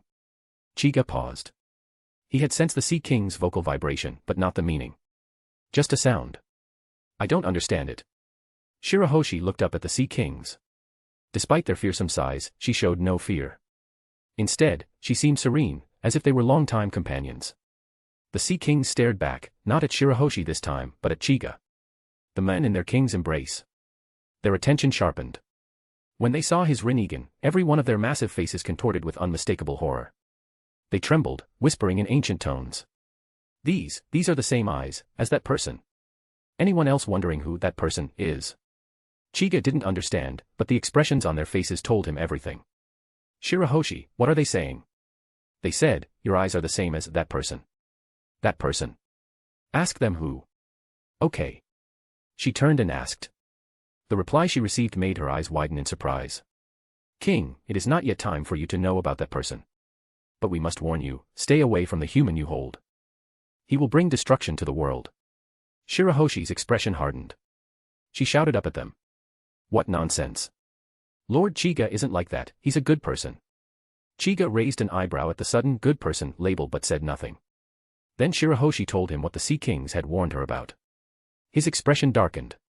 He looked up at the Sea Kings and said coldly. You're just a few oversized beasts. Don't overstep. Want more chapters? Send more stones. Chapter 184, Kings. Chiga's Rinnegan locked onto the 9 colossal Sea Kings looming above. Without turning his head, he said calmly. Shirahoshi, tell them to drag Noah and pull Fishman Island to the surface. Originally, Chiga had planned to do it himself. But now that these so-called guardians had shown up, and even had the nerve to speak to him that way, they weren't leaving without being taught a lesson. Shirahoshi nodded and relayed Chiga's command to the massive Sea Kings overhead. Unexpectedly, the Sea Kings did not obey. All 9 shook their massive heads in unison. A bird-headed Sea King replied. King, it is not yet time. When you meet the other king, we will follow your command. Shirahoshi, stunned by their rejection, turned to Chiga and said awkwardly. Lord Chiga, they said it's not time yet, and that I need to meet the other kings first. So they're refusing. Chiga's tone dropped. He wasn't interested in hearing anything further. He had lost his patience. Looking skyward, Chiga let out a cold snort. His body launched into the air, breaking through Fishman Island's protective bubble with ease. Then, he summoned Susanoo, a towering spectral warrior forged from dark purple chakra. But he didn't stop there. Channeling the power of the Mormor fruit, Chiga expanded Susanoo's size in an instant. 3,000 meters. Though the Sea Kings were longer, up to 5,000 meters in length, the appearance of the 3,000-meter-tall Susanoo made them seem like oversized fish in comparison. From below, Neptune and Jinbe stared in awe. Neptune swallowed hard, muttering. Is that the giant they say lives in Admiral Purple Kirin's eyes? This is unreal. Jinbe remained silent, his mind racing. He had seen Chiga's Susanoo before, during the battle with Mihawk at Marineford, but it hadn't been anything close to this scale. Clearly, Chiga hadn't even gone all out back then. And if this wasn't his full strength now, then just how powerful was this man? Above, Shirahoshi gazed at the enormous Susanoo with disbelief. That's Chiga-sama. Outside the bubble, Susanoo stood tall. In its hands were 2 enormous energy blades, radiating a dark purple glow. The Sea Kings were momentarily frozen, staring at the figure with a sense of instinctive fear. The bird-headed Sea King that had just spoken was now visibly panicked, its desire to flee written all over its face. All 9 Sea Kings began to shift and back away. Chiga stood calmly in the diamond-shaped chamber atop Susanoo's head, arms crossed. He didn't see them as a threat, not even remotely. He looked down at the bird-headed Sea King and asked coldly. Was it you who said we had to wait for some king to appear? The Sea King stared into Chiga's Rinnegan and shuddered. A distant memory, a terrible one, surfaced in its ancient mind. Who are you? Why do you have the same eyes as that person? It spoke in its Sea King tongue, incomprehensible to Chiga. He simply watched as the beast stammered in fear, ignoring its babble. He understood enough, the Sea Kings had mistaken him for someone else, again. He was done entertaining vague prophecies. Whether king or not, he had Rinnegan. He was a god. And today, these so-called guardians would learn what it meant to provoke one. Susanoo raised both arms. The energy blades shimmered with intense light, vaporizing seawater around them. The heat and pressure warped the space nearby. The bird-headed Sea King's pupils contracted. It turned to flee. Too late. Susanoo swung both swords in a cross-pattern slash, unleashing a massive X-shaped beam of dark purple energy. PFFFSSSH. Aooo. The bird-headed Sea King howled in pain. A huge section of its tail was severed, blood gushing into the sea. The tail plummeted down, straight toward Fishman Island. On the island, citizens screamed. If that mass of flesh struck the island, it would cause catastrophic damage. From the plaza, Jinbe reacted instantly. With a powerful leap, he launched himself into the sky and into the ocean. Clenching his fist, he assumed his stance. If Lord Chiga's occupied, then it falls to me. Fishman Karate. Gashikagawara Saiken. But just as he was about to strike, the severed tail vanished. Gone.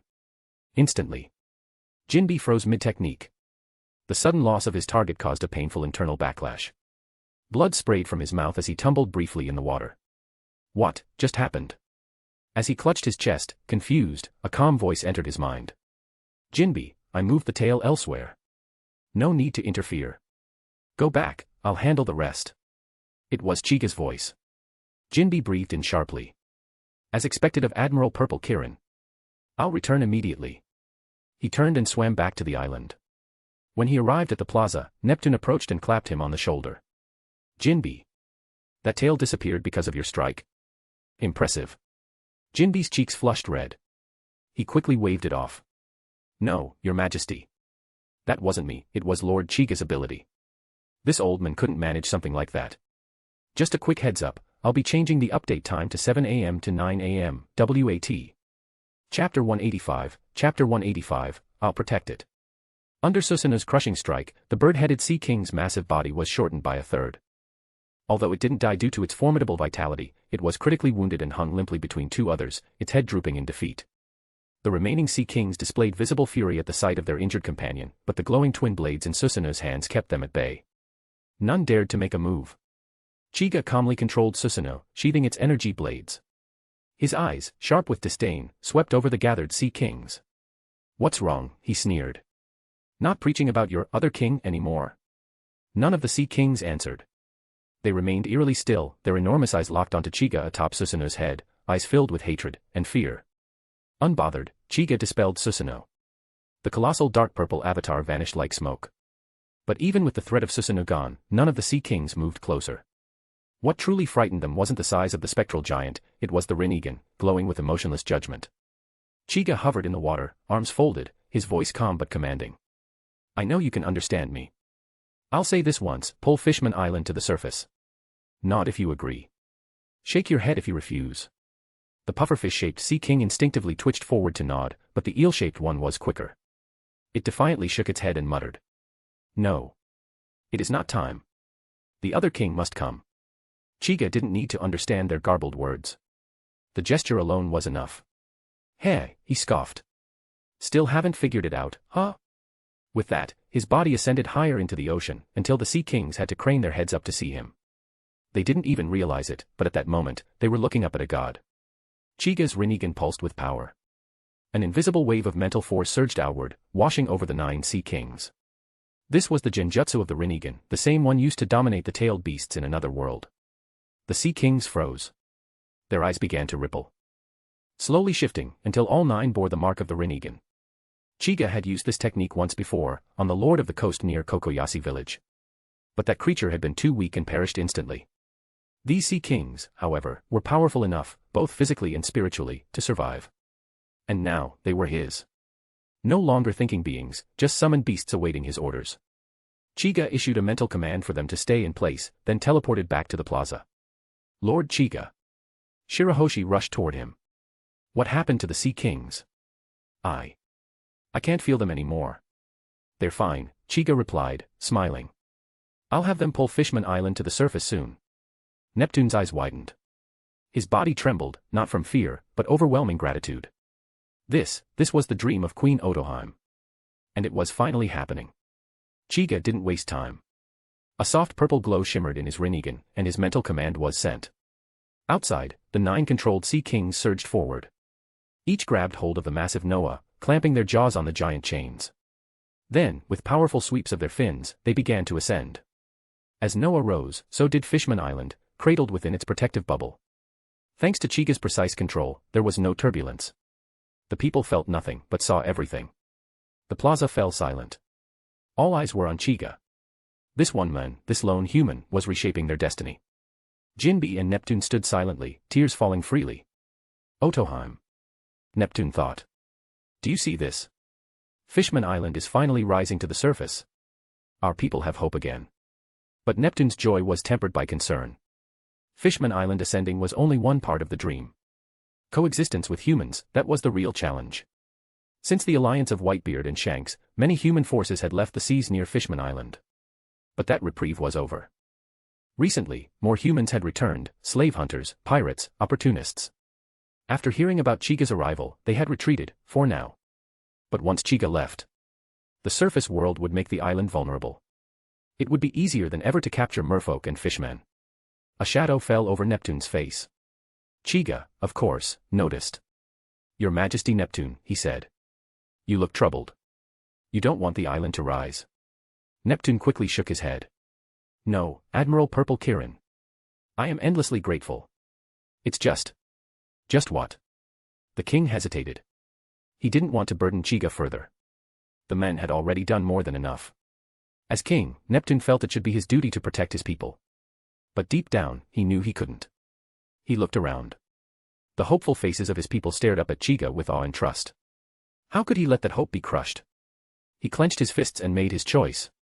Admiral, the humans. The ones who come to take our people. I'm worried that, once you leave, they'll return. Worse than before. Shirahoshi's face grew pale with worry. Chiga simply smiled. He understood now. Neptune wasn't ungrateful, he was afraid. Afraid of the world that waited above. But to Chiga, this was nothing more than a small annoyance. Fishman Island was beautiful. It was his now. And he had no intention of letting anyone touch what was his. He turned to Neptune and spoke with calm finality. Fishman Island. I'll protect it from now on. Chapter 186, The Reporter. Fishman Island finally reaches the surface. Bright sunlight bathed the island for the first time in centuries. Tears flowed from the eyes of fishmen and merfolk who had lived their whole lives in the depths. Now, for the first time, they saw the sun in person. Then, a voice rang out. Admiral Purple Kirin. It was as if someone had lit a fuse. In the next moment, Fishman Island erupted in cheers, voices overlapping in a cacophony of joy and excitement. King Neptune didn't feel out of place, he was shouting right along with them. Jinbe, always composed, was practically dancing. Even the shy Shirahoshi couldn't hide her excitement as she placed both hands over her chest, eyes locked on Chiga standing at her side. To her, he glowed with brilliance. Without hesitation, Shirahoshi joined the crowd in calling his name, even though he was just beside her. Chiga stood tall amid the roaring cheers, sunlight shining off the justice coat on his back. He smiled warmly, that same sun-like smile he always wore when his people celebrated. Slowly, his body began to rise. He floated above the island, at its very center. The long, white coat flapped majestically behind him, making his presence feel even more godlike. Below, Madame Shirley gazed upward, stunned. What she saw in the sky matched her prophecy perfectly, her vision had come true. Chiga had truly brought Fishman Island to the surface. A new era was dawning. He looked down on the masses below. It reminded him of the day he became an admiral. That same electricity in the air. The awe. The reverence. He liked it. With a wave of his arm, Weevil, now a puppet, descended from above. Gasps rippled through the crowd at the sight of the monstrous being. His twisted form looked like something out of a nightmare. Jinbe stared in disbelief. He had heard of Weevil from Whitebeard himself, never in flattering terms, but the old man had acknowledged his strength. And Jinbe was sure Weevil had died by Chiga's hand. Seeing him now was like seeing a ghost. Chiga's eyes locked onto a human below, holding up a den mushi. One of the many reporters scattered throughout the world, always appearing at the perfect time, regardless of danger. He admired their persistence. From minor disputes to clashes between emperors, they were always there, resilient, professional, and fearless. Truly committed. Chiga stretched out a hand. The reporter, wearing a panda mask and gripping his den mushi like his life depended on it, was yanked skyward by an invisible force. He screamed in terror, but even midair, never let go of his device. His thoughts raced. If he got this footage to big news Morgans, the berries would pour in like a waterfall. He was already imagining promotions, praise, and maybe even his own office. But as he floated helplessly before Chiga, the fear returned. Especially when he met the cold, mysterious Rinnegan staring back at him. He swallowed hard. So, this is the pressure of Admiral Purple Kirin. Despite the terror, the reporter raised the den mushi and kept snapping. This close-up chance was once in a lifetime. Chiga watched him silently for a moment. This guy had guts. You're a reporter, right? He finally asked. Did you record everything that happened today? The reporter flinched. His hands slipped. The den mushi tumbled from his grip, plummeting toward the island. No. My den mushi. But before it could hit the ground, swish, it was back in his hands. He stared at it, stunned, then looked at Chiga, eyes wide with gratitude. Hold it tighter next time, Chiga warned, smiling. You won't be so lucky again. The reporter nodded like his life depended on it. Chiga's tone shifted. What's your name? My name is Lilac, Admiral Purple Kirin. You can report what happened today however you like, but make this clear, Fishman Island is now under my jurisdiction. Got it. A violet glint flickered in his Rinnegan as he spoke. The reporter paled but nodded eagerly. Yes, sir. That'll be the headline. To him, Chiga was now more precious than gold. He'd put his face on a shrine if he could. Good. You can go back. Chiga lowered him gently back into the crowd. Khalifa approached. Boss, who was that? Him? Just a reporter. I told him to spread the word, Fishman Island's under my protection now. A warning for the world. Shirahoshi couldn't contain her joy. She dashed toward Chiga, wrapped her arms around him, and yelled. Chiga-sama. Chiga staggered under her enthusiasm. Shirahoshi. You trying to suffocate me? Send power stones. Chapter 187, A Devil Fruit. Headline, Admiral Purple Kirin declares, I will protect Fishman Island.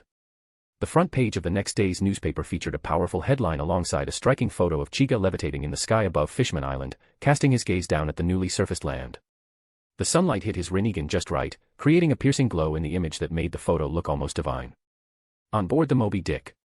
Pops. Fishman Island's been taken over by Purple Kirin. Marco rushed up to Whitebeard, newspaper in hand, but found the Emperor unfazed. Whitebeard took the paper, glanced at it, then tossed it aside like trash.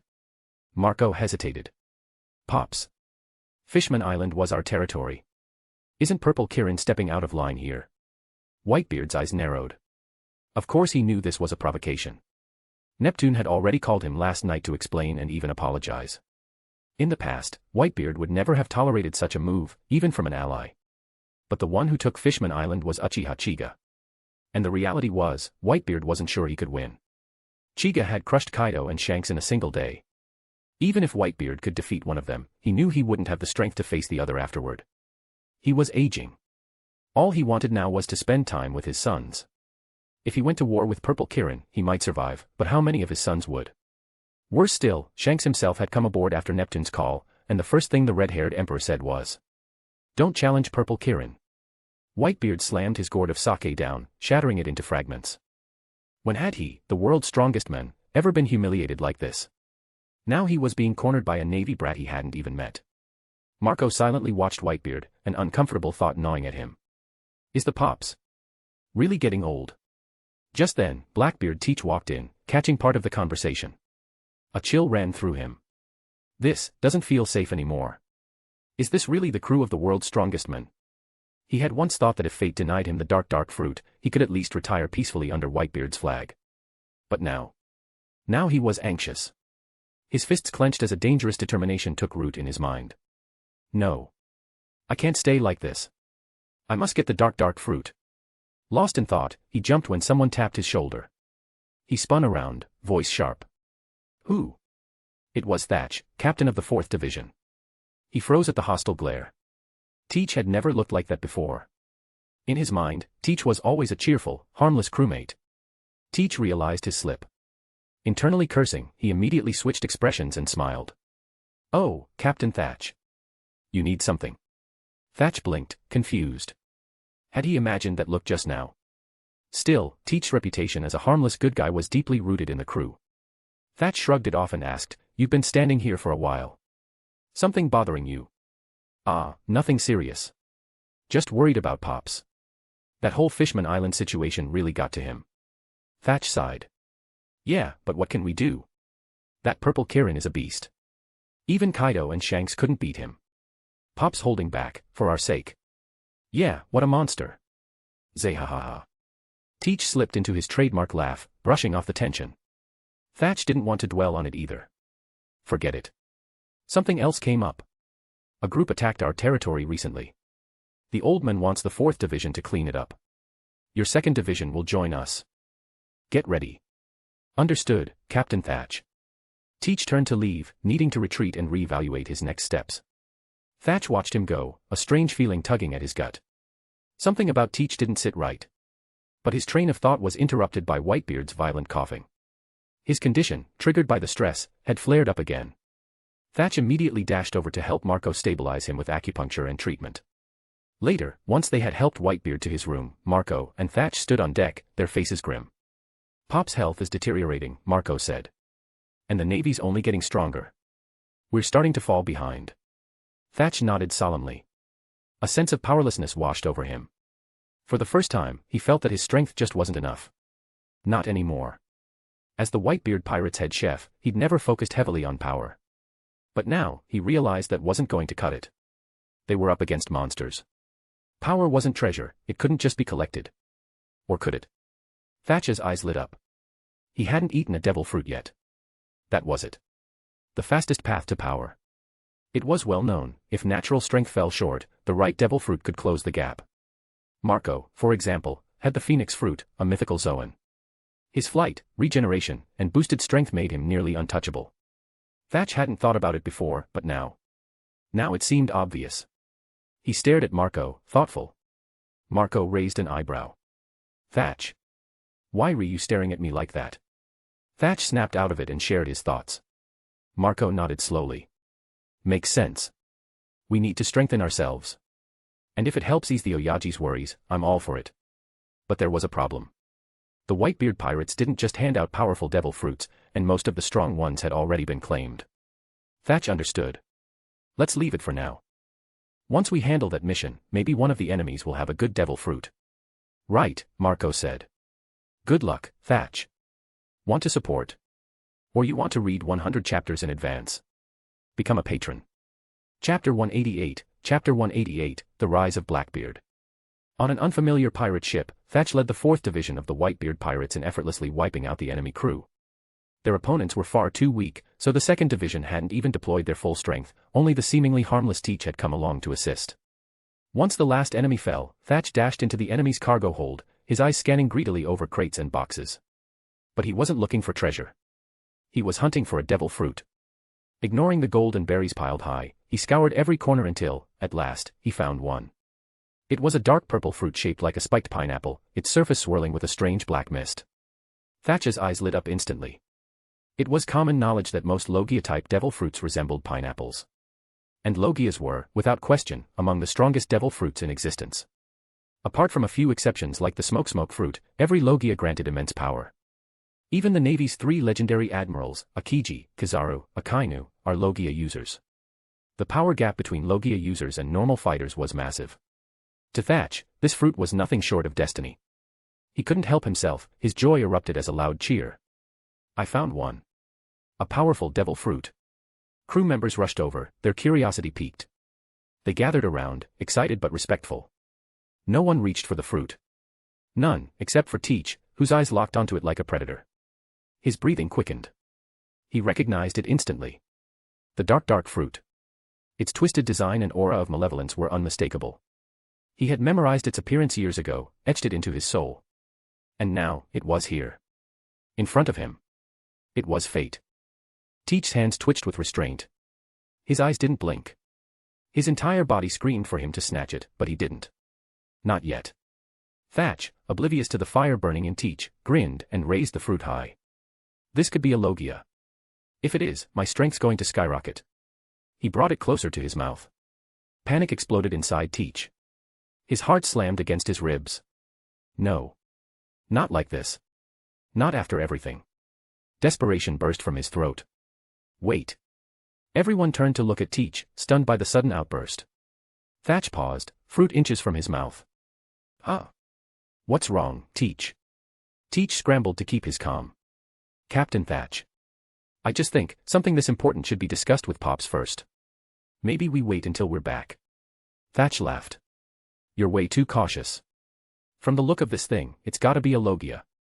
And Logias are never bad. He opened his mouth wide again. He's going to eat it. Teach's eyes narrowed. He had no other choice. Forgive me, Thatch, but this is my fate. Slash. A spray of blood burst into the air. Thatch stumbled back, clutching his neck. The fruit fell from his hands into Teach's. In his other hand, a bloody dagger gleamed in the dim light. Without hesitation, Teach shoved the fruit into his mouth and swallowed it whole. Its bitter taste barely registered, he didn't care. All that mattered was the power. His power. For a moment, he stood completely still. The crew around him stood frozen in horror. Thatch collapsed to his knees, eyes wide, gurgling silently. He tried to speak, tried to ask why, but his throat was too torn. He looked at Teach one last time before falling flat on his back, his gaze fixed on the sky. His eyes did not close. The others broke from their trance and rushed to Thatch's side. But it was too late. Thatch was dead. Killed by Teach. Teach. What the hell is wrong with you? You killed Captain Thatch. Swords and rifles were drawn. Every face was seething with rage. Teach stood still, until he began to laugh. Zeh-ha-ha-ha-ha. It really was the dark fruit. It chose me. They didn't wait. Every crew member lunged toward him, ready to avenge their captain.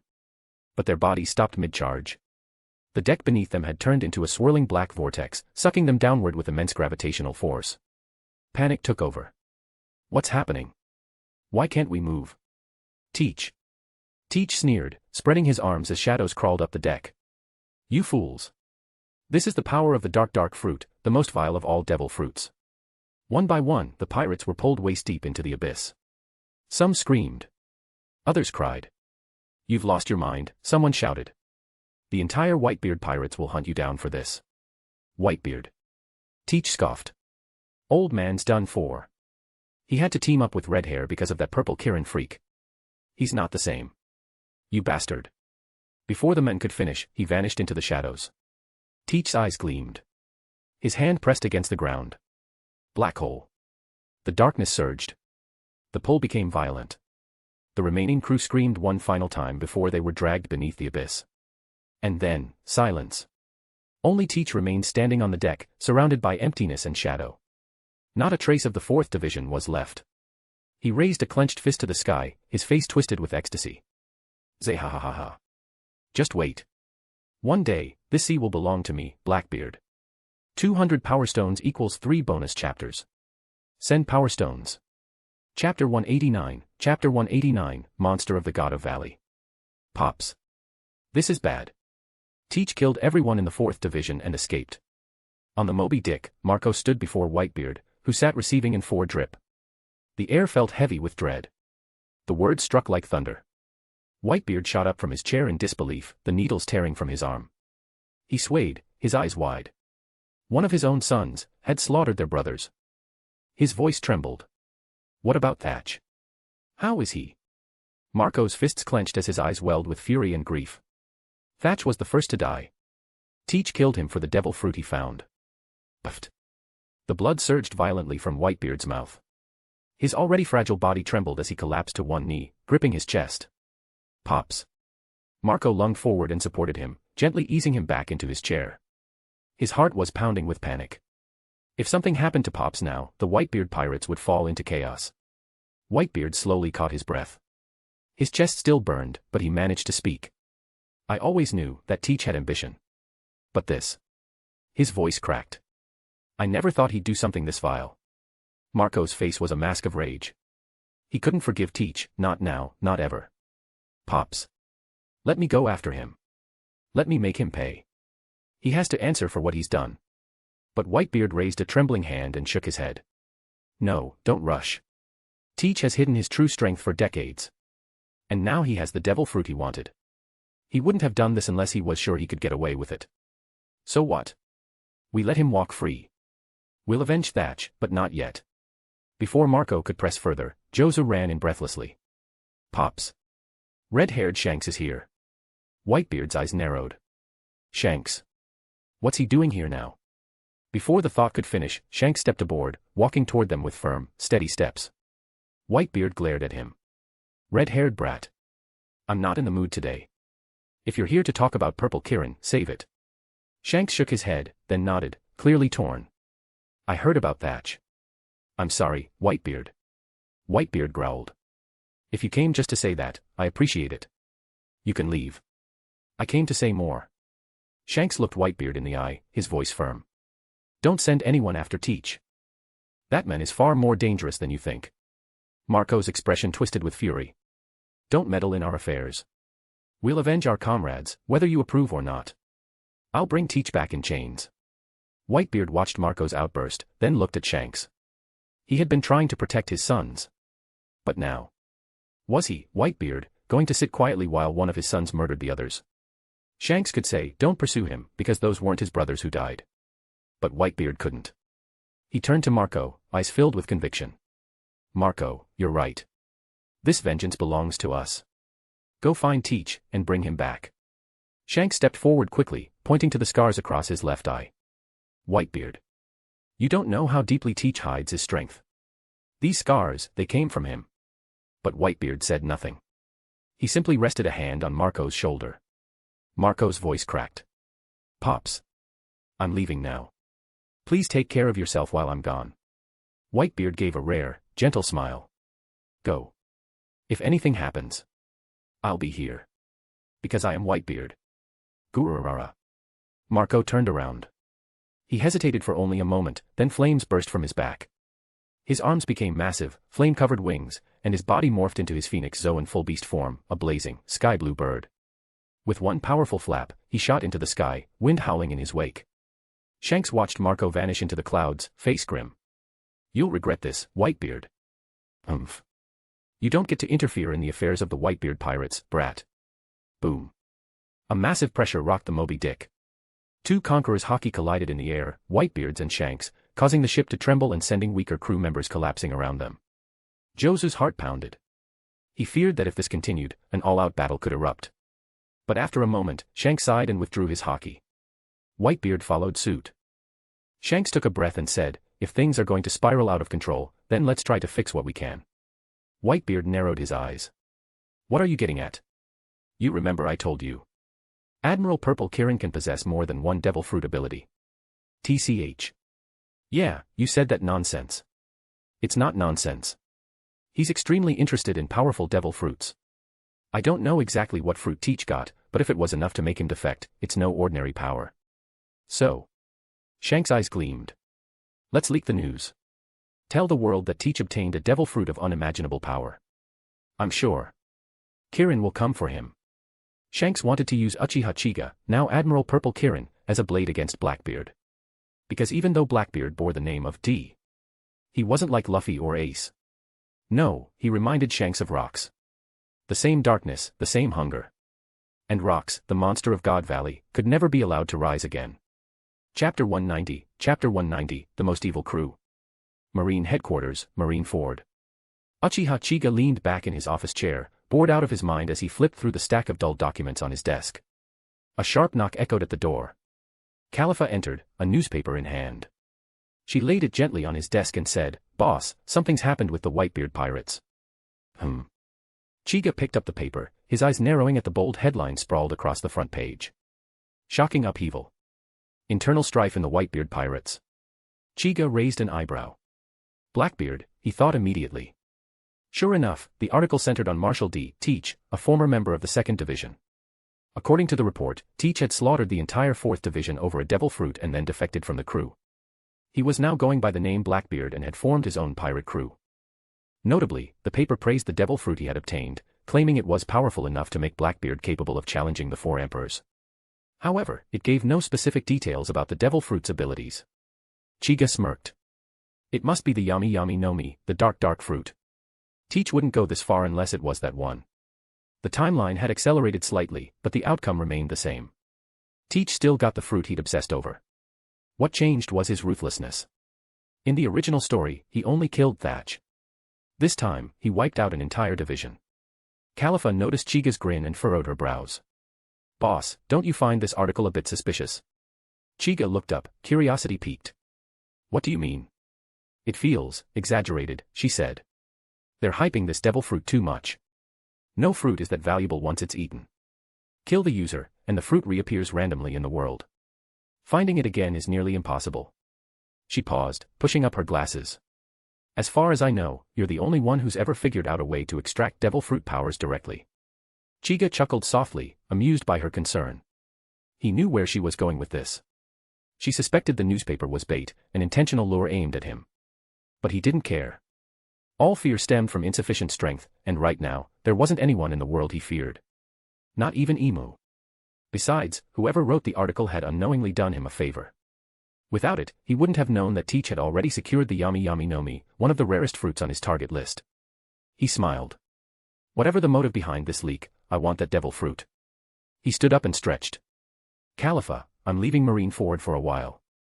You'll handle operations in my absence. Khalifa sighed, pushing her glasses again. Even if you didn't say so, I'd still be the one doing all the work. Still, she quickly composed herself and nodded. Understood, boss. I'll handle everything. Chiga gave her an approving glance, then pulled her gently into a light embrace. He kissed her softly, and in the next instant, blink, he vanished. West Blue, a small kingdom. On a crumbling street, a tall, lean man in a black top hat was surrounded by nervous soldiers. Their weapons were raised, but none dared approach him. The men stood calm and composed. His cane tapped idly against the cobblestones. He was Lafitte, the infamous demon sheriff, and one of the earliest recruits of Blackbeard's growing crew. Despite the standoff, it wasn't Lafitte who looked worried, it was the soldiers who were drenched in cold sweat. One finally shouted, Lafitte. Your violent abuse of power has caused public outrage. By order of His Majesty, you are hereby expelled from the kingdom. Lafitte gave a bemused smile, adjusting his hat. Did I go a little overboard? How troublesome. The soldier's patience snapped. Overboard. You destroyed an entire street. Do you know how many civilians died because of you? Lafitte tilted his head lazily. They were just too weak. Not my fault. He twirled his crimson-tipped cane. You monster. I'll drag you back to the dungeons myself. Several soldiers lunged at him with swords drawn. Lafitte moved. A flash of cold steel tore the air, and then silence. Lafitte stood back where he had begun, sheathing his cane sword with elegance. The soldiers who had attacked froze mid-step. A moment passed, and then blood erupted from their bodies as they crumpled to the ground. The remaining soldiers paled with terror. No one moved. Lafitte's voice was calm but mocking. It seems I'm not welcome here. Well then. I'll take my leave. He turned on his heel. But a booming, raspy voice interrupted him. Zay ha ha ha ha. What an amusing guy. Leaving so soon. At least hear me out. Lafitte stopped.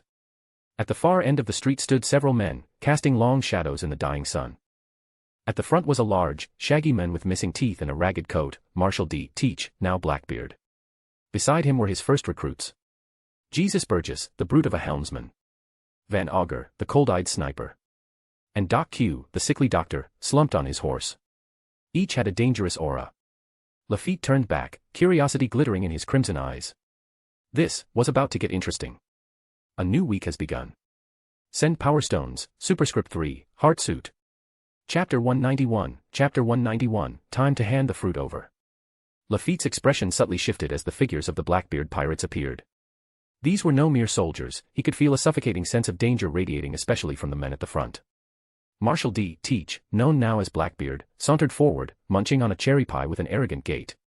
Lafitte's instincts kicked in. He gripped the hilt of his cane sword. Blackbeard noticed, grinned wide, and shoved the last bite of pie into his mouth. Through his chewing, he said. Relax, relax. I just find you interesting.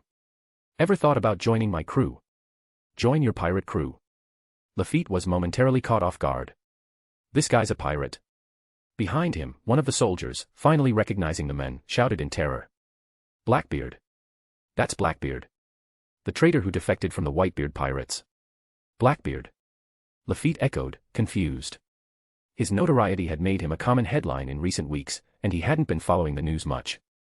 But the mention of the Whitebeard pirates caught his attention, everyone knew of their power. And this man had once been part of that crew. Even more shocking, he left the crew and survived. Lafitte wasn't stupid. Anyone capable of defecting from Whitebeard's banner and still walking the seas freely was leagues above his pay grade. He quickly composed himself. Why me? He asked calmly. Blackbeard laughed, his signature booming zay ha ha ha, echoing down the ruined street. He gestured to the destruction around them.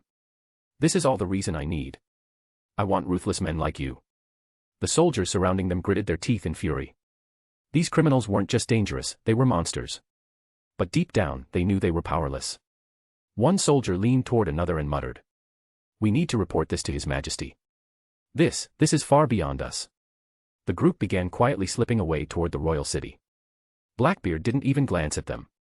In his mind, as long as they were in this country, they weren't going anywhere. A cruel smile crept across his face. Under Lafitte's watchful gaze, he slammed his palm against the ground. A wave of inky darkness exploded outward, like a living shadow, spreading rapidly over the land. Lafitte's eyes narrowed. Is that a devil fruit power? Blackbeard grinned proudly. You got it. This is the most vile devil fruit in the world, the Yami Yami no Mi. The dark fruit. Lafitte murmured. Zehahaha. Watch closely. You're about to witness its true power, black hole. Form. The ground trembled as the darkness churned like a tide. Its gravity surged violently, pulling buildings, rubble, and bodies into its depths. Within moments, Lafitte found himself standing in an empty wasteland. The surrounding city had vanished into the abyss. He turned, stunned. The raw power before him. It was horrifying. Blackbeard stood upright, surveying the eerily silent landscape. Not a single scream, he muttered, puzzled. Guess I overdid it again. Probably dragged them all down before they knew what hit them. He shrugged indifferently. Civilians meant nothing to him. He turned to Lafitte with a satisfied smirk and opened his arms wide. Well. Am I qualified to be your captain? Lafitte swallowed hard. Against that kind of power, he'd be a fool to say no. He opened his mouth to speak. IAG. A calm, cold voice echoed across the darkness.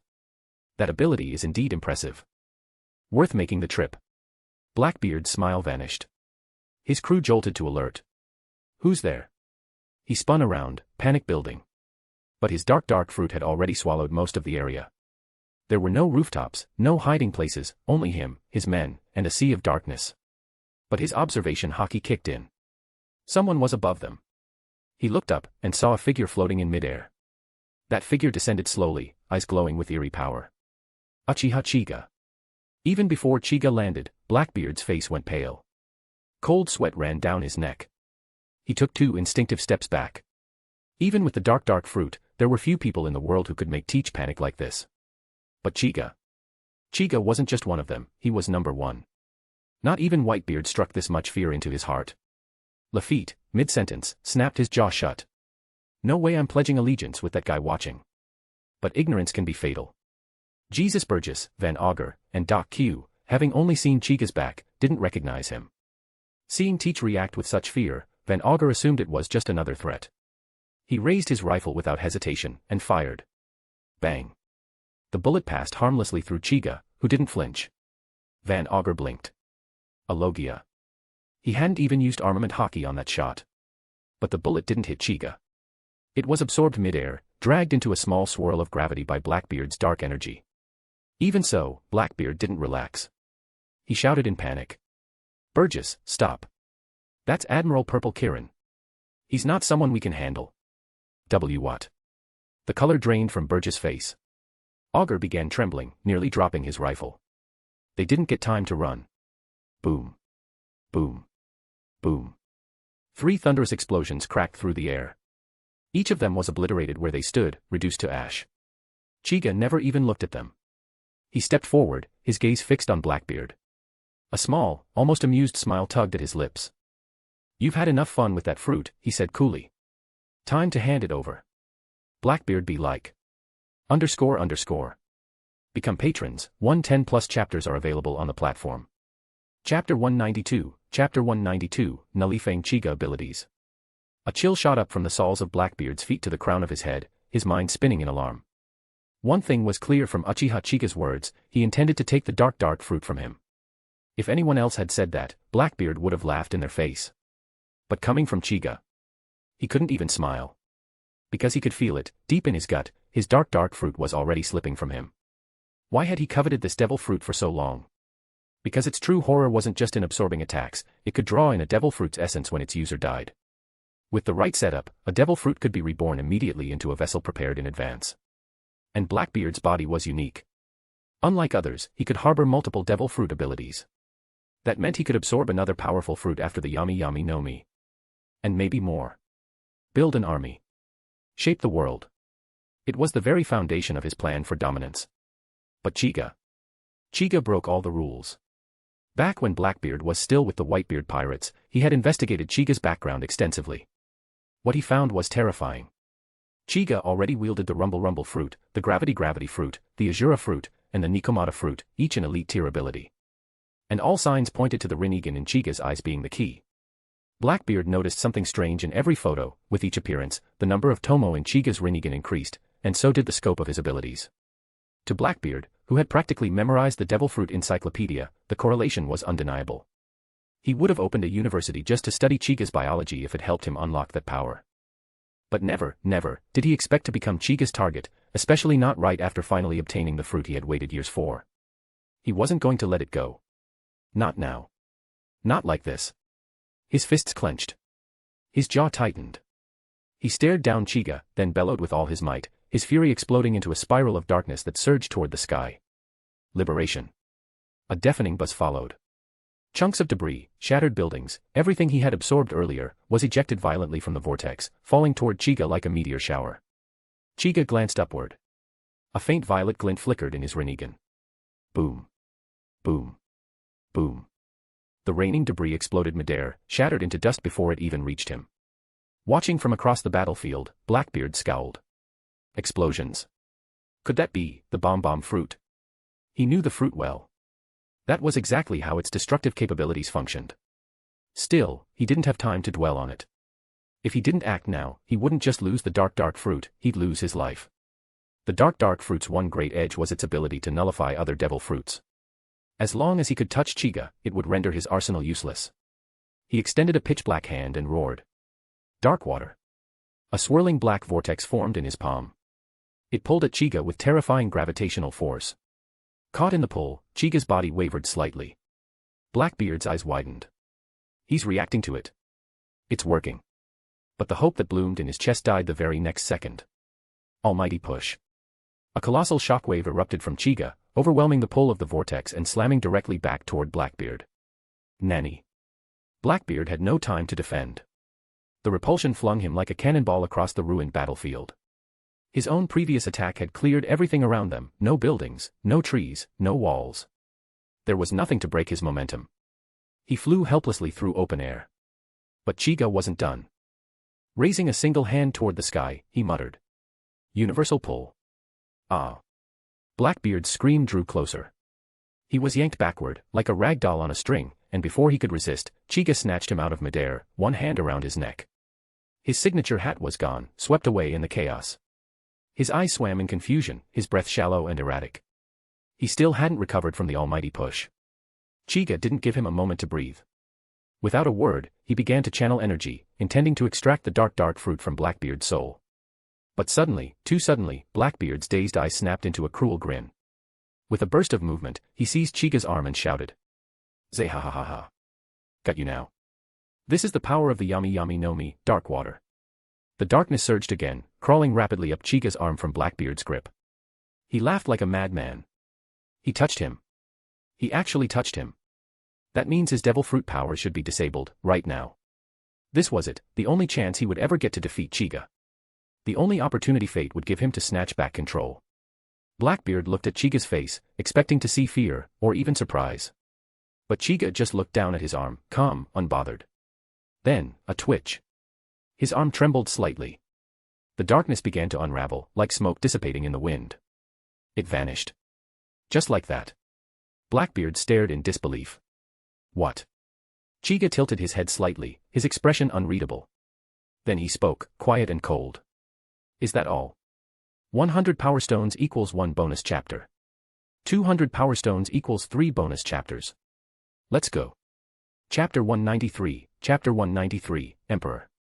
Seeing that even his final trump card had failed, Blackbeard was plunged into utter despair. Why you, what kind of monster are you?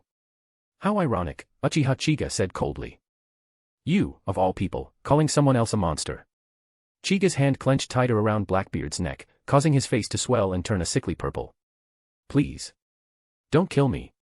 Blackbeard gasped, his voice shrill with fear.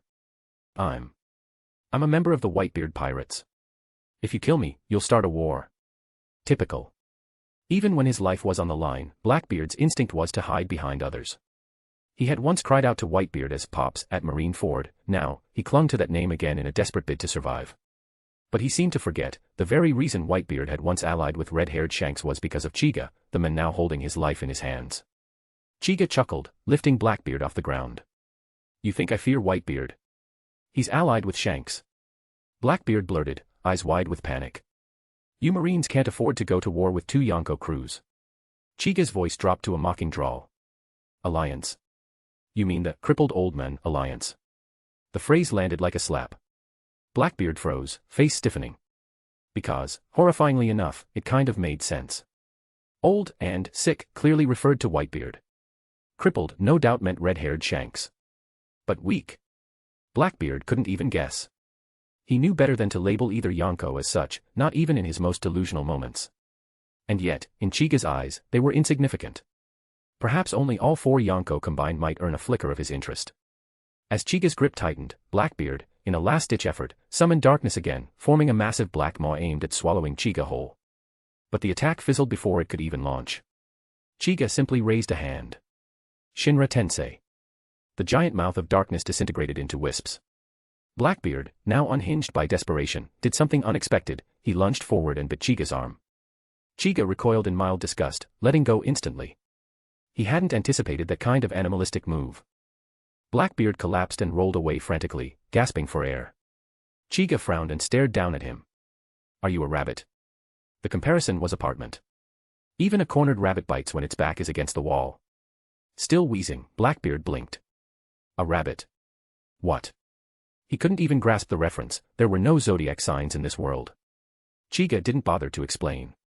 He had already made his decision. He wasn't going to touch Blackbeard again. Who knew what insane tricks this man had left?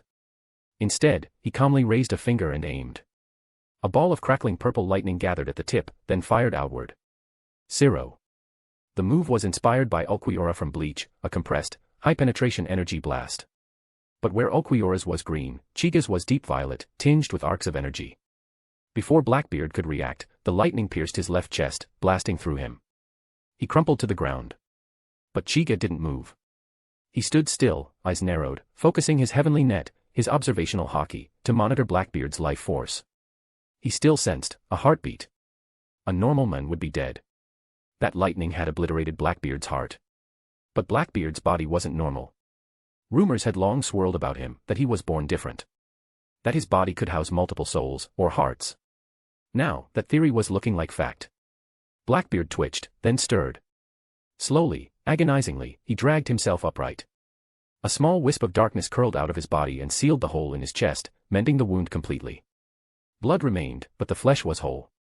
Chiga said nothing, watching closely. The Yami Yami no Mi, unlike most Logia fruits, didn't allow the user to become intangible. Worse, it amplified pain. But in return, it could absorb damage, even restore what was broken. Blackbeard had once used this ability after taking Ace's Flame Emperor, and walked away seemingly unharmed. But if he were to die instantly, even that would fail. It was Blackbeard's abnormal body, not the fruit, that saved him this time. He clutched the right side of his chest, where the second heart thudded under his ribs. Still beating, Blackbeard whispered to himself, trembling. I'm alive. Chiga was impressed. Quietly, he lifted his finger again and aimed for the right side of Blackbeard's chest. If one blast wasn't enough, then two would do. But Blackbeard wasn't caught off guard this time. No. He roared, sending darkness surging to cover his chest, shielding his heart from another Zero. Then, drawing in every last drop of energy, he summoned more darkness to swirl beneath him, his final stand. Raising his arm, the darkness coalesced into a dense black sphere, glowing faintly, like a black sun. Dark Emperor. The move was his ultimate technique, an offensive version of the void that had swallowed whole cities. Chiga, intrigued, mirrored the motion.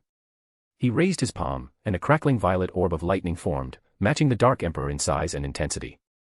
Electric arcs danced around it. The air sizzled. Lightning Emperor. The two suns, one of abyssal void, the other of radiant thunder, hovered for a moment, then clashed. Boom. The island shuddered. Black and purple collided like celestial bodies. For a moment, they fought for dominance, two forces locked in a cosmic battle.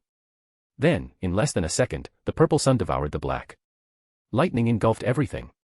The surrounding ocean exploded into towering waves, and the island trembled under the sheer pressure. The world seemed to declare, there is only one emperor here. ___.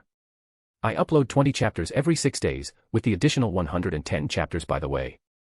Chapter 194, Yami Yami no Mi. On the scorched ground, arcs of purple lightning flickered sporadically, and a charred, unrecognizable figure lay sprawled. It was none other than Blackbeard, who had just clashed with Chica using the Emperor's attack. There wasn't a single unburnt part left on his body, and the air around him reeked of scorched flesh.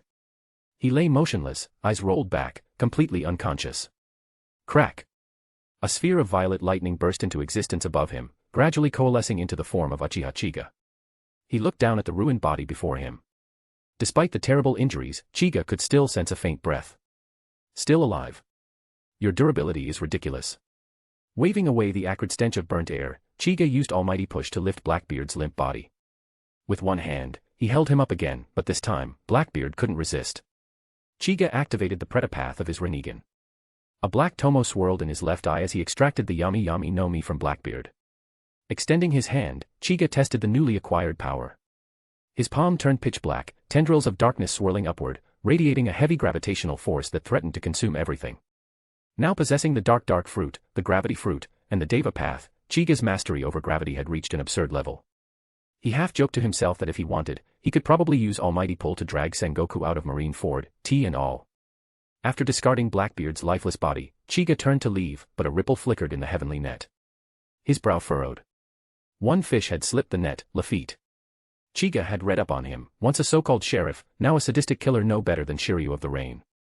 He wouldn't be allowed to escape. From the heavenly net, Chiga saw that Lafitte was airborne, fleeing at speed. Apparently a devil fruit user as well. Chiga recalled from the anime that Lafitte had wings, likely a Zoan-type swan model. He had already flown several miles while Chiga fought Blackbeard, but to Chiga, the distance was nothing. At first, he considered using almighty pull, but then smiled. Why not let Lafitte be the first test of the dark fruit? A tendril of darkness flickered from Chiga's left eye. He looked toward the distant sea, and acted. In the sky above, Lafitte flew frantically, wings of pristine white flapping hard. He was indeed a Zoan-type, Tori no Mi, model, swan. And swans were kings of high-altitude flight. He soared at an altitude of nearly 10,000 meters, yet it didn't feel high enough. Panic clawed at his spine. Faster. Higher. But then, darkness. A black vortex appeared above him, completely enveloping his head. Terror gripped him. What is th? Puffed. Before he could finish, the vortex twisted his neck with horrifying force. Blood spurted into the sky. Thump. His headless corpse plummeted, hitting the sea with a sickening splash. Blood spread across the water, attracting sharks in seconds. In moments, nothing remained. Lafitte's life signs vanished from the sky net. The darkness in Chiga's eye faded. The technique resembled Kamui, but more brutal.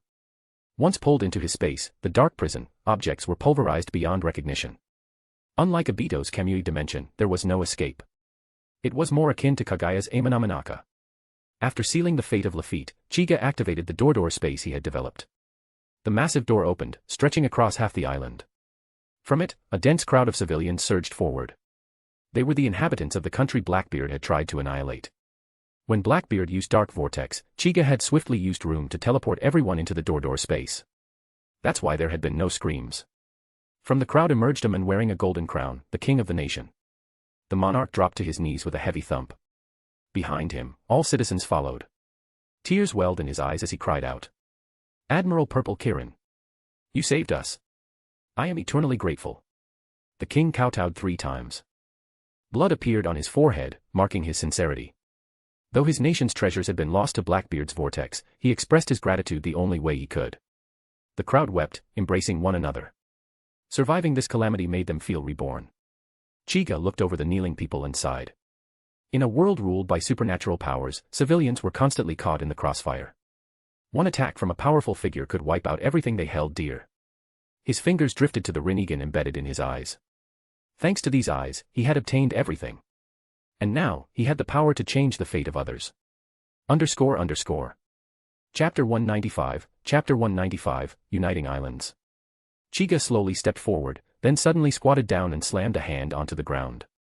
Would release, 3 rooms and 2 living rooms technique. Boom. Boom.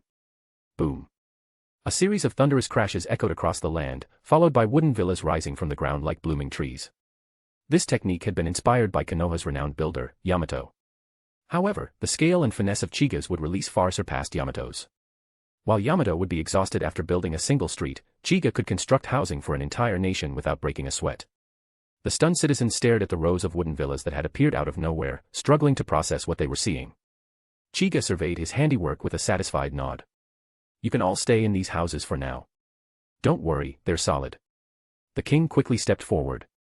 Admiral Purple Kirin, thank you again for everything you've done. No need for speeches, Chiga interrupted. What's your plan for dealing with the food shortage? The king produced a den mushi from his robes and replied respectfully. I have a direct line to the king of the neighboring nation. I can request emergency supplies. Will they arrive quickly? Very. Within 2 days at most. In the meantime, we can forage or send teams to hunt. Chiga raised an eyebrow. And you're confident they'll actually send supplies? The king hesitated. His expression faltered. He knew that his nation was now barren, only its people remained. If the neighboring country learned of their desperate state, they might refuse to help. Chiga read the doubt in the king's eyes and said, call him. Now. The king obeyed without hesitation and dialed the den mushi. The snail device transformed, mimicking the face of the neighboring king. Gustav. What do you need? Chiga glanced at the king beside him. So his name is Gustav. Fancy. Gustav said earnestly. Laris, pirates have devastated our land. We're low on everything. I'm asking for a temporary loan of supplies, I'll repay double in 3 months. Laris chuckled on the other end. Oh Gustav, that's unfortunate news indeed. But you know our own stores aren't exactly overflowing. His tone made it clear, he had no intention of helping. Gustav's expression darkened. He clenched his fists. Just last year, Laris's country was struck by a tsunami, and Gustav had donated 6 months' worth of supplies without hesitation. Now, when the roles were reversed, Laris turned his back. Chiga wasn't surprised. In his view, there were no true friendships between nations, only interests and power-decided alliances. The smugness on Laris's face irked him. Chiga placed a hand on Gustav's shoulder and gently pushed him aside before taking the den mushi. You're Laris, right? Gustav's country is in crisis. You'll send them half a year's worth of supplies, immediately. Who are you to give me orders? Marine Admiral. Purple Kirin. What? Admiral. Purple Kirin. Laris froze. The snail's face trembled. How do I know it's really you? This. Chiga narrowed his eyes. The den mushi's eyes mirrored his, instantly shifting into the pattern of the Rinnegan. Across the line, the den mushi in Laris's hand displayed the same transformation. Laris, lounging in his bed, suddenly jolted upright. The concubine beside him panicked. Your Majesty, what's wrong? Eyes locked on the Rinnegan, Laris whispered, voice shaking. It's him.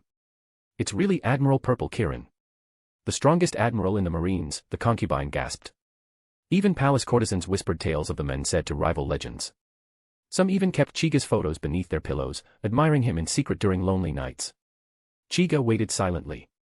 When Laris failed to respond, his tone sharpened. What now?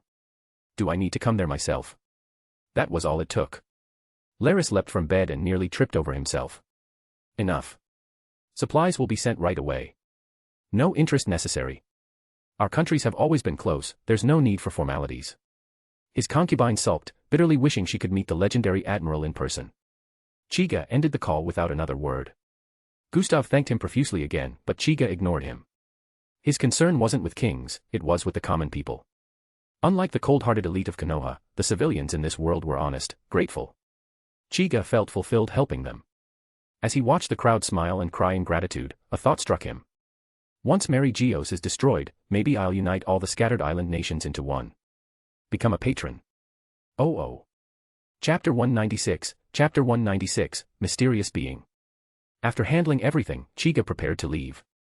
But before departing, he gave a last glance at Blackbeard's motionless body lying on the ground. Originally, he'd intended to destroy Blackbeard's corpse, but changed his mind, he would leave it to the people of this country. After all, Blackbeard had nearly wiped them out. Giving them a chance to vent their rage might bring them closure. Casting one final look at his 3-bedroom, 2-living room technique, Chiga transformed into a bolt of crackling purple lightning and vanished into the sky. As the last traces of lightning faded, King Gustav dropped to his knees and bowed repeatedly toward the spot where Chiga had disappeared. In his heart, he had already resolved to commission a statue of Chiga at the heart of the royal capital, for all to admire. When he shared this idea, both ministers and citizens agreed enthusiastically. Chiga had already become a godlike figure to them. A statue felt only natural. Some even suggested that the statue should be made entirely of gold, with amethyst eyes to capture the beauty of his Rinnegan. Hearing this, Gustav's expression darkened. Pure gold. Amethyst. Where do they think we'll find that? This country barely has people left, let alone treasure. But when he saw the hopeful faces around him, he clenched his fists in determination. He would make it happen, no matter what. As the crowd began discussing materials for the statue, Gustav turned back to look at Blackbeard's body, his eyes now brimming with fury. They had all heard it in Chiga's door space. Blackbeard hadn't destroyed their country for revenge or conquest. It had been a demonstration. A test of power. He sacrificed an entire nation to showcase a devil fruit. Just that. If not for Chiga, they'd have all rotted away in that eternal void. Consumed by rage, Gustav unsheathed a saber from one of his guards and strode toward Blackbeard's body. He raised the blade high, aiming to cut the corpse into pieces, but the moment he looked at Blackbeard's face, an eerie chill shot down his spine. Why am I scared? He's dead. Gustav stood frozen for a long time, then lowered the saber with trembling hands. Guards. Drag this filth to the shore and let the sea carry him off. Let the fish deal with him. Yes, your majesty. On the shoreline, Blackbeard's body lay half buried in wet sand, waves lapping closer and closer. His weight had kept him grounded, but it was only a matter of time before the tide pulled him in. Then, suddenly. Buzz. A mass of black energy surged from beneath the body. Though the power of the dark fruit had already been stripped from him, darkness once again rose, swirling into a black vortex. The crashing tide suddenly curved toward the void, sucked into the forming black hole. Then came the sound. He. The corpse twitched. Blackbeard's body jerked upright, wearing a twisted grin. One of his arms, now formed from pure darkness, rose into the air as he whispered to himself. You knew Purple Kirin was hunting down ability users, and still you flaunted the dark fruit. Truly foolish, Teach. Had anyone heard him at that moment, they might have assumed the trauma had splintered Blackbeard's mind. But was that truly the case? The figure looked toward the sea, spread his arms wide, and inhaled deeply, as if savoring the salty air. So nostalgic. I didn't think I'd feel this again. I should thank that Purple Kirin. If not for him, I would have been devoured by that idiot Teach. He clenched his fist, and the darkness on his hand flickered and faded. His expression turned grim. The power's running low. I need to find a new host before it's too late. He pondered for a moment. A specific devil fruit came to mind, a powerful one. A grin crept back onto his face. That's the one. Teach may have been an idiot, but his knowledge of devil fruits was encyclopedic. He was useful, at least in that regard. Having chosen his next target, the figure began walking, his direction clear, toward the docks, where Teach's old ship awaited. He ignored the island's people, he had no interest in them anymore. Besides, if he stirred up trouble now, Purple Kirin might return. Just thinking of that name made him shiver. Damn monster. Even at my peak, I might not have stood a chance. As he trudged forward, a deafening roar suddenly echoed from the sky. Teach. You bastard. He froze. Every muscle tensed. Had Purple Kirin returned? Slowly, he turned toward the source, and then relaxed when he saw the figure descending. A massive bird, cloaked in blue flames, was soaring toward him, Marco the Phoenix, 1st Division commander of the Whitebeard Pirates. Marco's sharp eyes locked onto him from above. Flames flared brighter across Marco's wings, fueled by fury. The memory of Thatch burned in Marco's heart, and it ignited his power. Still midair, Marco transformed into his hybrid form, blue fire swirling around him. With a fierce cry, he launched his attack. Blue Flame Gull. A great flaming bird detached from Marco's body, screeching as it plummeted toward the shore. The figure formerly known as Blackbeard grinned and raised a hand. He. Marco, you're too late. Black hole. Buzz. Darkness erupted from his palm, forming a swirling vortex. The flaming gull dove directly into the blackness, struggling, burning, and finally vanishing into the void. Only a few fading blue embers remained. Thank you for the generous Power Stones _ Chapter 197, Chapter 197, Zebek is back. Whoosh. Marco descended from the sky, his blue flaming wings cutting through the wind as he landed with a heavy gust. The wind whipped across the shoreline, sending Blackbeard's tattered black coat fluttering violently. His smile twisted into something more sinister, distorted, menacing. He didn't react to Marco's furious glare, instead speaking casually. You still found your way here. But, you're too late. Marco's eyes narrowed. Too late. No, I'd say the timing is perfect. He glanced up at the lingering darkness swirling above Blackbeard, the same power that had consumed his previous attack. After a moment of silent observation, Marco turned back to him, fury smoldering in his voice. This is the power you stole by killing Thatch, isn't it? Just as black and filthy as your heart. GGGG. You've got the wrong guy, Marco. I didn't kill Thatch. Liar. Even now, you're pretending. Marco shouted, though doubt flickered in his heart. Something wasn't right, the tone, the posture, even the laugh. Teach always laughed zihahaha, not this creepy, jia. Was it all fake? If so, that made things even worse. Blackbeard didn't bother responding directly. He simply raised a hand and said. Even if I explained it, you wouldn't believe me. So, let me calm you down first. Dark water. Buzz. Marco's body jerked as an invisible force pulled him forward. The gravity of the darkness was undeniable. Nanny. Marco's instincts took over. Just as he was being dragged toward Blackbeard, his leg shifted into a golden talon and kicked toward the enemy's palm. But Blackbeard remained unfazed, continuing to draw Marco in with dark water.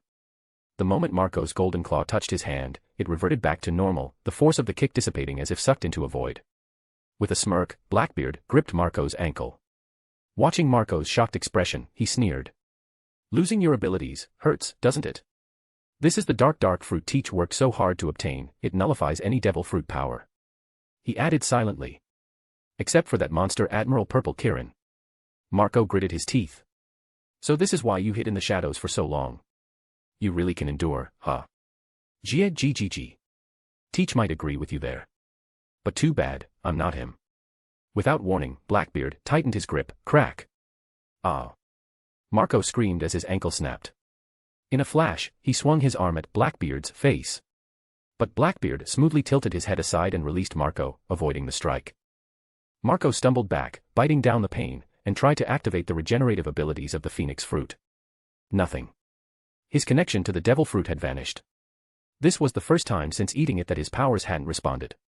Still, Marco was no pushover without them, his close combat skills remained top tier. Blackbeard watched him with something close to admiration. Marco. Newgate's old. All he does now is rot away on his ship. Why not come with me? You'd have a far brighter future.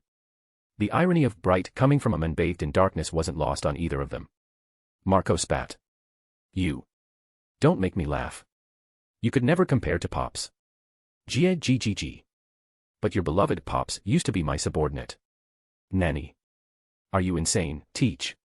GGGG. The twisted laugh rang out again. Then, spreading his arms wide, Blackbeard shouted to the heavens. Not just Newgate, Big Mom and Kaido too. They were all once under me, because I am Rox. The moment the name left his lips, an overwhelming surge of Conqueror's haki burst forth, black lightning crackled, and the ground beneath him split apart from the sheer force. Marco's pineapple-shaped hair blew backward from the pressure, his face frozen in disbelief at the sheer apocalyptic aura surrounding Blackbeard. He could feel it, it was undeniably Conqueror's haki. And it wasn't weak. It rivaled even Shanks. But Teach never had this kind of haki. No way. Someone with this level of willpower could never have hidden for so long under Whitebeard. And then the pieces started to fit together. Whitebeard had once briefly mentioned his old captain to Marco, Rox, but never spoke about it again. That name, it wasn't something the old Teach could have known. Marco frowned, voice guarded. You say you're Rox. Then where's Teach? Why are you in his body? I've been inside him for years. That fool never even realized it. But he's gone now, killed by Marine Admiral Purple Kirin. Ask anyone here, they'll tell you. But Rox had overlooked something. His Conqueror's haki had knocked everyone out cold. There was no one left to confirm a word of it. Marco clenched his jaw, trying to resist the crushing haki. He looked down, and saw small wisps of blue flame beginning to gather at his feet. His eyes widened. The Phoenix was returning. His connection to the Devil Fruit was gradually restoring itself. And with it, his ankle could soon be healed. Once his regeneration was active again, he could choose to fight, or retreat if necessary. He wasn't afraid, but the things he'd heard today were too important. He had to warn Whitebeard. In comparison, Teach seemed irrelevant now. Thinking fast, Marco played for time. So, how'd you end up inside Teach's body in the first place? Doesn't exactly sound natural. Tell me, Marco. Have you ever heard of the God Valley incident? Chapter 198, Chapter 198, Bonus, Hidden Ability of the Dark Fruit. God Valley. Marco frowned. The name rang no bells. Rox didn't expect recognition. He simply kept speaking, mostly to himself. Back then, I led my crew into a decisive battle against the Marines there. And the result, hey. His expression twisted with resentment. He didn't need to say it, the Rox pirates lost that battle. But Rox had never truly accepted it. That war was legendary. Sengoku, Garp, and even Kong were all at their peak. They represented the true might of the Marines at the time. But the Rox pirates were nothing to scoff at either. Even if Kaido was still green, Big Mom, Whitebeard, and Chica were already monsters in their own right. The rest of the crew weren't far behind, many of them rivaled today's Yonko commanders. And above them all stood Rox. With power like that, why did the Marines have any right to challenge them? Rox's eyes flared blood-red with rage as the memories surged. If it hadn't been for that bastard Roger, and that mysterious force that showed up out of nowhere, how could we have lost? This sea should have belonged to me. As Rox vented his fury, Marco remained airborne, quietly accelerating the regeneration of his body. Blue flames now encased his fractured ankle, and the healing was almost complete. Down below, Rox rambled on, oblivious. That fool Roger. What did helping the Marines ever get him? Didn't he still die at their hands in the end? The irony. He. His voice dripped with hate.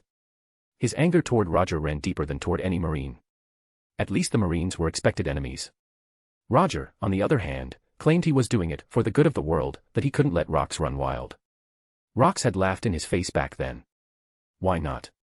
The rotten scum of Marie Joyce could rule the world, but he couldn't. We're kings, nobles, and celestial dragons born divine. Those so-called gods brought nothing but suffering. Even he found their atrocities appalling. And Roger, he didn't raise a hand against them, but instead helped their loyal hounds, the Marines, take him down. That was the biggest joke in history. If Roger's body hadn't already been seized by the Marines after his execution, Rox swore he would have personally ground him to dust. Rox's rage hit its limit. A surge of darkness erupted from his body, turning the entire shore into a twisted black domain. At that exact moment, Marco's power fully returned. Flames burst from his back.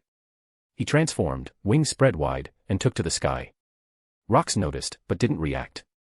After venting, he simply grinned and looked up at Marco. Well. Thought it over yet?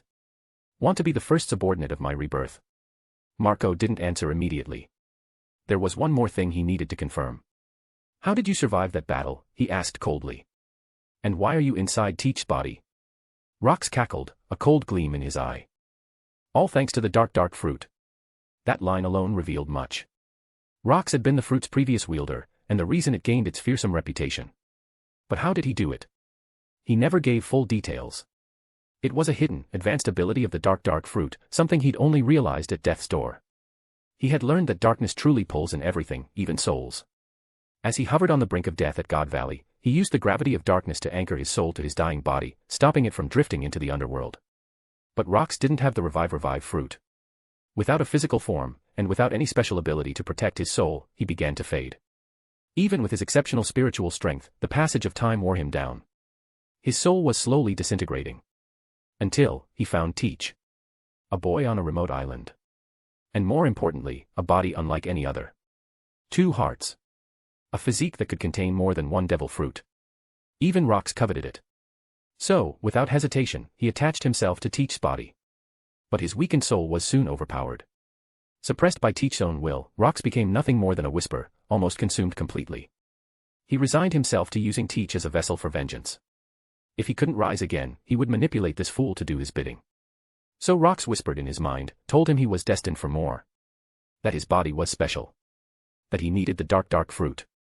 It was a subtle influence, barely noticed by Teach himself. But it worked. To chase that fruit, Teach even joined the Whitebeard pirates. Inside his subconscious, Rox was almost driven mad with rage. Of all crews, why Whitebeards? The same Whitebeard who once served under him and now played father to a family of pirates. A man too soft to rule. Teach thought joining would make it easier to find the fruit. But even if he found it, who would let a nobody like him eat it? And yet, against all odds, Teach did find the fruit. And he took it, killing Thatch and fleeing the crew, Rox had to admit, he'd misjudged the men. For all his stupidity, Teach had real pirate instincts. But then came the fateful encounter with Uchiha Chiga. Chiga defeated Teach and extracted his soul to claim the dark fruit for himself. And in doing so, he inadvertently gave Rox the perfect opportunity. With Teach's soul removed, the body was finally unguarded. Rox wasted no time. He took over completely, claiming the vessel and completing his resurrection. He now walked the world again. As he finished recounting everything, Rox let out a cold laugh. Life really is full of surprises. Thank you for the Power Stones. Chapter 199, his old captain is back. Rox finished speaking, then once again extended an invitation toward Marco. All right. I'll ask you one last time, will you become my subordinate? This was the third time Rox had approached him. Refusing again might have seemed like ingratitude. But Marco didn't hesitate. For him, Whitebeard wasn't just a captain, he was family. Betraying that bond? Never. Besides, the men in front of him still wore Teach's face. That alone filled Marco with disgust. His answer came in the form of action. Marco's body transformed into full beast form as he soared into the sky. He spread his wings and launched green fireballs down toward Rox. He'd learned his lesson, close combat was dangerous against Rox. This time, he attacked from range, spreading his flames wide. Though the phoenix fruit had fire attributes, Marco's flames were restorative, not destructive. The fireballs struck with blunt force, not burning power. Rox wasn't fazed. Watching the incoming barrage, he chuckled. So, you still prefer playing house with Newgate? What a shame. With a casual wave of his hand, black spears formed from darkness shot out behind him, instantly destroying the green fireballs midair. Then, with a sharp gesture, the spears extended outward, straight toward Marco. Marco's eyes narrowed. In the air, he quickly summoned a shield of green flames in front of himself. Immortal Thistle. Puff. Puff. Puff. The black spears drilled into the flame shield, sending bursts of fire in every direction before finally dissipating. Marco felt cold sweat on his forehead. Just a little more, and the shield would have broken.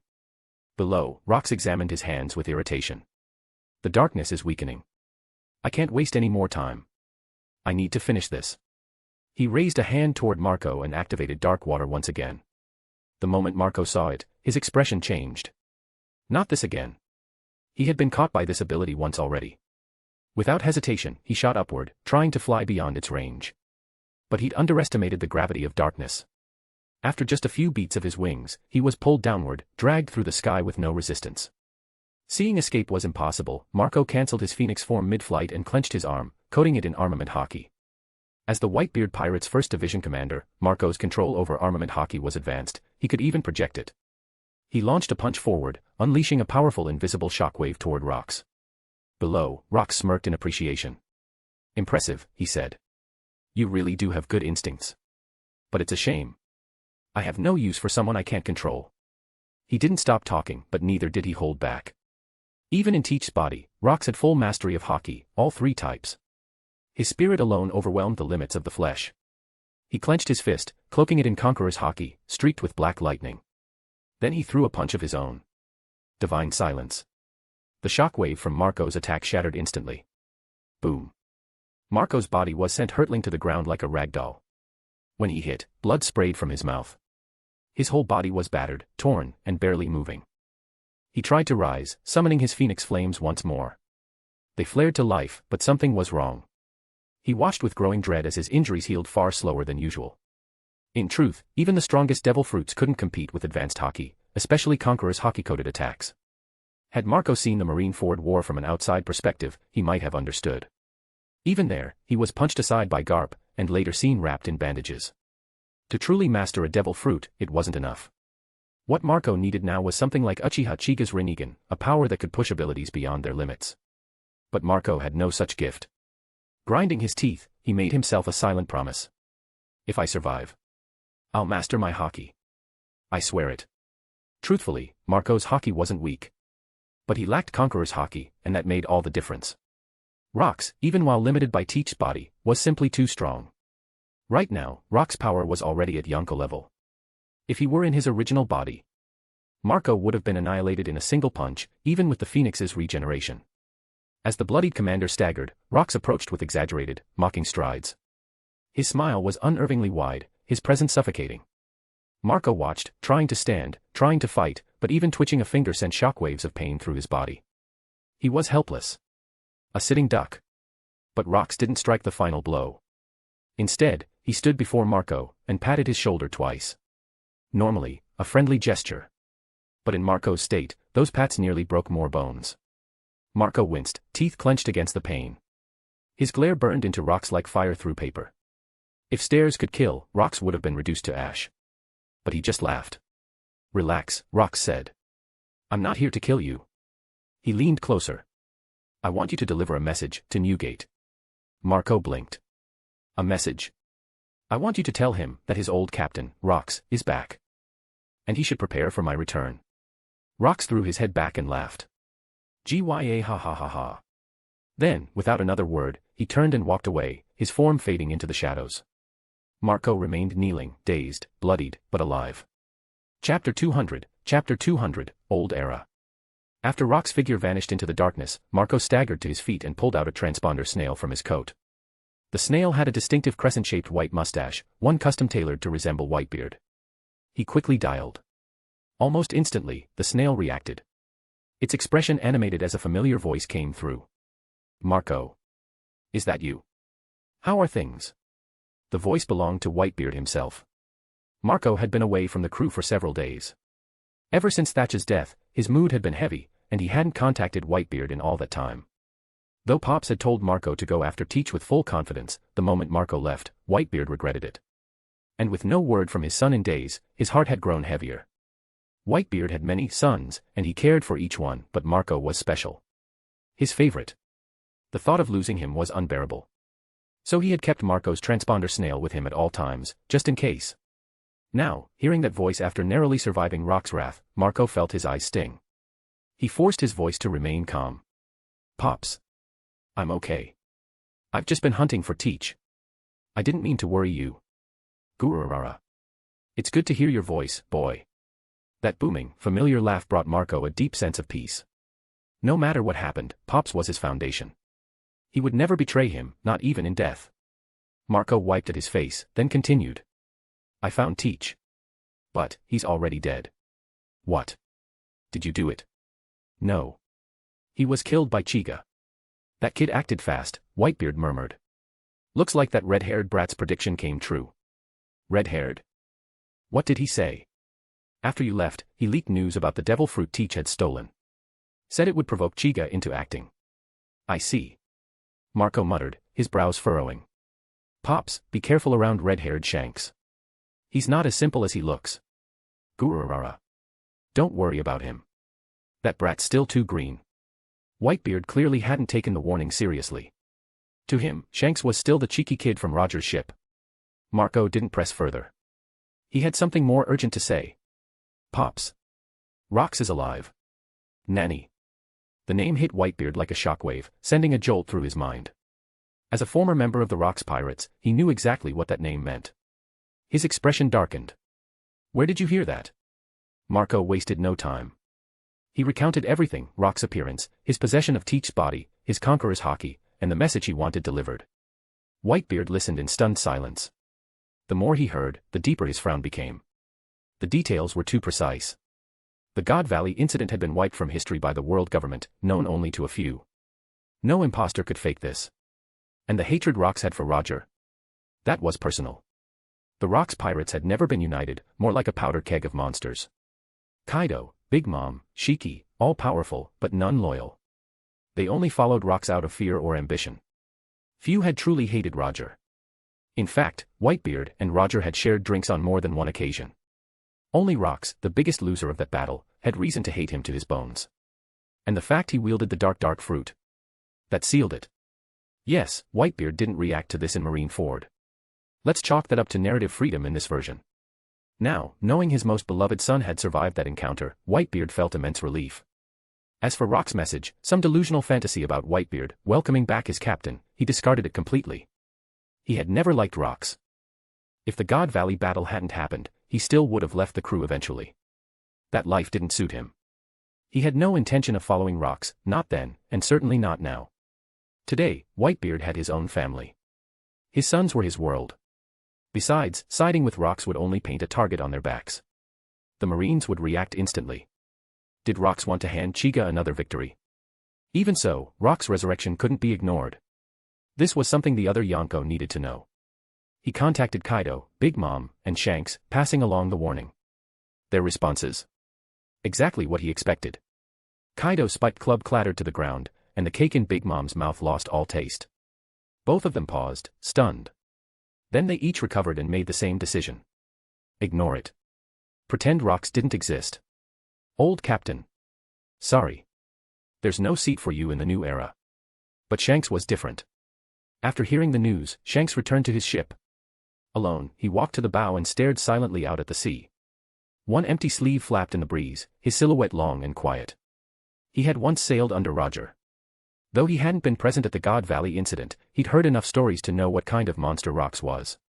A lawless, destructive force. A radical from the Will of D clan. In Shanks' eyes, Luffy's D stood for dream. But Rox's D stood for destruction. And Teach? He gave off the same feeling. A darkness that couldn't be trusted. And in a way, Teach was Rox. That's why Shanks had always warned others about Teach. Why he kept a close watch. Now with Rox fully revived, and Chiga still out there, Shanks, who had always believed in fate, found himself wavering. The great pirate era, started by Roger, was supposed to change the world. But had it really changed anything? Or had it only led to more chaos, more war, more innocent lives lost? Staring into the endless ocean, Shanks muttered under his breath. Captain Roger. Was everything we did truly right? Phew, 200 chapters. To y'all supporting and still reading, arigato. Chapter 201, Monkey D. Dragon. As news of Rox's resurrection spread, a silent storm brewed across the sea. Though few still remembered Rox, there were old-timers who hadn't forgotten the terror he once represented. In a dim tavern nestled in a lawless zone, an old, drunken pirate stood wobbling on a table, gripping a bottle and rambling loudly about Rox. He praised Rox endlessly. From the way he spoke, it was clear he had first-hand experience with the men. But when it came to describing Rox's personality or appearance, he rambled on without saying anything meaningful. In short, Rox was powerful, so powerful, he dwarfed even the 4 emperors of today. Suddenly, someone in the tavern asked, "How does he compare to Marine Admiral Purple Kirin?" Cough, cough, cough. The name Purple Kirin had become a taboo among pirates, to the point where even hearing the word Kirin would cause unease. The old pirate choked on his drink at the mention of the name, his face turning deep purple. The surrounding pirates burst into laughter. They'd long grown tired of his boasts, so naturally, they enjoyed watching him embarrass himself. Still coughing, the old pirate slammed the bottle down and barked. "What the hell are you laughing at? Aren't you scared of Purple Kirin?" The tavern went dead silent. Not a single pirate could honestly claim they weren't afraid of him. Even the old man himself slumped over in defeat. They were, for the most part, failures among pirates. In recent years, ever since Chica had emerged, pirates who survived off pillaging small villages lived on edge. Their career success had plummeted. The ragged patches on their clothes told the story. In a shadowed corner of the tavern, a cloaked figure sat quietly, face hidden. He finished his drink, stood slowly, tossed some berries on the table, and turned to leave. But his calm demeanor and unfamiliar presence drew everyone's attention. The men ignored their stares. As he stepped toward the door, he paused and muttered to himself. "If you're that terrified of Purple Kirin, maybe you shouldn't be pirates." Nanny. His words crashed into the room like a boulder dropped into still water. The pirates shot to their feet. Some even drew pistols, pointing them at the stranger's back. "What did you say? You're not scared of him? You're a pirate too, right?" The figure slowly turned around. Just then, a flash of lightning lit the sky, momentarily illuminating the dark interior. Beneath the hood, the man's face was revealed, fierce and distinctive. He had no eyebrows, and red tattoos ran along the left side of his face, giving him a villainous appearance.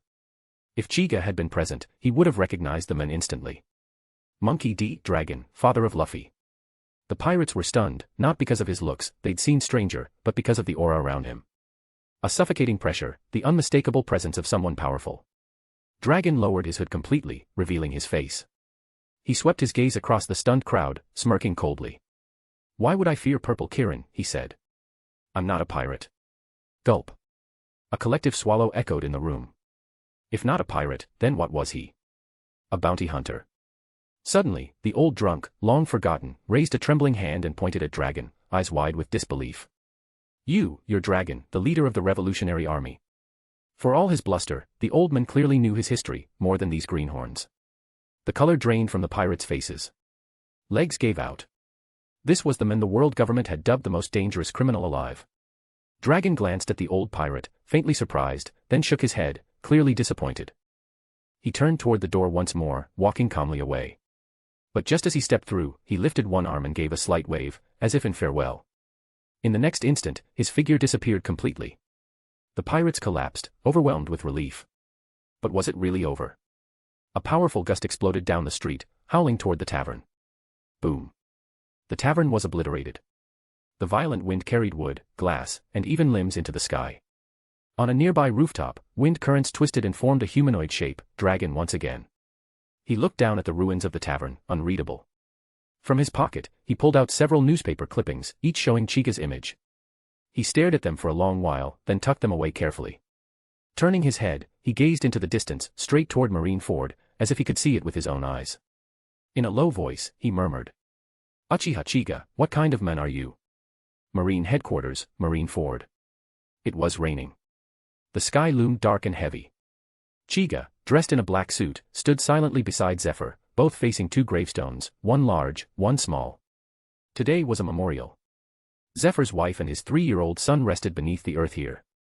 Rain poured down, soaking the two men. Chiga made no effort to shield himself. He knew better. This moment belonged to Zephyr. Perhaps, to the former Admiral, the rain was his family's love, falling from the heavens to comfort him. Zephyr's face was unreadable, caught between the blur of rain and silent grief. He placed a few offerings in front of the graves, wiped the stone clean with care, then gave Chiga a quiet nod before walking away. Moved by Zephyr's pain, Chiga felt the weight of sorrow in his chest. It reminded him of his friend Minato from another world, Naruto's. He touched his Rinnegan. These eyes, said to govern life and death, now shed silent tears. Bowing slightly to the graves, Chiga turned and walked away. He had a purpose. He was going to find a devil fruit that could mend the regrets in his heart. Send Power Stone's wilted flower. Chapter 202, Chapter 202, Yomi Yomi no Mi. The first half of the Grand Line, Florian Triangle. This stretch of sea was cloaked in perpetual fog and gloom, with fleeting shadows occasionally darting across the mist. Every year, hundreds of ships mysteriously vanished in this eerie region. From one such drifting vessel, a faint tune echoed.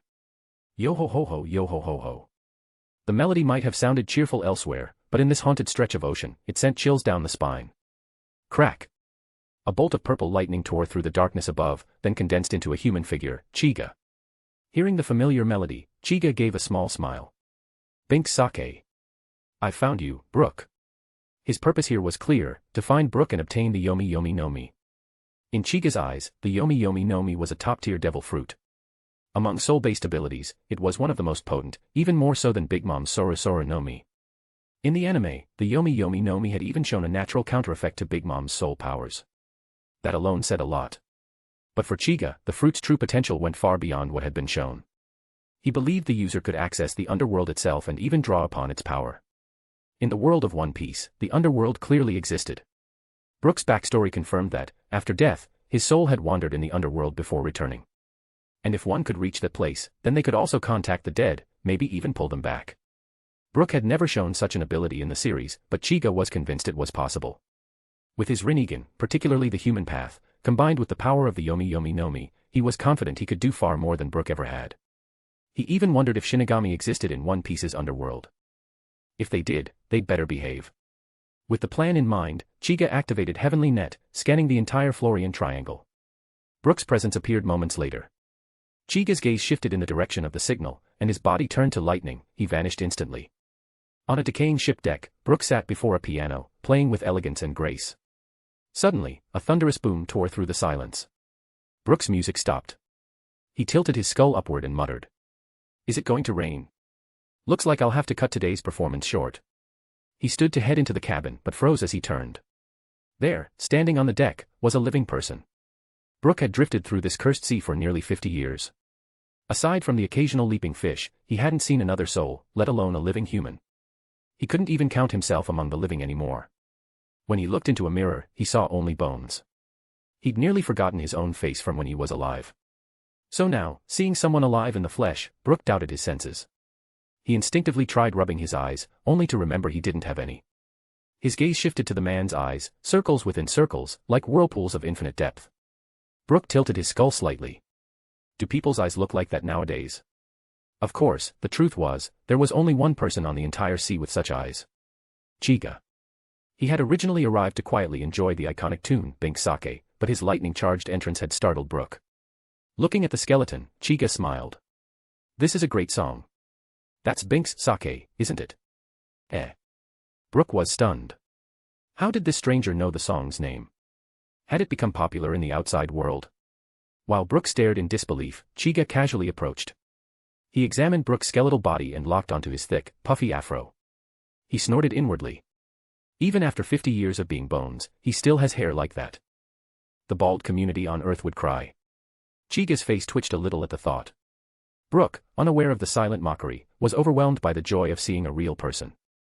Somehow, his bare skull even formed what resembled a smile, though Chiga wasn't impressed. Sir, it's a pleasure to meet you. I'm Brook. His enthusiasm was infectious. Chiga snapped out of his internal sarcasm and replied calmly. Hello. My name is Uchiha Chiga. Uchiha. I don't believe I've heard that surname before. Yo ho ho ho ho. Brook laughed uproariously. His sense of humor had clearly decayed with solitude. After decades with no company, even a surname was enough to set him off. Chiga understood. He said nothing, letting the laughter pass. Eventually, Brook sobered up, realizing how impolite he must have seemed. Forgive me, Chiga-san, he said quickly. It's just. I haven't spoken to anyone living in so long. Chiga raised a hand. It's all right. I understand. You really are kind, Brook said, then looked down at himself. But you're not at all disturbed by the way I look. It genuinely puzzled him. Most people would scream at the sight of a walking skeleton. But Chiga barely blinked. Chiga didn't bother to explain. He couldn't exactly say, well, I saw you in an anime. So instead, he simply redirected the conversation. I came to ask you for something. For me. Brook looked down at his skeletal form, puzzled. He patted around his coat and bones.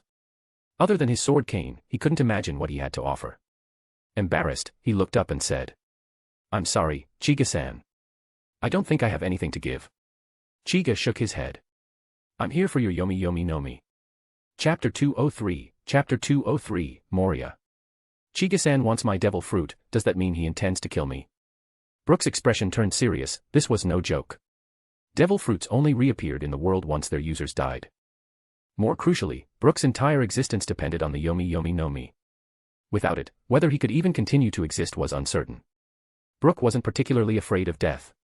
Having lost his entire crew and living as this in-between existence, neither fully alive nor truly dead, he had long come to terms with his fate.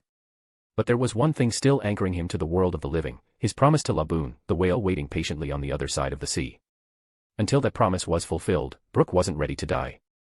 Of course, Chiga had no intention of taking Brook's life.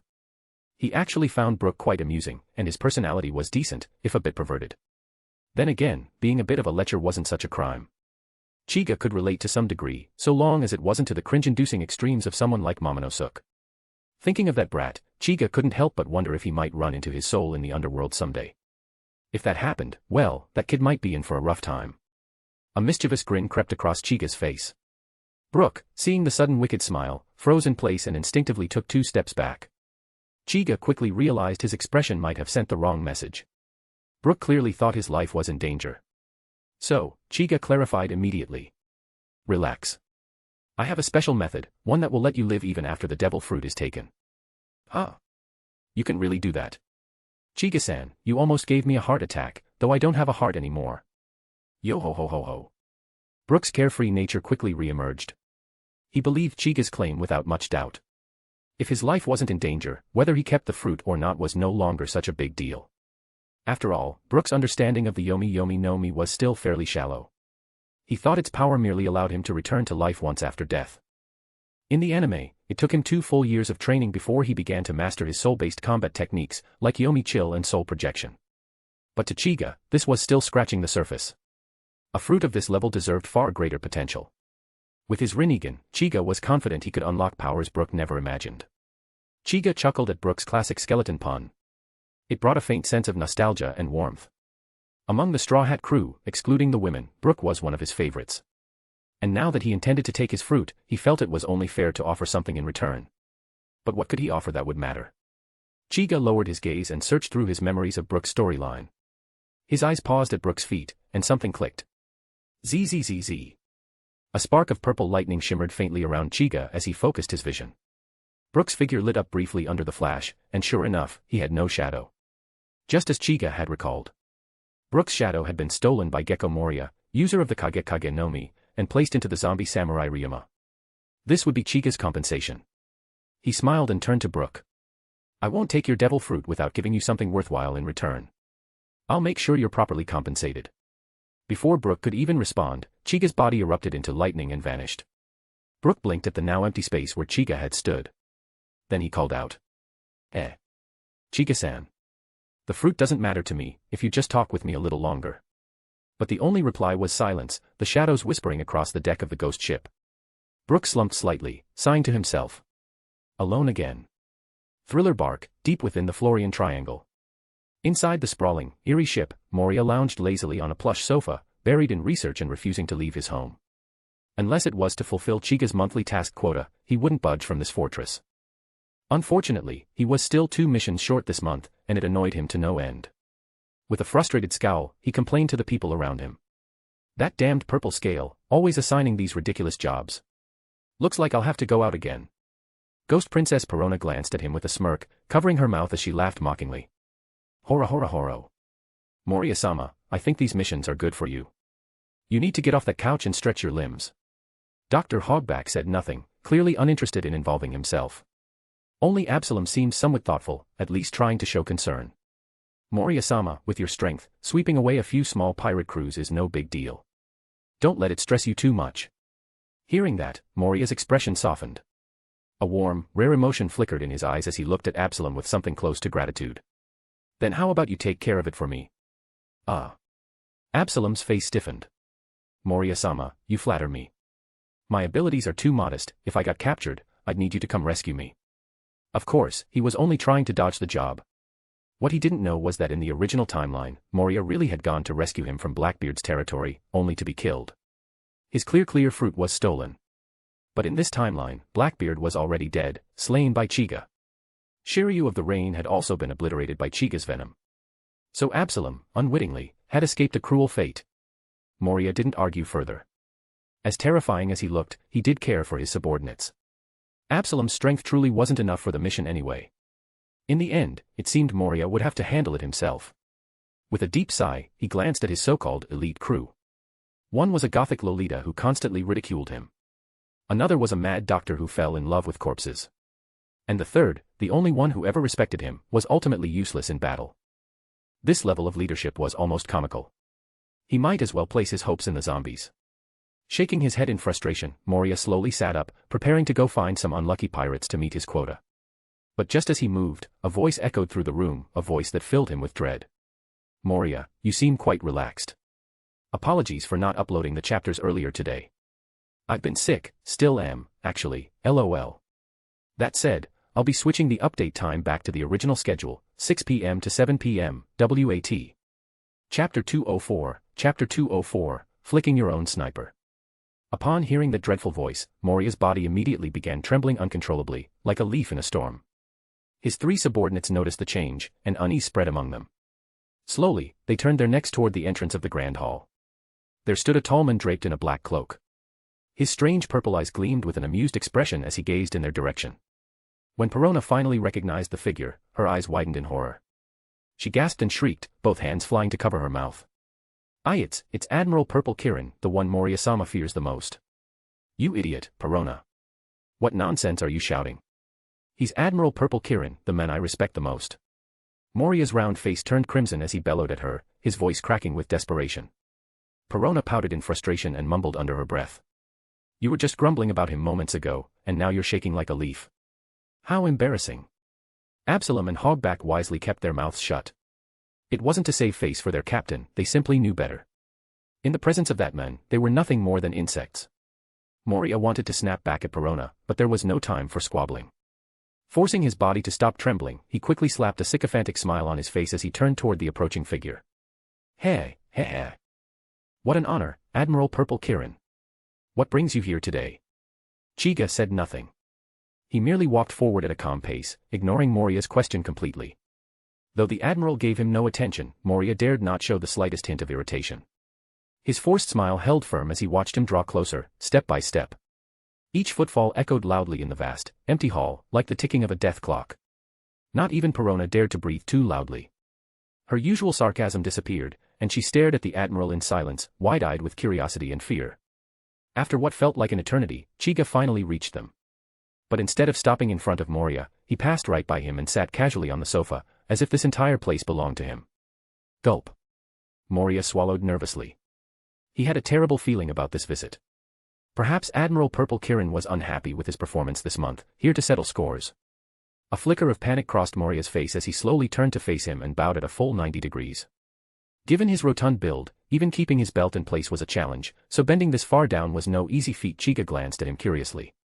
He had only meant to intimidate Moriya a little, make him more obedient. Why was the guy groveling already? Was he about to beg for help like Jinbe had? Still hunched over, Moriya dared not meet Chiga's gaze. Since returning from Marine headquarters, he hadn't been able to get that man's image out of his mind. Not because of admiration, but out of sheer fear.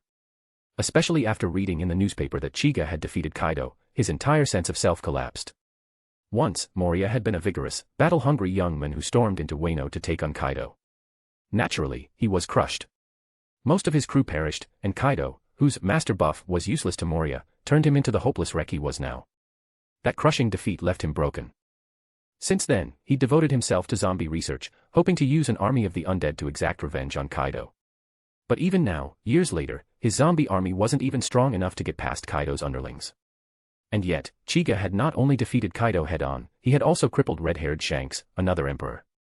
That kind of power was completely beyond Moriya's comprehension. He even recalled the time he survived a Shinra Tensei from Chiga at Marine headquarters. That moment had become his personal badge of honor, surviving a direct strike from Admiral Purple Kirin and walking away alive. But bragging aside, actually seeing him again in person, turned Moriya back into a trembling wreck. He remained bent over, his rear sticking out, pouring out confessions before Chiga could even speak. Admiral Purple Kirin. I admit it, I've spoken out of line behind your back. I've also used the shadows of Marines. I'm still too short for this month's quota, Anne. Moriya's panic kept building, and soon he was confessing things no one asked for. Even stories from his childhood, like the time he peed in someone's shoes. Chiga stared blankly at him. Absalom and Hogback were dumbfounded. Their jaws hung slack. Perona's face flushed with shame, and she covered her eyes with both hands. This was beyond humiliating. Then, Chiga's eyes shifted slightly as he glanced down at Moriya's pants and said with a raised brow. I didn't know you were into flicking your sniper. Flicking my sniper. Moriya blinked, confused. Absalom and Hogback looked equally baffled. Their brains spun through every possible meaning of the phrase, trying to decode it. After a few seconds, it was Perona who screamed. Disgusting. Ghostly dolls popped up around her as she shot into the air, circling the chandelier in panic as though she'd been traumatized. Chiga looked up at her with mild surprise. This girl actually understood the joke. Impressive. Moriya, meanwhile, turned toward Chiga with unease. Admiral Purple Kirin, that's Perona, one of my subordinates. She has a strange personality, please don't take offense. Although Perona constantly talked back to him, Moriya had always treated her like a daughter and was genuinely afraid she might upset the Admiral and end up dead. Chiga raised an eyebrow. Do I really look that unreasonable? But seeing Moriya's anxious expression, Chiga decided to let it go. As flawed as Moriya was, he was undeniably a loyal captain. That kind of attachment to his crew wasn't something Chiga disliked. His expression softened. He gestured with his hand, motioning for Moriya to sit down beside him. Moriya instantly looked flustered and began stammering about how he could stand while they talked. But when Chiga's Rinnegan flared slightly, he immediately scrambled to the sofa and sat down stiffly. Once seated, Moriya looked like an obedient schoolboy, hands on his knees, posture rigid, face blank with tension. We're currently on chapter 320. I upload 20 chapters a week there, by the way. Chapter 205, Ryuma. Chiga patted Moriya's arm and said. You know Brook, right? Didn't you use his shadow for a zombie? Bring that one here. Hearing this, Moriya's eyes widened sharply. How does he know that? The zombie containing Brook's shadow wasn't just any undead. It was none other than Shimatsuki Ryuma, a legendary swordsman from Wano country known as the Sword God. In his lifetime, Ryuma's strength was top tier. When Moria escaped from Kaido long ago, he'd stolen Ryuma's corpse, making him one of his strongest zombie creations. Unlike other zombies, Ryuma retained fragments of his past life's memories. If not for the power of the Kage no Mi, someone like Ryuma would never obey Moria. Now, Moria had a dreadful feeling Ryuma might be destroyed today. He was reluctant to part with the powerful warrior, but since Chiga had requested him, Moria didn't dare argue. He activated his Devil Fruit ability, summoning Ryuma, then nodded at Chiga. Admiral Purple Kirin, Ryuma is on his way and should arrive shortly. Good. I'll be taking Brook's shadow back from him. Any objections? Of course not. Moria replied quickly, then hesitated. But, may I ask, what's your relationship with Brook? I owe him a favor. Moria stared in disbelief. To him, Chiga's strength was practically divine. How could someone like that owe anything to Brook? Brook, who couldn't even defeat a zombie. Chiga offered no further explanation. His heavenly net had already spread over the entirety of Thriller Bark, and through his magnetic field sensing, he detected Ryuma's approach. Just then, a strange voice echoed through the air. Horo horo horo. Chiga looked to the side and spotted a ghost doll grinning mischievously as it floated toward him with ill intent. Up on the chandelier, Perona watched with excited eyes. Unlike the others, her fear of Chiga was minimal, her curiosity far outweighed any caution. She had long wanted to see for herself what kind of man this so-called strongest Marine Admiral truly was. And Chiga didn't disappoint. His overwhelming aura weighed down on the room like gravity, leaving a deep, unforgettable impression on her mind. But this only made her more excited. What would happen if someone like him got hit with my negative hollow? She narrowed her eyes and giggled softly. The ghost doll crept closer, just inches from Chiga's body. But then Chiga's Rinnegan met its gaze.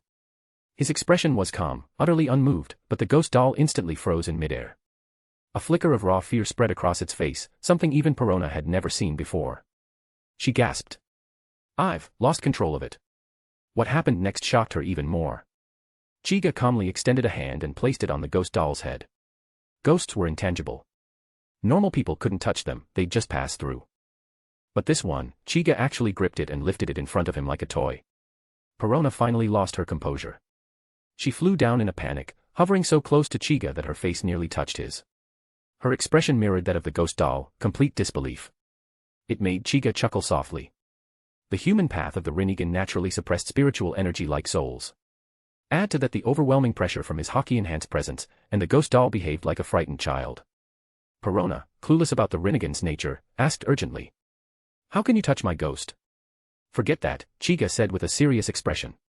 Shouldn't you be thinking about the consequences of trying to attack me? Perona flinched, stepping back and, plop, fell to the ground in fear. Before Chiga could say anything else, she suddenly hugged herself and burst into loud sobs. Chiga blinked, speechless. He had only meant to scare this eccentric gothic girl a little, not actually traumatize her. Moria quickly stepped in, trying to mediate. Admiral Purple Kirin. Please don't take her behavior seriously, she's just... He stopped mid-sentence. Chiga had turned his gaze onto him, and the chill that followed made Moria's skin erupt in goosebumps. I won't take her seriously, Chiga said coldly. But as her captain, shouldn't you bear some of the consequences? Without waiting for a response, Chiga snapped his fingers. The ghost doll, still under his control, phased through Moria's body. Moria dropped to his knees like a collapsed tower. A gloomy shadow settled over him, and he mumbled weakly. If there's a next life, I want to be a happy black pig. Absalom and Hogback clamped their hands over their mouths. Their faces turned red from holding back laughter. But soon, they too slumped down beside Moria. If there's a next life, I want to be a delicate woman. I'm just a fat, useless pervert. Hora hora horo. Perona had stopped crying by then. She clutched her stomach, laughing so hard that tears spilled from her eyes. Chiga rose from the sofa and walked up to her, squatting slightly. Not scared anymore? Perona froze. Her laughter vanished. She nodded quickly, completely subdued. Chiga reached out and gently ruffled her pink twin-tailed hair, then stood and turned toward the entrance of the hall. There, a figure in a white kimono with a katana at his waist appeared. It was his true target, Shimatsuki Ryuma, now in zombie form. Ryuma pointed his black-bladed shusue directly at Chiga. Because of Brook's shadow within him, some of his mannerisms remained, like his habit of letting out a yo-ho-ho-ho. But in front of Chiga's overwhelming presence, something long dormant stirred within his decaying body. It was the first time in ages he had felt the pressure of a truly powerful opponent. Ryuma's eyes narrowed with clarity and resolve. Unknown warrior, could you grant me my release today? Chiga smiled. A deep purple blade of pure energy appeared in his hand, a weapon formed from his Susanoo. Even without summoning the full construct, Chiga had long since mastered using its weapons independently. The Susanoo sword pulsed with terrifying power as he raised it toward the swordsman. __. Send power stones wilted flower. 100 is equal to 1 bonus chapter. 200 is equal to 3 bonus chapters. Chapter 206, Chapter 206, Sword God of Wano Country. Seeing Chiga's Susanoo blade, Shimatsuki Ryuma's zombie face showed joy instead of surprise, and he said, I didn't expect your excellency to be a swordsman as well. Chiga shook his head.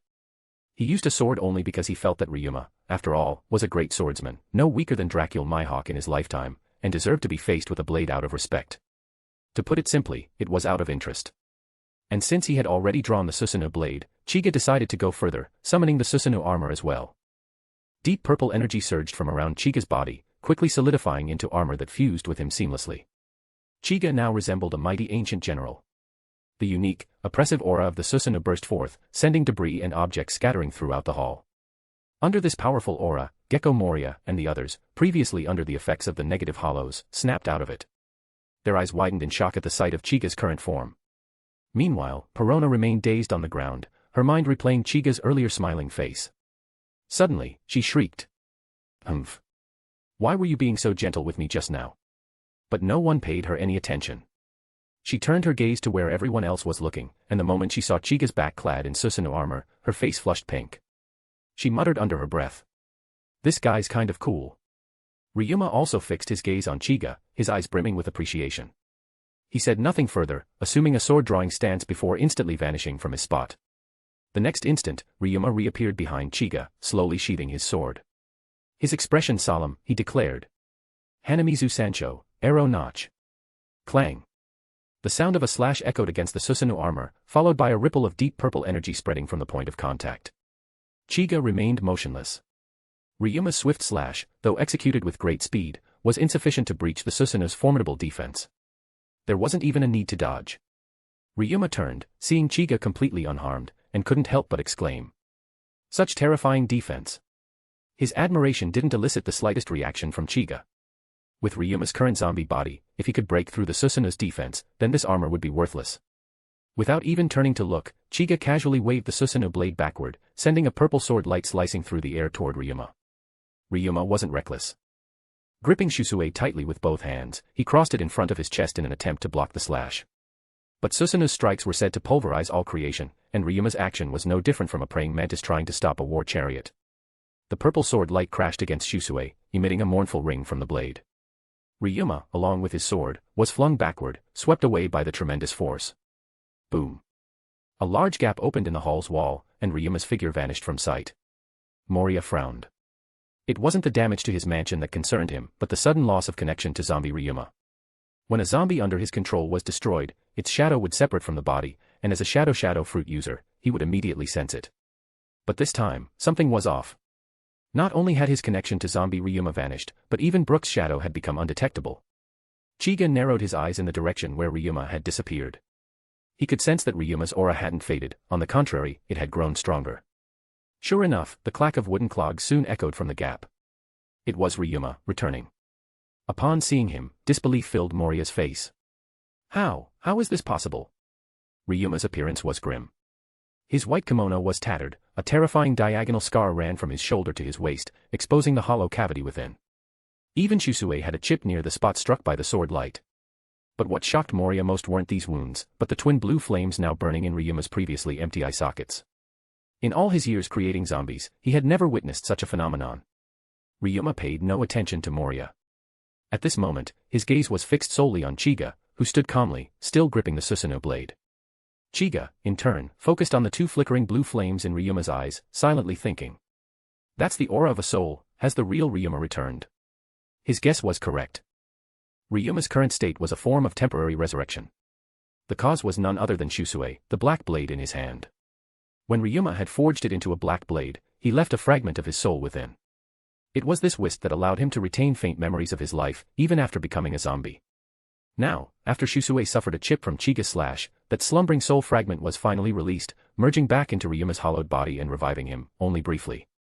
However, unlike Rox D. Zebek's resurrection, this soul fragment was a mere fraction of Ryuma's original spirit.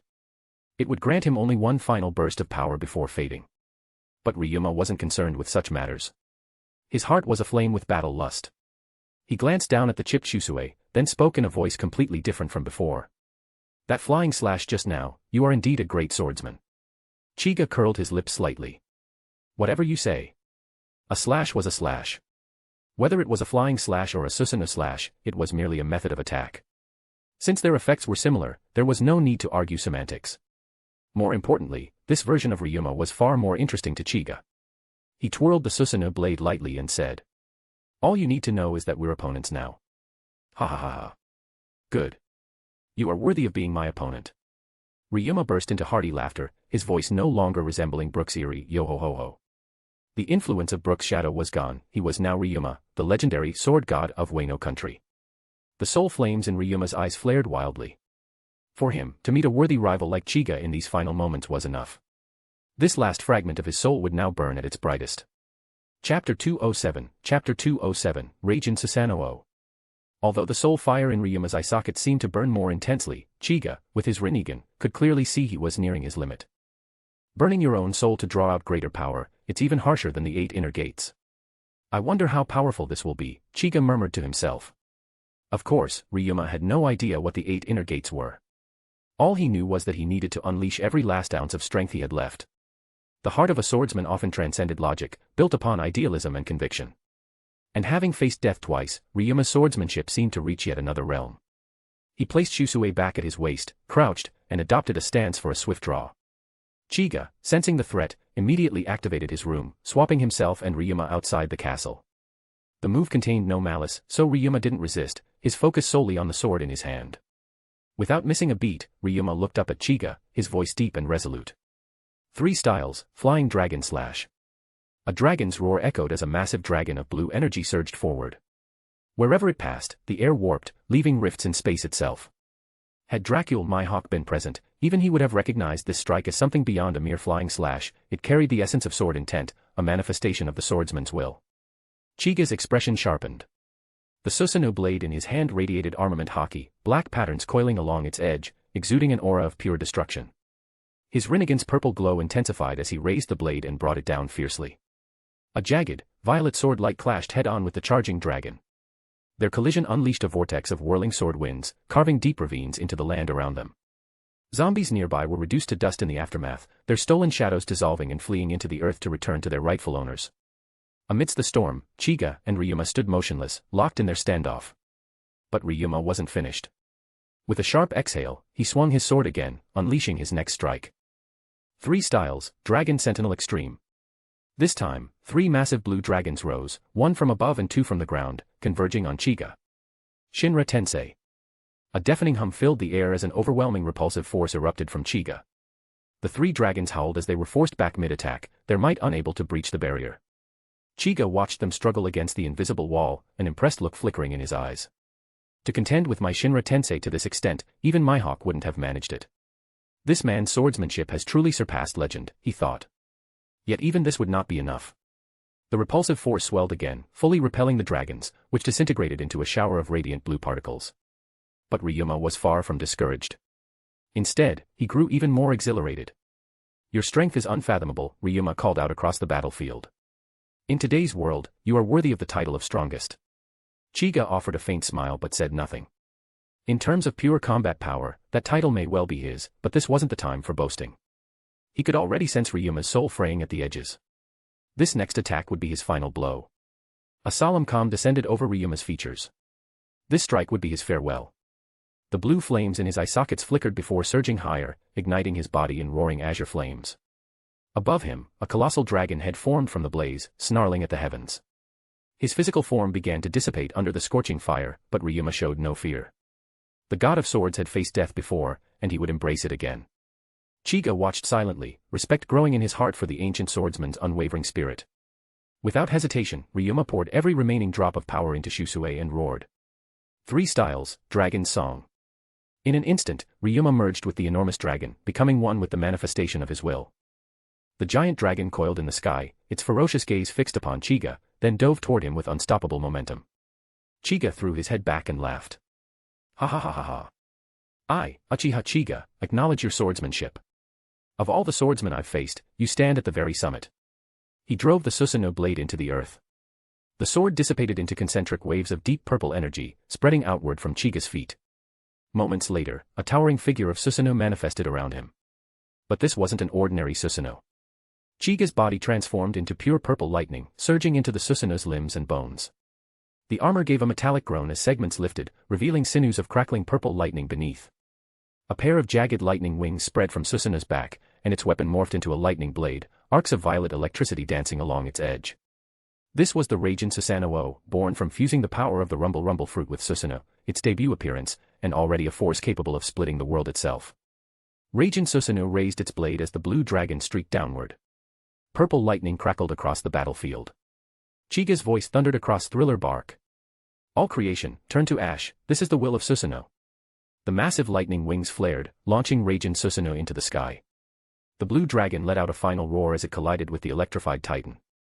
Raijin Susanoo gripped its sword with both hands and swung downward with devastating force. Boom. An apocalyptic shockwave erupted in the sky. The perpetual storm clouds above Thriller Bark were shredded apart, revealing a brilliant blue sky for the first time in centuries.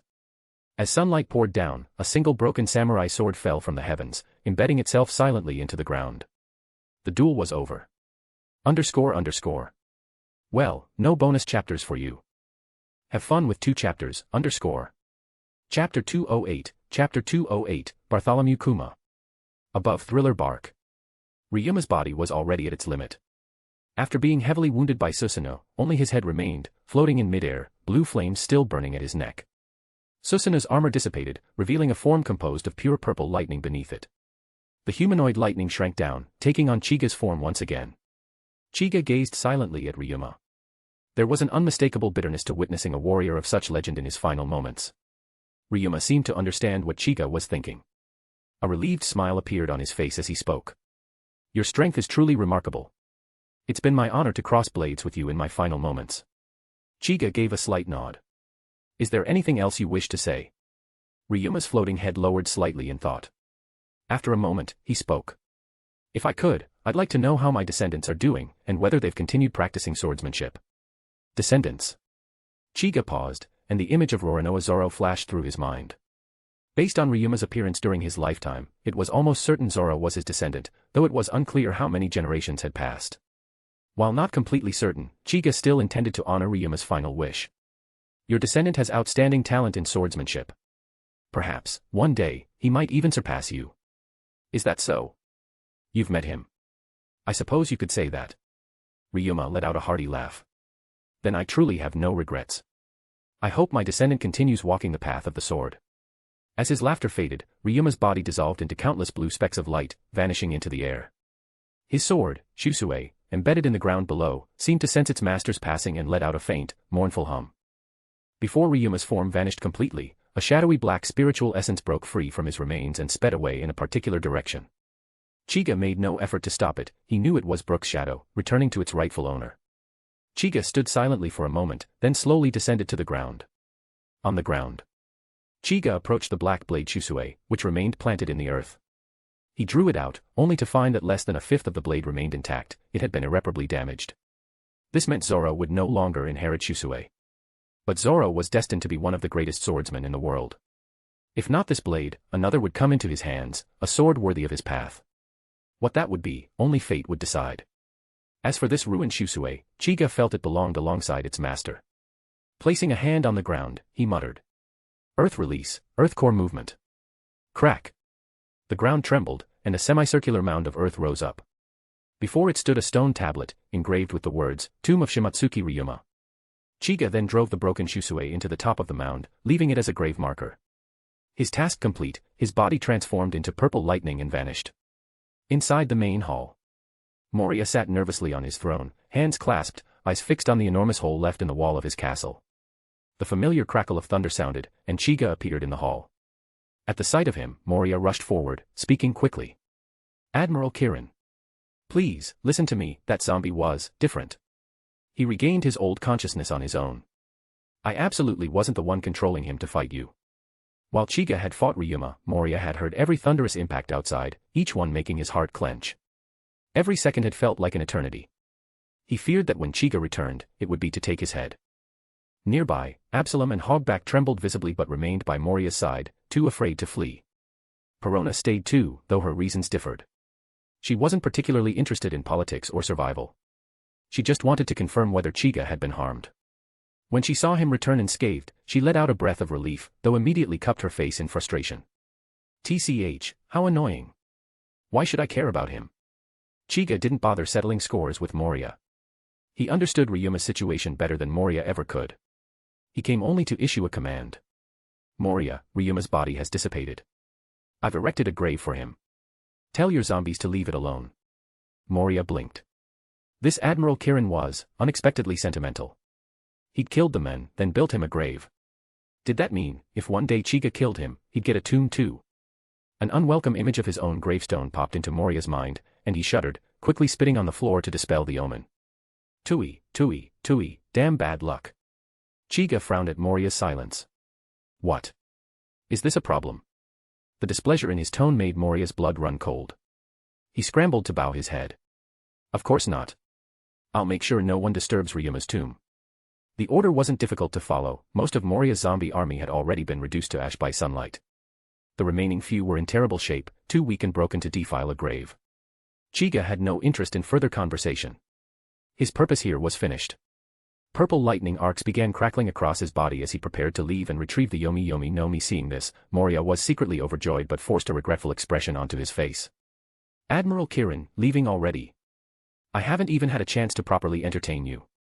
Why not stay for a meal? Of course, inside his heart he was screaming.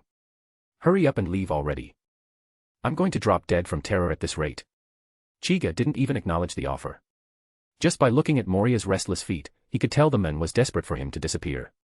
Just as Chiga was about to fully transform into lightning and leave, a deep voice rang out from behind. Admiral Kirin, could you wait a moment? I have something to discuss. Chiga halted, turning toward the source of the voice. Nanny. Moria nearly leapt out of his skin. Whipping around, he wanted to see which idiot had just spoken, but the moment his eyes landed on the figure, his face went pale. A tall, burly man had appeared in the hall at some point, wearing a long black coat and holding a thick book in one hand. Most noticeably, a pair of slightly trembling barriers rested atop his head.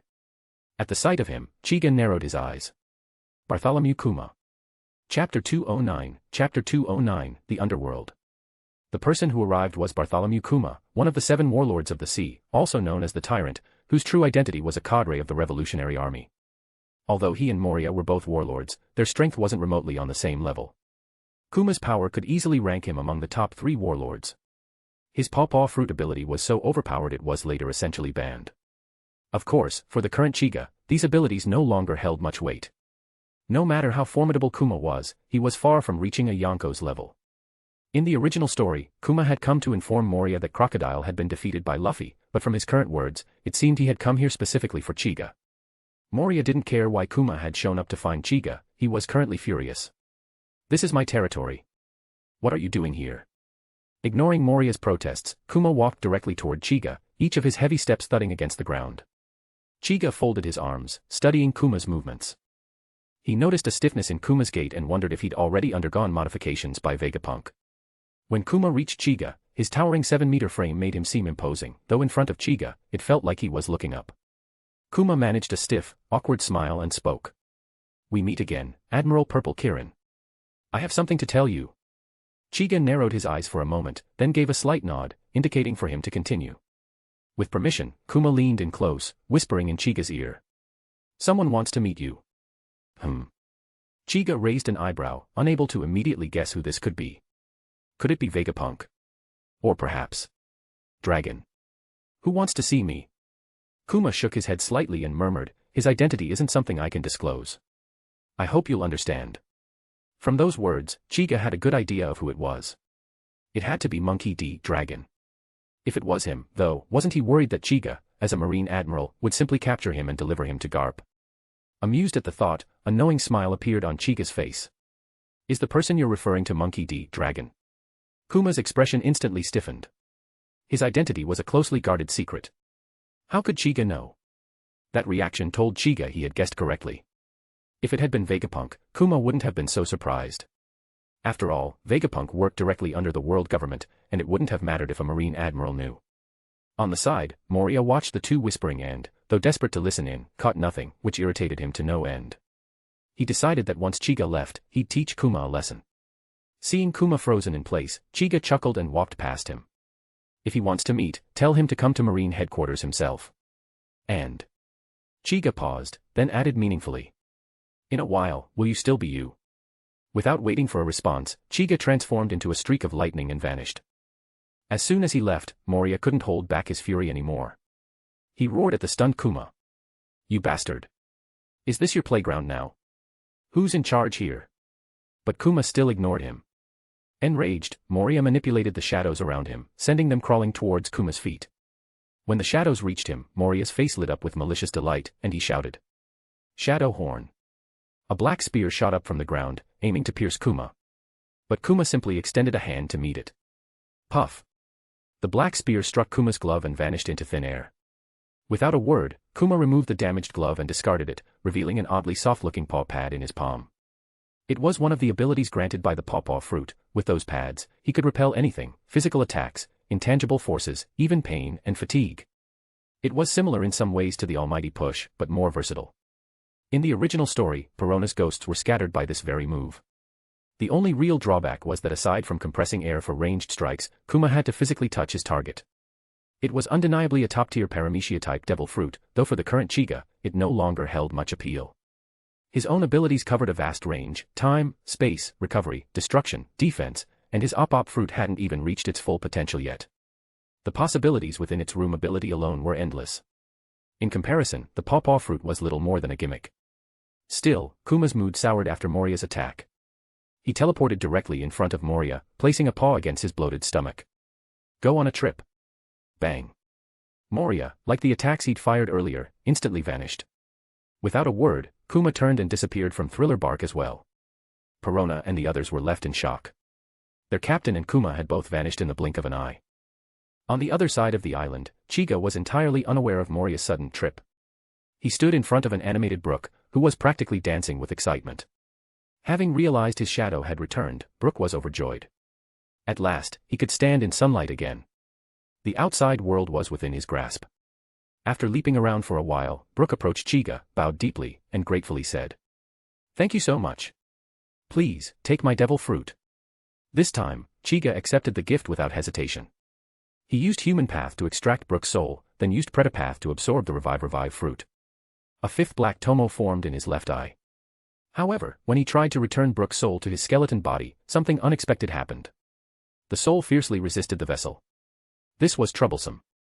Chiga stood there, holding Brook's soul, momentarily stunned. His Human Path technique could indeed extract souls, but preserving them indefinitely was a different matter. If left for too long, a soul would either dissipate or return to the underworld. Wait, the underworld. Chapter 210, Laboon. The underworld is where souls rest, so it must have a way to preserve souls indefinitely. Thinking of this, Chiga immediately prepared to activate the power of the fruit he had just obtained. Just then, Brook's voice echoed in Chiga's mind. Mr. Chiga, after losing the Revive fruit, my soul seems unable to return to my body. Perhaps it's better if I just leave. What? Chiga frowned. Wasn't Brook eager to see the outside world before? Why the sudden change of heart? Brook calmly explained. Having left that skeleton, I suddenly feel free. I've lived long enough and wish to reunite with my companions. It's been so long. Hearing those words, Chiga fell silent. He wondered if bringing Brook back even made sense now. Did Brook truly wish to pass on? A long life wasn't necessarily a blessing. Without loved ones, it could easily become torment. And Brook had neither fully belonged to the living nor to the dead. But if Chiga let Brook's soul drift to the underworld like this, wouldn't it mean Brook died by his hand? What would be the meaning of everything he'd done up until now? More importantly, Brook wasn't without ties in this world. Laboon, the whale, had been waiting for him at Reverse Mountain for nearly 50 years. Brook couldn't die. Not yet. Not by his hand. With that thought, Chiga's left eye began to emit a faint, cold blue mist. It was fundamentally different from Akechi's cold, as it originated from the underworld. Brook, you still have a promise to fulfill. Live on because of it. The underworld's mist surged toward Chiga's hand, enveloping Brook's soul. Without powerful haki or special abilities, touching this mist would instantly freeze both body and soul. But Chiga wouldn't allow that to happen.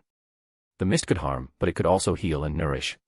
After acquiring the revive fruit and enhancing it through his Rinnegan, Chiga could freely manipulate its effects. Enveloped by the mist, Brook's soul let out a few contented sighs. But before he could grow too comfortable, Chiga grabbed him and stuffed him back into his skeletal body. As his soul returned, Brook's brow ridge twitched and he spoke hesitantly. Am I alive again? Yes. You're alive. Chiga confirmed, then added. I've infused your soul with the underworld's cold mist. You can use its power from now on. But remember, once it's depleted, your soul will separate from your body and return to the underworld. He had given Brook a choice, letting him decide his own fate. Brook quickly understood. Complex emotions flashed through him, leaving him speechless for a moment. Seeing Brook standing there in silence, Chiga thought he was still contemplating life and death. Stop overthinking. If you'd rather reunite with your companions, you can use up the mist now. Don't worry, you won't feel a thing when you pass. Brook remained silent, but gratitude filled his heart. Brook's former rumber pirates had been adventurers, known for spreading joy through their music. Their motto said it all, make even crying children smile. Yet pirate crews like that were rare. Brook had witnessed other crews plundering without mercy, living by blood and fire. It was the harsh truth of the Grand Line. Although Brook had never lived that way, he'd grown accustomed to it. He knew someone as strong as Chiga could have taken the revive fruit from him by force. But Chiga didn't. He even sought out Moria to recover Brook's shadow and then preserved his life. Brook felt as though he owed Chiga, and it made him uneasy. Chiga, unaware of Brook's thoughts, would have laughed if he'd known. He felt like he'd struck a bargain gaining the revive fruit. What was there for Brook to feel indebted over? In this world of pirates, such feelings were rare. Chiga figured it wasn't right to leave Brook here either. It would be far better for him to see Laboon again. Perhaps it might even stop the whale from endlessly ramming his head into the red line. An idea sparked in Chiga's mind. He looked at Brook. Do you still remember Laboon? Laboon. Brook froze, stunned to hear that name spoken by Chiga. He hadn't heard it in decades. How could he forget Laboon? Although just a whale, Laboon had been more than a companion, he was family. Brook grabbed Chiga's shoulders, his bony fingers clenching tight. Chiga-san, how do you know Laboon? Have you seen him? Is he okay? Where is he now? A torrent of questions spilled out, his emotions raw. Chiga understood Brook's loss of composure. That early One-Piece storyline about Laboon had deeply moved him back when he first watched it. Sometimes, emotions between men weren't as sincere as those between man and beast. Chiga had fulfilled countless dreams within the world of pirates. This time, he would help these two fools fulfill theirs. He looked at Brook's hollow eye sockets and spoke gently. He's still waiting for you, in the same place. Never left. Do you want to see him? Brook nearly shouted of course, but then hesitated, remembering the promise. They had vowed to circle the world first before reuniting with Laboon. After leaving him at Reverse Mountain, tragedy had struck. Disease claimed the rumber pirates, one by one. Only Brook had survived through the power of the revive fruit. Alone on a ghost ship, 50 years passed.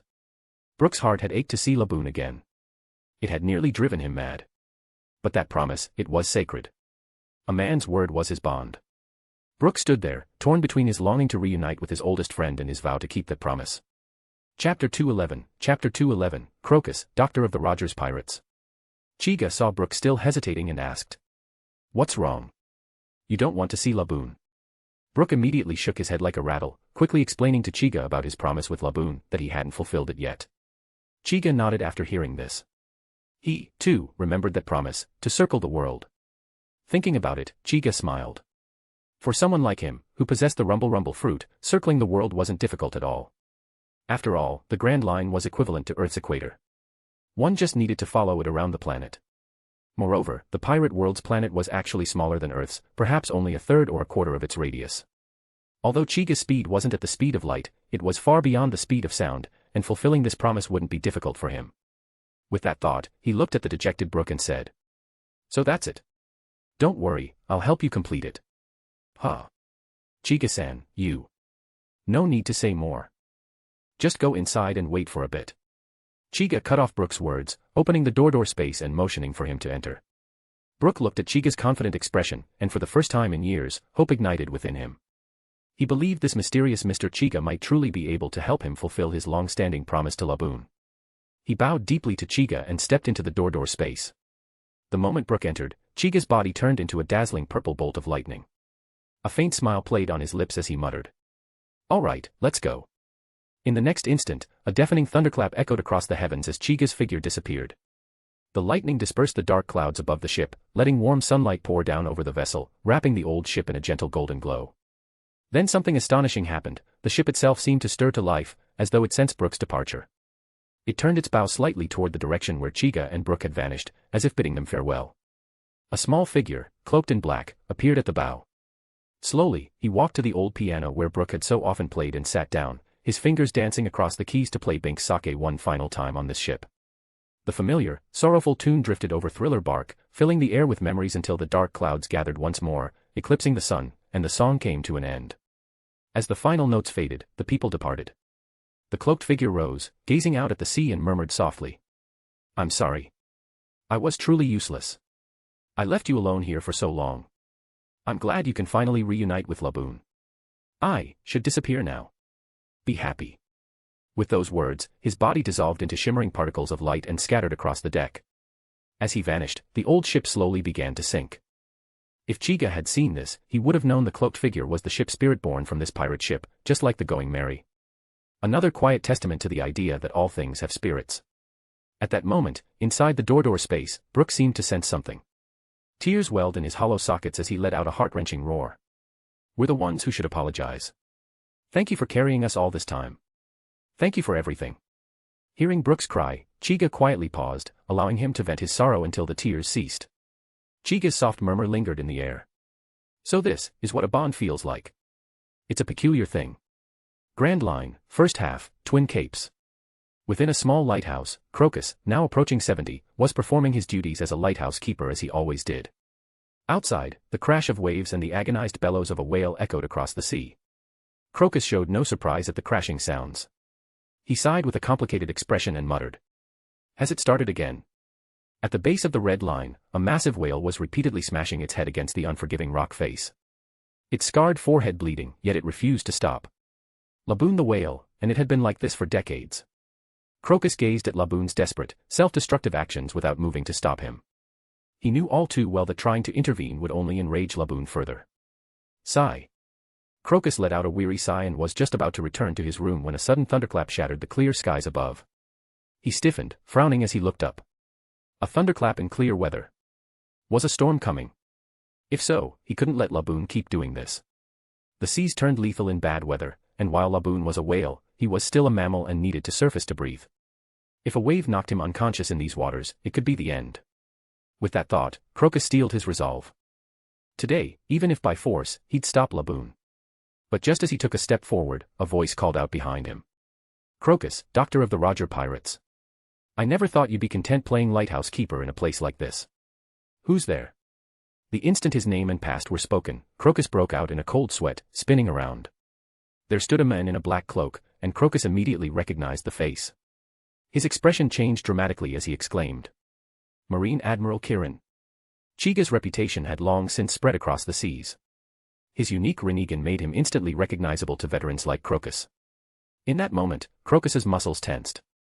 Not because he feared death, but for Laboon's sake. Then, a strange quiet. The sounds of Laboon smashing against the cliff had ceased. Laboon's silence sent a chill down Crocus's spine. Why did he stop so quickly today? He instinctively looked toward Laboon, seeing the great whale floating calmly on the sea's surface, as though asleep. Chiga spoke quietly. "I put him to sleep for a while. He's exhausted." Crocus gaped in disbelief. Even the feared Admiral Kirin cares about a whale. Chiga chuckled softly. "Just curiosity." Crocus straightened. "So, are you here to capture me? Or execute me on the spot?" Chiga shook his head. "You're fortunate. I'm not in a killing mood today. You've watched over this lighthouse and cared for Laboon for so long. I won't arrest you." "Then, why are you here?" Chiga waved a hand, cutting him off. Under Crocus's confused gaze, he opened a door space, and Brook rushed out. He didn't stop for even a second, leaping from the lighthouse toward the ocean like a madman, shouting, "Laboon. I'm back. Well, in case you're unaware, sending power stones won't cost you a dime. So do me a favor and send some stones. Chapter 212, How many Rinnegan does it have? Laboon was still in a daze, but when it heard Brook's voice, its eyes shot open. It sharply turned its head to look at Brook, who was running towards it. Although Brook's appearance had changed drastically, Laboon still recognized him by his iconic afro and familiar voice. As a whale, Laboon didn't have the complex thoughts of humans. It only knew that no matter how much Brook's appearance changed, he was still Brook. Whoa! Laboon cried out, then swiftly swam towards him. Chiga and Crocus stood silently on the lighthouse, watching the reunion unfold. Crocus's face was already streaked with tears. Chiga didn't shed a tear. A faint smile played on his face as his gaze settled on Brook. He softly murmured. Room, luxury ward. Buzz. A spherical room expanded outward, enveloping Brook and gently lifting him into the air. Brook looked back, surprised, seeing Chiga on the lighthouse. Chiga grinned and called out. Go ahead, you can enter the sea now. Before Brook could even voice his thanks, Chiga manipulated the room to send Brook down into the ocean. When Brook, encased in the room's protection, arrived before Laboon, there was a long, silent pause between man and whale. Brook hesitated, then spread his arms and leaned against Laboon's massive face. Laboon affectionately rubbed back against him. No words were needed, this single moment spoke volumes. Brook reached out and touched the deep scars crisscrossing Laboon's forehead. Although he no longer had a beating heart, he could still feel the weight of sorrow. Earlier in the door space, he'd witnessed Laboon's desperate, self-destructive attacks against the Red Line. The image had left him with unbearable regret. If only he'd agreed to Chiga's offer sooner, Laboon might have been spared this torment. A soft hum of displaced air signaled Chiga's arrival beside Brook. He calmly placed a hand over Laboon's massive head and activated his ability. Restoration. Laboon instinctively shuddered as the immense, eerie power of Chiga's Rinnegan settled upon him. But before it could react, a cooling, rejuvenating sensation swept over its body. At the sites of its injuries, the flesh prickled and itched. Moments later, the hideous scars began to heal at a visible rate, fresh, smooth skin replacing battered tissue. Brook could only gape in disbelief. I didn't think something like this was even possible. Without another word, Chiga vanished from the scene, leaving the space to the old friends. He'd always preferred to handle things quietly and leave without clinging to recognition. As Brook gently stroked Laboon's healed forehead, he began recounting everything that had happened to the Rumber Pirates. Though Laboon was a whale, it understood human words. When it learned that Brook alone survived, Laboon's massive eyes filled with tears, blending into the surrounding sea. Its mournful cries echoed across the Twin Capes. Brook said nothing. He didn't offer hollow comfort. He knew Laboon needed to cry. Compared to himself, Laboon had suffered far worse, enduring loneliness and pain for decades. Although none of this was Brook's fault, his heart weighed heavy with guilt. He didn't feel worthy of consolation. Everything unfolding within the room space transmitted back to Chiga's senses. He sighed, glancing toward the ocean. Truthfully, with the Yomi Yomi no Mi's power, he could attempt to summon back the souls of the Rumber Pirates. But Chiga was no saint. Reviving Brook had been a personal indulgence, a chance to right one small regret from his past admiration of One Piece. To forcibly upend the laws of life and death for strangers. That wasn't his role. This was enough. Chiga's gaze shifted to Crocus, who stiffened instantly, a cold sweat breaking out. Did this man change his mind? Was he about to strike him down after all? But Chiga had no such intention. He was merely curious. Crocus, after all, was one of the few living men to have sailed with the Roger Pirates, to have reached the fabled Laugh Tale itself. And during Chiga's earlier travels around the Grand Line, Laugh Tale remained conspicuously absent. He narrowed his eyes and asked. You were once a Roger Pirate, weren't you? That means you've been to Laugh Tale. Tell me, where is it? Laugh Tale. At the mention of the island, Crocus's face contorted with shock and fear. Even Chiga was momentarily surprised. He'd expected shock, but fear? Crocus's voice trembled. A Marine Admiral, why would you care about such a place? Do you seek the One Piece too? In Crocus's mind, anyone inquiring about Laugh Tale was undoubtedly after Gold, Roger's legendary treasure. But Chiga scoffed. The One Piece. That so-called great treasure. What kind of treasure could possibly compare to this? Chiga gestured to his Rinnegan, the ripples in his eyes gleaming with unfathomable power. With this, I can take whatever I want in this world. Unless the One Piece turned out to be a divine tree fruit, it was meaningless to him. Crocus was at a loss. He couldn't fathom someone in this world uninterested in the One Piece. After all, Roger had single-handedly ignited the great pirate era with it. But before Crocus could dwell on the thought, Chiga raised a hand toward the ocean, fingers curling into a tight fist. Boom. An explosive crash echoed across the water. Crocus, Brook, and Laboon reeled in surprise. When they looked again, their jaws dropped. The vast ocean had surged upward, as though pulled by an unseen hand. The sea level plummeted, leaving only a ring of isolated water where Laboon and Brook floated. The world around them resembled a colossal sandwich, compressed between walls of suspended seawater.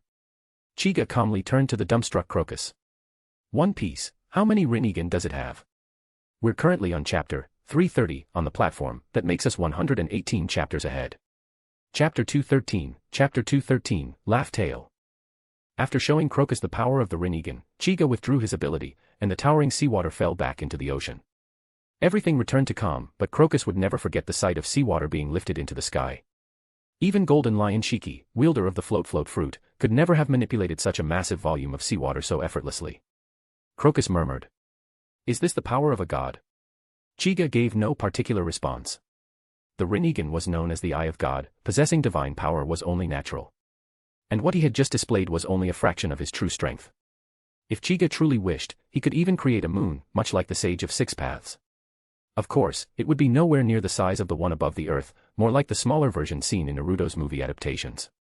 Having achieved his goal of intimidating Crocus, Chiga asked coolly. Do you really think someone with this kind of power would care about the so-called One Piece? Crocus was left speechless. He could only nod stiffly, his eyes now filled with a mixture of awe and terror when looking at Chiga. After a long pause, he finally spoke. Laugh Tale isn't part of this world. It exists in an independent space. Chiga's brow furrowed slightly. An independent space. Something akin to the Kamui dimension. If that were true, none of the Roger pirates possessed spatial-type devil fruits. How had they entered such a place? As if reading his doubts, Crocus continued. Captain Roger had the ability to hear the voice of all things. Even after learning the location of Laugh Tale, he was at a loss until one day, a mysterious figure appeared. Chiga's gaze sharpened.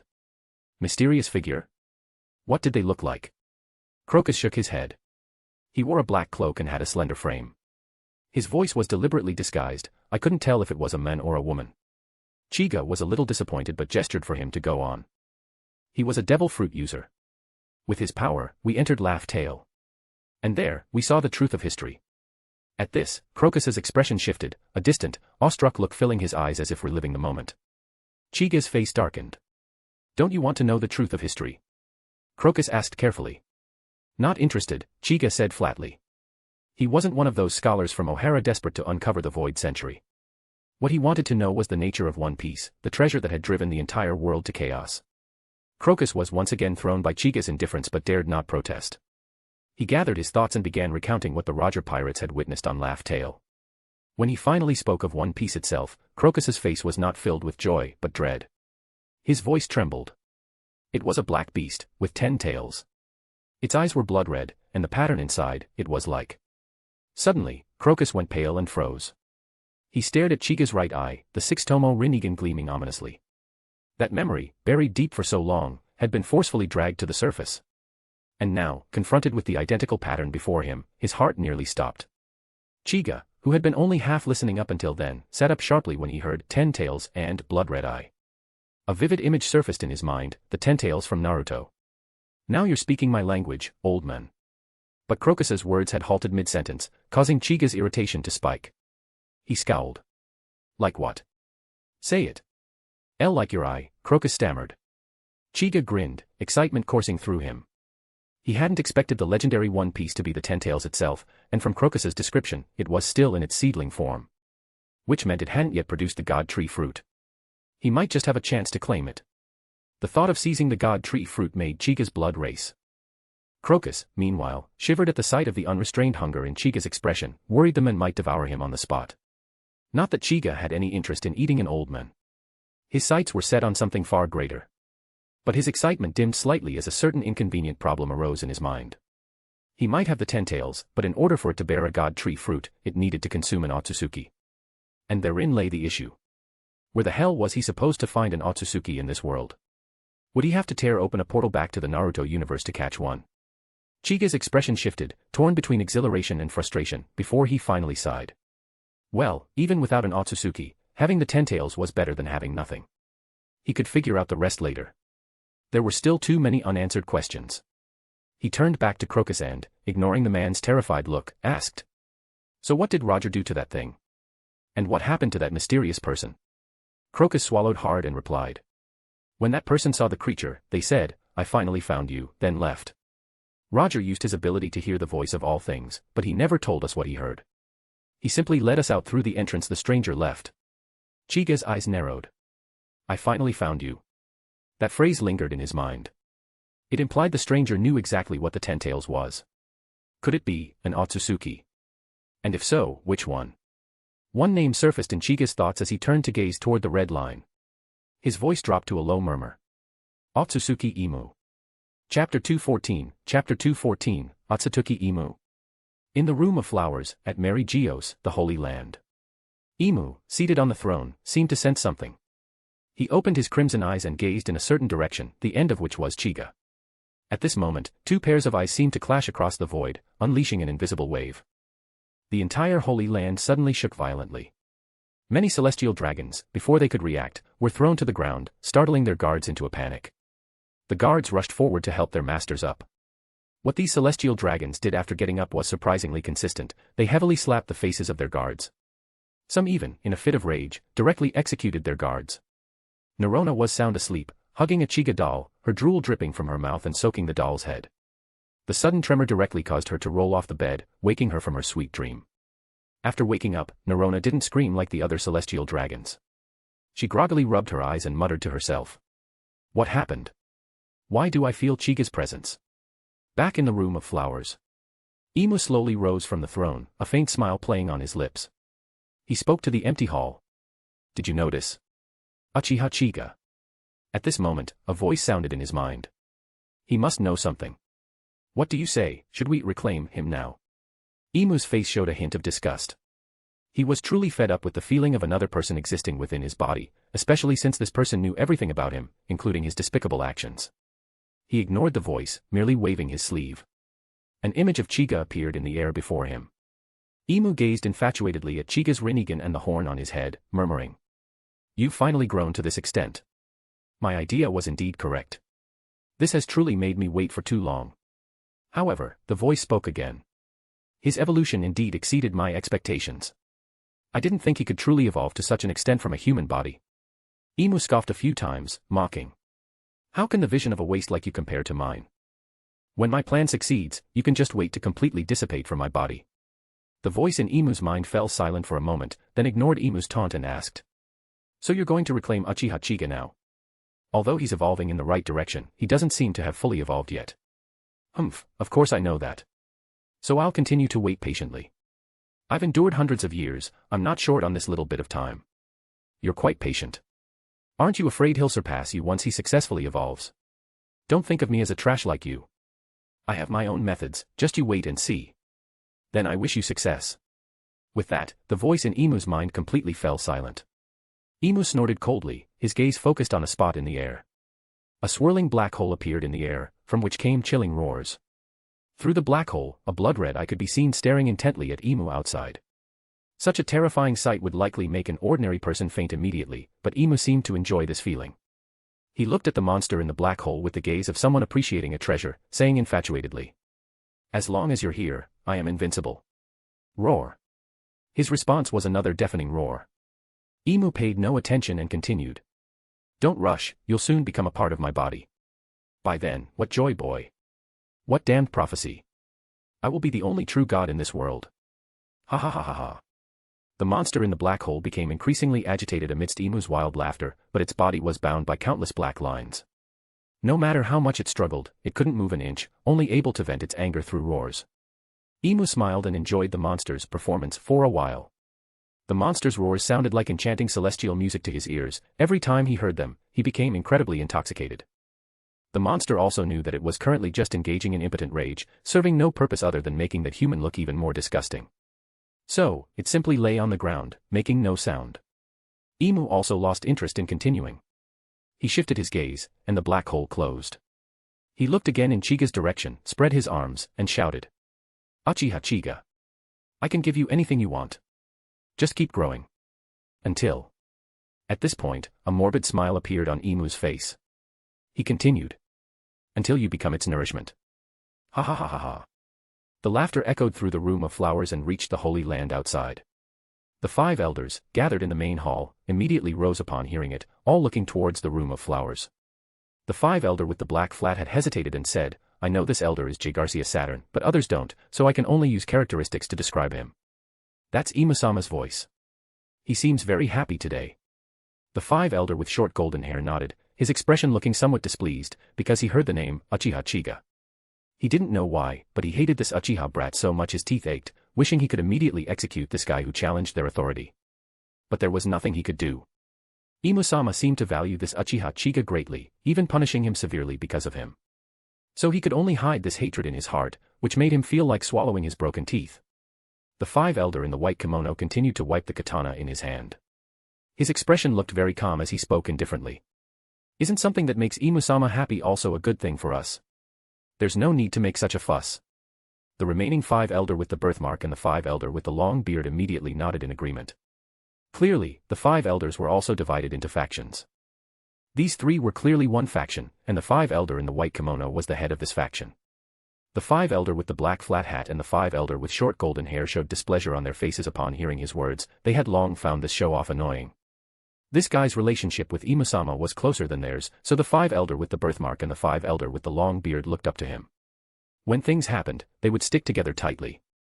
Their own 2 sometimes even had to listen to their opinions, which was an intolerable matter for them, who held such high positions. Out of deference to Emu-sama, the 2 of them could only choose to comply in the end. The 5 elder with short golden hair grew angrier the more he thought about it, but he couldn't vent his anger on the other 3, so he could only curse in a low voice. Damn Uchiha brat. If you'd like to support my work as well, you can check it out here. Chapter 215, Bonus, Karma Seal of an Otsutsuki.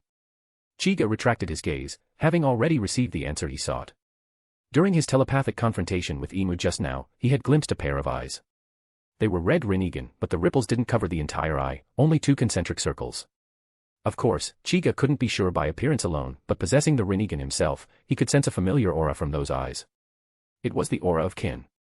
However, this aura was strange, appearing in faint, intermittent waves, as though it had suffered some trauma or been weakened. Chiga lowered his head, deep in thought. It seems Emu still has secrets hidden within him. From Emu's reaction just now, it was obvious he was constantly paying attention to Chiga. But what made him so interested in him? Was it merely because they were kin? As far as Chiga knew, the Otsutsuki clan had a detached attitude toward their own kind.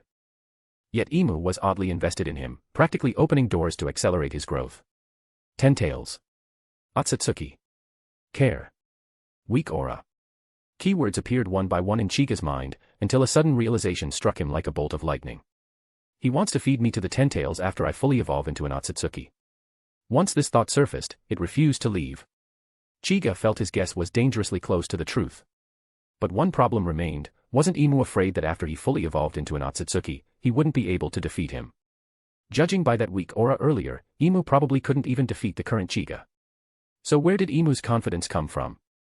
After thinking it over, there seemed to be only one possibility. Emu wasn't an Otsutsuki himself but had been branded with a karma seal by one, much like the relationship between Otsutsuki Ishiki and Jigen. This also explained why Chiga felt that aura was so faint and damaged. And Emu's trump card likely involved temporarily borrowing Otsutsuki power through karma to try and take him down. If that was the case, then the Otsutsuki who had branded Emu was no weakling. He was confident enough to believe he could overpower a freshly evolved Chiga. But no matter what Emu's situation was, his ultimate goal was likely the same as Chiga's suspicion, to feed him to the 10 tails, absorb the resulting fruit, and increase his power. Chiga even suspected Emu was more anxious for his evolution than he was. If not for Chiga's selectiveness with devil fruits, and the fact that one couldn't be force-fed against their will, Emu might have tried personally stuffing one into his Rinnegan by now. Naturally, Chiga guessed that Emu wished for his evolution to accelerate. But for now, no countermeasures came to mind. His evolution had to continue. Delaying it would only result in Emu growing impatient and forcing him into the 10 tails prematurely. Moreover, since Emu seemed confident in facing an evolved Otsutsuki, his power must already be formidable. Rather than confronting Emu with his current strength, it was better to finish evolving and then settle matters. That way, his chances of victory would be far greater. Chiga refused to believe that his Rinnegan, after absorbing so much devil fruit power, wouldn't be a match for Emu once he completed his transformation. For now, he would follow his original plan. Collecting his thoughts, Chiga glanced down at Brook and Laboon. Their moods had stabilized, Brook teasing the giant whale and eliciting bursts of joyful cries. Seeing such a warm scene, a faint smile appeared on Chiga's face, his mood improving considerably. Crocus, seeing Laboon's happiness, felt genuinely relieved for the whale from the bottom of his heart. No more tranquilizers for Laboon. Crocus thought to himself. At the same time, his gaze shifted to Chiga's back. Until now, he had only heard of Chiga through newspapers, a terrifying marine admiral known for his ruthless stance against pirates, much like Akainu, kill on sight, no mercy. But Chiga's actions today completely overturned Crocus's perception. This was a humane marine admiral. Both Brook and Crocus were pirates. Crocus had even sailed with the Roger pirates, a crime alone deserving death under marine law. Yet Chiga spared them both and even helped reunite Brook and Laboon. All of it felt unreal. If all Marines were like him, wouldn't Roger's rebellion have been pointless? Crocus's gaze toward Chiga became increasingly complicated. Chiga's perception was sharp. He noticed the look, turned, and asked plainly. Have you seen enough? What's on your mind? Startled, Crocus quickly waved a hand. Ah, sorry, no harm meant. I was just curious about your thoughts on this world. Oh. Didn't Roger already see through this world? As his crewmate, why ask a Marine like me? Ah. Crocus scratched his head awkwardly, then rephrased. Then, how do you view the pirate community? Just trash drifting on the sea. Crocus's mouth twitched. Chiga's words included him, but he didn't dare retort. Luckily, Chiga thought for a moment and added. But once in a while, you'll find a few specks of gold in the trash heap. He meant that, amid the countless pirate crews, some were decent. Pirates who didn't pillage civilians, whose fortunes came from honest treasure hunts or exploration, and who sometimes even helped civilians in exchange for berries. In Chiga's eyes, these were the rare gold amid the garbage. But gold and trash were, in the end, two different things. Such pirate crews were pirates only in name, essentially passionate adventurers, fundamentally different from true pirates. To name representatives, the Blackbeard pirates were true scum of the sea. The Rumber pirates, whom Brook once sailed with, were adventurers beneath a pirate flag. Naturally, Chiga's attitude toward these two groups was worlds apart. Look at the Blackbeard pirates, even before their crew fully formed, Chiga had hunted down and killed them. Their captain, Blackbeard, died by his hands as well. Chiga felt nothing about it. That was his definition of justice. Chapter 216, Zephyr's family. Chiga didn't intend to continue the conversation with Crocus. His body swayed, and in the next instant, he appeared beside Brook. Brook immediately bowed deeply to Chiga. His gratitude toward Chiga was beyond words. Thanks to Chiga, he had reclaimed his shadow and fulfilled his promise to reunite with Laboon. Moreover, he now knew Chiga's true identity, he was a Marine Admiral. This moved Brook even more deeply. A dignified Marine Admiral would actually help a seemingly insignificant pirate like him. Who would believe such a thing? Brook felt as if he could dedicate his life to Chiga. Of course, Chiga didn't want Brook to sacrifice himself. What he wished was for Brook to live happily alongside Laboon. Helping Brook to his feet, Chiga smiled and said. How about it? Are you still thinking about returning to the underworld now? Laboon stared at Brook with wide, curious eyes. If Brook's face wasn't already just bones, he might have turned crimson under Laboon's gaze. With Laboon by his side, of course, he had no desire to die now. Brook had long decided to spend the rest of his days with Laboon. He wanted nowhere else. So, he wriggled shyly and said. Chiga-san, you're teasing me. I no longer think about dying. I want to stay with Laboon. Laboon immediately let out a joyful cry, shooting a high jet of seawater from the blowhole on its back. The most enchanting part was the rainbow that appeared when the water fell. Chiga and Brook both smiled at Laboon's reaction. Chiga couldn't help reaching out to touch Laboon's massive face. Laboon still held some fear of Chiga's Rinnegan, but it also understood that this human was their great benefactor. So it suppressed its fear, obediently closing its eyes to let Chiga stroke it. Though Laboon stretched several hundred meters long, in front of Chiga, it was as gentle as a small dog. Chiga was pleased to see such a well-behaved Laboon. He then took out a Flying Thunder God kunai and handed it to Brook. Brook took the kunai, examining it curiously, and asked. Chiga-san, what is this? Chiga continued stroking Laboon, replying casually without looking up. If you ever encounter enemies here that you can't handle, just use this to call me. I will come immediately. At Chiga's words, Brook's eye sockets widened. The kunai suddenly felt heavy in his hands, filled with Chiga's mountain-like kindness. Tears welled up uncontrollably. His jawbone moved as if struggling to speak, but for a moment, he was at a loss for words. Chiga turned to pat Brook's shoulder gently and said softly. Don't worry so much. Laboon is so well behaved, I like it very much. Just consider this a gift from me to Laboon. Brook hugged the flying thunder god kunai tightly to his chest, nodding repeatedly. Chiga smiled and asked. Do you have any plans for the future? I want to be a lighthouse keeper like Mr. Crocus, guarding this place and living with Laboon. Hearing Brook's answer, Chiga nodded approvingly. This should be the best ending for Brook and Laboon. Thinking this, a smile appeared on Chiga's face. The matter was settled, and it was time to leave. Without saying goodbye, Chiga's body suddenly transformed into a burst of purple lightning and vanished. Laboon and Brook were stunned by Chiga's sudden disappearance. They stared at each other until Brook realized Chiga had already gone. Recalling the short time spent with Chiga, Brook's heart overflowed with gratitude. He looked up and shouted. Thank you, Chiga-san. Woo. Laboon also cried out to the sky. Chiga's figure had left an indelible mark in its mind. It would never forget the human with the unique eyes.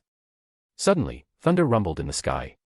A bolt of fierce lightning struck the rock wall Laboon often collided with, kicking up a cloud of dust. Brook and Laboon instinctively covered their eyes.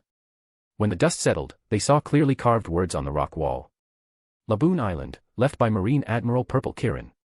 The room space carried Brook from the seawater. He silently looked up at the two striking lines. He understood Chiga's intent.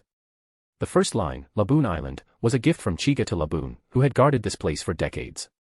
The second line, the signature, was meant to protect both him and Laboon. Brook's skeletal body and Laboon, a massive whale, could be considered rare treasures by some factions. Additionally, Crocus's special identity made it difficult to guarantee that everyone had good intentions. The name of Marine Admiral Purple Kirin was the best safeguard. Anyone who saw it would think twice before provoking them. After some time, Brook suddenly dropped to his knees, bowing deeply, and did not lift his head for a long moment. Thunder rumbled over Marine Ford, but the Marines below did not panic. Instead, they felt a profound sense of security. They knew it was the signal of Admiral Purple Kirin's return. After returning to Marine headquarters, Chiga first spent time with Khalifa and Ain, then went directly to Zephyr. Less than 2 days had passed since Chiga left to find the Yomi Yomi no Mi. Zephyr still carried his grief, his expression heavy. Yet when he saw Chiga, a genuine smile broke across his face. He didn't want his sorrow to affect his favorite student. It's Chiga. What have you been busy with these past 2 days? Chiga noticed Zephyr's forced smile. Without much explanation, he stepped forward, took Zephyr's arm, and activated the room space. Zephyr had no defense against Chiga and vanished with him. Inside Marine headquarters graveyard. Swish. Zephyr and Chiga appeared before 2 gravestones, one large, one small. Zephyr's eyes glistened with sorrow as he gazed at them. Turning to Chiga, he looked puzzled. Chiga remained silent.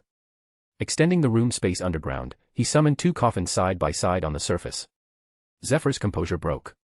Those coffins held his wife and son. Yet out of trust in Chiga, he did not speak harshly.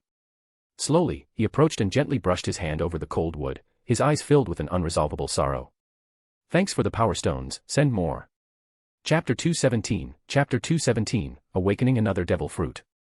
Watching Zephyr, deep in sorrow, Chiga sighed slowly and said.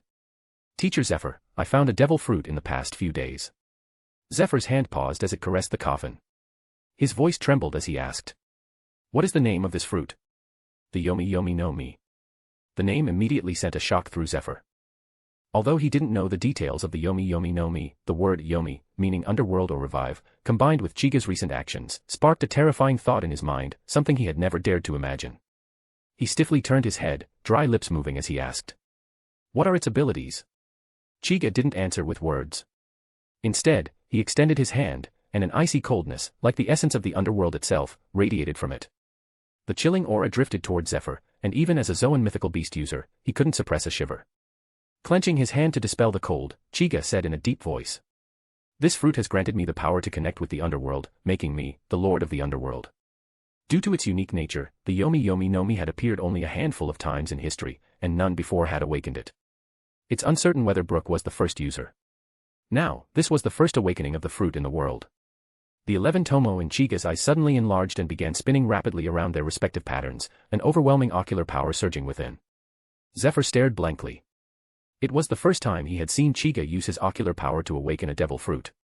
The faintest trace of this power instilled a deep, primal dread.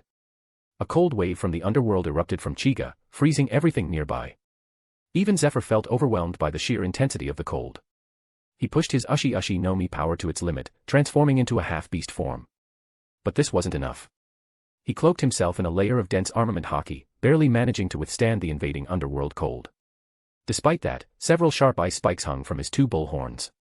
Steam puffed from Zephyr's nostrils as he stared incredulously at Chiga. He knew devil fruits with ice abilities well, like Akiji, his most esteemed student, who wielded the Logia-type Hai no Mi. He understood the ice fruit's power; it could rival Akainu's devastating Magu no Mi. There was also the Yuki no Mi, snow fruit, but its freezing ability paled compared to the ice fruit. Yet the chilling power Chiga displayed was even stronger than Akiji's cold.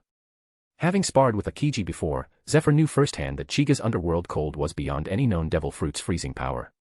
What Zephyr didn't realize was that the underworld cold was only a secondary ability of the Yomi no Mi; its true power remained unrevealed. The tomo in Chiga's Rinnegan suddenly stopped spinning, leaving only one faintly glowing tomo in the left eye. At that moment, the Yomi no Mi completed its awakening. The scattered underworld cold flowed back into Chiga's left eye like rivers merging into the sea, vanishing instantly. The previously frozen areas thawed as if nothing had happened. Only Zephyr and Chiga knew this had not been an illusion. Chiga parted his lips slightly, releasing a wisp of cold breath that crystallized in the air. Zephyr returned to his normal form and stepped forward to examine Chiga's Rinnegan closely. "No matter how many times I see those eyes, they feel utterly alien to this world," he said. Chiga shook his head with a quiet chuckle. The Rinnegan was certainly not a product of this pirate world, Zephyr was right. But that was Chiga's greatest secret, one he would never reveal. Zephyr averted his gaze, sensing the chilling power within Chiga's newly awakened fruit was too much for him to bear. Thinking back to the sudden cold eruption, he asked, "Chiga, what exactly happened just now? It seemed like you couldn't control your power." Chiga shook his head and explained. "No, that was the awakening process of the Yomi no Mi. It's complete now." "Wah. Devil fruit awakening, and already successful?" Zephyr's worldview was shaken again. Everyone knew awakening a devil fruit was an arduous task. Only the most gifted, perfectly compatible users could achieve it. Though Zephyr had a strong foundation and compatibility with the Uchi no Mi, awakening it was still beyond him. This was despite having Sengoku as a living example. But Chiga. He said he absorbed the Yomi no Mi only days ago and awakened it so quickly. If word got out, it would drive devil fruit users insane with envy. Even Zephyr felt a surge of jealousy deep inside. "God, you're unbelievably lucky," he thought bitterly. His face a mix of disbelief and admiration, Zephyr asked. "So you already have 11 awakened devil fruits?" "No, some I don't need yet, so they remain dormant." "Some I don't need, so they remain dormant." If Zephyr were from Earth, he would call that outrageous. Instead, he was speechless. Zephyr bowed his head in silent disbelief. Chiga glanced at him and reminded. "Teacher Zephyr, don't forget, your wife's and our junior apprentice's coffins are still outside." Hearing that, Zephyr quickly turned and ran to the coffins, inspecting them carefully. After confirming they were unharmed by the cold, he breathed a sigh of relief. Chiga followed and bowed to the coffins before looking back at Zephyr softly. "Teacher Zephyr, open the coffins. Let me help end this tragedy." Tired of waiting? Unlock chapters in advance and read ahead of everyone, Omega. Chapter 218, Netherworld Reincarnation Jutsu. Uchiha Chiga's Rinnegan burst with dazzling light. He waved his hand, and the two coffin lids lifted, revealing two skeletons, one large and one small.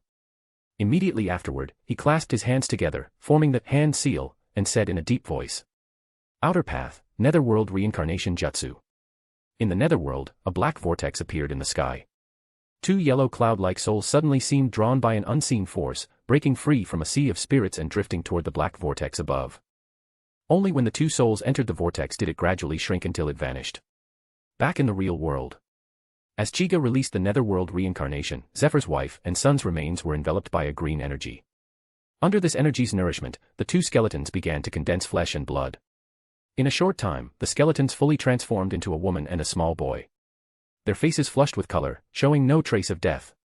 They lay quietly in the coffins, as if asleep. This miraculous resurrection froze Zephyr in place as if struck by lightning. His legs instinctively stepped back 2 paces, and for a moment, he dared not advance.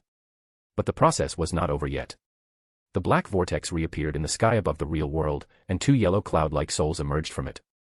These were the souls of Zephyr's wife and son. Instead of returning to their bodies, the souls drifted toward Zephyr, who remained frozen, circling around him. From these souls, Zephyr felt a long-lost intimacy, especially from the smaller one, a deep blood connection felt in his soul. Though they still appeared as yellow clouds, Zephyr knew their identities. Tears streamed down his face. He reached out to touch them, but his hand passed right through. At this moment, Chiga withdrew his hand seal. He gently exhaled, amazed at the tremendous chakra cost of this jutsu. The Netherworld Reincarnation Jutsu, as its name suggests, like the Rinne Rebirth Jutsu, resurrects the dead. It was a technique Chiga developed after acquiring the Yomi fruit, improving upon the original Rinne Rebirth Jutsu. As is well known, those with the Rinnegan can perform the Rinne Rebirth Jutsu but at great risk of death. In Naruto's history, Nagato died after using this jutsu to resurrect Konoha's people. Obito also used it to resurrect Uchiha Madara under Black Zetsu's control. Obito survived because he was once the Ten Tails Jinchuriki, and Madara retained residual Six Paths power after being extracted from the Ten Tails. With Six Paths power and Hashirama Cell's vitality, Obito avoided immediate death but was still left near death. Chiga, naturally, would not recklessly use such a lethal jutsu, which is why he sought the Yomi fruit to perfect the Rinne Rebirth Jutsu. The key difference between the Netherworld Reincarnation Jutsu and Rinne Rebirth Jutsu is that the former does not cause the caster to lose their life. It effectively performs half of the Rinne Rebirth Jutsu, reassembling the dissipated flesh of the deceased. At the soul level, it uses the Yomi fruit's power to summon souls directly from the Netherworld, so the King of Hell does not appear during casting. This significantly reduces chakra consumption and avoids risking the caster's life. This was Chiga's first time performing the Netherworld Reincarnation, and by its effect, it was undoubtedly more powerful than the Rinne Rebirth Jutsu. It said Orochimaru tries to keep the Shinigami busy, but Chiga was even more ruthless. He bypassed the Shinigami entirely and simply robbed them. With the Rinnegan's power, you can bend the rules however you want. Chiga slowly walked to Zephyr's side. He gently patted the stunned men and said softly, "Teacher Zephyr, don't worry. Let their souls return to their bodies first." Zephyr nodded blankly, overwhelmed and disoriented. The two cloud-like souls immediately gathered around Chiga, drawn by the comforting aura he radiated. This was due to the Netherworld's cold chi surrounding Chiga. In its natural state, it nourishes souls like a cradle. Chiga released 2 wisps of the Netherworld's cold chi to envelop the souls, guiding them into the coffins. After the souls entered their bodies, the 2 in the coffin suddenly opened their eyes and jumped up, rushing toward Zephyr. "Anata. Husband. Papa." Zephyr stared in disbelief at the 2 running to him. He had heard those familiar calls too many times in his dreams. Tears poured from his eyes uncontrollably. He knelt down and opened his arms. Thud. Zephyr's wife and son almost simultaneously threw themselves into his embrace. He held them tightly, feeling their warmth. The iron-blooded soldier who had upheld justice all his life now broke down into heart-wrenching sobs. His wife and son had weighed on his heart like immovable boulders, suffocating him. So Zephyr cried, letting it all out. Thanks to the ox fruit, Zephyr's cries were loud and echoed through the Marine headquarters, filling the entire building. Inside, Sengoku was startled by Zephyr's wails. The teacup in his hand slipped and shattered on the floor. He rushed out of his office, wanting to see what was happening. But someone was faster. Yata no Kagami. Buzz. A dazzling golden light erupted from another office. A beam shot through the window. It was Kizaru, who happened to be at headquarters. This student, often at odds with Zephyr, was the first to rush out. Using the incredible speed of the glint fruit, he flew rapidly toward Zephyr's cries. Left behind was Kizaru's uncharacteristically urgent voice. "Teacher Zephyr." Countless light particles gathered above the Marine headquarters cemetery. Kizaru appeared, looking down to see Zephyr holding 2 people in his arms. Upon seeing their faces, Kizaru's brown sunglasses nearly slipped off. He adjusted them, muttering in disbelief. "How is this possible? Is that..." Whoosh. Chiga suddenly appeared beside Kizaru in the air. He gently patted Kizaru's shoulder and shook his head, saying, "Let's leave this to Teacher Zephyr and his family for now. Send Power Stones." Chapter 219, Zephyr's Family. Kizaru turned to look at Chiga and asked hesitantly. "Chiga, did you do that?" Chiga was already a Marine Admiral, on the same rank as Kizaru, and with his overwhelming strength, Kizaru no longer called him little brother. Chiga nodded, about to respond when several familiar chakra fluctuations came from the heavenly net. Someone was rushing here. It was Sengoku and the others. Zephyr's cries had been so loud moments ago that his old comrades assumed something urgent had happened. Chiga, of course, wouldn't let anyone interrupt Zephyr's reunion with his family. He pulled Kizaru outside the graveyard and placed his hand on the ground, causing a rumbling sound as a massive wall of ice rose up, sealing off the entire graveyard. At that moment, Sengoku, Garp, and Tsuru arrived. Sengoku stared at the ice wall, stunned, then looked at Chiga in confusion. Chiga explained. "Fleet Admiral Sengoku-sama, Teacher Zephyr is still inside the graveyard. Let's wait for him." "What happened to Zephyr?" I think I heard him crying just now. You'll understand when he comes out. Since Chiga said so, Sengoku dismissed the thought of entering the graveyard. With Chiga there, he was certain Zephyr would be safe. However, Sengoku couldn't help but notice Kizaru's strange expression as he kept staring at Chiga. Curious, Sengoku asked Kizaru. Borsellino, why are you looking at Chiga like that? At Sengoku's question, Kizaru quickly averted his gaze and waved his hand. Nothing. I didn't see anything. I don't know anything. Sengoku was speechless, thinking, I didn't ask for a performance. Kizaru lowered his head, looking at his toes, silent. But inside, he was far from calm. He had just seen a ghost, a true ghost. Kizaru had become Zephyr's student after Zephyr's family was lost. He had seen photos of Zephyr's family before. So, seeing them alive again in the flesh was beyond belief, leaving him confused. He was staring at Chiga because he guessed this miraculous feat must have been done by Chiga. He had long been immune to Chiga's endless abilities. Even if Chiga eliminated all the 4 emperors, Kizaru could accept that calmly. But this was beyond anything imaginable. Zephyr's family had been dead for who knew how long, their bodies reduced to bones. Yet Chiga brought them back to life. Wasn't this the legendary ability to resurrect the dead and regrow flesh from bones? Kizaru now felt Chiga was no longer human, only a god could perform such a miracle. Inside the graveyard, Zephyr looked back at the towering ice wall, a faint smile on his lips as he murmured. Chiga, I really don't know what to say. Having a student like you is my honor. The little boy in his arms was startled by the sudden ice wall. He clutched Zephyr's clothes tightly, fear evident in his voice. Daddy, what is that? Hearing his son's voice, Zephyr's face lit up with a long-lost fatherly smile. He stroked the boy's head and comforted him. Justice, that's what Chiga, my proudest student, created. Don't be afraid. Zephyr's son, Justice, was named to represent justice itself. Zephyr hoped he would follow in his footsteps, upholding justice as an exemplary marine. Chiga. Is that the big brother from before? His eyes are so unique, I think I heard his voice in another world. Yes, you returned to my side because of him. He's our family's savior. You must look up to him and become a Marine Admiral yourself. Hearing Chiga was already a Marine Admiral, Zephyr's wife gasped softly. She had short yellowish-brown hair and gentle features, a virtuous wife and loving mother. Her name was Lisette, likely between 40 and 50 years old. She asked in surprise. Dear, is Chiga really a Marine Admiral? But he looks so young, like a young man. Hearing his wife mention Chiga, Zephyr's face showed pride. He turned to look at the ice wall again and said loudly. Chiga is 18 this year. He is the youngest Marine Admiral in the Marines, codenamed Admiral Purple Kirin. 18. Lisette was speechless. Her husband had become a Marine Admiral at 38, already considered young and promising. But Chiga achieved it at 18. It was simply unbelievable. Lisette didn't doubt the prestige of being a Marine Admiral today, she was amazed at Chiga's monstrous talent. Justice's eyes sparkled with admiration when he learned Chiga was already a Marine Admiral. Big brother Chiga is amazing. Zephyr felt happier hearing his son praise Chiga than if the praise had been directed at himself. A warm smile spread across his face. Wrinkles appeared on Zephyr's face, marks left by time, symbolizing the pain he had endured over the years.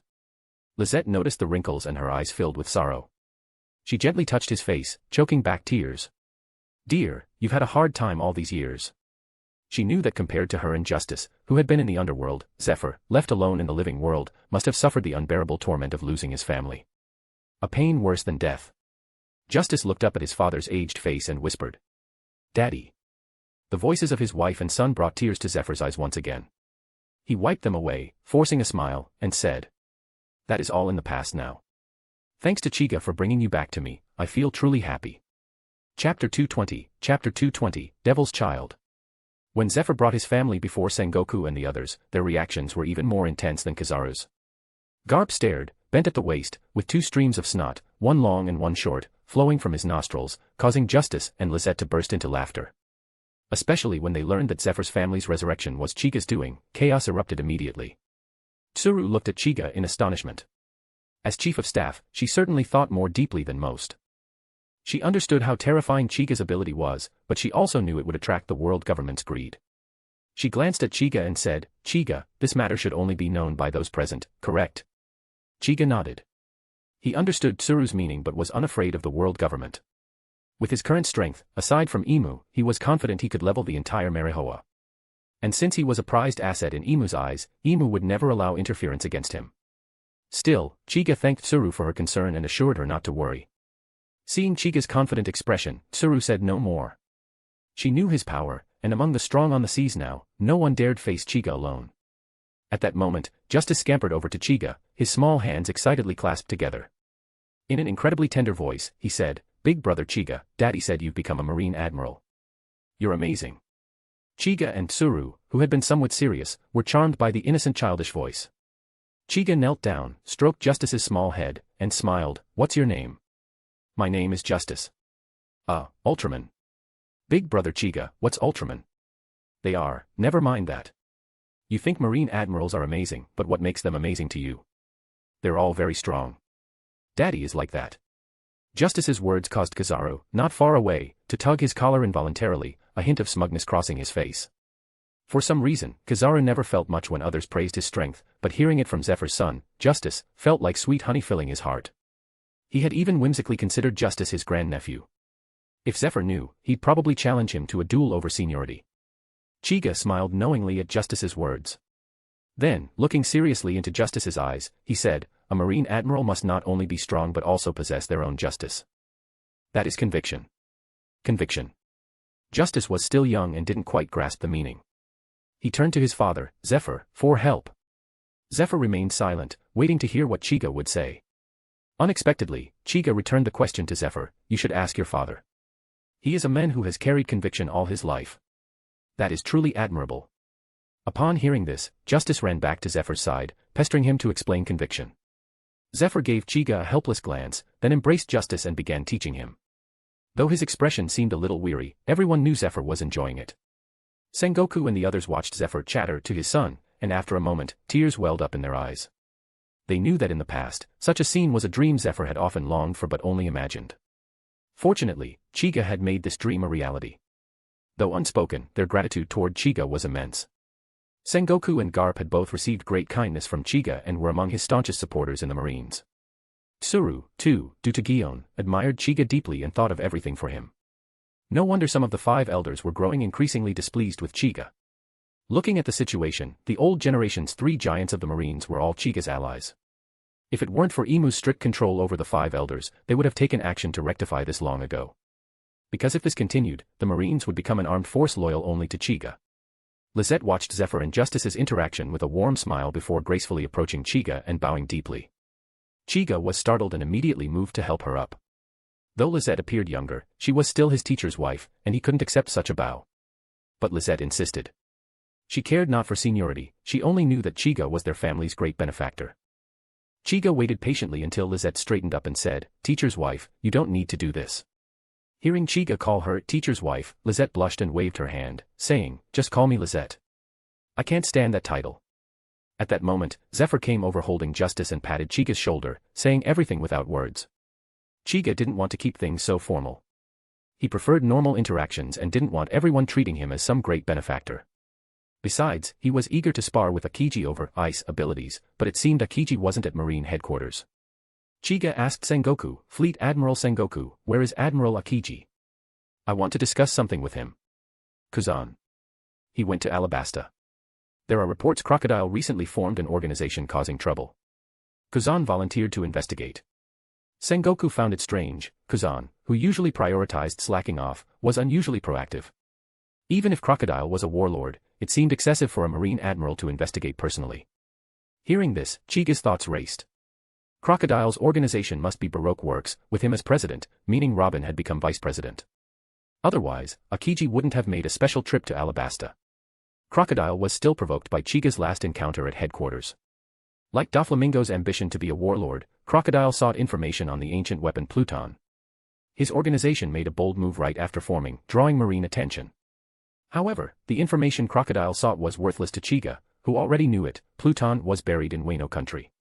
Though the information wasn't valuable, Chiga still wanted to visit Alabasta and see Robin, the world government's so-called devil child. Send Power Stones for additional chapters. Chapter 221, Baroque Works. Grand Line, Alabasta Kingdom. It hadn't rained in Alabasta for nearly half a year. The dry, scorching air left people parched just by breathing. What the citizens didn't know was that this drought was caused by Crocodile's use of dance powder. While the skies remained barren, Crocodile built up a false reputation as a national hero, subtly shifting public resentment toward King Cobra. At first, the people doubted this narrative. King Cobra had always ruled with compassion, treating his citizens like his own children. But as the drought worsened and Crocodile continued to rescue the country from manufactured crises, public sentiment began to shift. And from the shadows, unrest stirred. As the saying goes, on Earth, a good person can spend a lifetime doing good, but one mistake brands them evil and erases all their virtues. A wicked person may commit countless sins, but a single good deed at the end earns them praise and admiration. This adage fit Cobra and Crocodile perfectly. Crocodile was a Shichibukai, a pirate by nature. When he first arrived in Alabasta, the people viewed him with suspicion and fear. But when he publicly defeated a gang of thugs, his image transformed overnight into that of a savior. Meanwhile, Cobra, once beloved by all, gradually became labeled a tyrant. Inside the royal palace, King Cobra stood alone on the balcony, eyes on the cloudless sky, and sighed. 12-year-old Vivi arrived just then. Hearing her father's sigh, she asked softly, "Dad, are you still worrying about the weather?" Cobra quickly turned, hiding his troubled look behind a forced smile. "I'm fine. What brings you here?" Vivi, mature beyond her years, could see through her father's act, but chose not to say anything. She clasped her hands behind her back and tilted her head playfully. "I just came back from playing with Kosa." "Kosa, huh?" "He's a fine young man," Cobra said warmly. Though Kosa was only 12, like Vivi, he had already organized a group called the Sansan Gang. His leadership was admirable, and despite his commoner status, Cobra never discouraged Vivi from being close to him. But when she mentioned Kosa, Vivi's expression soured.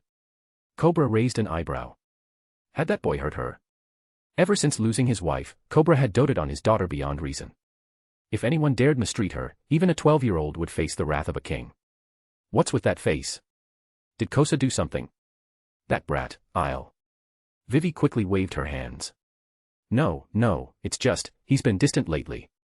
It feels like he looks at me with resentment." She fell silent. She could guess why. Public opinion had turned against her father, especially after rumors surfaced of royal soldiers looting civilians. Kosa had begun to believe those lies, and as a result, had started distancing himself from her. Of course, Vivi didn't believe any of it. Her father would never do such things. But Kosa had shown her photos, and for a moment, she didn't know how to respond. In truth, it had been a setup. Crocodile's agent, Mr. Tuban Clay, user of the clone fruit, had impersonated the royal guards to carry out those crimes. But Vivi, not yet infiltrated into Baroque works, had no way of knowing that. Cobra's heart sank. He understood the reason behind Kosa's behavior. Once again, it traced back to him. As he brooded, Vivi spoke her thoughts out loud. "Dad, I don't believe any of it. You didn't do those things. And the drought has nothing to do with you either. I think it's all because of Crocodile." Cobra froze, stunned by her directness. He had suspected as much himself. Since Crocodile's arrival, misfortune had struck repeatedly. But Crocodile was now beloved, powerful, and virtually untouchable. Even if Cobra wanted to expose him, he was powerless. The weight of these thoughts silenced him. But Vivi's next words shocked him to the core. "Dad, let me go. I can infiltrate his organization and gather information." "What?" "Absolutely not. You're just a child." Cobra was genuinely frightened.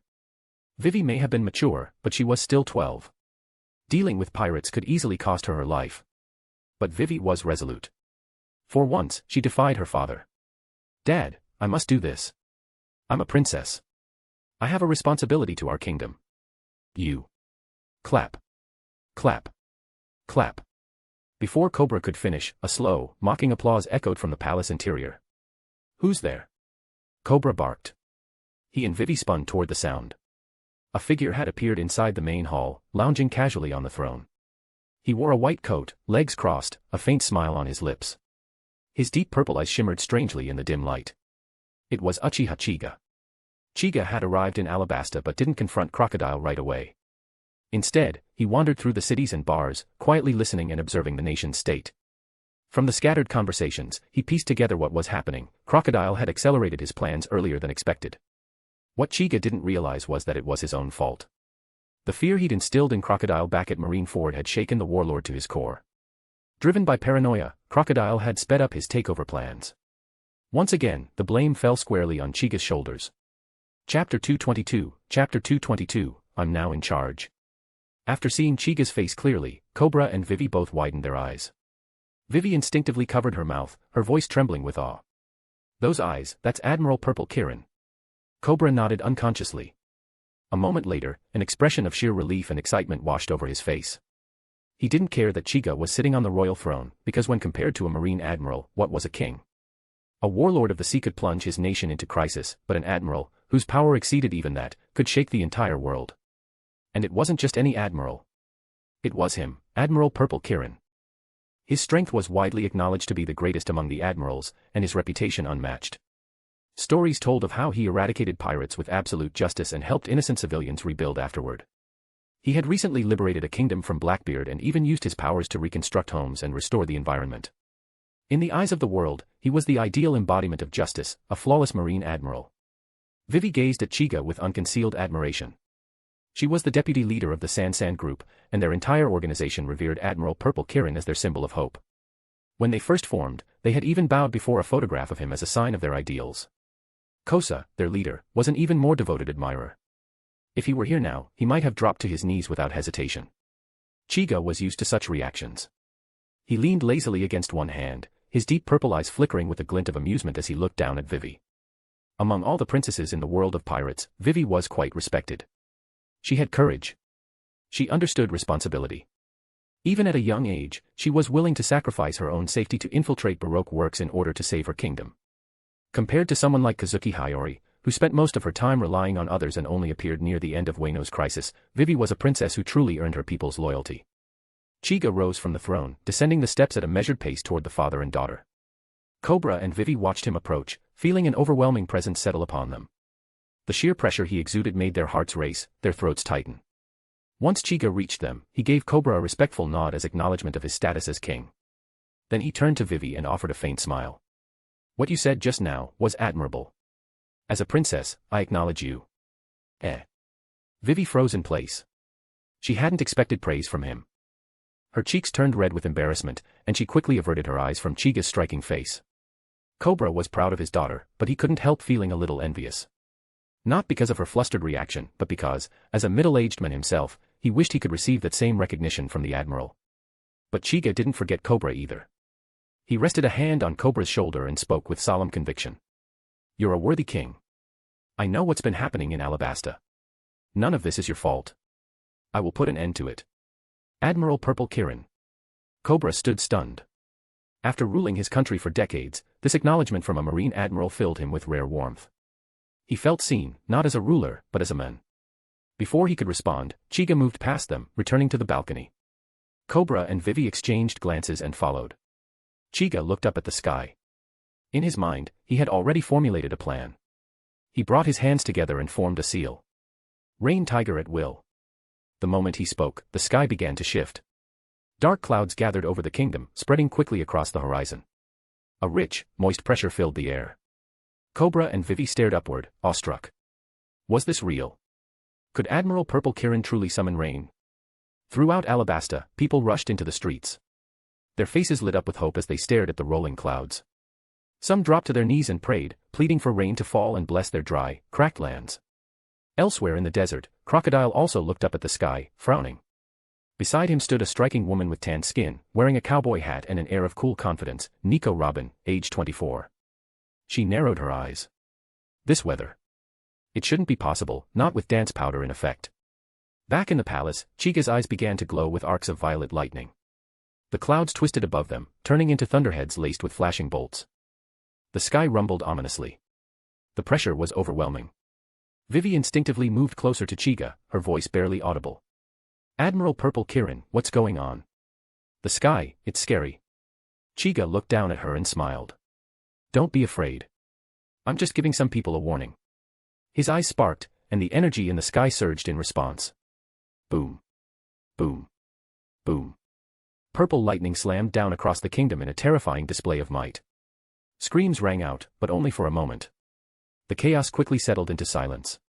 Cobra and Vivi were frozen in place, struggling to comprehend what had just happened. Chiga casually turned back to them, speaking as though he'd done nothing extraordinary.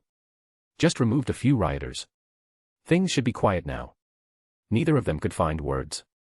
It was the first time they had witnessed the overwhelming power of a marine admiral firsthand. They could only watch, stunned. Vivi stared at him with awe. So this is the power of an admiral. A single command can change everything. But Chiga wasn't finished. He spread his observation hockey-wide, blanketing the entire Alabasta kingdom in a sweeping pulse of awareness. Then, he projected his voice using advanced hockey. Every person in the kingdom heard it clearly, Crocodile included. The situation in Alabasta has nothing to do with King Cobra. As of now, I, Marine Admiral Purple Kirin, am in control of this land. In the desert, Crocodile's face twisted in disbelief. That voice. No, it can't be. He's here. He recognized Chiga immediately. That tone, that presence, it wasn't arrogance. It was confidence born from absolute strength. Robin also heard the voice, her expression complicated as she stared toward the palace. Purple Kirin. I wonder how he compares to Akiji. And somewhere on the edge of the desert, a tall, thin man came to a halt on his bicycle. He looked up at the thunder-filled sky and muttered. Era, so he's come too. That's going to make things troublesome. I be seeing other fanfics with over 400 power stones, and we be getting less than 70 LOL. Makes me a little sad, honestly smiley face. Chapter 223, Welcoming Admiral Kirin. While everyone was still in shock from the earlier lightning strike, the weather shifted again. This time, it wasn't the devastating purple lightning but a torrential rain that brought relief and life. All of Alabasta welcomed the long-awaited downpour with open arms. People ran into the streets, faces turned to the sky, joyfully embracing the rainfall instead of seeking shelter. Inside the royal palace, King Cobra stood at the window, watching the scene unfold. His heart was brimming with gratitude. If Vivi weren't by his side, he, king or not, might have dropped to his knees in reverence before Chiga. But Vivi had no such restraint. She rushed out onto the balcony, extended her hands, and let the cool rainwater collect in her palms. She brought the water to her lips and took a sip. The taste wasn't pleasant, slightly bitter and metallic, but to Vivi, it was sweeter than spring water. She turned to glance at Chiga, the man responsible for this miracle. Beneath the gray skies, his Rinnegan shimmered with a captivating violet hue, mesmerizing her. A breeze swept through, rustling the justice coat on Chiga's back. The bold characters were stark against the stormy backdrop. Chiga offered Vivi a faint smile and said, "All right, the crisis is temporarily resolved. Now, it's time to deal with the root of the problem." Before Vivi could respond, Chiga vanished into a flash of purple lightning. Cobra stepped forward, placing a steady hand on Vivi's shoulder. He let out a deep sigh. That was Admiral Purple Kirin, the strongest admiral in Navy history. Vivi nodded slowly. Chiga hadn't stayed long, but his presence had carved a lasting image into her heart. The mysterious eyes, the flowing coat, and his solemn Uchiha features. They would remain a beacon in her memory for years to come. Inside Baroque Works' hideout. Crocodile paced back and forth, his brows tightly furrowed. Robin sat calmly at a nearby table, resting her chin in her hand, lost in thought. Crocodile had already walked several laps when Mr. 1, Daz Bones, and the rest of the Baroque Works agents finally entered the room. Seeing everyone arrive, Crocodile's tense expression eased slightly. He immediately barked out an order. "We're leaving Alabasta, now. Admiral Purple Kirin is here." The mention of that name sent chills through the room. Even the usually composed Mr. 1 tensed up in alarm. The fear was real. The legend of Admiral Purple Kirin loomed large across the seas. Most pirates of this generation lived in the shadow of that name.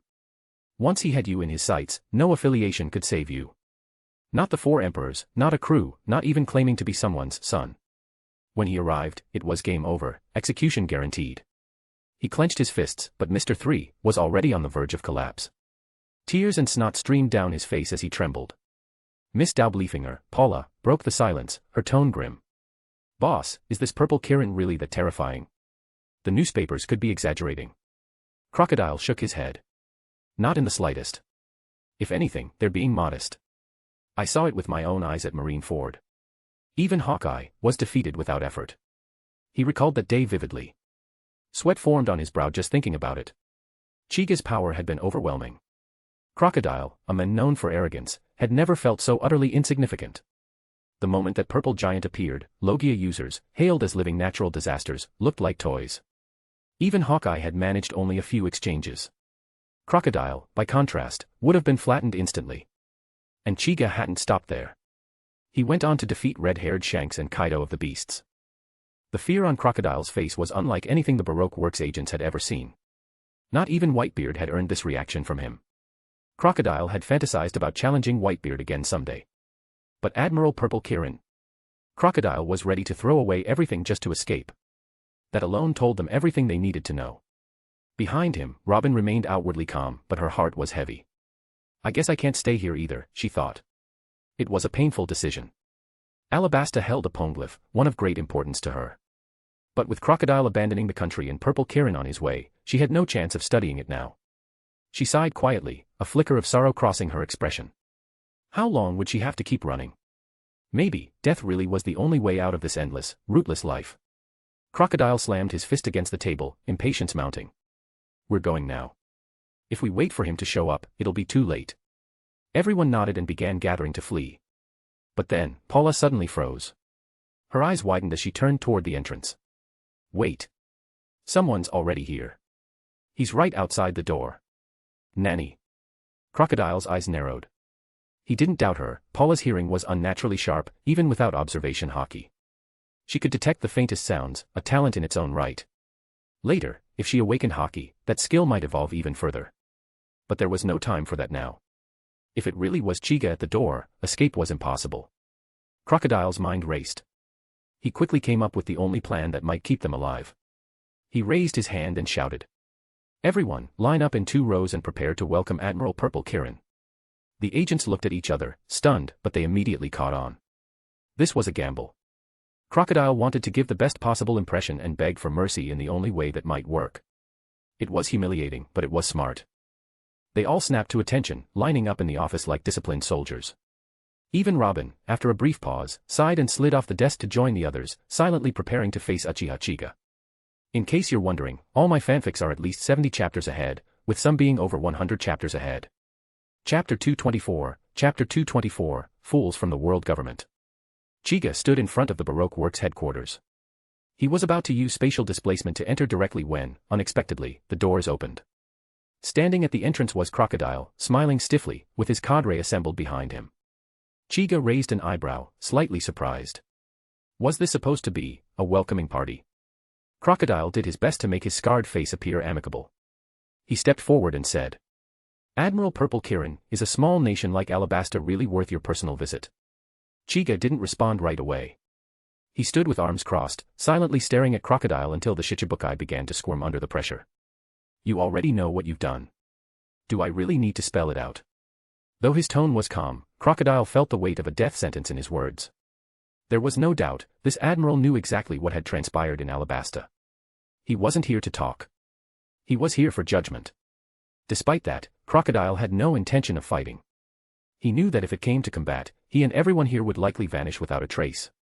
And so, Crocodile did something that stunned his subordinates. He lowered his proud head and confessed everything they'd done. Mr. One stared in disbelief. Boss. Shut up. In front of this man, don't even think about resisting. Say what you would, Crocodile had sharp instincts. In this situation, surrendering was the smartest move. Even Chiga didn't expect Crocodile, the same defiant man who stood tall during the Marineford War, to humble himself so quickly. It was unexpected. Still, Chiga had no intention of letting him off easily. He walked to the far end of the hall, sat down in a chair, and crossed his legs. He placed his hand on the table and felt warmth. Robin had been sitting there just moments before. She blushed slightly as his fingers brushed the spot. Chiga gave her a quick glance. She looked younger than she had in the original timeline, but her grace and intellect remained unchanged. Unlike the spirited Nami, Robin gave off a more serene, maternal aura. She was the calm within the storm, poised and intelligent. Robin noticed Chiga's glance, and her heart tensed. She still carried the infamous identity of the child of the devil. If Admiral Purple Kirin knew, would he truly allow her to leave? She doubted he'd show her the same mercy Akiji once did. Fortunately, Chiga looked away and turned his gaze back to Crocodile. So, are you sure you've told me everything? Crocodile had given a thorough explanation, but he conveniently left out any mention of Pluton. Chiga planned to use that to pressure him further. Crocodile hesitated, unsure if the Admiral was bluffing or genuinely knew more. Seeing Crocodile's silence, Chiga said nothing further. He stood and approached Robin. Under her fearful gaze, he lifted a finger and gently hooked her chin. He studied her face for a moment before speaking softly. I didn't expect the child of the devil, wanted by the world government, to be sitting here as the vice president of Baroque Works. What do you have to say about that? His words hit like thunder. Crocodile went cold. He hadn't expected Chiga to know that much about Robin. If her identity was exposed, his status as a Shichibukai might be in jeopardy. As tension mounted, strands of sand coiled beneath Crocodile's feet, ready to attack. Chiga, however, acted as if he hadn't noticed. He kept his focus on Robin, curious to see her reaction. Robin was drenched in cold sweat. Looking into Chiga's eyes, she felt despair rise. So this is the end. 2 tears rolled down her cheeks. She didn't fear death, only that she'd failed to fulfill her mother's wish, to uncover the true history. Seeing her tears, Chiga withdrew his hand. He had only intended to frighten her, like Akiji once had. He didn't expect to break her like this. He sighed. Was his face really that scary? Akiji could scare her and still walk away looking cool, but him. Pushing aside his frustration, Chiga reached out again and wiped the tears from Robin's face. All right, that's enough. I have no interest in capturing you. Robin blinked in confusion, frozen as Chiga's fingers lightly brushed her cheek. She couldn't believe it. A Marine Admiral was letting her go. She knew how important she was. Anyone who captured her would earn immense favor with the world government. Chiga shrugged, hands open. I just don't want those fools in the world government to feel satisfied. Believe it or not. The room went dead silent. Had they just heard that correctly? A Navy Admiral, speaking openly against the world government. With complete indifference. Was he planning to kill them all just to silence them afterward? Robin's eyes widened. She started to question whether this young man in front of her was truly the fearsome Admiral Purple Kirin. Chiga ignored the stares and turned his gaze on Crocodile. Just a glance from his Rinnegan, even just from the corner of his eye, was enough to kill any thought of resistance. Crocodile immediately stood down. Chiga's gaze swept across the room. Everyone lowered their heads. None dared meet his eyes. He was considering how to deal with the situation when a lazy voice called from the doorway. Oh my, Chiga, you're really fast. Be a good boy/girl, and send Power Stone's smiley face. Chapter 225, Spar between 2 admirals. The members of Baroque Works stiffly turned their necks toward the entrance. A tall man in a white suit stood in the doorway, a lazy expression on his face. One hand rested in his pocket, and a green eye patch was strapped across his forehead, making him look more like an unreliable uncle than anything else. But it was precisely this man who made every heart in Baroque Works sink, especially Robin's. Because she recognized him all too well, Navy Admiral Akiji. Crocodile was even more numb. At this point, he felt like this might be the worst day of his life. He was in the middle of something shady and had just run into not one, but 2 Navy admirals. And one of them was Admiral Purple Kirin, known as the strongest of them all. What the hell is going on? Since when were admirals so free? Am I, a Shichibukai, really worth this kind of attention? Is there no justice left in the world? Crocodile dropped his hands, resigned. In this moment, he had only one thought: I'm tired. Just let everything fall apart. Chiga smirked at the sight of Akiji and teased. Kuzan, I heard Fleet Admiral Sengoku said you left long ago. Why are you only arriving now? Akiji looked a little embarrassed. He was a chronic procrastinator, and this time, instead of taking a warship, he had opted to ride his beloved bicycle. His real purpose wasn't confrontation, it was to keep an eye on Robin. But had he known Chiga was involved, he would have rushed here immediately. He had overheard Chiga and Robin's brief conversation earlier, and realized Chiga had already seen through Robin's identity, which made things a lot more complicated for him. So he revealed himself quickly, hoping to shift Chiga's attention. Robin's gaze darted between Chiga and Akiji. Although the two were casually talking, an oppressive aura radiated from them. The weight of 2 admirals in one room was suffocating. She knew full well, if they wanted to, they could destroy all of Alabasta without effort. Akiji looked at Robin, then sighed in relief. Good. The girl doesn't look harmed. If Chiga knew what Akiji was thinking, he'd protest that he was being wronged. He only mimicked Akiji's scare tactics to spook Robin a little. Sure, she cried, but that was it. Chiga stretched lazily and gave Akiji a smile that sent a chill down his spine. Akiji immediately felt something was off. He suspected Chiga was about to give him trouble over Robin. He wasn't worried that Chiga would treat him as an enemy, he knew Chiga's character. He was lenient toward those on his side. But Akiji feared that Chiga might hand Robin over to the world government. The events of O'Hara still weighed heavily on him. Robin had become a form of redemption for him, a symbol of his lingering guilt. He had even frozen his friend Saul for her sake. Though Saul hadn't died. Even if he scared Robin sometimes, it was his awkward way of showing care. If Chiga decided to take Robin back, Akiji honestly didn't know what he'd do. He couldn't bring himself to fight Chiga, not just because they were friends, but because he knew he wouldn't win. If it were Akainu, sure, they'd fight it out. But just as Akiji was hesitating, Chiga suddenly appeared in front of him. He patted Akiji's shoulder and said with a grin. I'm just about finished here. Now that you're here, let's have a fight. The entire room fell silent. A fight? Just like that. Akiji frowned in confusion. Then Chiga held out his hand.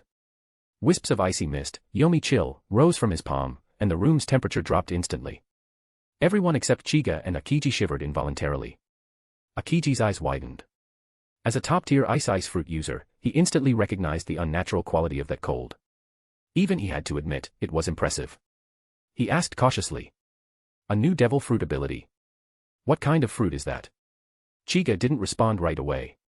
He glanced behind him at Robin, then closed his fingers. The Yomi chill vanished. He had noticed Robin hugging her shoulders. She was lightly dressed, and the cold air had begun to seep into her bones. That small gesture warmed her heart. Chiga's silent thoughtfulness stood in stark contrast to Akiji's cold treatment. After dispersing the cold, Chiga finally replied. It's the power of the Yomi fruit. Like your ice fruit, it shares an ice attribute.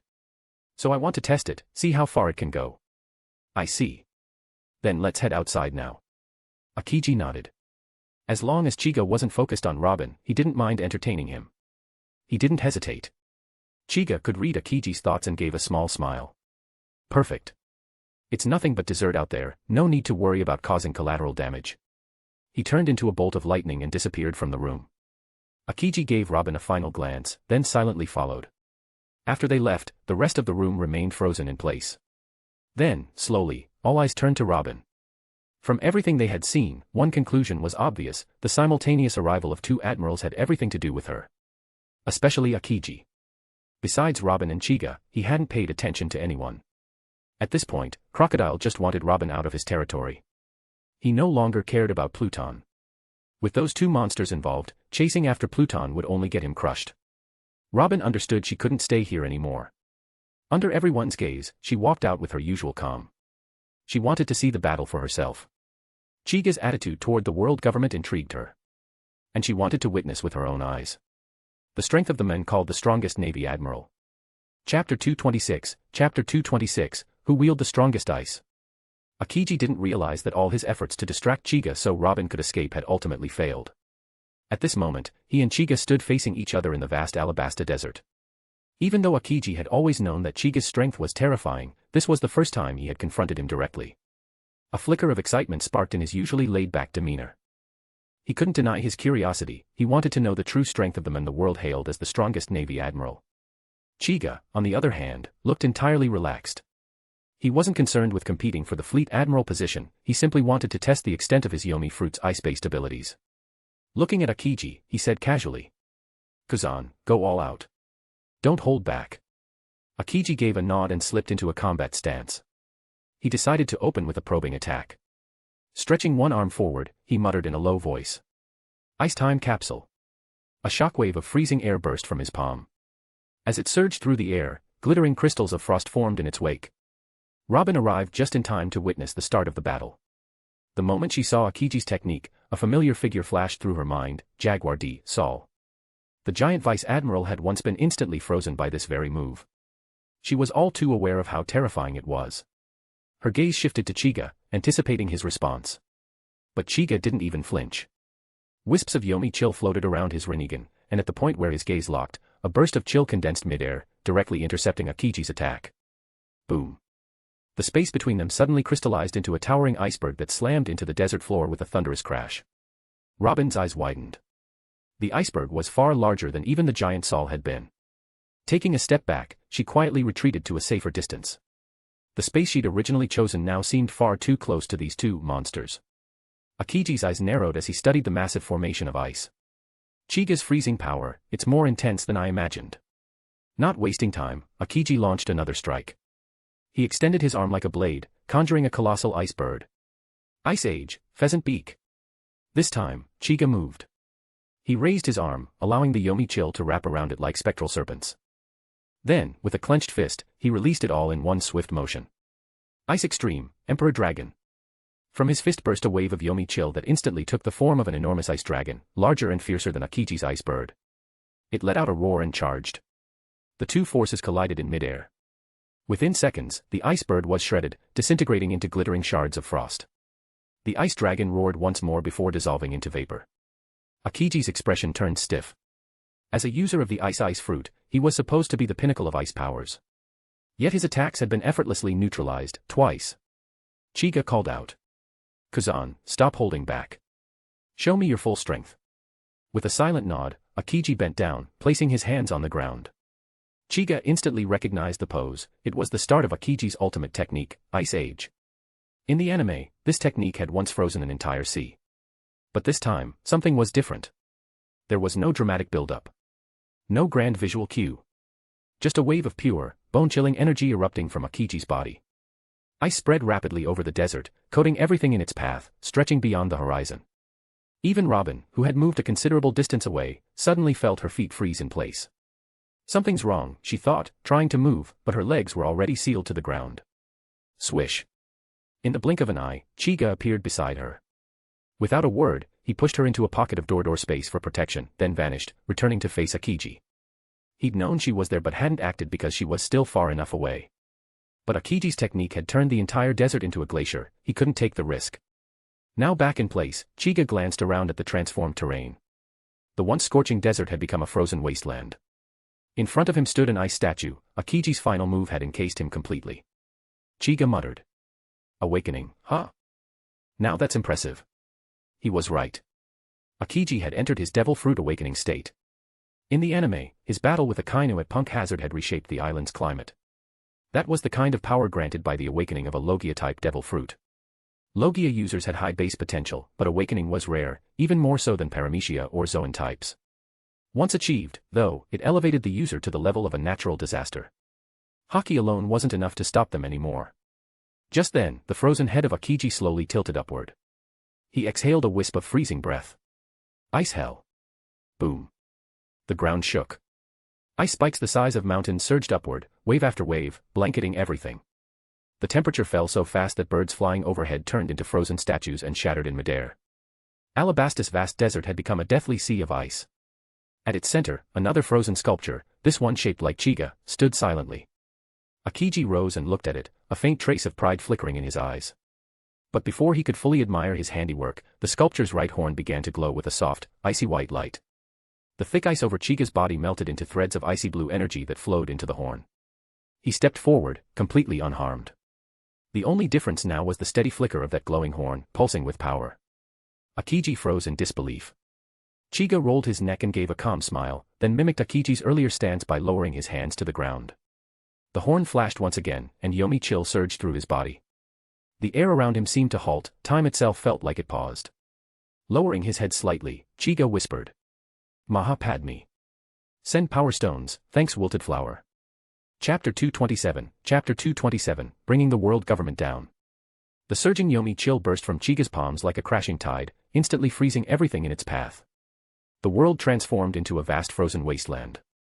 Across from him stood Akiji, suspended in a block of glacial ice, his expression locked in disbelief. He, the ice fruit user, had been frozen.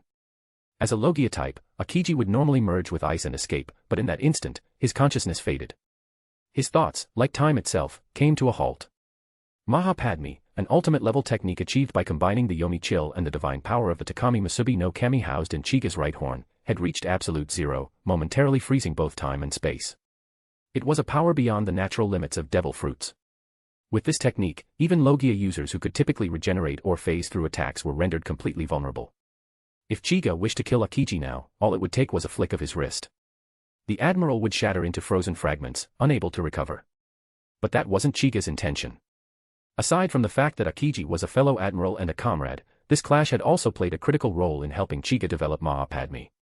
For that, Akiji deserved gratitude, not punishment.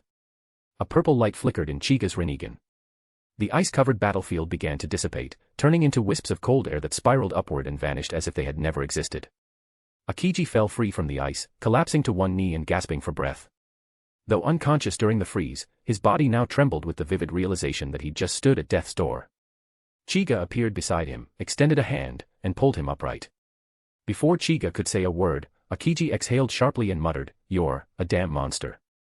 He had been utterly overwhelmed. Though Akiji always knew Chiga was strong, this was far beyond what he had imagined, beyond human capability. The frightening truth settled in. Chiga might be capable of taking on all 4 Yonko crews by himself. Chiga said nothing, simply shrugging with a faint, unreadable smile. After checking that Akiji wasn't seriously injured, being an ice fruit user, frostbite wasn't a concern, Chiga dismissed the idea of using healing powers like Iwanageheim on him. He then summoned the door space and released Robin from within. Robin stepped out in silence, but her wide eyes and stunned expression mirrored what Akiji had just said. No words were needed. Akiji's reaction was more dramatic. His jaw dropped in disbelief. The whole point of his fight with Chiga had been to buy Robin time to escape, and now here she was, back again, willingly. Recalling how close he came to being frozen for eternity, Akiji felt a wave of frustration so strong, it was almost funny. He glanced sideways at Chiga, uncertain how he would respond to Robin's return. Chiga ignored his look and crossed his arms. Kazan gave you a chance to escape, he said to Robin calmly, so why'd you come back? You think I wouldn't be able to catch you if you ran? Akiji winced. So Chiga had seen right through his plan to help Robin escape. Embarrassing. What confused him, though, was how Chiga knew about his connection with her in the first place. Chiga shot him a brief glance, almost as if to say, even if I hadn't watched the anime, your reaction to her in the office was enough. You're not exactly subtle, Kazan. Robin, meanwhile, didn't avert her gaze. Despite her nerves, she met Chiga's eyes, those piercing Rinnegan, and asked in a trembling voice, why did you say those things earlier? Do you really intend to? She was referring to his earlier, open disdain for the world government. She wanted to understand the men who, despite being so young, wielded terrifying power and didn't bother hiding his contempt for the celestial dragons. Robin was careful not to repeat his exact words in front of Akiji, trying to spare him the political risk. After all, Chiga had just saved her life and shown her a side of himself that wasn't entirely cold or ruthless. But Chiga had no such reservations. That's right, he said. The world government should have fallen long ago. I'll be the one to bring it down. Nanny. The loudest reaction came not from Robin, but Akiji. His entire body tensed. Had he heard that correctly? The strongest admiral, Admiral Purple Kirin, just declared his intention to destroy the world government.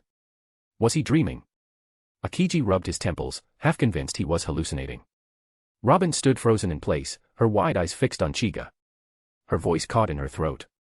Chiga, unfazed, raised his hands and said simply, it's not time yet, but it's coming soon. Akiji couldn't take it anymore. What the hell are you saying, Chiga? Are you insane? Chiga turned his back, speaking in a cool tone, Kazan, I meant what I said. The world government is rotten. I will bring it to an end. Akiji stared at Chiga's back, searching those glowing Rinnegan for any sign of hesitation. He found none. Just absolute conviction. Logically, as a Navy admiral, Akiji knew he should report Chiga immediately, or try to arrest him on the spot. But staring into those eyes, he felt helpless. There was nothing he could do. Not against this. Chiga turned around, placed a hand on Akiji's shoulder, and looked at him. Robin stood quietly beside them, never looking away. Chiga said, you don't need to wrestle with the idea that standing against them is opposing justice. They don't represent justice. Spread what I said if you want, I won't stop you. Akiji looked down, silent. After a long moment, he let out a deep, tired sigh. Become a patron to get access to chapters in advance on all my works. Chapter 228, Chapter 228 Frowny Face Bonus, Going Somewhere. After Chiga spoke, he didn't press Akiji any further. He knew the men well, Kazan wasn't the type to betray his comrades. And truthfully, Uchiha Chiga no longer feared the world government. What he said was deliberate, a seed planted in Akiji's heart. When the time came, it would sprout on its own. He turned his gaze to Robin. Her expression remained dazed, still digesting his words. Chiga waved a hand in front of her face. When she finally blinked and snapped out of it, he asked. You probably can't stay here anymore. Got any plans? Robin hesitated, then asked cautiously. I wonder, what does Admiral Purple Kirin want me to do? Now that she knew his stance against the world government, Robin felt an unfamiliar trust toward Chiga. Her voice trembled, but her eyes were steady, watching him closely, waiting. Akiji, still nursing his injuries nearby, instinctively looked up as well. This mattered to him too. Chiga offered a small smile. You can come with me, he said. Join the Navy, if you dare. Akiji nearly choked. Is this guy serious? He hated how the world government operated, sure, but to challenge them so boldly. He was about to speak up when Robin answered without hesitation. All right. I'll go with you, Admiral Purple Kirin. Akiji's mouth fell open. His brain froze. Chiga chuckled and extended a hand. Then welcome to the Navy. Devil's Child Robin. Robin's lips curled into a radiant smile as she took his hand firmly. For the first time in years, she felt safe. She looked into Chica's glowing Rinnegan and whispered. Then I'll be in your care. Master. Master. The word made Chica pause. He'd been called a lot of things, boss, captain, even Chica-sama, but master. That one felt off. The only one who called him that before was Medes, and she was a literal black cat. It felt less like a title and more like a role in some twisted melodrama. Robin giggled at his reaction. It gives me a little peace of mind, she explained. My life's in your hands now. Calling you master reminds me not to forget that, just in case you change your mind.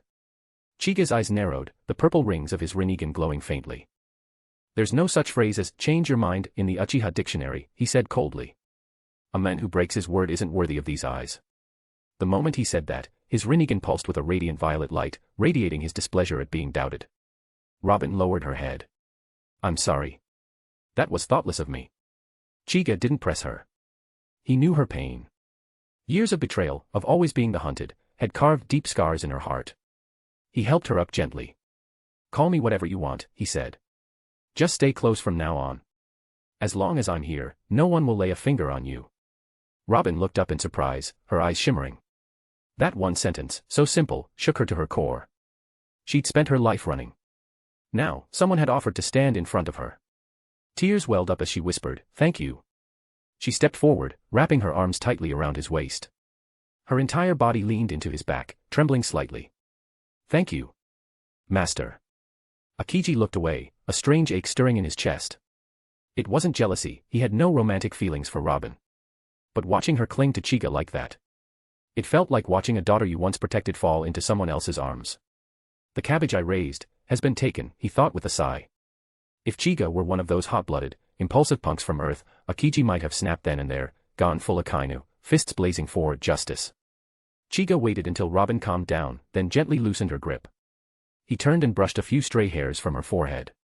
Akiji's eye twitched. This guy's got it down to muscle memory, huh? Smooth as hell. Chica whispered something in Robin's ear.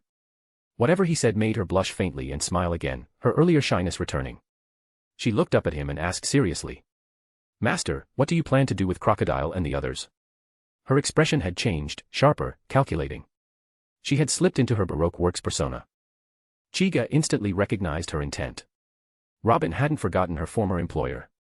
She wanted to make sure he didn't either. He stared at her blankly for a moment, then sighed. Crocodile, you really hired a black-hearted genius. Meanwhile, at the Baroque Works hideout, all the officers had gathered at the main entrance. Crocodile was the last to emerge, stepping out of his office with a storm cloud hanging over his head. Everyone was carrying bags, clearly preparing to flee. They were soaked from head to toe, victims of the earlier clash between Akiji and Chiga. First came Akiji's Ice Age, then Chiga's Mahapadme. Both were devastating. Fortunately, neither Admiral had used their full power. If they had, none of Baroque Works members would have survived.